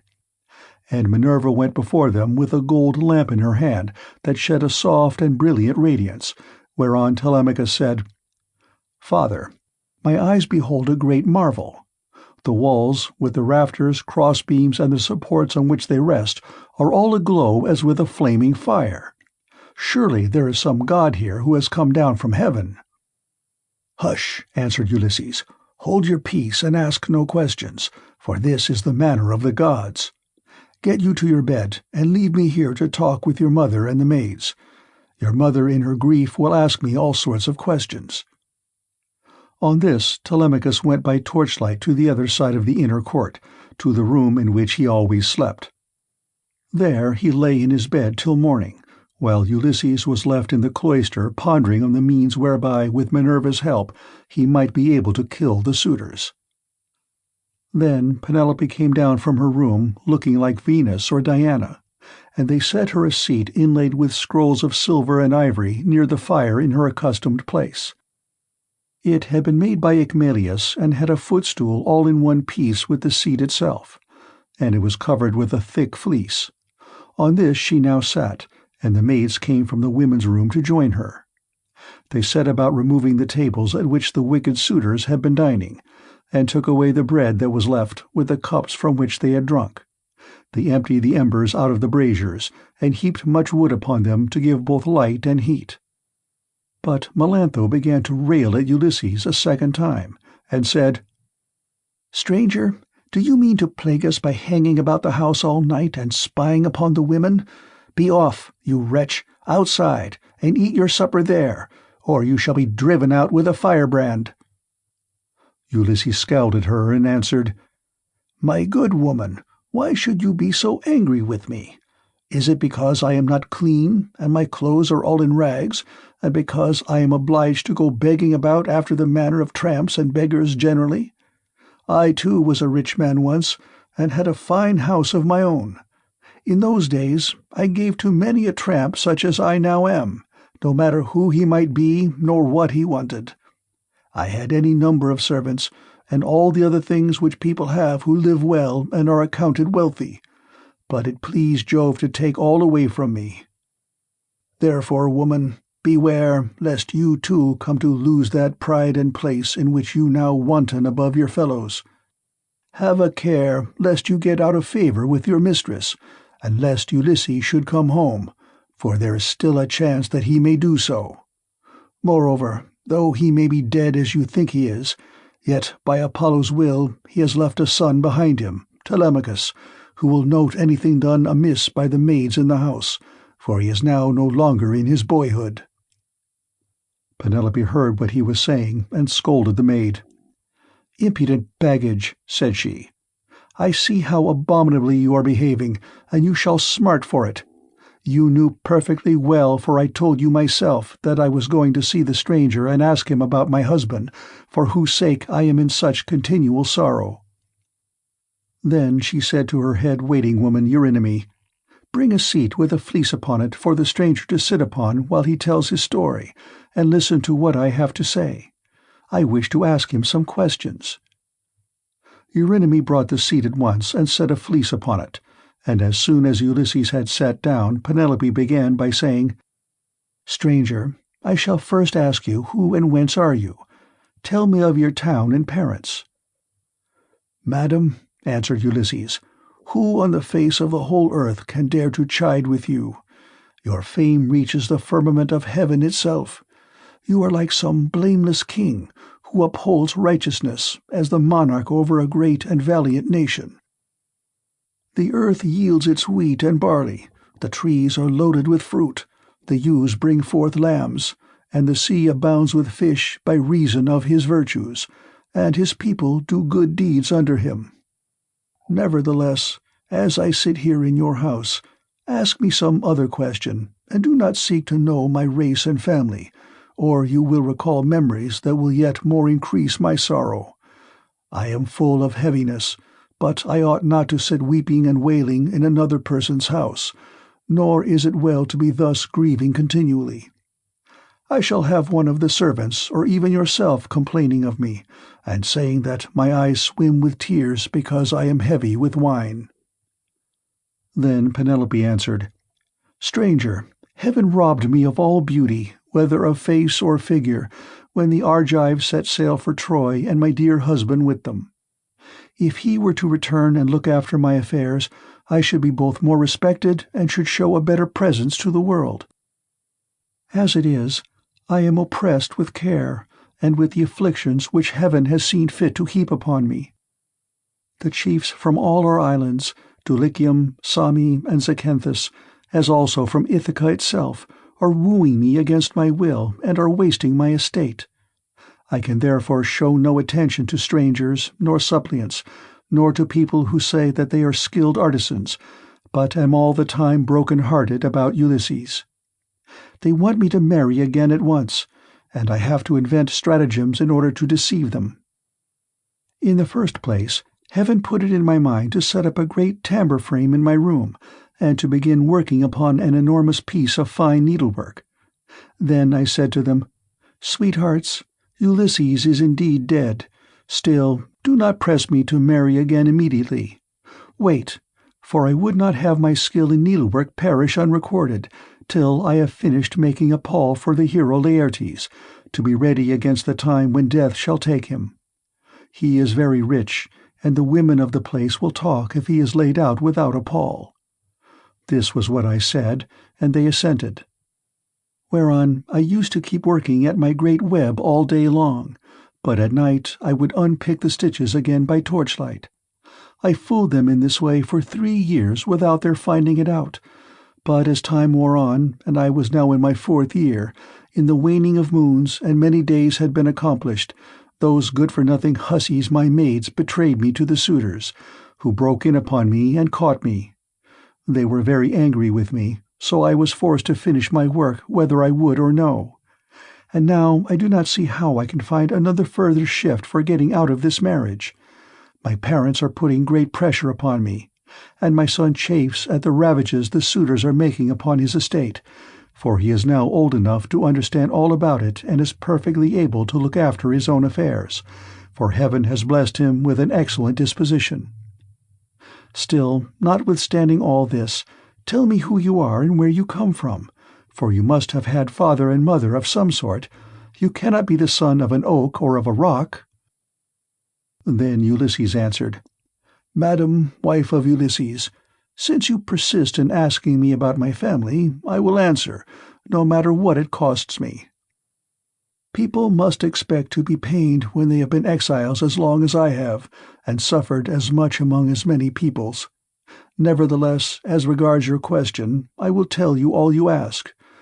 There is a fair and fruitful island in mid-ocean called Crete. It is thickly peopled, and there are 90 cities in it. The people speak many different languages, which overlap one another, for there are Achaeans, brave Eteocretans, Dorians of threefold race, and noble Pelasgi. There is a great town there, Knossos, where Minos reigned, who every 9 years had a conference with Jove himself. Minos was father to Deucalion, whose son I am, for Deucalion had 2 sons, Idomeneus and myself. Idomeneus sailed for Troy, and I, who am the younger, am called Aethon. My brother, however, was at once the older and the more valiant of the 2. Hence it was in Crete that I saw Ulysses and showed him hospitality, for the winds took him there as he was on his way to Troy, carrying him out of his course from Cape Malea and leaving him in Amnisus off the cave of Ilithuia, where the harbors are difficult to enter, and he could hardly find shelter from the winds that were then raging. As soon as he got there, he went into the town and asked for Idomeneus, claiming to be his old and valued friend, but Idomeneus had already set sail for Troy some 10 or 12 days earlier. So I took him to my own house and showed him every kind of hospitality, for I had abundance of everything. Moreover, I fed the men who were with him with barley meal from the public store, and got subscriptions of wine and oxen for them to sacrifice to their heart's content. They stayed with me 12 days, for there was a gale blowing from the north, so strong that one could hardly keep one's feet on land. I suppose some unfriendly god had raised it for them, but on the 13th day the wind dropped and they got away." Many a plausible tale did Ulysses further tell her, and Penelope wept as she listened, for her heart was melted.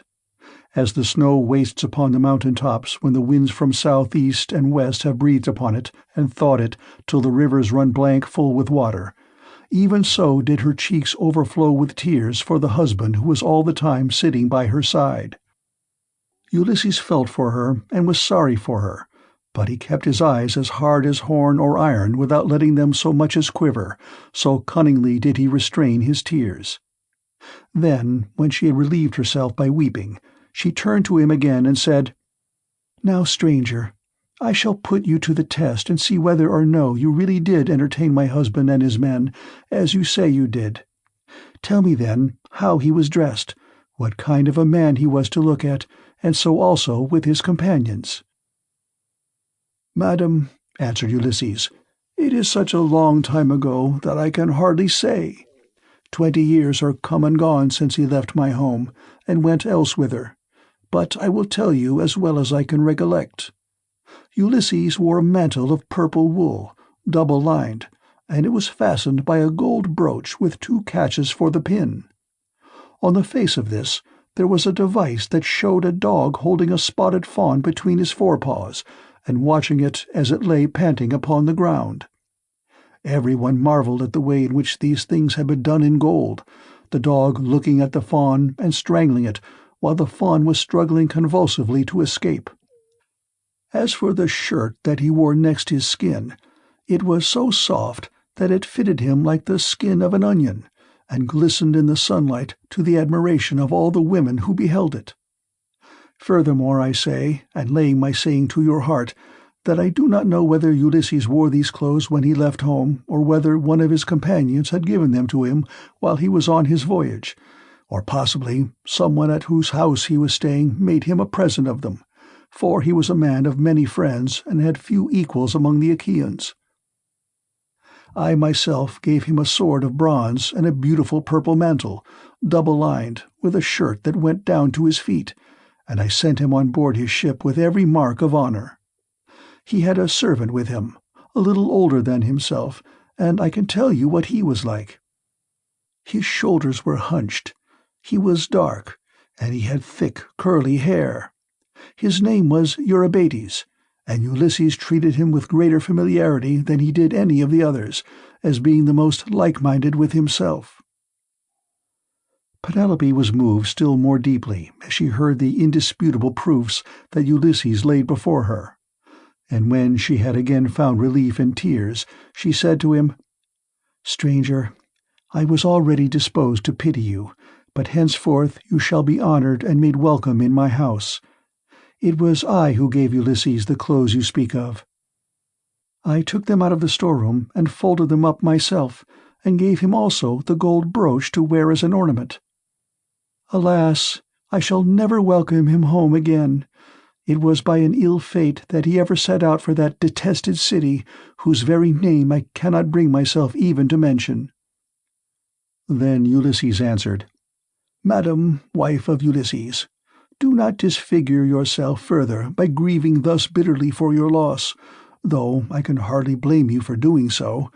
A woman who has loved her husband and borne him children would naturally be grieved at losing him, even though he were a worse man than Ulysses, who they say was like a god. Still, cease your tears and listen to what I can tell you. I will hide nothing from you, and can say with perfect truth that I have lately heard of Ulysses as being alive and on his way home. He is among the Thesprotians, and is bringing back much valuable treasure that he has begged from one and another of them. But his ship and all his crew were lost as they were leaving the Thrinacian island, for Jove and the sun god were angry with him because his men had slaughtered the sun god's cattle, and they were all drowned to a man. But Ulysses stuck to the keel of the ship and was drifted on to the land of the Phaeacians, who were near of kin to the immortals, and who treated him as though he had been a god, giving him many presents and wishing to escort him home safe and sound. In fact, Ulysses would have been here long ago, had he not thought better to go from land to land gathering wealth. For there is no man living who is so wily as he is. There is no one who can compare with him.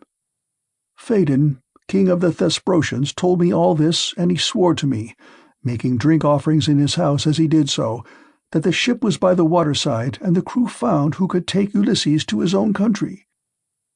He sent me off first, for there happened to be a Thesprotian ship sailing for the wheat-growing island of Dulichium, but he showed me all the treasure Ulysses had got together, and he had enough lying in the house of King Phaedon to keep his family for 10 generations.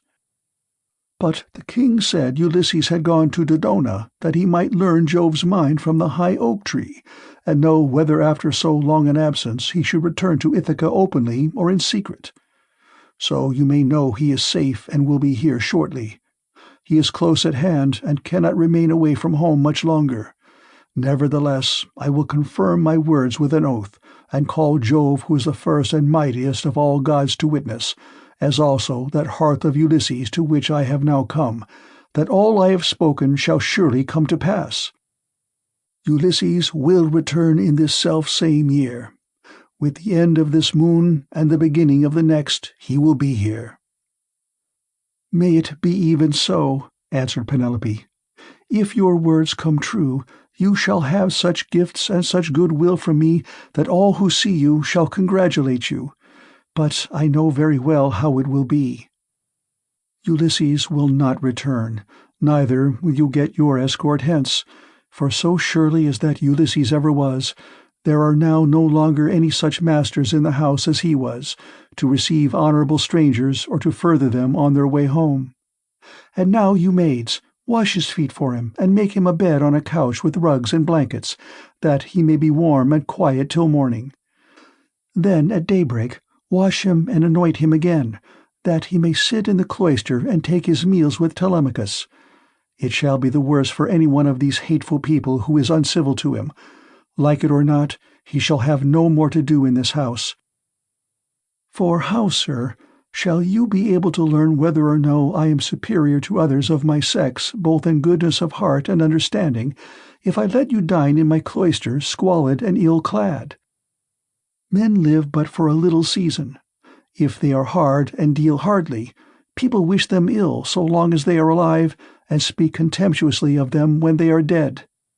But he that is righteous and deals righteously, the people tell of his praise among all lands, and many shall call him blessed." Ulysses answered, "Madam, I have forsworn rugs and blankets from the day that I left the snowy ranges of Crete to go on shipboard. I will lie as I have lain on many a sleepless night hitherto. Night after night have I passed in any rough sleeping place and waited for morning. Nor again do I like having my feet washed. I shall not let any of the young hussies about your house touch my feet. But if you have any old and respectable woman who has gone through as much trouble as I have, I will allow her to wash them." To this Penelope said, "My dear sir, of all the guests who have ever yet come to my house, there never was one who spoke in all things with such admirable propriety as you do. There happens to be in the house a most respectable old woman, the same who received my poor dear husband in her arms the night he was born, and nursed him in infancy. She is very feeble now, but she shall wash your feet. Come here," said she, "Euryclea, and wash your master's age-mate. I suppose Ulysses' hands and feet are very much the same now as his are, for trouble ages all of us dreadfully fast." On these words, the old woman covered her face with her hands. She began to weep and made lamentation, saying, "My dear child, I cannot think whatever I am to do with you. I am certain no one was ever more God-fearing than yourself, and yet Jove hates you. No one in the whole world ever burned him more thigh-bones, nor gave him finer hecatombs, when you prayed you might come to a green old age yourself, and see your son grow up to take after you. Yet see how he has prevented you alone from ever getting back to your own home. I have no doubt the women in some foreign place which Ulysses has got to are jibing at him as all these sluts here have been jibing at you." I do not wonder at your not choosing to let them wash you, after the manner in which they have insulted you. I will wash your feet myself gladly enough, as Penelope has said that I am to do so. I will wash them both for Penelope's sake and for your own, for you have raised the most lively feelings of compassion in my mind. And let me say this, moreover, which pray attend to. We have had all kinds of strangers in distress come here before now, but I make bold to say that no one ever yet came who is so like Ulysses in figure, voice, and feet as you are." "Those who have seen us both," answered Ulysses, "have always said we were wonderfully like each other, and now you have noticed it too." Then the old woman took the cauldron in which she was going to wash his feet, and poured plenty of cold water into it, adding hot till the bath was warm enough. Ulysses sat by the fire, but ere long he turned away from the light, for it occurred to him that when the old woman had hold of his leg she would recognize a certain scar which it bore, whereon the whole truth would come out. And indeed, as soon as she began washing her master, she at once knew the scar as one that had been given him by a wild boar when he was hunting on Mount Parnassus with his excellent grandfather Autolycus, who was the most accomplished thief and perjurer in the whole world, and with the sons of Autolycus. Mercury himself had endowed him with this gift, for he used to burn the thigh bones of goats and kids to him, so he took pleasure in his companionship. It happened once that Autolycus had gone to Ithaca and had found the child of his daughter just born. As soon as he had done supper, Euryclea set the infant upon his knees and said, "Autolycus, you must find a name for your grandson. You greatly wish that you might have one." "Son-in-law and daughter," replied Autolycus, "call the child thus. I am highly displeased with a large number of people in one place and another, both men and women. So name the child Ulysses, or the child of anger. When he grows up and comes to visit his mother's family on Mount Parnassus, where my possessions lie, I will make him a present and will send him on his way rejoicing." Ulysses therefore went to Parnassus to get the presents from Autolycus, who with his sons shook hands with him and gave him welcome. His grandmother Amphithea threw her arms about him and kissed his head, and both his beautiful eyes, while Autolycus desired his sons to get dinner ready, and they did as he told them. They brought in a 5-year-old bull, flayed it, made it ready, and divided it into joints. These they then cut carefully up into smaller pieces and spitted them. They roasted them sufficiently and served the portions round. Thus through the livelong day to the going down of the sun they feasted, and every man had his full share, so that all were satisfied. But when the sun set and it came on dark, they went to bed and enjoyed the boon of sleep. When the child of morning, rosy-fingered Dawn, appeared, the sons of Autolycus went out with their hounds hunting, and Ulysses went too. They climbed the wooded slopes of Parnassus and soon reached its breezy upland valleys. But as the sun was beginning to beat upon the fields, fresh risen from the slow still currents of Oceanus, they came to a mountain dell. The dogs were in front searching for the tracks of the beasts they were chasing, and after them came the sons of Autolycus, among whom was Ulysses, close behind the dogs, and he had a long spear in his hand. Here was the lair of a huge boar among some thick brushwood, so dense that the wind and rain could not get through it, nor could the sun's rays pierce it, and the ground underneath lay thick with fallen leaves. The boar heard the noise of the men's feet, and the hounds baying on every side as the huntsmen came up to him, so he rushed from his lair, raised the bristles on his neck, and stood at bay with fire flashing from his eyes. Ulysses was the first to raise his spear and try to drive it into the brute, but the boar was too quick for him and charged him sideways, ripping him above the knee with a gash that tore deep though it did not reach the bone. As for the boar, Ulysses hit him on the right shoulder, and the point of the spear went right through him, so that he fell groaning in the dust until the life went out of him. The sons of Autolycus busied themselves with the carcass of the boar, and bound Ulysses' wound. Then, after saying a spell to stop the bleeding, they went home as fast as they could. But when Autolycus and his sons had thoroughly healed Ulysses, they made him some splendid presents, and sent him back to Ithaca with much mutual goodwill. When he got back, his father and mother were rejoiced to see him, and asked him all about it, and how he had hurt himself to get the scar. So he told them how the boar had ripped him when he was out hunting with Autolycus and his sons on Mount Parnassus. As soon as Euryclea had got the scarred limb in her hands and had well hold of it, she recognized it and dropped the foot at once. The leg fell into the bath, which rang out and was overturned, so that all the water was spilt on the ground. Euryclea's eyes between her joy and her grief filled with tears, and she could not speak, but she caught Ulysses by the beard and said, "My dear child, I am sure you must be Ulysses himself, only I did not know you till I had actually touched and handled you." As she spoke, she looked towards Penelope, as though wanting to tell her that her dear husband was in the house, but Penelope was unable to look in that direction and observe what was going on, for Minerva had diverted her attention.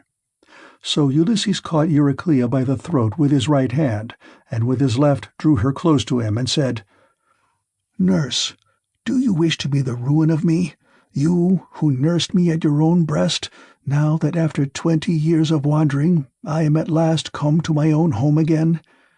Since it has been borne in upon you by heaven to recognize me, hold your tongue, and do not say a word about it to anyone else in the house, for if you do, I tell you, and it shall surely be, that if heaven grants me to take the lives of these suitors, I will not spare you, though you are my own nurse, when I am killing the other women."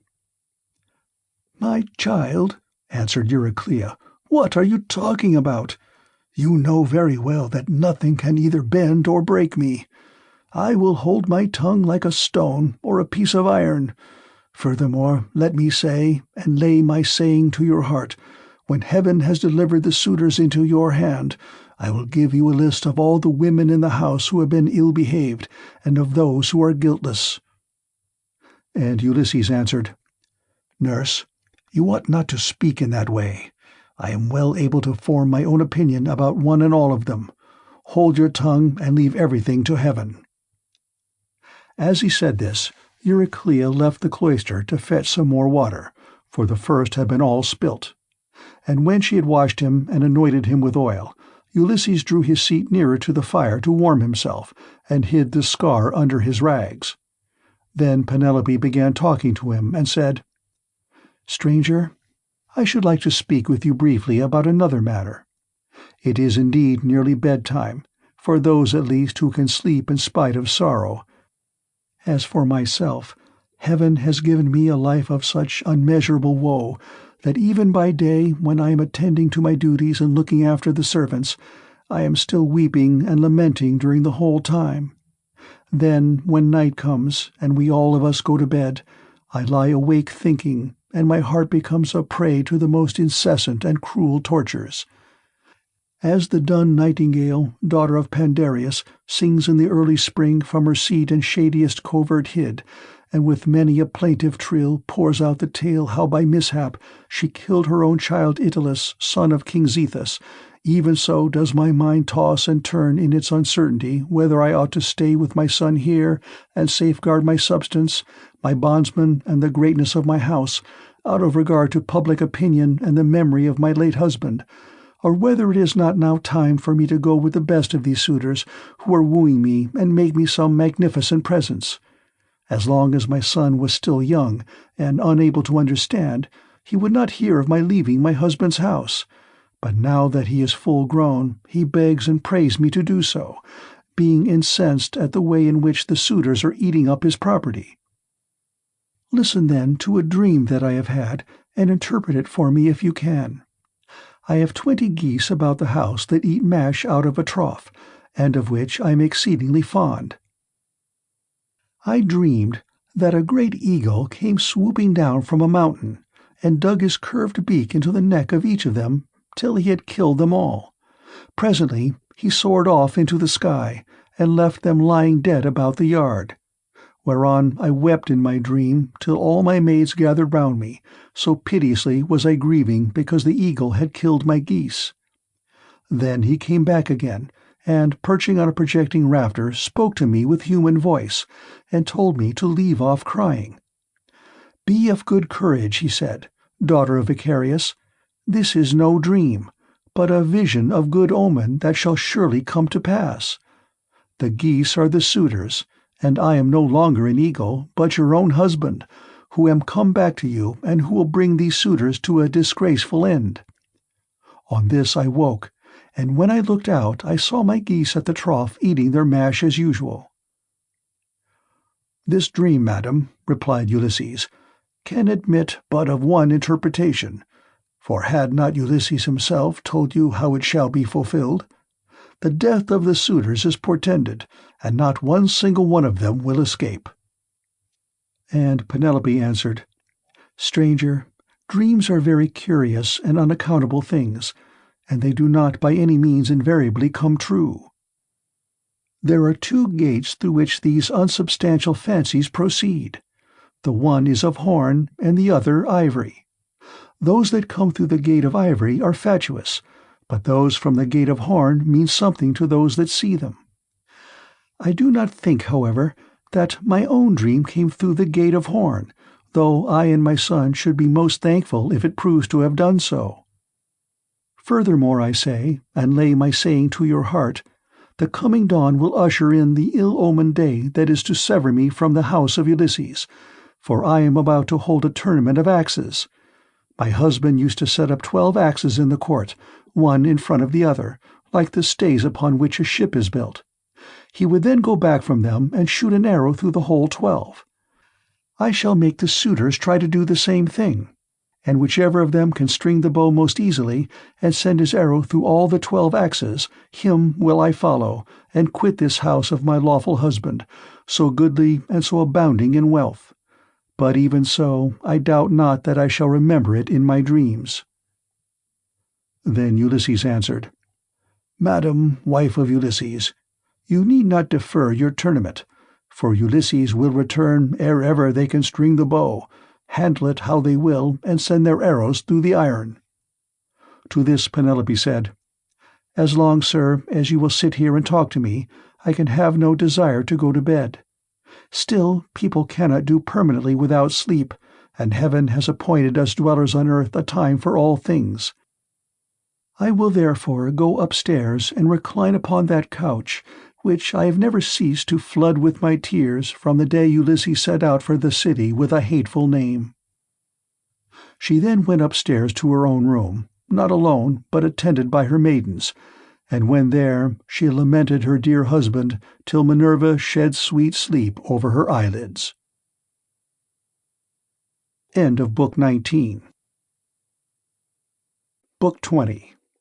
Ulysses cannot sleep. Penelope's prayer to Diana. The two signs from heaven. EUMAEUS and Felicius arrive. The suitors dine. Ctesippus throws an ox's foot at Ulysses. THEOCLYMENUS foretells disaster and leaves the house.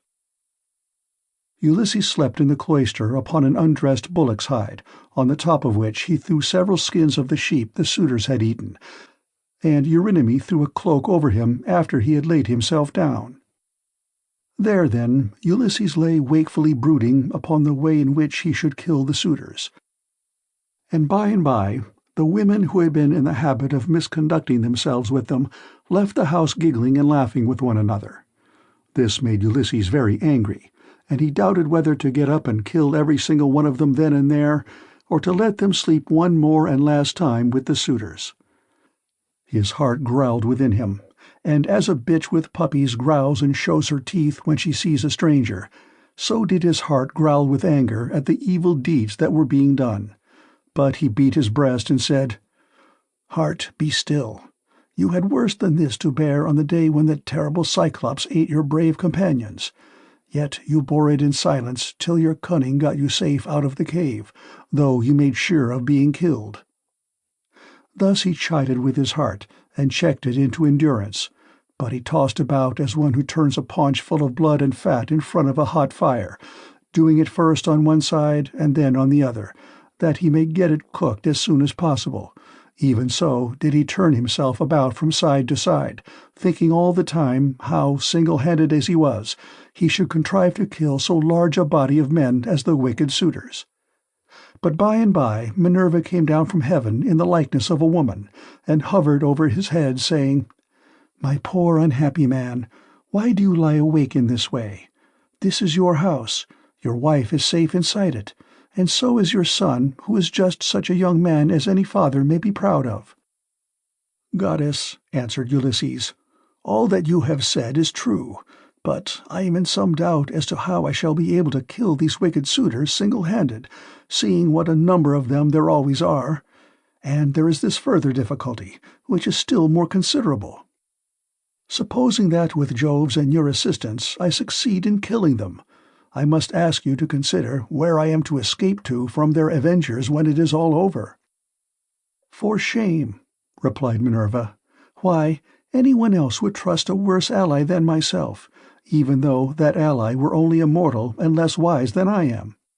Am I not a goddess, and have I not protected you throughout in all your troubles? I tell you plainly that even though there were 50 bands of men surrounding us and eager to kill us, you should take all their sheep and cattle and drive them away with you. But go to sleep. It is a very bad thing to lie awake all night, and you shall be out of your troubles before long." As she spoke, she shed sleep over his eyes, and then went back to Olympus.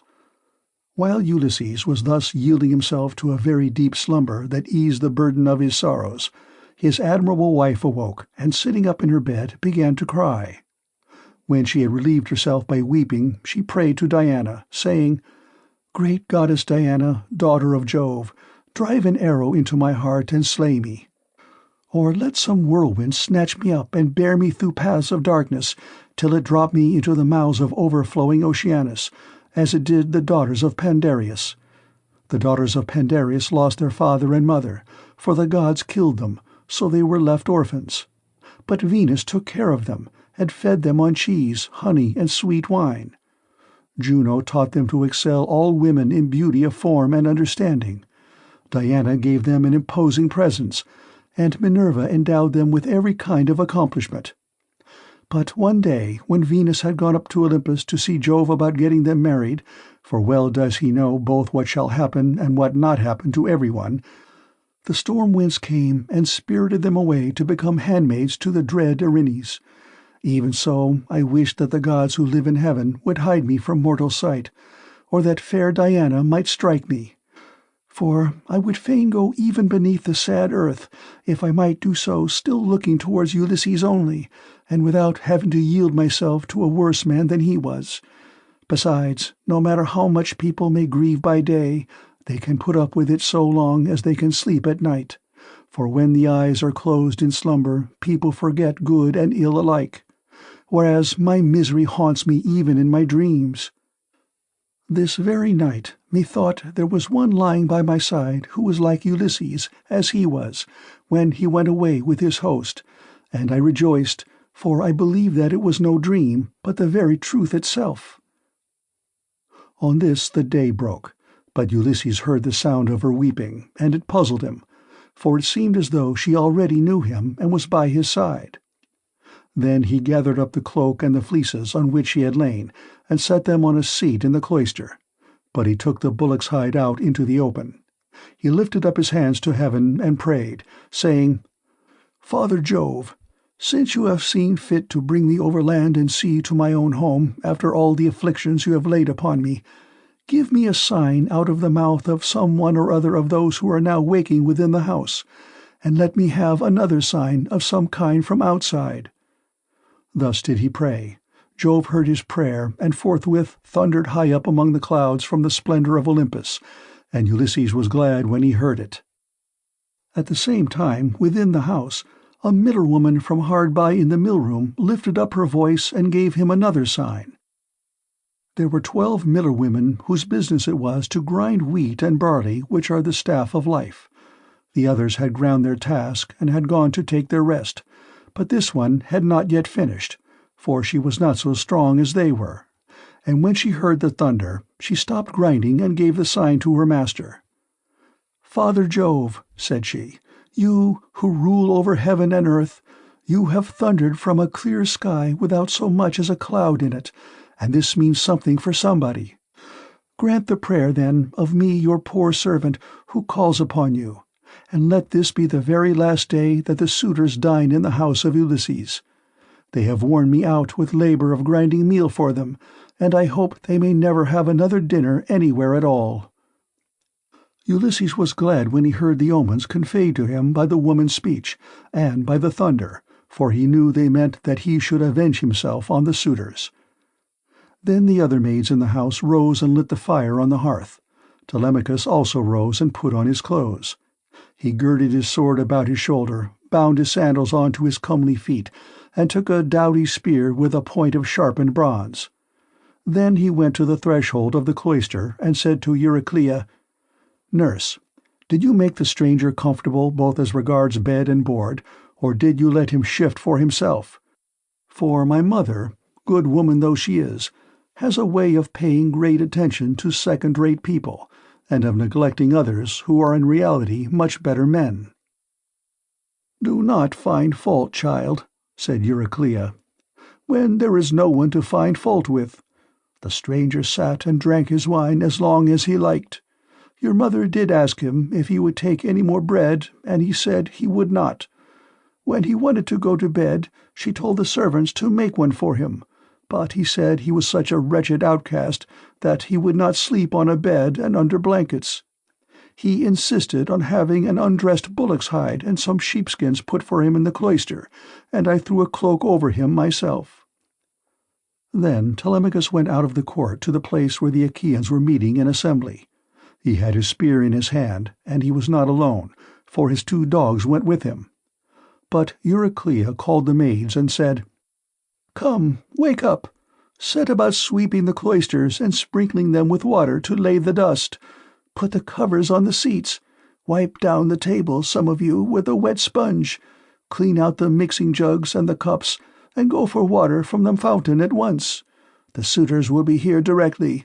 They will be here early, for it is a feast day." Thus did she speak, and they did even as she had said. 20 of them went to the fountain for water, and the others set themselves busily to work about the house. The men who were in attendance on the suitors also came up and began chopping firewood.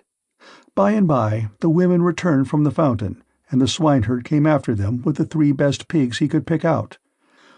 These he let feed about the premises, and then he said good-humouredly to Ulysses, "Stranger, are the suitors treating you any better now, or are they as insolent as ever?" "May heaven," answered Ulysses, "requite to them the wickedness with which they deal high-handedly in another man's house without any sense of shame." Thus did they converse.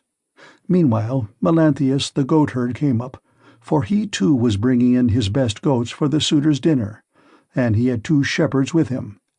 They tied the goats up under the gatehouse, and then Melanthius began gibing at Ulysses.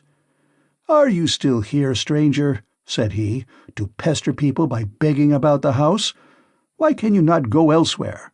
You and I shall not come to an understanding before we have given each other a taste of our fists. You beg without any sense of decency. Are there not feasts elsewhere among the Achaeans as well as here?" Ulysses made no answer, but bowed his head and brooded. Then a 3rd man, Philicius, joined them, who was bringing in a barren heifer and some goats. These were brought over by the boatmen, who are there to take people over when anyone comes to them. So Philicius made his heifer and his goats secure under the gatehouse, and then went up to the swineherd. "Who, swineherd," said he, "is this stranger that is lately come here? Is he one of your men? What is his family? Where does he come from? Poor fellow, he looks as if he had been some great man, but the gods give sorrow to whom they will, even to kings if it so pleases them." As he spoke, he went up to Ulysses and saluted him with his right hand. "Good day to you, father stranger," said he. "You seem to be very poorly off now, but I hope you'll have better times by and by. Father Jove, of all the gods you're the most malicious. We are your own children, yet you show us no mercy in all our misery and afflictions. A sweat came over me when I saw this man, and my eyes filled with tears, for he reminds me of Ulysses, who I fear is going about in just such rags as this man's are, if indeed he is still among the living. If he is already dead and in the house of Hades, then, alas, for my good master, who made me his stockman when I was quite young among the Cephallenians, and now his cattle are countless. No one could have done better with them than I have, for they have bred like ears of corn. Nevertheless, I have to keep bringing them in for others to eat, who take no heed to his son, though he is in the house, and fear not the wrath of heaven, but are already eager to divide Ulysses' property among them, because he has been away so long. I have often thought, only it would not be right while his son is living, of giving off with the cattle to some foreign country. Bad as this would be, it is still harder to stay here and be ill-treated about other people's herds. My position is intolerable, and I should long since have run away and put myself under the protection of some other chief, only that I believe my poor master will yet return, and send all these suitors flying out of the house." "Stockman," answered Ulysses, "you seem to be a very well-disposed person, and I can see that you are a man of sense. Therefore I will tell you, and will confirm my words with an oath. By Jove, the chief of all gods, and by that hearth of Ulysses to which I am now come, Ulysses shall return before you leave this place, and if you are so minded, you shall see him killing the suitors who are now masters here." "If Jove were to bring this to pass," replied the stockman, "you should see how I would do my very utmost to help him." And in like manner EUMAEUS prayed that Ulysses might return home. Thus did they converse. Meanwhile the suitors were hatching a plot to murder Telemachus, but a bird flew near them on their left hand, an eagle with a dove in its talons. On this Amphinomus said, "My friends, this plot of ours to murder Telemachus will not succeed. Let us go to dinner instead." The others assented, so they went inside and laid their cloaks on the benches and seats. They sacrificed the sheep, goats, pigs, and the heifer, and when the inward meats were cooked they served them round. They mixed the wine in the mixing bowls, and the swineherd gave every man his cup, while Phalesius handed round the bread in the bread-baskets, and Melanthius poured them out their wine. Then they laid their hands upon the good things that were before them. Telemachus purposely made Ulysses sit in the part of the cloister that was paved with stone. He gave him a shabby-looking seat at a little table to himself, and had his portion of the inward meats brought to him, with his wine in a gold cup. "Sit there," said he, "and drink your wine among the great people. I will put a stop to the gibes and blows of the suitors, for this is no public house, but belongs to Ulysses, and has passed from him to me.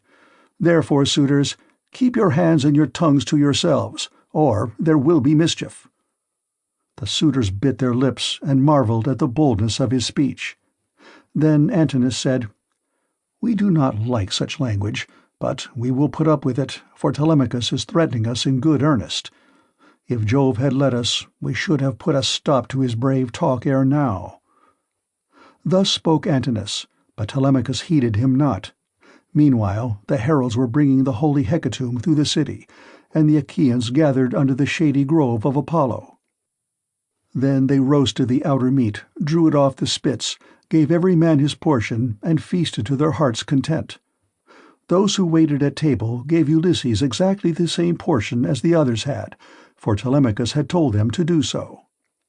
But Minerva would not let the suitors for one moment drop their insolence, for she wanted Ulysses to become still more bitter against them. Now there happened to be among them a ribald fellow, whose name was Ctesippus, and who came from Same. This man, confident in his great wealth, was paying court to the wife of Ulysses, and said to the suitors, "Hear what I have to say. The stranger has already had as large a portion as anyone else. This is well, but it is not right nor reasonable to ill-treat any guest of Telemachus who comes here. I will, however, make him a present on my own account, that he may have something to give the bath-woman, or to some other of Ulysses' servants."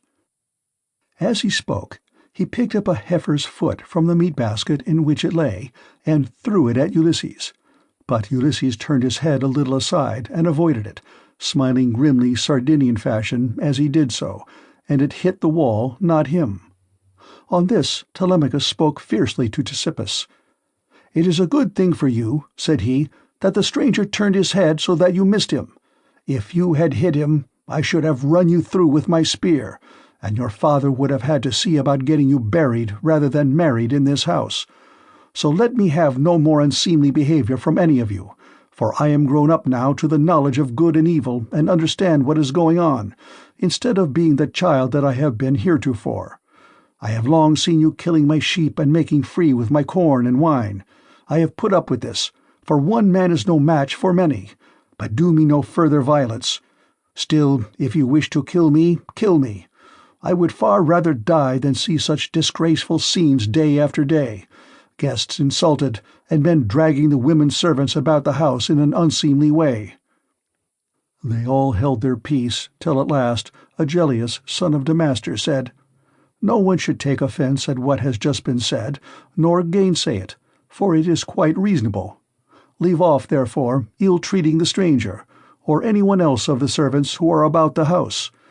I would say, however, a friendly word to Telemachus and his mother, which I trust may commend itself to both. As long, I would say, as you had ground for hoping that Ulysses would one day come home, no one could complain of your waiting and suffering the suitors to be in your house. It would have been better that he should have returned, but it is now sufficiently clear that he will never do so. Therefore, talk all this quietly over with your mother, and tell her to marry the best man, and the one who makes her the most advantageous offer. Thus you will yourself be able to manage your own inheritance, and to eat and drink in peace, while your mother will look after some other man's house, not yours." To this Telemachus answered, "By Jove, Agellius, and by the sorrows of my unhappy father, who has either perished far from Ithaca, or is wandering in some distant land, I throw no obstacles in the way of my mother's marriage. On the contrary, I urge her to choose whomsoever she will, and I will give her numberless gifts into the bargain. But I dare not insist point-blank that she shall leave the house against her own wishes.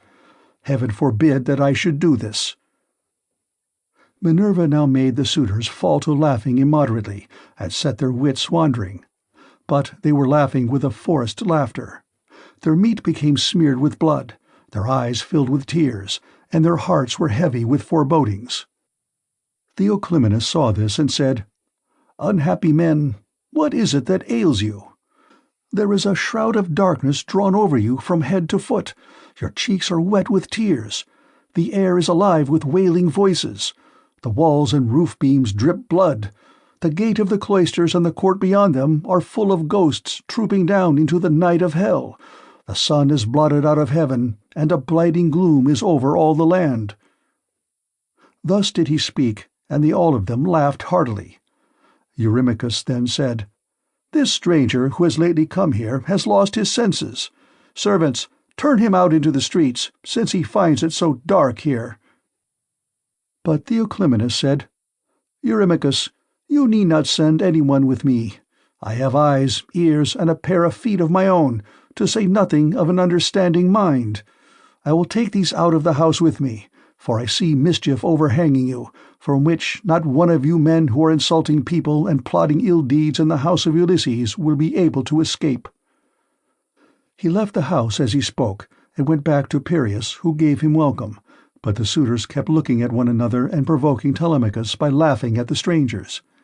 One insolent fellow said to him, "Telemachus, you are not happy in your guests.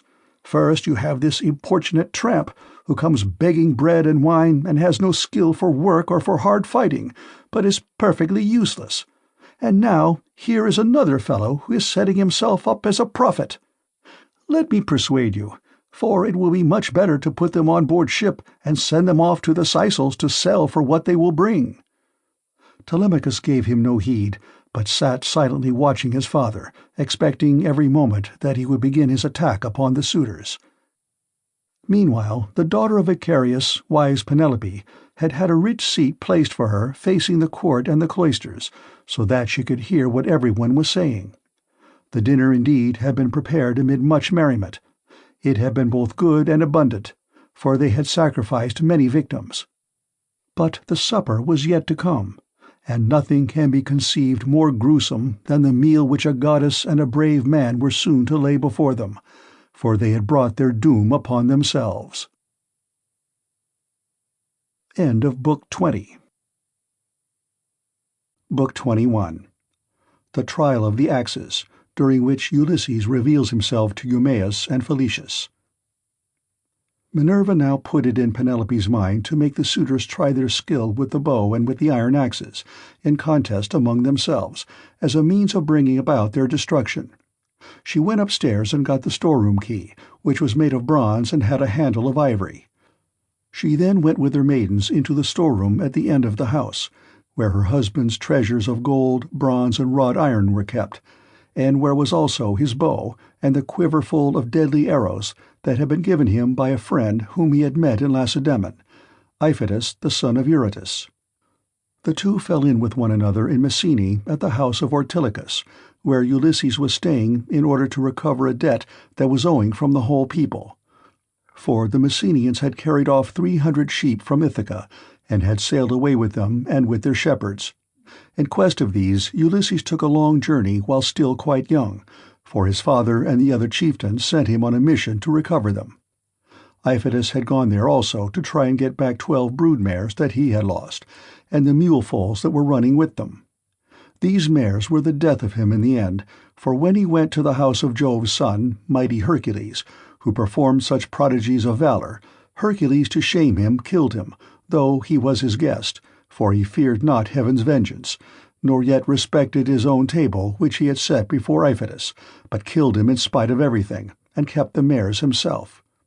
It was when claiming these that Iphitus met Ulysses, and gave him the bow which mighty Eurytus had been used to carry, and which on his death had been left by him to his son. Ulysses gave him in return a sword and a spear, and this was the beginning of a fast friendship, although they never visited at one another's houses, for Jove's son Hercules killed Iphitus ere they could do so. This bow, then, given him by Iphitus, had not been taken with him by Ulysses when he sailed for Troy. He had used it so long as he had been at home, but had left it behind as having been a keepsake from a valued friend. Penelope presently reached the oak threshold of the storeroom. The carpenter had planed this duly, and had drawn a line on it so as to get it quite straight. He had then set the door-posts into it and hung the doors. She loosed the strap from the handle of the door, put in the key, and drove it straight home to shoot back the bolts that held the doors. These flew open with a noise like a bull bellowing in a meadow, and Penelope stepped upon the raised platform, where the chest stood in which the fair linen and clothes were laid by along with fragrant herbs. Reaching thence, she took down the bow with its bow-case from a peg on which it hung. She sat down with it on her knees, weeping bitterly as she took the bow out of its case, and when the tears had relieved her, she went to the cloister where the suitors were, carrying the bow and the quiver with the many deadly arrows that were inside it. Along with her came her maidens, bearing a chest that contained much iron and bronze which her husband had won as prizes. When she reached the suitors, she stood by one of the bearing-posts supporting the roof of the cloister, holding a veil before her face, and with a maid on either side of her.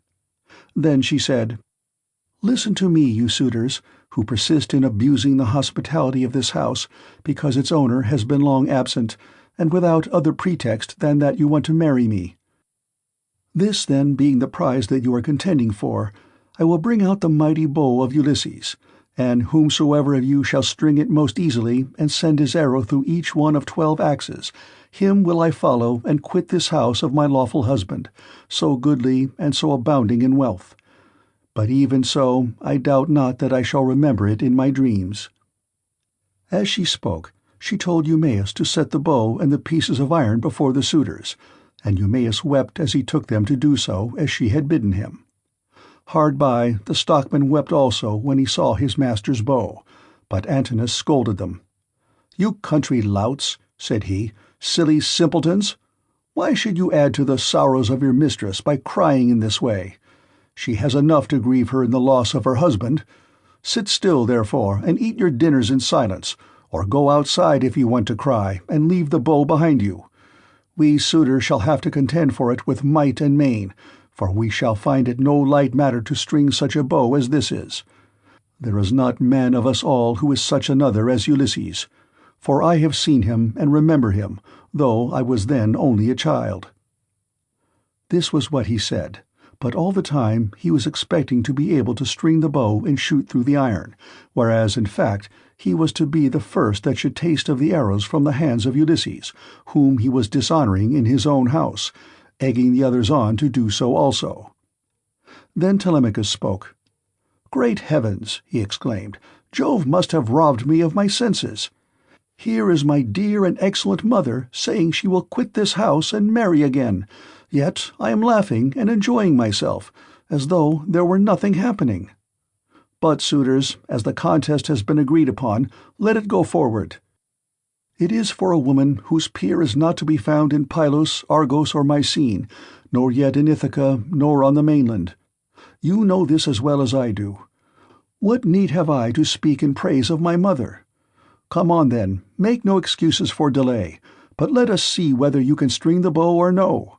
I too will make trial of it, for if I can string it and shoot through the iron, I shall not suffer my mother to quit this house with a stranger, not if I can win the prizes which my father won before me." As he spoke, he sprang from his seat, threw his crimson cloak from him, and took his sword from his shoulder. First he set the axes in a row, in a long groove which he had dug for them, and had made straight by line. Then he stamped the earth tight around them, and everyone was surprised when they saw him set them up so orderly, though he had never seen anything of the kind before. This done, he went on to the pavement to make trial of the bow. Thrice did he tug at it, trying with all his might to draw the string, and thrice he had to leave off, though he had hoped to string the bow and shoot through the iron. He was trying for the fourth time, and would have strung it had not Ulysses made a sign to check him in spite of all his eagerness.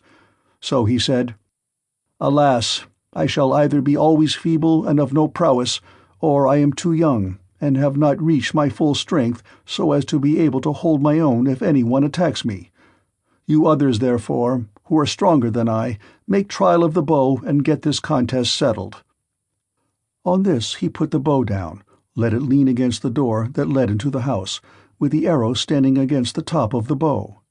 Then he sat down on the seat from which he had risen, and Antinous said, "Come on, each of you in his turn, going towards the right from the place at which the cupbearer begins when he is handing round the wine." The rest agreed, and Leodes, son of Enops, was the first to rise. He was sacrificial priest to the suitors, and sat in the corner near the mixing bowl. He was the only man who hated their evil deeds and was indignant with the others. He was now the first to take the bow and arrow, so he went on to the pavement to make his trial, but he could not string the bow, for his hands were weak and unused to hard work. They therefore soon grew tired, and he said to the suitors, "My friends, I cannot string it. Let another have it. This bow shall take the life and soul out of many a chief among us, for it is better to die than to live after having missed the prize that we have so long striven for, and which has brought us so long together.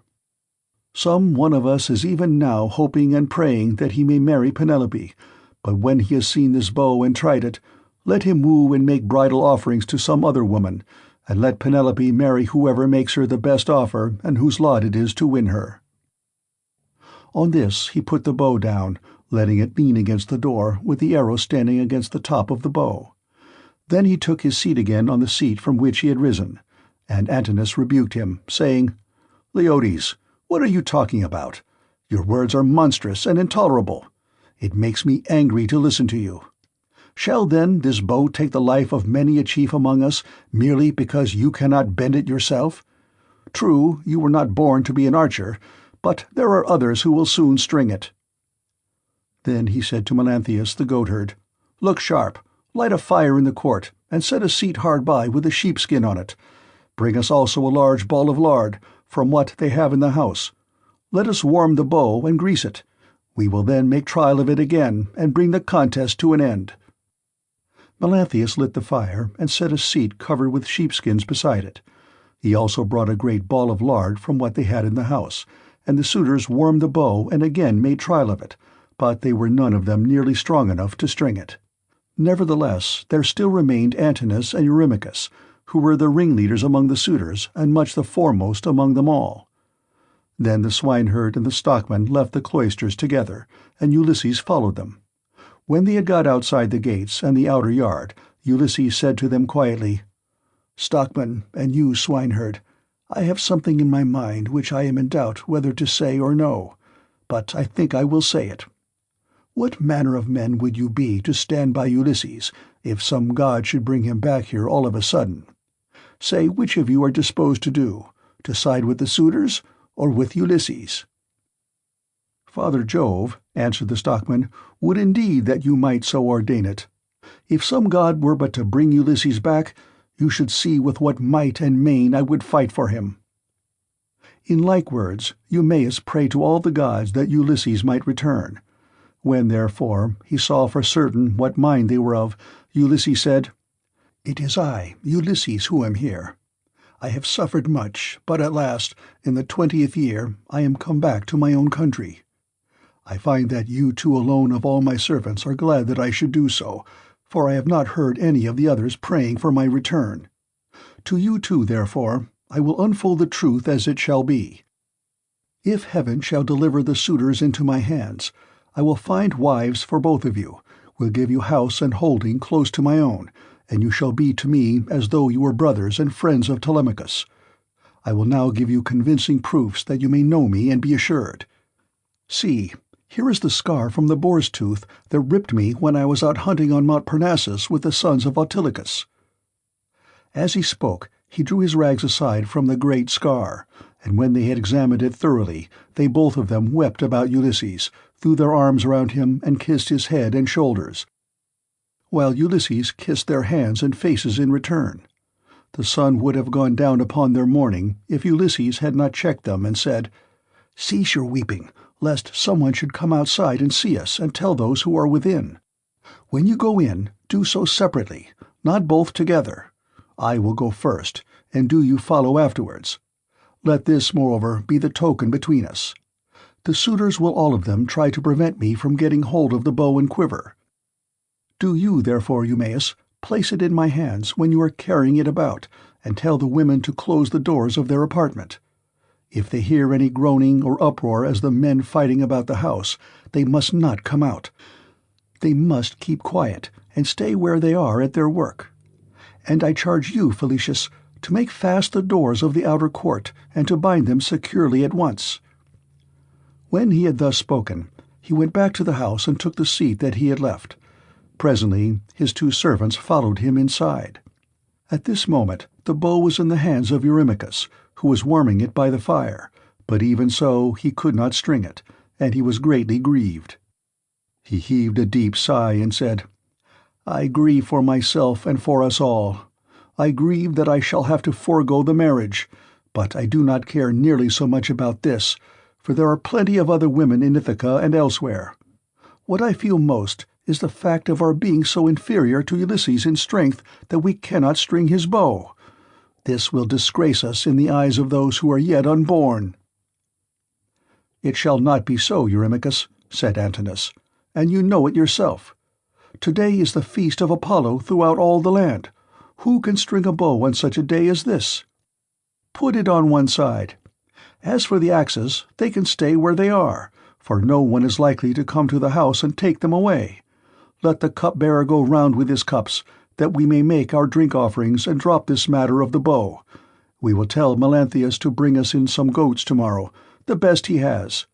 We can then offer thigh bones to Apollo, the mighty archer, and again make trial of the bow, so as to bring the contest to an end." The rest approved his words, and thereon men-servants poured water over the hands of the guests, while pages filled the mixing bowls with wine and water, and handed it round after giving every man his drink-offering. Then, when they had made their offerings and had drunk each as much as he desired, Ulysses craftily said, "Suitors of the illustrious queen, listen, that I may speak even as I am minded. I appeal more especially to Eurymachus and to Antinous, who has just spoken with so much reason. Cease shooting for the present, and leave the matter to the gods, but in the morning let heaven give victory to whom it will.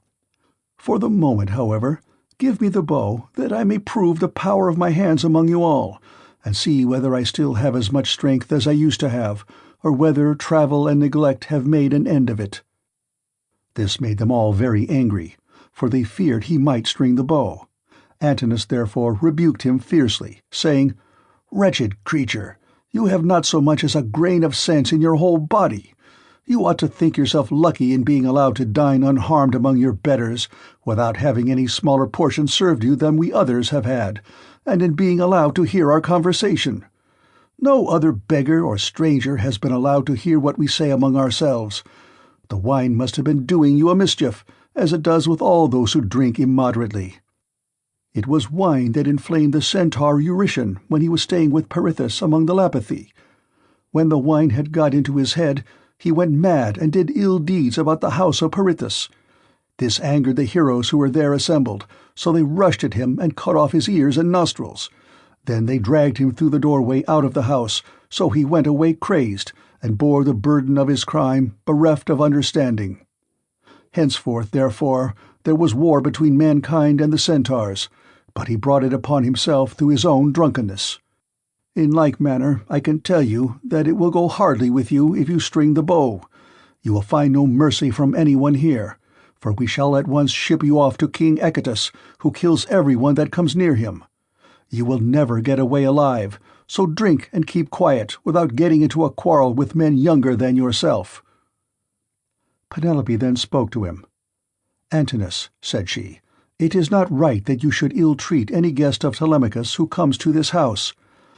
If the stranger should prove strong enough to string the mighty bow of Ulysses, can you suppose that he would take me home with him and make me his wife? Even the man himself can have no such idea in his mind. None of you need let that disturb his feasting. It would be out of all reason."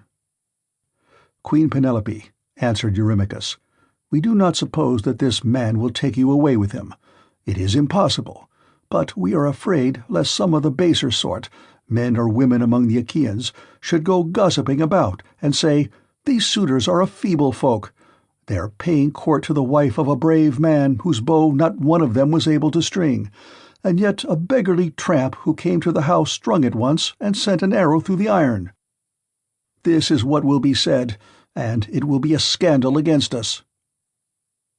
"Eurymachus," Penelope answered, "people who persist in eating up the estate of a great chieftain and dishonoring his house must not expect others to think well of them. Why then should you mind if men talk as you think they will? This stranger is strong and well built. He says, moreover, that he is of noble birth. Give him the bow, and let us see whether he can string it or no. I say, and it shall surely be, that if Apollo vouchsafes him the glory of stringing it, I will give him a cloak and a shirt of good wear, with a javelin to keep off dogs and robbers, and a sharp sword. I will also give him sandals, and will see him sent safely wherever he wants to go." Then Telemachus said, "Mother, I am the only man either in Ithaca or in the islands that are over against Elis, who has the right to let anyone have the bow or to refuse it. No one shall force me one way or the other, not even though I choose to make the stranger a present of the bow outright, and let him take it away with him. Go then, within the house, and busy yourself with your daily duties, your loom, your distaff, and the ordering of your servants. This bow is a man's matter, and mine above all others, for it is I who am master here." She went wondering back into the house, and laid her son saying in her heart. Then, going upstairs with her handmaids into her room, she mourned her dear husband till Minerva sent sweet sleep over her eyelids. The swineherd now took up the bow and was for taking it to Ulysses, but the suitors clamoured at him from all parts of the cloisters, and one of them said, "You idiot, where are you taking the bow to? Are you out of your wits? If Apollo and the other gods will grant our prayer, your own boarhound shall get you into some quiet little place and worry you to death." Eumaeus was frightened at the outcry they all raised, so he put the bow down then and there. But Telemachus shouted at him from the other side of the cloisters, and threatened him, saying, "Father Eumaeus, bring the bow on in spite of them, or, young as I am, I will pelt you with stones back to the country, for I am the better man of the two. I wish I was as much stronger than all the other suitors in the house as I am than you. I would soon send some of them off sick and sorry, for they mean mischief." Thus did he speak, and they all of them laughed heartily, which put them in a better humour with Telemachus. So Eumaeus brought the bow on and placed it in the hands of Ulysses. When he had done this, he called Euryclea apart and said to her, "Euryclea, Telemachus says you are to close the doors of the women's apartments. If they hear any groaning or uproar as of men fighting about the house, they are not to come out, but are to keep quiet and stay where they are at their work." Euryclea did as she was told, and closed the doors of the women's apartments. Meanwhile, Philetius slipped quietly out and made fast the gates of the outer court. There was a ship's cable of biblous fibre lying in the gatehouse, so he made the gates fast with it and then came in again, resuming the seat that he had left, and keeping an eye on Ulysses, who had now got the bow in his hands, and was turning it every way about, and proving it all over to see whether the worms had been eating into its two horns during his absence. Then would one turn towards his neighbour, saying, "This is some tricky old bow-fancier. Either he has got one like it at home, or he wants to make one. In such workmanlike style does the old vagabond handle it." Another said, "I hope he may be no more successful in other things than he is likely to be in stringing this bow." But Ulysses, when he had taken it up and examined it all over, strung it as easily as a skilled bard strings a new peg of his lyre and makes the twisted gut fast at both ends. Then he took it in his right hand to prove the string, and it sang sweetly under his touch like the twittering of a swallow. The suitors were dismayed, and turned colour as they heard it. At that moment, moreover, Jove thundered loudly as a sign, and the heart of Ulysses rejoiced as he heard the omen that the son of scheming Saturn had sent him. He took an arrow that was lying upon the table, for those which the Achaeans were so shortly about to taste were all inside the quiver. He laid it on the centrepiece of the bow, and drew the notch of the arrow and the string toward him, still seated on his seat. When he had taken aim, he let fly, and his arrow pierced every one of the handle-holes of the axes from the first onwards till it had gone right through them, and into the outer courtyard. Then he said to Telemachus, "Your guest has not disgraced you, Telemachus. I did not miss what I aimed at, and I was not long in stringing my bow. I am still strong, and not as the suitors twit me with being.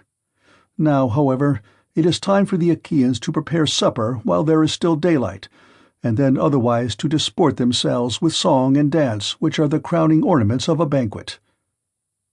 As he spoke, he made a sign with his eyebrows, and Telemachus girded on his sword, grasped his spear, and stood armed beside his father's seat. End of Book 21. Book 22. The Killing of the Suitors. The maids who have misconducted themselves are made to cleanse the cloisters and are then hanged. Then Ulysses tore off his rags and sprang on to the broad pavement with his bow and his quiver full of arrows. He shed the arrows onto the ground at his feet and said, "The mighty contest is at an end. I will now see whether Apollo will vouchsafe it to me to hit another mark which no man has yet hit." On this he aimed a deadly arrow at Antinous, who was about to take up a two-handed gold cup to drink his wine, and already had it in his hands. He had no thought of death, who amongst all the revellers would think that one man, however brave, would stand alone among so many and kill him. The arrow struck Antinous in the throat, and the point went clean through his neck, so that he fell over and the cup dropped from his hand, while a thick stream of blood gushed from his nostrils. He kicked the table from him and upset the things on it, so that the bread and roasted meats were all soiled as they fell over onto the ground. The suitors were in an uproar when they saw that a man had been hit. They sprang in dismay, one and all of them, from their seats, and looked everywhere toward the walls. But there was neither shield nor spear, and they rebuked Ulysses very angrily. "Stranger," said they, "you shall pay for shooting people in this way. You shall see no other contest. You are a doomed man. Him whom you have slain was the foremost youth in Ithaca, and the vulture shall devour you for having killed him." Thus they spoke, for they thought that he had killed Antinous by mistake, and did not perceive that death was hanging over the head of every one of them. But Ulysses glared at them and said, "Dogs, did you think that I should not come back from Troy?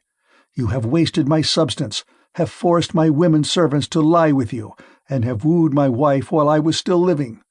You have feared neither God nor man, and now you shall die." They turned pale with fear as he spoke, and every man looked round about to see whither he might fly for safety, but Eurymachus alone spoke.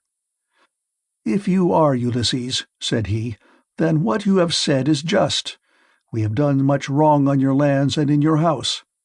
But Antinous, who was the head and front of the offending, lies low already. It was all his doing. It was not that he wanted to marry Penelope. He did not so much care about that.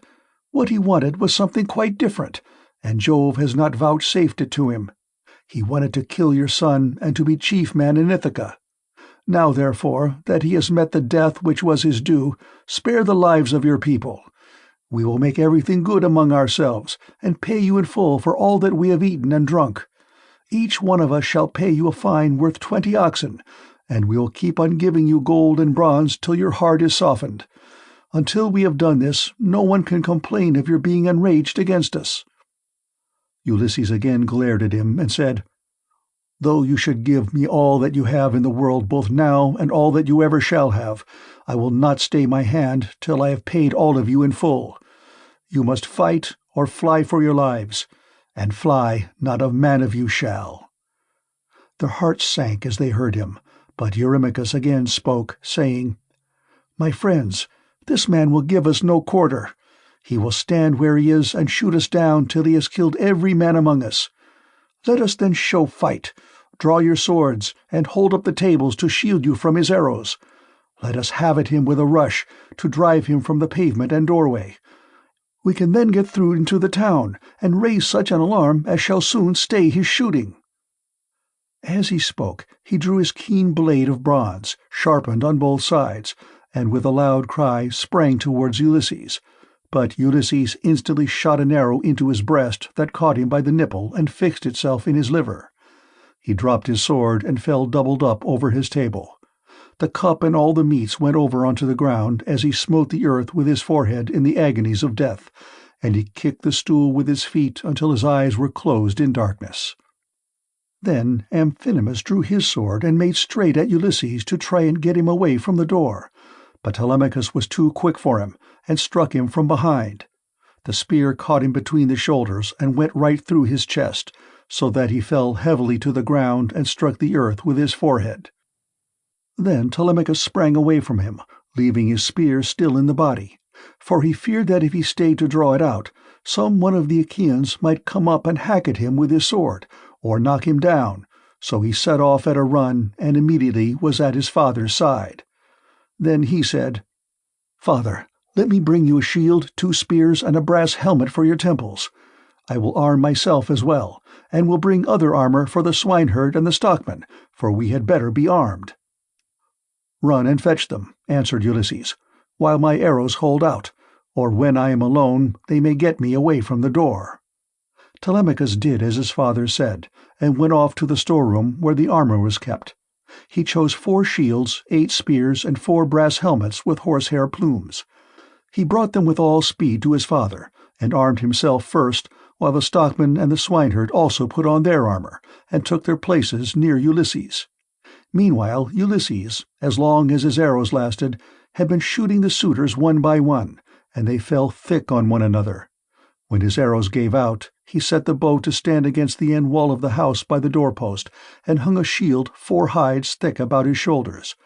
On his comely head he set his helmet, well wrought with a crest of horsehair that nodded menacingly above it, and he grasped 2 redoubtable bronze-shod spears. Now there was a trapdoor on the wall, while at one end of the pavement there was an exit leading to a narrow passage, and this exit was closed by a well-made door. Ulysses told Phyleus to stand by this door and guard it, for only one person could attack it at a time. But Agelaus shouted out, "Cannot someone go up to the trapdoor and tell the people what is going on? Help would come at once, and we should soon make an end of this man and his shooting." "This may not be, Agelaus," answered Melanthius. "The mouth of the narrow passage is dangerously near the entrance to the outer court. One brave man could prevent any number from getting in. But I know what I will do. I will bring you arms from the storeroom, for I am sure it is there that Ulysses and his son have put them." On this the goatherd Melanthius went by back passages to the storeroom of Ulysses' house. There he chose 12 shields, with as many helmets and spears, and brought them back as fast as he could give them to the suitors. Ulysses' heart began to fail him when he saw the suitors putting on their armor and brandishing their spears. He saw the greatness of the danger, and said to Telemachus, "Some one of the women inside is helping the suitors against us, or it may be Melanthius." Telemachus answered, "The fault, father, is mine, and mine only. I left the storeroom door open, and they have kept a sharper lookout than I have. Go, Eumaeus, put the door to, and see whether it is one of the women who is doing this, or whether, as I suspect, it is Melanthius, the son of Dolius." Thus did they converse. Meanwhile Melanthius was again going to the storeroom to fetch more armor, but the swineherd saw him, and said to Ulysses, who was beside him, "Ulysses, noble son of Laertes, it is that scoundrel Melanthius, just as we suspected, who is going to the storeroom. Say, shall I kill him, if I can get the better of him, or shall I bring him here that you may take your own revenge for all the many wrongs that he has done in your house?" Ulysses answered, "Telemachus and I will hold these suitors in check, no matter what they do. Go back, both of you, and bind Melanthius' hands and feet behind him. Throw him into the storeroom, and make the door fast behind you. Then fasten a noose about his body, and string him close up to the rafters from a high bearing-post, that he may linger on in an agony." Thus did he speak, and they did even as he had said. They went to the storeroom, which they entered before Melanthius saw them, for he was busy searching for arms in the innermost part of the room. So the two took their stand on either side of the door and waited. By and by Melanthius came out with a helmet in one hand and an old dry-rotted shield in the other, which had been borne by Laertes when he was young, but which had been long since thrown aside, and the straps had become unsewn. On this the two seized him, dragged him back by the hair, and threw him struggling to the ground. They bent his hands and feet well behind his back, and bound them tight with a painful bond, as Ulysses had told them. Then they fastened a noose about his body, and strung him up from a high pillar till he was close up to the rafters, and over him did you then vaunt, O swineherd Eumaeus, saying, "Melanthius, you will pass the night on a soft bed, as you deserve. You will know very well when morning comes from the streams of Oceanus, and it is time for you to be driving in your goats for the suitors to feast on." There then they left him in very cruel bondage, and having put on their armor, they closed the door behind them and went back to take their places by the side of Ulysses, whereon the 4 men stood in the cloister, fierce and full of fury. Nevertheless, those who were in the body of the court were still both brave and many. Then Jove's daughter Minerva came up to them, having assumed the voice and form of Mentor. Ulysses was glad when he saw her, and said, "Mentor, lend me your help, and forget not your old comrade, nor the many good turns he has done you. Besides, you are my age-mate." But all the time he felt sure it was Minerva, and the suitors from the other side raised an uproar when they saw her. Agelaus was the first to approach her. "Mentor," he cried, "do not Ulysses beguile you into siding with him and fighting the suitors. This is what we will do. When we have killed these people, father and son, we will kill you too. You shall pay for it with your head, and when we have killed you, we will take all you have, indoors or out, and bring it into hotch-pot with Ulysses' property. We will not let your sons live in your house, nor your daughters, nor shall your widow continue to live in the city of Ithaca." This made Minerva still more furious, so she scolded Ulysses very angrily. "Ulysses," said she, "your strength and prowess are no longer what they were when you fought for 9 long years among the Trojans about the noble lady Helen. You killed many a man in those days, and it was through your stratagem that Priam's city was taken. How comes it that you are so lamentably less valiant now than you are on your own ground, face to face with the suitors in your own house? Come on, my good fellow, stand by my side, and see how Mentor, son of Alcimus, shall fight your foes and requite your kindnesses conferred upon him." But she would not give him full victory as yet, for she wished still further to prove his own prowess and that of his brave son. So she flew up to one of the rafters in the roof of the cloister and sat upon it in the form of a swallow. Meanwhile, Agellius, son of Damastor, Eurynomus, Amphimedon, Demoptolemus, Pisander, and Polybus, son of Polyctor, bore the brunt of the fight upon the suitors' side. Of all those who were still fighting for their lives, they were by far the most valiant, for the others had already fallen under the arrows of Ulysses. Agellius shouted to them and said, "My friends, he will soon have to leave off, for Mentor has gone away after having done nothing for him but brag. They are standing at the doors unsupported. Do not aim at him all at once, but 6 of you throw your spears first, and see if you cannot cover yourselves with glory by killing him. When he has fallen, we need not be uneasy about the others." They threw their spears as he bade them, but Minerva made them all of no effect. One hit the doorpost, another went against the door, the pointed shaft of another struck the wall. And as soon as they had avoided all the spears of the suitors, Ulysses said to his own men, "My friends, I should say we too had better let drive into the middle of them, or they will crown all the harm they have done us by killing us outright." They therefore aimed straight in front of them and threw their spears. Ulysses killed Demoptolemus, Telemachus Euryades, EUMAEUS Elatus, and while the stockman killed Pisander. These all bit the dust, and as the others drew back into a corner, Ulysses and his men rushed forward and regained their spears by drawing them from the bodies of the dead. The suitors now aimed a second time, but again Minerva made their weapons for the most part without effect. One hit a bearing post of the cloister, another went against the door, while the pointed shaft of another struck the wall. Still, Amphimedon just took a piece of the top skin from off Telemachus's wrist, and Ctesippus managed to graze Eumaeus's shoulder above his shield. But the spear went on and fell to the ground. Then Ulysses and his men let drive into the crowd of suitors. Ulysses hit Eurynomus, Telemachus Amphimedon, and Eumaeus Polybus. After this, the stockman hit Ctesippus in the breast, and taunted him, saying, "Foul-mouthed son of Polytherses, do not be so foolish as to talk wickedly another time, but let heaven direct your speech, for the gods are far stronger than men. I make you a present of this advice, to repay you for the foot which you gave Ulysses when he was begging about in his own house." Thus spoke the stockman, and Ulysses struck the son of Damastor with a spear in close fight, while Telemachus hit Leocritus son of Evenor in the belly, and the dart went clean through him, so that he fell forward full on his face upon the ground. Then Minerva from her seat on the rafter held up her deadly aegis, and the hearts of the suitors quailed. They fled to the other end of the court like a herd of cattle maddened by the gadfly in early summer, when the days are at their longest.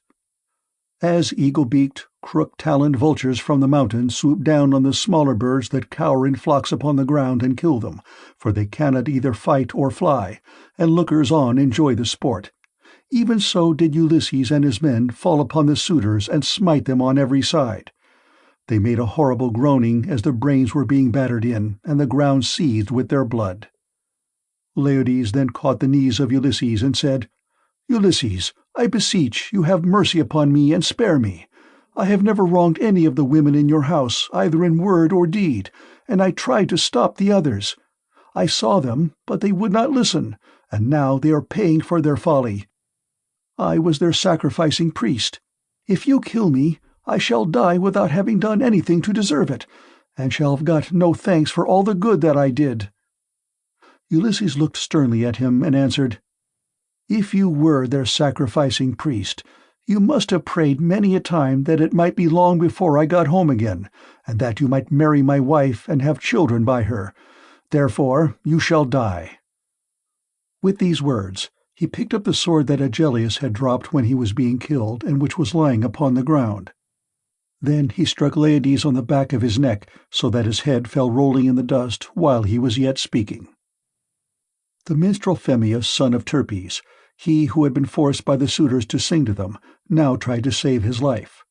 He was standing near towards the trapdoor, and held his lyre in his hand.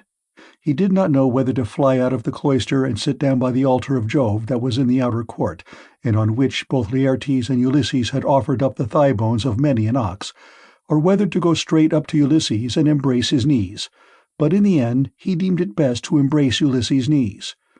So he laid his lyre on the ground between the mixing bowl and the silver-studded seat. Then going up to Ulysses, he caught hold of his knees and said, "Ulysses, I beseech you have mercy on me and spare me. You will be sorry for it afterwards if you kill a bard who can sing both for gods and men as I can. I make all my lays myself, and heaven visits me with every kind of inspiration. I would sing to you as though you were a god. Do not, therefore, be in such a hurry to cut my head off. Your own son Telemachus will tell you that I did not want to frequent your house and sing to the suitors after their meals, but they were too many and too strong for me, so they made me." Telemachus heard him, and at once went up to his father. "Hold," he cried, "the man is guiltless. Do him no hurt. And we will spare Medon too, who was always good to me when I was a boy, unless Felicius or EUMAEUS has already killed him, or he has fallen in your way when you were raging about the court." Medon caught these words of Telemachus, for he was crouching under a seat beneath which he had hidden by covering himself up with a freshly flayed heifer's hide. So he threw off the hide, went up to Telemachus, and laid hold of his knees. "Here I am, my dear sir," said he. "Stay your hand, therefore, and tell your father, or he will kill me in his rage against the suitors, for having wasted his substance and been so foolishly disrespectful to yourself." Ulysses smiled at him and answered, "Fear not, Telemachus has saved your life, that you may know in future, and tell other people, how greatly better good deeds prosper than evil ones. Go therefore outside the cloister into the outer court, and be out of the way of the slaughter, you and the bard, while I finish my work here inside." The pair went into the outer court as fast as they could, and sat down by Jove's great altar, looking fearfully round, and still expecting that they would be killed. Then Ulysses searched the whole court carefully over, to see if anyone had managed to hide himself and was still living, but he found them all lying in the dust and weltering in their blood. They were like fishes which fishermen have netted out of the sea, and thrown upon the beach to lie gasping for water till the heat of the sun makes an end of them.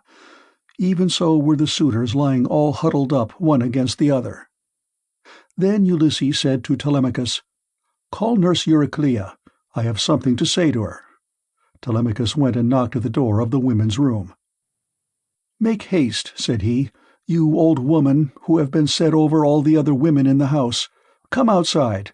My father wishes to speak to you." When Euryclea heard this, she unfastened the door of the women's room and came out, following Telemachus. She found Ulysses among the corpses, bespattered with blood and filth like a lion that has just been devouring an ox, and his breast and both cheeks were all bloody, so that he is a fearful sight. Even so was Ulysses besmirched from head to foot with gore. When she saw all the corpses and such a quantity of blood, she was beginning to cry out for joy, for she saw that a great deed had been done. But Ulysses checked her. "Old woman," said he, "rejoice in silence. Restrain yourself, and do not make any noise about it. It is an unholy thing to vaunt over dead men. Heaven's doom and their own evil deeds have brought these men to destruction, for they respected no man in the whole world, neither rich nor poor, who came near them, and they have come to a bad end as a punishment for their wickedness and folly. Now, however, tell me which of the women in the house have misconducted themselves, and who are innocent." "I will tell you the truth, my son," answered Euryclea. "There are 50 women in the house whom we teach to do things, such as carding wool and all kinds of household work. Of these, 12 in all have misbehaved, and have been wanting in respect to me, and also to Penelope. They showed no disrespect to Telemachus, for he has only lately grown, and his mother never permitted him to give orders to the female servants. But let me go upstairs and tell your wife all that has happened, for some god has been sending her to sleep." "Do not wake her yet," answered Ulysses, "but tell the women who have misconducted themselves to come to me." Euryclea left the cloister to tell the women, and make them come to Ulysses. In the meantime he called Telemachus, the stockman, and the swineherd. "Begin," said he, "to remove the dead, and make the women help you. Then get sponges and clean water to swill down the tables and seats.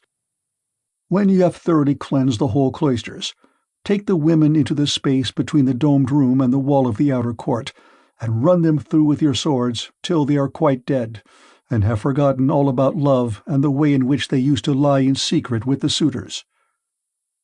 On this the women came down in a body, weeping and wailing bitterly. First they carried the dead bodies out, and propped them up against one another in the gatehouse. Ulysses ordered them about and made them do their work quickly, so they had to carry the bodies out. When they had done this, they cleaned all the tables and seats with sponges and water, while Telemachus and the two others shoveled up the blood and dirt from the ground, and the women carried it all away and put it out of doors. Then, when they had made the whole place quite clean and orderly, they took the women out and hemmed them in the narrow space between the wall of the domed room and that of the yard, so that they could not get away. And Telemachus said to the other two, "I shall not let these women die a clean death, for they were insolent to me and my mother, and used to sleep with the suitors." So saying, he made a ship's cable fast to one of the bearing posts that supported the roof of the domed room, and secured it all around the building at a good height, lest any of the women's feet should touch the ground. And as thrushes or doves beat against a net that has been set for them in a thicket just as they were getting to their nest, and a terrible fate awaits them, even so did the women have to put their heads in nooses one after the other and die most miserably. Their feet moved convulsively for a while, but not for very long. As for Melanthius, they took him through the cloister into the inner court. There they cut off his nose and his ears. They drew out his vitals and gave them to the dogs raw, and then, in their fury, they cut off his hands and his feet. When they had done this, they washed their hands and feet and went back into the house, for all was now over. And Ulysses said to the dear old nurse Euryclea, "Bring me sulphur, which cleanses all pollution, and fetch fire also, that I may burn it and purify the cloisters. Go, moreover, and tell Penelope to come here with her attendants, and also all the maidservants that are in the house." "All that you have said is true," answered Euryclea. "But let me bring you some clean clothes, a shirt and cloak. Do not keep these rags on your back any longer. It is not right." "First light me a fire," replied Ulysses.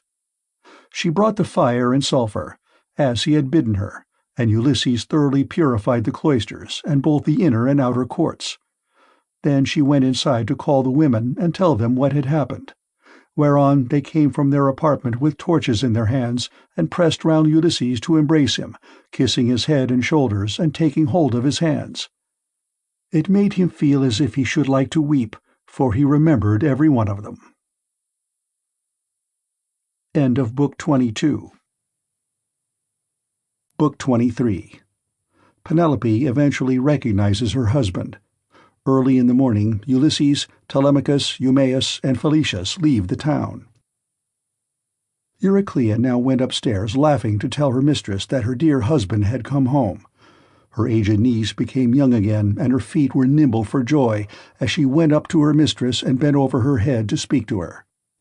"Wake up, Penelope, my dear child," she exclaimed, "and see with your own eyes something that you have been wanting this long time past. Ulysses has at last indeed come home again, and has killed the suitors who were giving so much trouble in his house, eating up his estate and ill-treating his son." "My good nurse," answered Penelope, "you must be mad. The gods sometimes send some very sensible people out of their minds, and make foolish people become sensible. This is what they must have been doing to you, for you always used to be a reasonable person. Why should you thus mock me when I have trouble enough already, talking such nonsense, and waking me up out of a sweet sleep that had taken possession of my eyes and closed them? I have never slept so soundly from the day my poor husband went to that city with the ill-omened name. Go back again into the women's room. If it had been anyone else who had woke me up to bring me such absurd news, I should have sent her away with a severe scolding. As it is, your age shall protect you." "My dear child," answered Euryclea, "I am not mocking you. It is quite true as I tell you that Ulysses is come home again. He was the stranger whom they all kept on treating so badly in the cloister. Telemachus knew all the time that he was come back, but kept his father's secret that he might have his revenge on all these wicked people." Then Penelope sprang up from her couch, threw her arms round Euryclea, and wept for joy. "But, my dear nurse," said she, "explain this to me. If he has really come home as you say, how did he manage to overcome the wicked suitors single-handed, seeing what a number of them there always were?" "I was not there," answered Euryclea, "and do not know.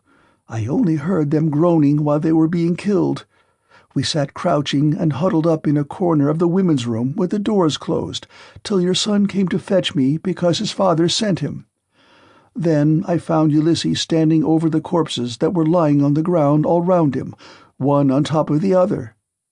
You would have enjoyed it if you could have seen him standing there all bespattered with blood and filth, and looking just like a lion. But the corpses are now all piled up in the gatehouse that is in the outer court, and Ulysses has lit a great fire to purify the house with sulphur. He has sent me to call you, so come with me, that you may both be happy together after all, for now at last the desire of your heart has been fulfilled. Your husband is come home to find both wife and son alive and well, and to take his revenge in his own house on the suitors who behaved so badly to him." "My dear nurse," said Penelope, "do not exult too confidently over all this. You know how delighted every one would be to see Ulysses come home, more particularly myself, and the son who has been born to both of us. But what you tell me cannot be really true. It is some god who is angry with the suitors for their great wickedness, and has made an end of them. For they respected no man in the whole world, neither rich nor poor, who came near them, and they have come to a bad end in consequence of their iniquity. Ulysses is dead, far away from the Achaean land. He will never return home again." Then Nurse Euryclea said, "My child, what are you talking about? But you are all hard of belief and have made up your mind that your husband is never coming, although he is in the house and by his own fireside at this very moment. Besides, I can give you another proof. When I was washing him, I perceived the scar which the wild boar gave him, and I wanted to tell you about it, but in his wisdom he would not let me, and clapped his hands over my mouth. So come with me, and I will make this bargain with you. If I am deceiving you, you may have me killed by the most cruel death you can think of." "My dear nurse," said Penelope, "however wise you may be, you can hardly fathom the counsels of the gods. Nevertheless, we will go in search of my son, that I may see the corpses of the suitors, and the man who has killed them." On this she came down from her upper room, and while doing so she considered whether she should keep at a distance from her husband and question him, or whether she should at once go up to him and embrace him. When, however, she had crossed the stone floor of the cloister, she sat down opposite Ulysses by the fire, against the wall at right angles to that which she had entered, while Ulysses sat near one of the bearing-posts, looking upon the ground, and waiting to see what his brave wife would say to him when she saw him. For a long time she sat silent and as one lost in amazement. At one moment she looked him full in the face, but then again directly she was misled by his shabby clothes and failed to recognize him, till Telemachus began to reproach her and said, "Mother, but you are so hard that I cannot call you by such a name. Why do you keep away from my father in this way? Why do you not sit by his side and begin talking to him and asking him questions?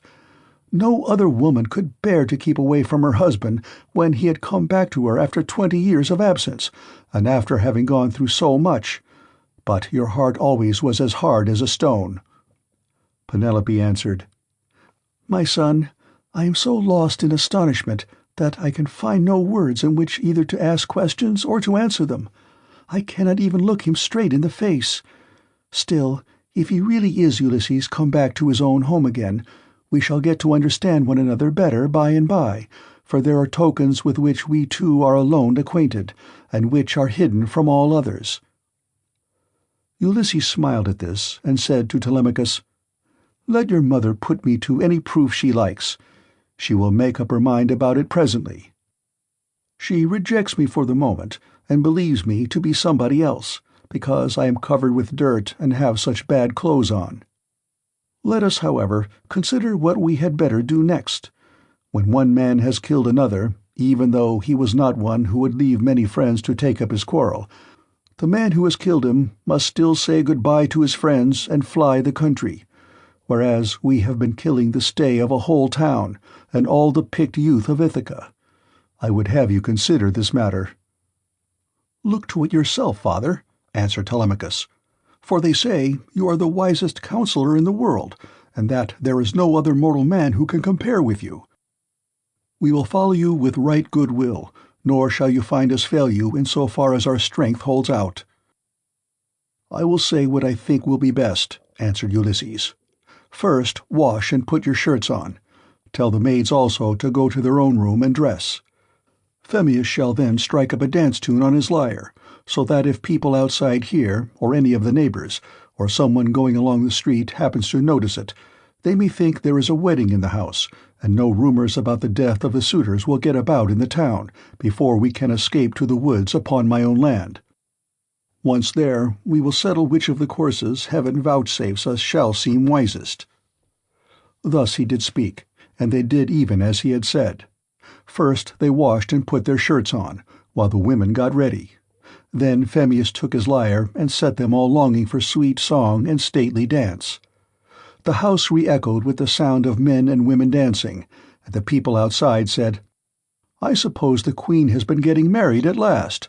She ought to be ashamed of herself for not continuing to protect her husband's property until he comes home." This was what they said, but they did not know what it was that had been happening.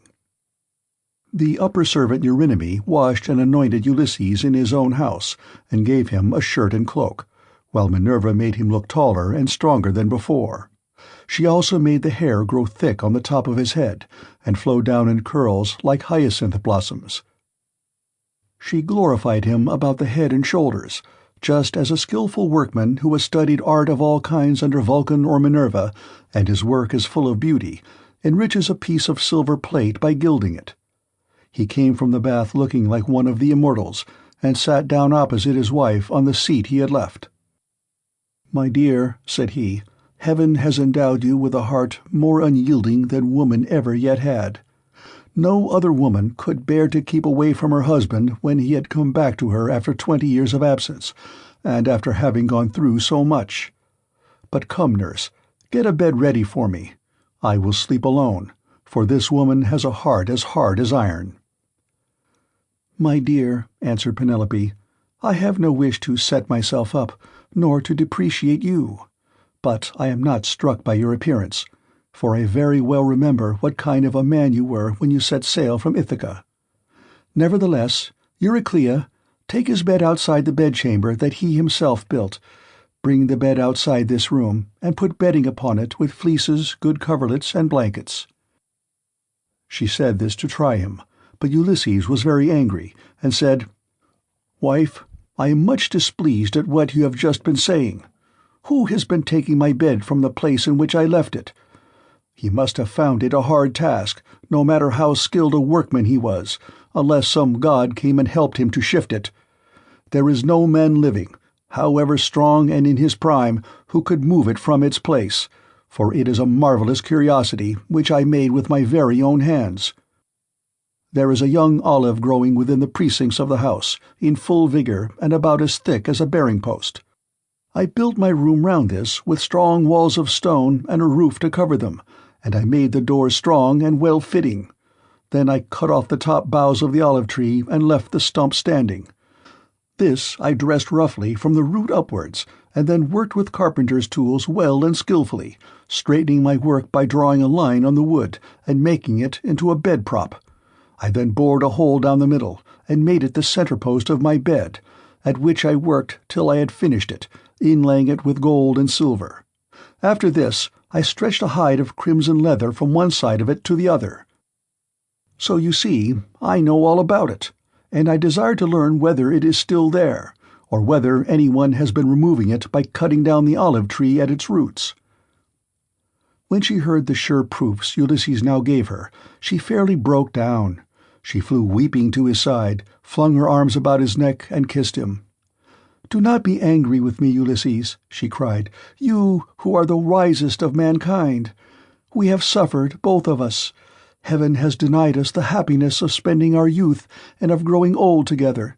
Do not then be aggrieved or take it amiss that I did not embrace you thus as soon as I saw you. I have been shuddering all the time through fear that someone might come here and deceive me with a lying story, for there are many very wicked people going about. Jove's daughter Helen would never have yielded herself to a man from a foreign country if she had known that the sons of Achaeans would come after her and bring her back. Heaven put it in her heart to do wrong, and she gave no thought to that sin, which has been the source of all our sorrows. Now, however, that you have convinced me by showing that you know all about our bed, which no human being has ever seen but you and I, and a single maidservant, the daughter of Actor, who was given me by my father on my marriage, and who keeps the doors of our room. Hard of belief though I have been, I can mistrust no longer." Then Ulysses in his turn melted, and wept as he clasped his dear and faithful wife to his bosom. As the sight of land is welcome to men who are swimming towards the shore, when Neptune has wrecked their ship with the fury of his winds and waves, a few alone reach the land, and these, covered with brine, are thankful when they find themselves on firm ground and out of danger. Even so was her husband welcome to her as she looked upon him, and she could not tear her two fair arms from about his neck. Indeed, they would have gone on indulging their sorrow till rosy-fingered morn appeared, had not Minerva determined otherwise, and held night back in the far west, while she would not suffer dawn to leave Oceanus, nor to yoke the two steeds Lampus and Phaethon that bear her onward to break the day upon mankind. At last, however, Ulysses said, "Wife, we have not yet reached the end of our troubles. I have an unknown amount of toil still to undergo.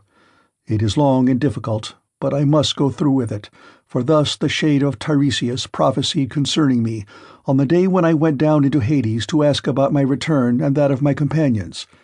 But now let us go to bed, that we may lie down and enjoy the blessed boon of sleep." "You shall go to bed as soon as you please," replied Penelope, "now that the gods have sent you home to your own good house and to your country. But as heaven has put it in your mind to speak of it, tell me about the task that lies before you. I shall have to hear about it later, so it is better that I should be told at once." "My dear," answered Ulysses, "why should you press me to tell you? Still, I will not conceal it from you, though you will not like it. I do not like it myself, for Tiresias bade me travel far and wide, carrying an oar, till I came to a country where the people have never heard of the sea, and do not even mix salt with their food. They know nothing about ships, nor oars that are as the wings of a ship. He gave me this certain token which I will not hide from you. He said that a wayfarer should meet me and ask me whether it was a winnowing shovel that I had on my shoulder. On this I was to fix my oar in the ground and sacrifice a ram, a bull, and a boar to Neptune, after which I was to go home and offer hecatombs to all the gods in heaven, one after the other. As for myself, he said that death should come to me from the sea, and that my life should ebb away very gently when I was full of years and peace of mind, and my people should bless me. All this, he said, should surely come to pass." And Penelope said, "If the gods are going to vouchsafe you a happier time in your old age, you may hope then to have some respite from misfortune." Thus did they converse. Meanwhile Eurynome and the nurse took torches and made the bed ready with soft coverlets. As soon as they had laid them, the nurse went back into the house to go to her rest, leaving the bedchamber woman Eurynome to show Ulysses and Penelope to bed by torchlight. When she had conducted them back to their room, she went back, and they then came joyfully to the rites of their own old bed. Telemachus, Phalecius, and the swineherd now left off dancing, and made the women leave off also. They then laid themselves down to sleep in the cloisters. When Ulysses and Penelope had had their fill of love, they fell talking with one another. She told him how much she had had to bear in seeing the house filled with a crowd of wicked suitors who had killed so many sheep and oxen on her account, and had drunk so many casks of wine. Ulysses, in his turn, told her what he had suffered, and how much trouble he had himself given to other people. He told her everything, and she was so delighted to listen that she never went to sleep till he had ended his whole story. He began with his victory over the CICONS, and how he thence reached the fertile land of the Lotus Eaters. He told her all about the Cyclops, and how he had punished him for having so ruthlessly eaten his brave comrades. How he then went on to AEOLUS, who received him hospitably and furthered him on his way, but even so he was not to reach home, for to his great grief a hurricane carried him out to sea again. How he went on to the Laestrygonian city, Telepolis, where the people destroyed all his ships with their crews, save himself and his own ship only. Then he told of cunning Circe and her craft, and how he sailed to the chill house of Hades to consult the ghost of the Theban prophet Tiresias, and how he saw his old comrades in arms, and his mother who bore him and brought him up when he was a child. How he then heard the wondrous singing of the Sirens, and went on to the wandering rocks and terrible CHARYBDIS and to SCHERIA, whom to no man had ever yet passed in safety. How his men then ate the cattle of the sun god, and how Jove therefore struck the ship with his thunderbolts, so that all his men perished together, himself alone being left alive. How at last he reached the Ogygian island and the nymph CALYPSO, who kept him there in a cave and fed him, and wanted him to marry her, in which case she intended making him immortal so that he should never grow old. But she could not persuade him to let her do so. And how, after much suffering, he had found his way to the Phaeacians, who had treated him as though he had been a god, and sent him back in a ship to his own country, after having given him gold, bronze, and raiment in great abundance. This was the last thing about which he told her, for here a deep sleep took hold upon him and eased the burden of his sorrows. Then Minerva bethought her of another matter.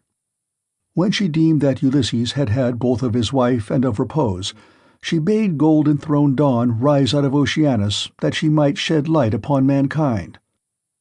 On this Ulysses rose from his comfortable bed and said to Penelope, "Wife, we have both of us had our full share of troubles, you here in lamenting my absence, and I in being prevented from getting home, though I was longing all the time to do so. Now, however, that we have at last come together, take care of the property that is in the house. As for the sheep and goats which the wicked suitors have eaten, I will take many myself by force from other people, and will compel the Achaeans to make good the rest, till they shall have filled all my yards. I am now going to the wooded lands out in the country to see my father, who has so long been grieved on my account, and to yourself I will give these instructions, though you have little need of them. At sunrise it will at once get abroad that I have been killing the suitors. Go upstairs, therefore, and stay there with your women. See nobody and ask no questions." As he spoke, he girded on his armor. Then he roused Telemachus, Phalecius, and EUMAEUS, and told them all to put on their armor also. This they did and armed themselves. When they had done so, they opened the gates and sallied forth, Ulysses leading the way. It was now daylight, but Minerva nevertheless concealed them in darkness and led them quickly out of the town. End of Book 23. Book 24. The Ghosts of the Suitors in Hades. Ulysses and his men go to the house of Laertes. The people of Ithaca come out to attack Ulysses, but Minerva concludes a peace. Then Mercury of Selene summoned the ghosts of the suitors, and in his hand he held the fair golden wand with which he seals men's eyes in sleep or wakes them just as he pleases. With this he roused the ghosts and led them, while they followed whining and gibbering behind him. As bats fly squealing in the hollow of some great cave, when one of them has fallen out of the cluster in which they hang, even so did the ghosts whine and squeal as Mercury the healer of sorrow led them down into the dark abode of death. When they had passed the waters of Oceanus and the rock Leucus, they came to the gates of the sun and the land of dreams, whereon they reached the meadow of Asphodel, where dwell the souls and shadows of them that can labor no more. Here they found the ghost of Achilles son of Peleus, with those of Patroclus, Antilochus, and Ajax, who was the finest and handsomest man of all the Danaans after the son of Peleus himself. They gathered round the ghost of the son of Peleus, and the ghost of Agamemnon joined them, sorrowing bitterly. Round him were gathered also the ghosts of those who had perished with him in the house of Aegisthus, and the ghost of Achilles spoke first. "Son of Atreus," it said, "we used to say that Jove had loved you better from first to last than any other hero, for you were captain over many and brave men, when we were all fighting together before Troy. Yet the hand of death, which no mortal can escape, was laid upon you all too early. Better for you had you fallen at Troy in the heyday of your renown, for the Achaeans would have built a mound over your ashes, and your son would have been heir to your good name, whereas it has now been your lot to come to a most miserable end." "Happy son of Peleus," answered the ghost of Agamemnon, "for having died at Troy far from Argos, while the bravest of the Trojans and the Achaeans fell round you fighting for your body. There you lay in the whirling clouds of dust, all huge and hugely, heedless now of your chivalry. We fought the whole of the livelong day, nor should we ever have left off if Jove had not sent a hurricane to stay us. Then, when we had borne you to the ships out of the fray, we laid you on your bed and cleansed your fair skin with warm water and with ointments. The Danaans tore their hair and wept bitterly round about you. Your mother, when she heard, came with her immortal nymphs from out of the sea, and the sound of a great wailing went forth over the waters so that the Achaeans quaked for fear. They would have fled panic-stricken to their ships had not the wise old Nestor, whose counsel was ever truest, checked them, saying, 'Hold, Argives, fly not the sons of the Achaeans. This is his mother coming from the sea with her immortal nymphs to view the body of her son.' Thus he spoke, and the Achaeans feared no more. The daughters of the old man of the sea stood round you weeping bitterly, and clothed you in immortal raiment. The 9 Muses also came and lifted up their sweet voices in lament, calling and answering one another. There was not an Argive but wept for the pity of the dirge they chaunted. Days and nights 7 and 10 we mourned you, mortals and immortals.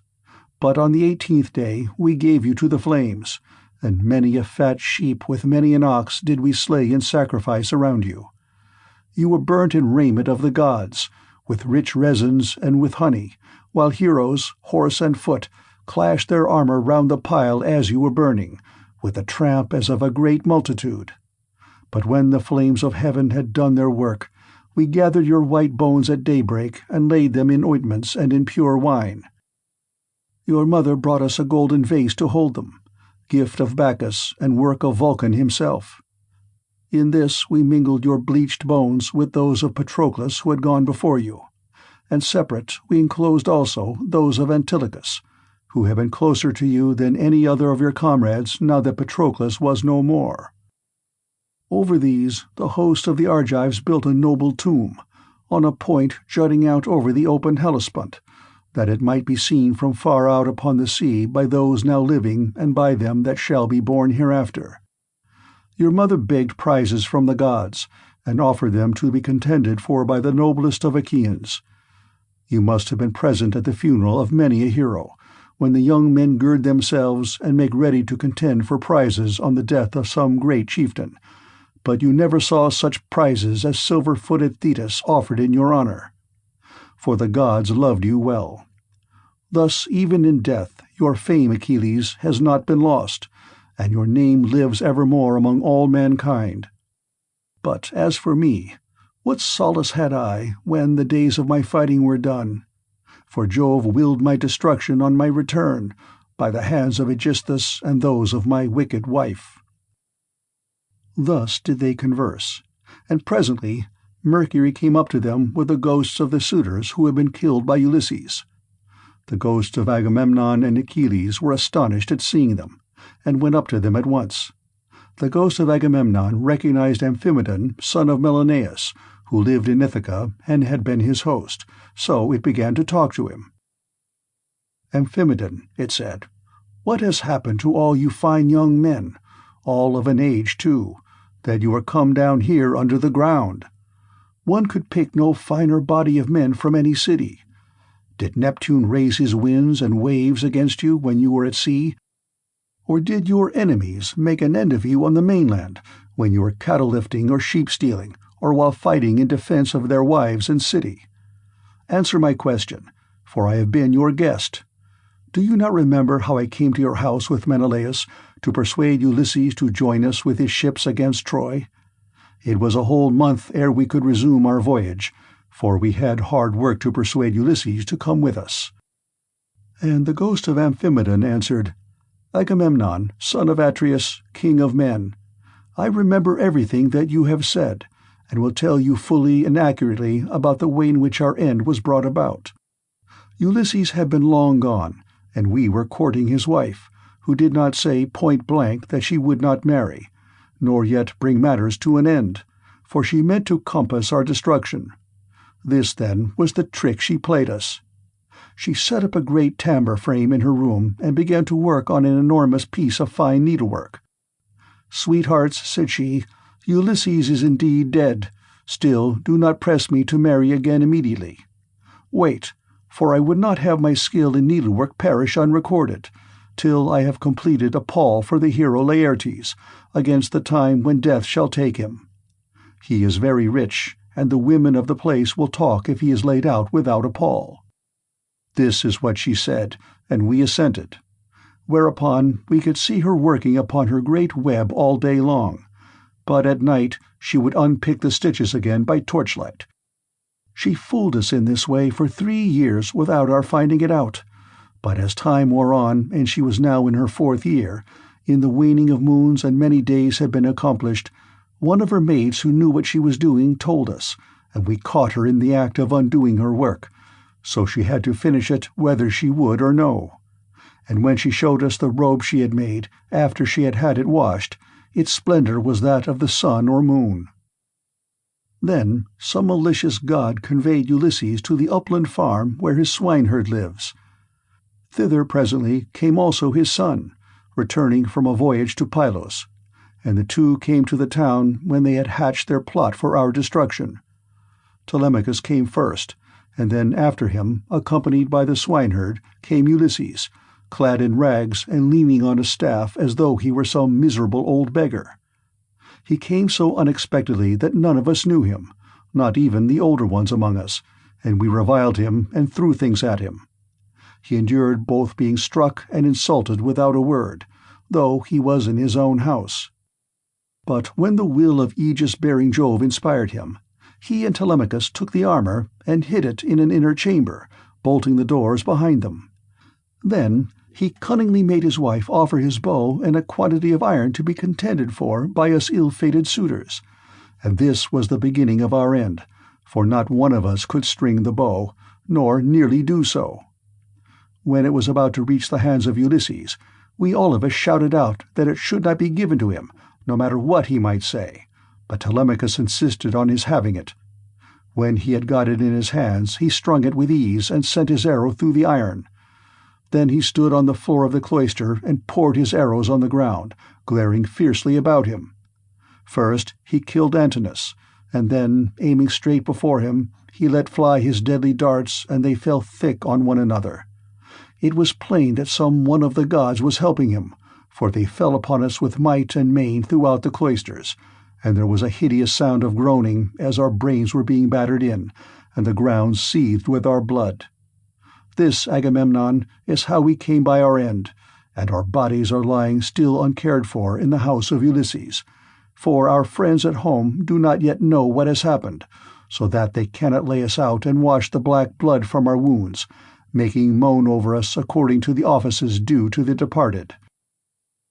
"Happy Ulysses, son of Laertes," replied the ghost of Agamemnon, "you are indeed blessed in the possession of a wife endowed with such rare excellence of understanding, and so faithful to her wedded lord as Penelope, the daughter of Icarius.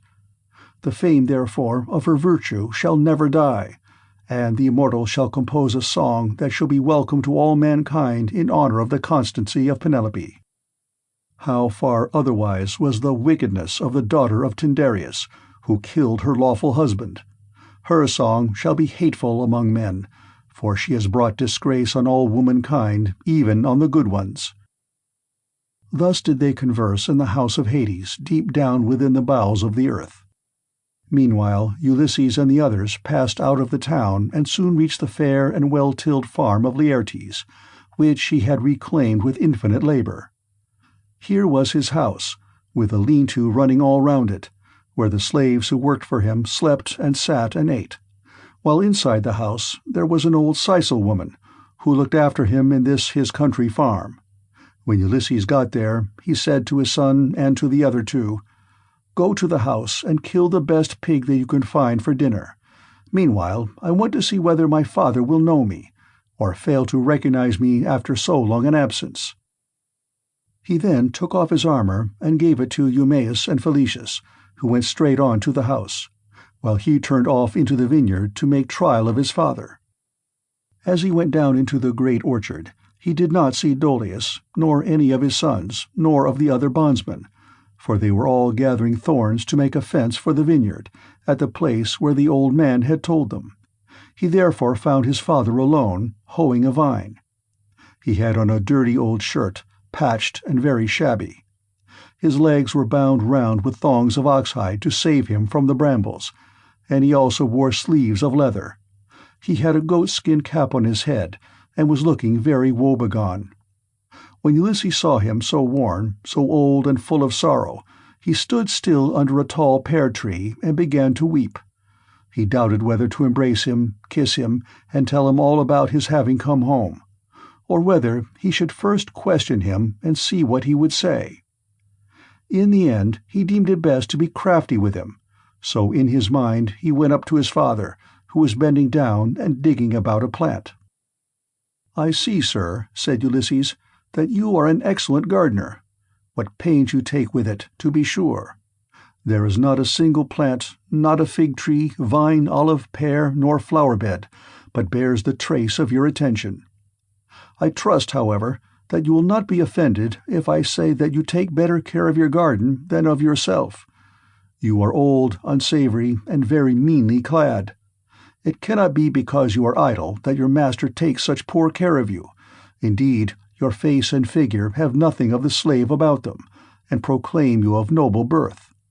I should have said that you were one of those who should wash well, eat well, and lie soft at night as old men have a right to do. But tell me, and tell me true, whose bondman are you, and in whose garden are you working? Tell me also about another matter. Is this place that I have come to really Ithaca? I met a man just now who said so, but he was a dull fellow, and had not the patience to hear my story out when I was asking him about an old friend of mine, whether he was still living, or was already dead and in the house of Hades. Believe me when I tell you that this man came to my house once when I was in my own country, and never yet did any stranger come to me whom I liked better. He said that his family came from Ithaca, and that his father was Laertes, son of Arcesius. I received him hospitably, making him welcome to all the abundance of my house. And when he went away, I gave him all customary presents. I gave him 7 talents of fine gold, and a cup of solid silver with flowers chased upon it. I gave him 12 light cloaks, and as many pieces of tapestry.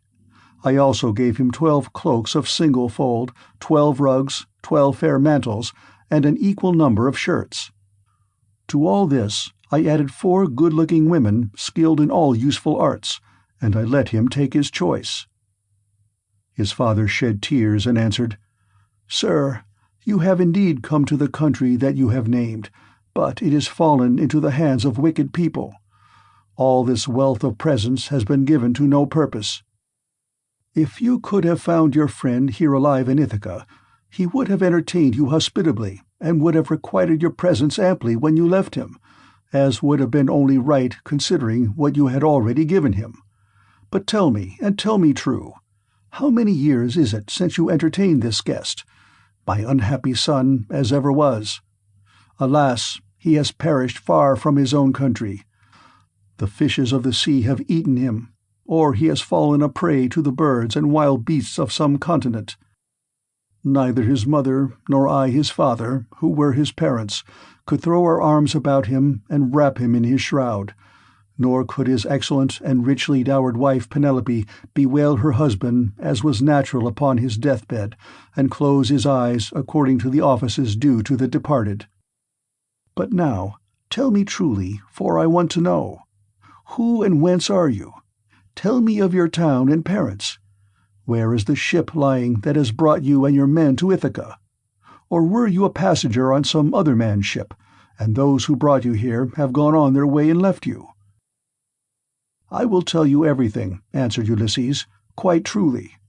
I come from Alybus, where I have a fine house. I am son of King Aphaetus, who is the son of Polypemon. My own name is Eperitus.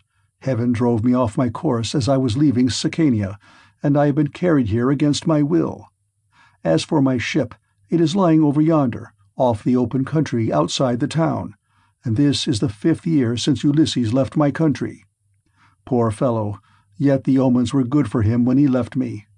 The birds all flew on our right hands, and both he and I rejoiced to see them as we parted, for we had every hope that we should have another friendly meeting and exchange presents." A dark cloud of sorrow fell upon Laertes as he listened. He filled both hands with the dust from off the ground and poured it over his grey head, groaning heavily as he did so. The heart of Ulysses was touched, and his nostrils quivered as he looked upon his father. Then he sprang towards him, flung his arms about him, and kissed him, saying, "I am he, father, about whom you are asking. I have returned after having been away for 20 years. But cease your sighing and lamentation. We have no time to lose, for I should tell you that I have been killing the suitors in my house, to punish them for their insolence and crimes." "If you really are my son Ulysses," replied Laertes, "and have come back again, you must give me such manifest proof of your identity as shall convince me." "First, observe this scar," answered Ulysses, "which I got from a boar's tusk when I was hunting on Mount Parnassus. You and my mother had sent me to Autolycus, my mother's father, to receive the presents which, when he was over here, he had promised to give me. Furthermore, I will point out to you the trees in the vineyard which you gave me, and I asked you all about them as I followed you round the garden. We went over them all, and you told me their names and what they all were. You gave me 13 pear trees, 10 apple trees, and 40 fig trees. You also said you would give me 50 rows of vines. There was corn planted between each row, and they yield grapes of every kind when the heat of heaven has been laid heavy upon them." Laertes' strength failed him when he heard the convincing proofs which his son had given him. He threw his arms about him, and Ulysses had to support him, or he would have gone off into a swoon. But as soon as he came to and was beginning to recover his senses, he said, "O Father Jove, then you gods are still in Olympus after all, if the suitors have really been punished for their insolence and folly. Nevertheless, I am much afraid that I shall have all the townspeople of Ithaca up here directly, and they will be sending messengers everywhere throughout the cities of the Cephallenians." Ulysses answered, "Take heart, and do not trouble yourself about that, but let us go into the house hard by your garden. I have already told Telemachus, Phalecius, and Eumaeus to go on there and get dinner ready as soon as possible." Thus conversing, the two made their way towards the house. When they got there, they found Telemachus with the stockman and the swineherd cutting up meat and mixing wine with water. Then the old Sicel woman took Laertes inside and washed him and anointed him with oil. She put him on a good cloak, and Minerva came up to him and gave him a more imposing presence, making him taller and stouter than before. When he came back, his son was surprised to see him looking so like an immortal, and said to him, "My dear father, some one of the gods has been making you much taller and better looking." Laertes answered, "Would, by Father Jove, Minerva, and Apollo, that I were the man I was when I ruled among the Cephallenians, and took Nericum, that strong fortress on the foreland. If I were still what I then was, and had been in our house yesterday with my armor on, I should have been able to stand by you and help you against the suitors. I should have killed a great many of them, and you would have rejoiced to see it." Thus did they converse. But the others, when they had finished their work and the feast was ready, left off working, and took each his proper place on the benches and seats. Then they began eating. By and by old Dolius and his sons left their work and came up, for their mother, the Sicel woman who looked after Laertes now that he was growing old, had been to fetch them. When they saw Ulysses and were certain it was he, they stood there lost in astonishment.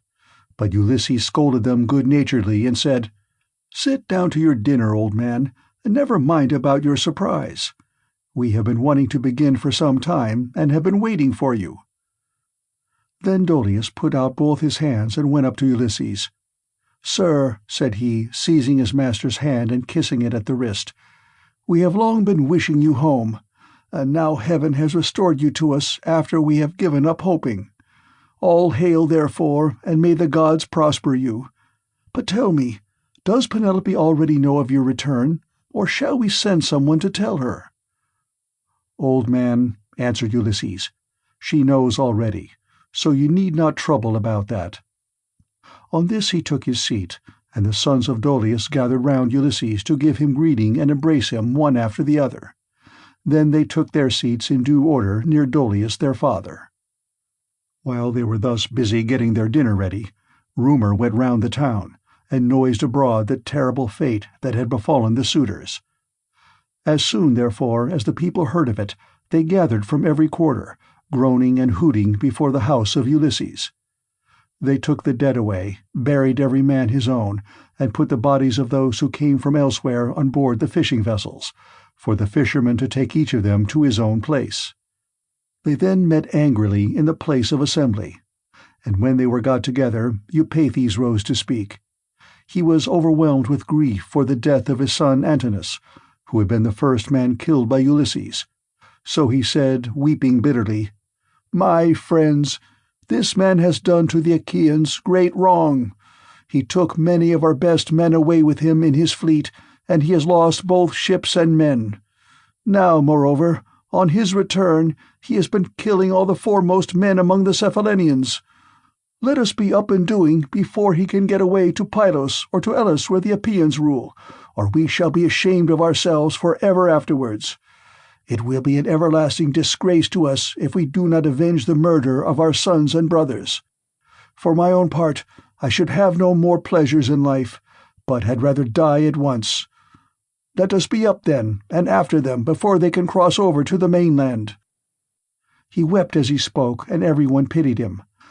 But Medon and the bard Phemius had now woke up, and came to them from the house of Ulysses.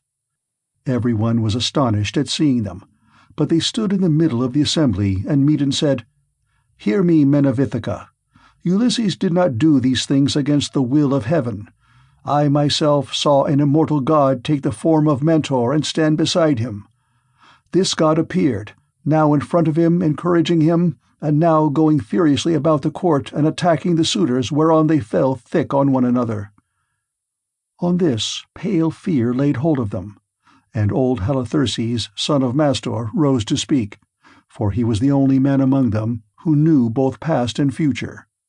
So he spoke to them plainly and in all honesty, saying, "Men of Ithaca, it is all your own fault that things have turned out as they have. You would not listen to me, nor yet to Mentor, when we bade you check the folly of your sons, who were doing much wrong in the wantonness of their hearts, wasting the substance and dishonoring the wife of a chieftain who they thought would not return. Now, however, let it be as I say, and do as I tell you. Do not go out against Ulysses, or you may find that you have been drawing down evil on your own heads." This was what he said, and more than half raised a loud shout, and at once left the assembly. But the rest stayed where they were, for the speech of Halitherses displeased them, and they sided with Eupeithes. They therefore hurried off for their armor, and when they had armed themselves, they met together in front of the city, and Eupeithes led them on in their folly. He thought he was going to avenge the murder of his son, whereas in truth he was never to return, but was himself to perish in his attempt. Then Minerva said to Jove, "Father, son of Saturn, king of kings, answer me this question. What do you propose to do?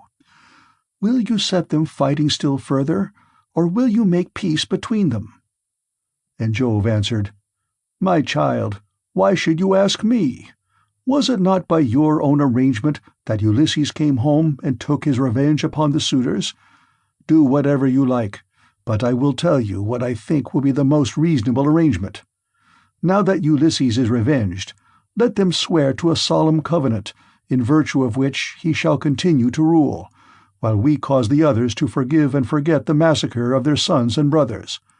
Let them then all become friends as heretofore, and let peace and plenty reign." This was what Minerva was already eager to bring about, so down she darted from off the topmost summits of Olympus. Now, when Laertes and the others had done dinner, Ulysses began by saying, "Some of you go out and see if they are not getting close up to us." So one of Dolius's sons went out as he was bid. Standing on the threshold, he could see them all quite clear, and said to Ulysses, "Here they are. Let us put on our armor at once." They put on their armor as fast as they could, that is to say, Ulysses, his 3 men, and the 6 sons of Dolius. Laertes also and Dolius did the same, warriors by necessity in spite of their grey hair. When they had all put on their armor, they opened the gate and sallied forth, Ulysses leading the way. Then Jove's daughter Minerva came up to them, having assumed the form and voice of Mentor. Ulysses was glad when he saw her, and said to his son Telemachus, "Telemachus, now that you are about to fight in an engagement which will show every man's mettle, be sure not to disgrace your ancestors, who were eminent for their strength and courage all the world over." "You say truly, my dear father," answered Telemachus, "and you shall see, if you will, that I am in no mind to disgrace your family." Laertes was delighted when he heard this. "Good heavens!" he exclaimed, "what a day I am enjoying! I do indeed rejoice at it. My son and grandson are vying with one another in the matter of valor." On this Minerva came close up to him and said, "Son of Arcesius, best friend I have in the world, pray to the blue-eyed damsel and to Jove her father. Then poise your spear and hurl it."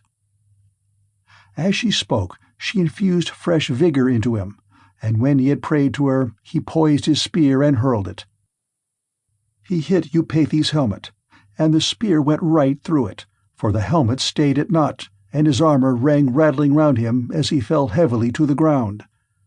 Meantime Ulysses and his son fell upon the front line of the foe and smote them with their swords and spears. Indeed, they would have killed every one of them, and prevented them from ever getting home again, only Minerva raised her voice aloud and made every one pause. "Men of Ithaca," she cried, "cease this dreadful war, and settle the matter at once without further bloodshed." On this, pale fear seized everyone. They were so frightened that their arms dropped from their hands and fell upon the ground at the sound of the goddess' voice, and they fled back to the city for their lives. But Ulysses gave a great cry, and gathering himself together, swooped down like a soaring eagle. Then the son of Saturn sent a thunderbolt of fire that fell just in front of Minerva. So she said to Ulysses, "Ulysses, noble son of Laertes, stop this warfare strife, or Jove will be angry with you." Thus spoke Minerva, and Ulysses obeyed her gladly. Then Minerva assumed the form and voice of Mentor, and presently made a covenant of peace between the 2 contending parties. The end of The Odyssey by Homer, translated by Samuel Butler.